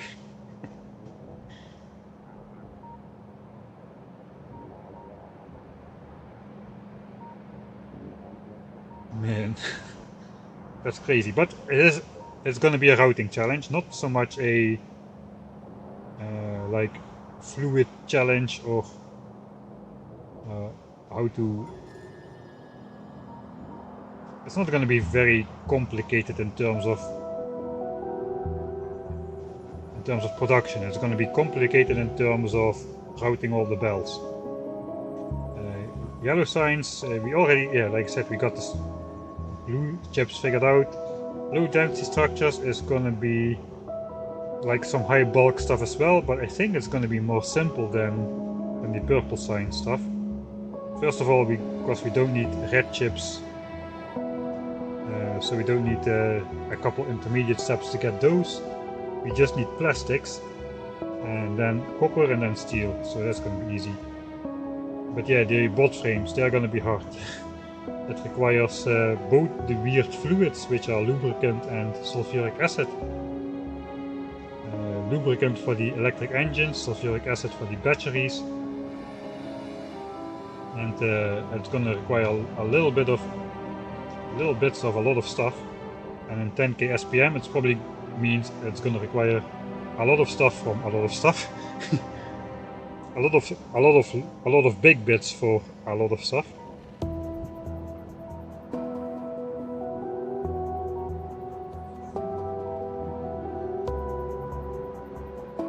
Yeah, and then for the rocket parts, again, low density structures, easy. Rocket fuel is going to be hard, but the rocket control units is just blue chips mostly, and then modules, speed modules. We should already have experience how to do that from the productivity modules we'll build for purple science. It's just red and green chips basically, not too complicated. I'm just wrapping my head around it now to motivate myself, or to say to myself I can do it. Because man, it's intimidating, man. It's a little intimidating. I cannot get around that. What else is left for the rocket? That's the 3 rocket parts. Then the satellite, more low densities, more rocket fuel, some blue chips. I guess we'll already have all of that. Maybe not, maybe we'll purpose build it, I don't know yet. But then it's gonna be more solar panels and more accumulators. Way more than we are producing to build this 2 million solar panel grid actually. It's gonna be like, I don't know, we are producing 4.5 solar panel a second for this. Which is 270 solar panels a minute. And to launch to launch 10 rockets a minute, we're gonna need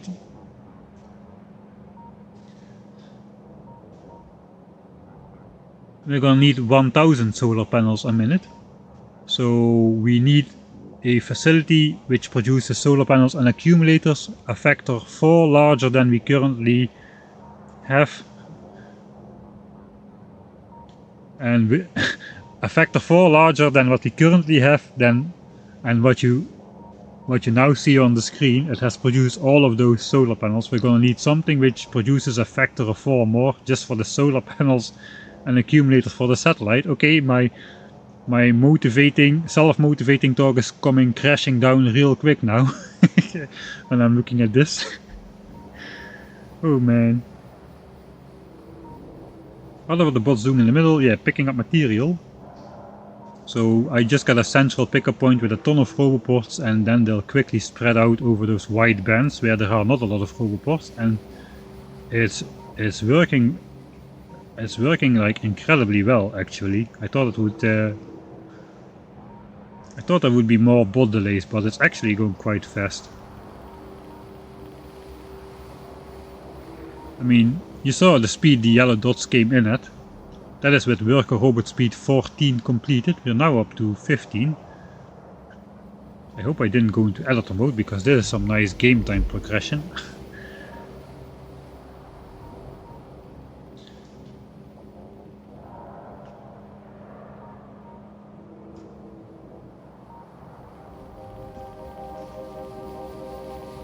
Man, it really makes for some nice shots, those that solar farm construction though.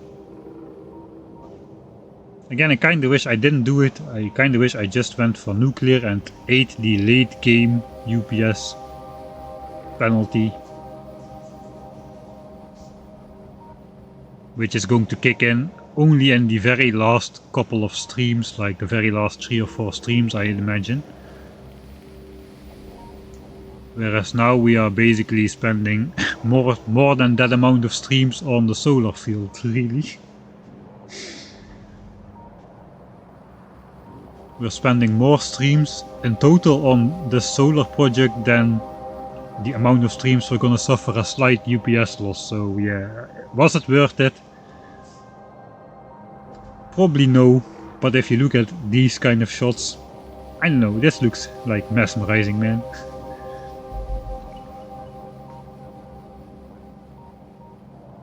And added of the full solar array construction.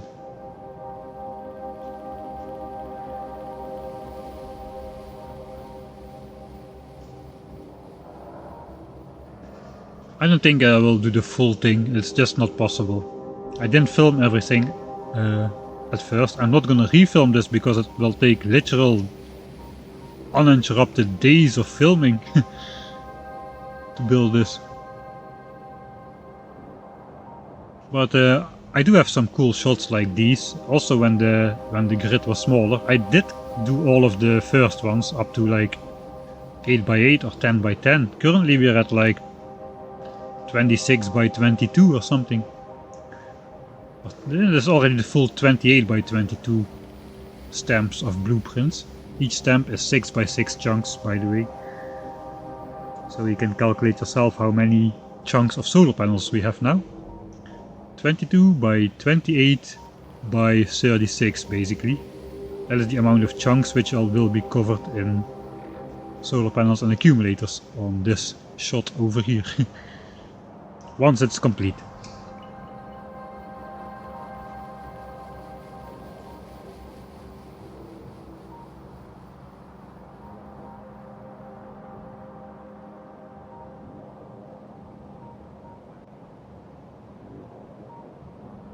Don't you think that all the biter clearing and stuff like that you have to do will take enough time? Yeah, maybe it will.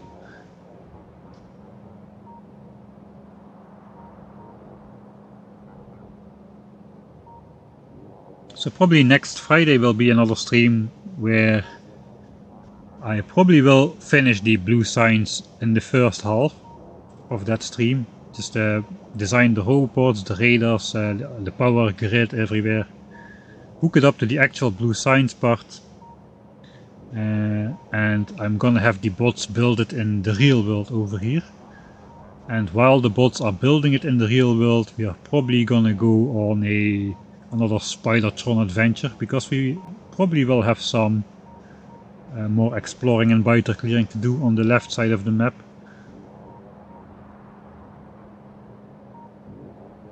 That will progress time a bit as well. That is true.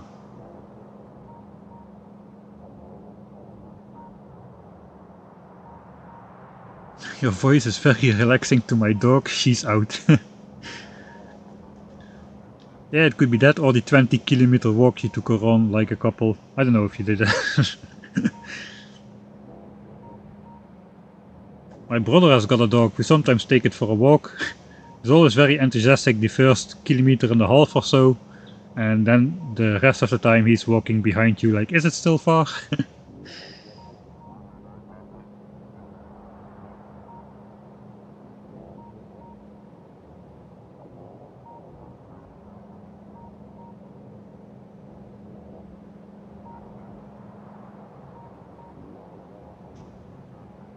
Right, all of the unplaced things have been assigned. The thing is no longer bleeping in the background.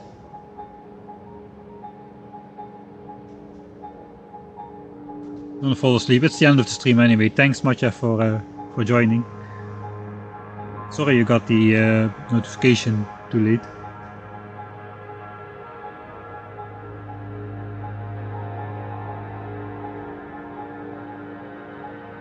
I'll read the Discord message after the stream ends. I didn't forget about it.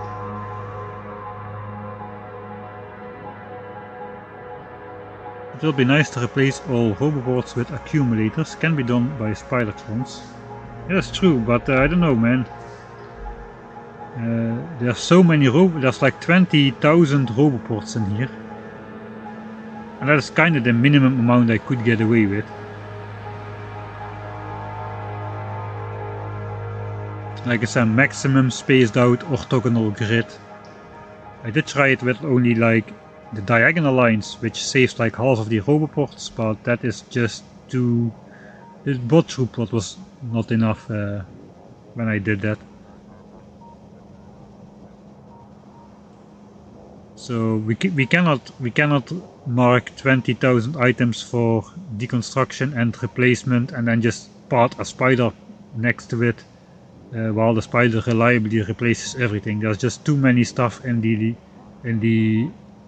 roboport of in the bot update list to be considered, and it will just pass by without replacing some of the stuff or even most of the stuff. So I think if I want to do it, if I really want to do it, I just have to eat it and do it like row by row. So the bot network shrinks as stuff gets replaced. That's gonna be quite horrible though. I don't think I want to do it. I think these roboports are gonna be a part of the solar grid and also a part of the solar UPS cost. I think that's fair.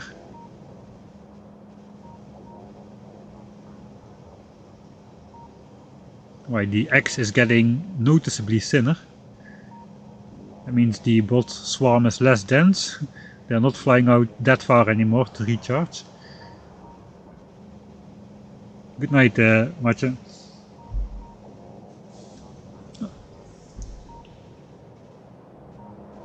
Alright, I do have a note on my panel thing. I can read it like this.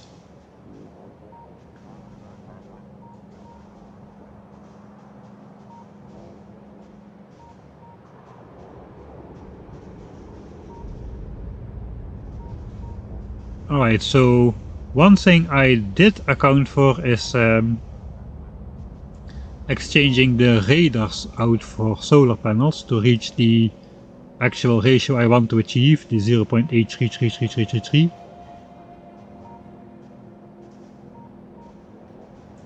That's pretty close to the ideal rate of 0.84, but still I cannot just build 0.84 because I'm gonna be tens of thousands of panels short for that by the end of the 2 million production cycle. So we're building 5 to 6 anyway. If we're getting, if we would get so close that 5 to 6 is gonna lead to trouble, we are gonna be too late for expanding the grid anyway. And we won't need to expand the grid, we'll have a lot of surplus power. So this ratio is gonna be fine.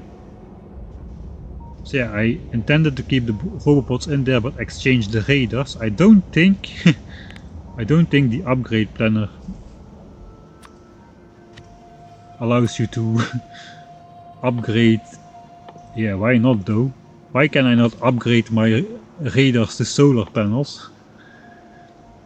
I can also not do that with module inserter because that's just about modules.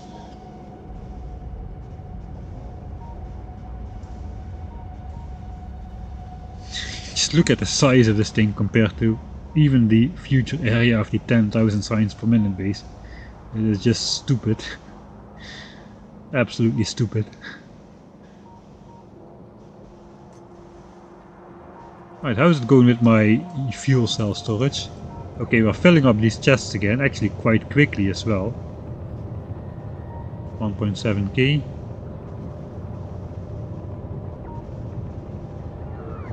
We still got 4,000 spent fuel cells in the chest, which the bots are bringing back. And we're already consuming the end game amount of fuel. We are basically just feeding these reactors for no reason, just for fun. 500 nuclear reactors we are feeding over here for fun. I just cannot even show it.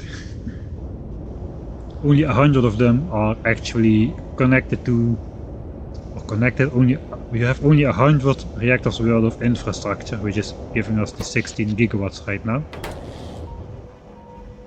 Looks like it's going to be enough for a while. Until we connect too many beacons from the 10k signs per minute base, because even though the base is idle, the beacons are not idle and they are consuming power. Half a megawatt each. So 2000 beacons are easily placed. Let's check how many beacons are in here. There's 800 beacons in just the red and green signs build, which is super small compared to what the rest is gonna be. That is 400 megawatts just in idle beacons for now.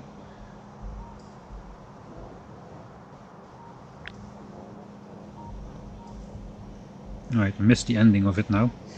That's alright though. Let's check how what is in this network now. 70,000 solar panels only still. One of these stamps has roughly 3,000, so I could stamp like 20 more stamps. That's like a quarter of what we still have to stamp in here.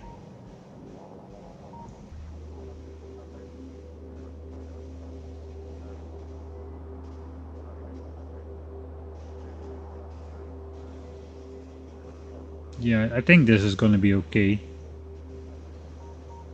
We also have to fill in the center part still. Actually, we filled in the center part, except for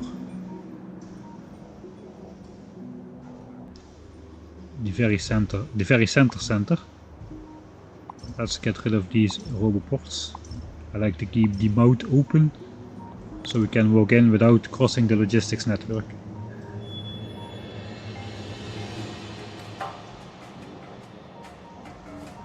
Alright then. I think that's gonna be it, everybody.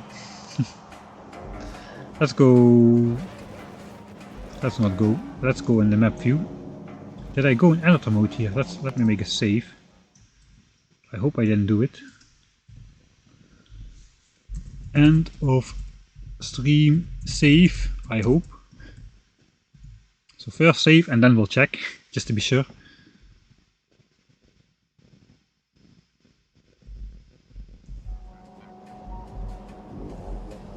This should not work.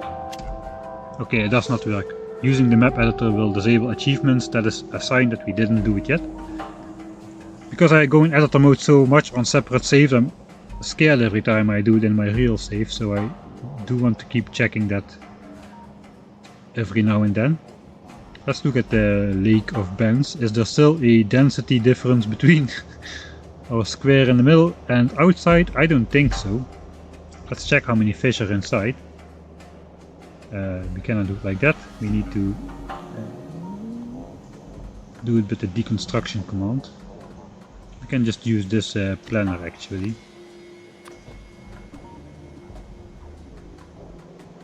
So how many are inside? 13,000. That means 87,000 are outside.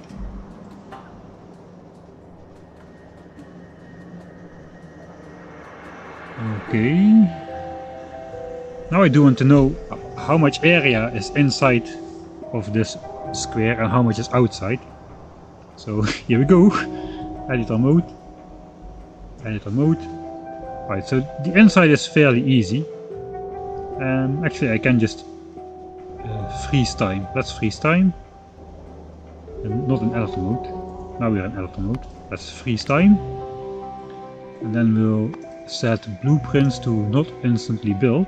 And we'll just take that giant blueprint, fill in this lake, and now we can basically, with the deconstruction planner, we can see how much landfill is in there. 2,500 landfill on 100,000 fish. 2,500 landfill, and how much is in here? I guess 256. 250, I guess 258 with the opening. That's about a ratio of 1 to 10. So only 10% of the water is inside here. And currently we've got 13% of the fish still in here. So we're basically almost back to an even distribution across all the water here. Just 3,000 more fish in here than there are supposed to be still. The rest have all swam out in the meantime. Alright. Let's load that back up. Yeah, a good diffusion illustration. Man, my loads are really starting to take a lot of time.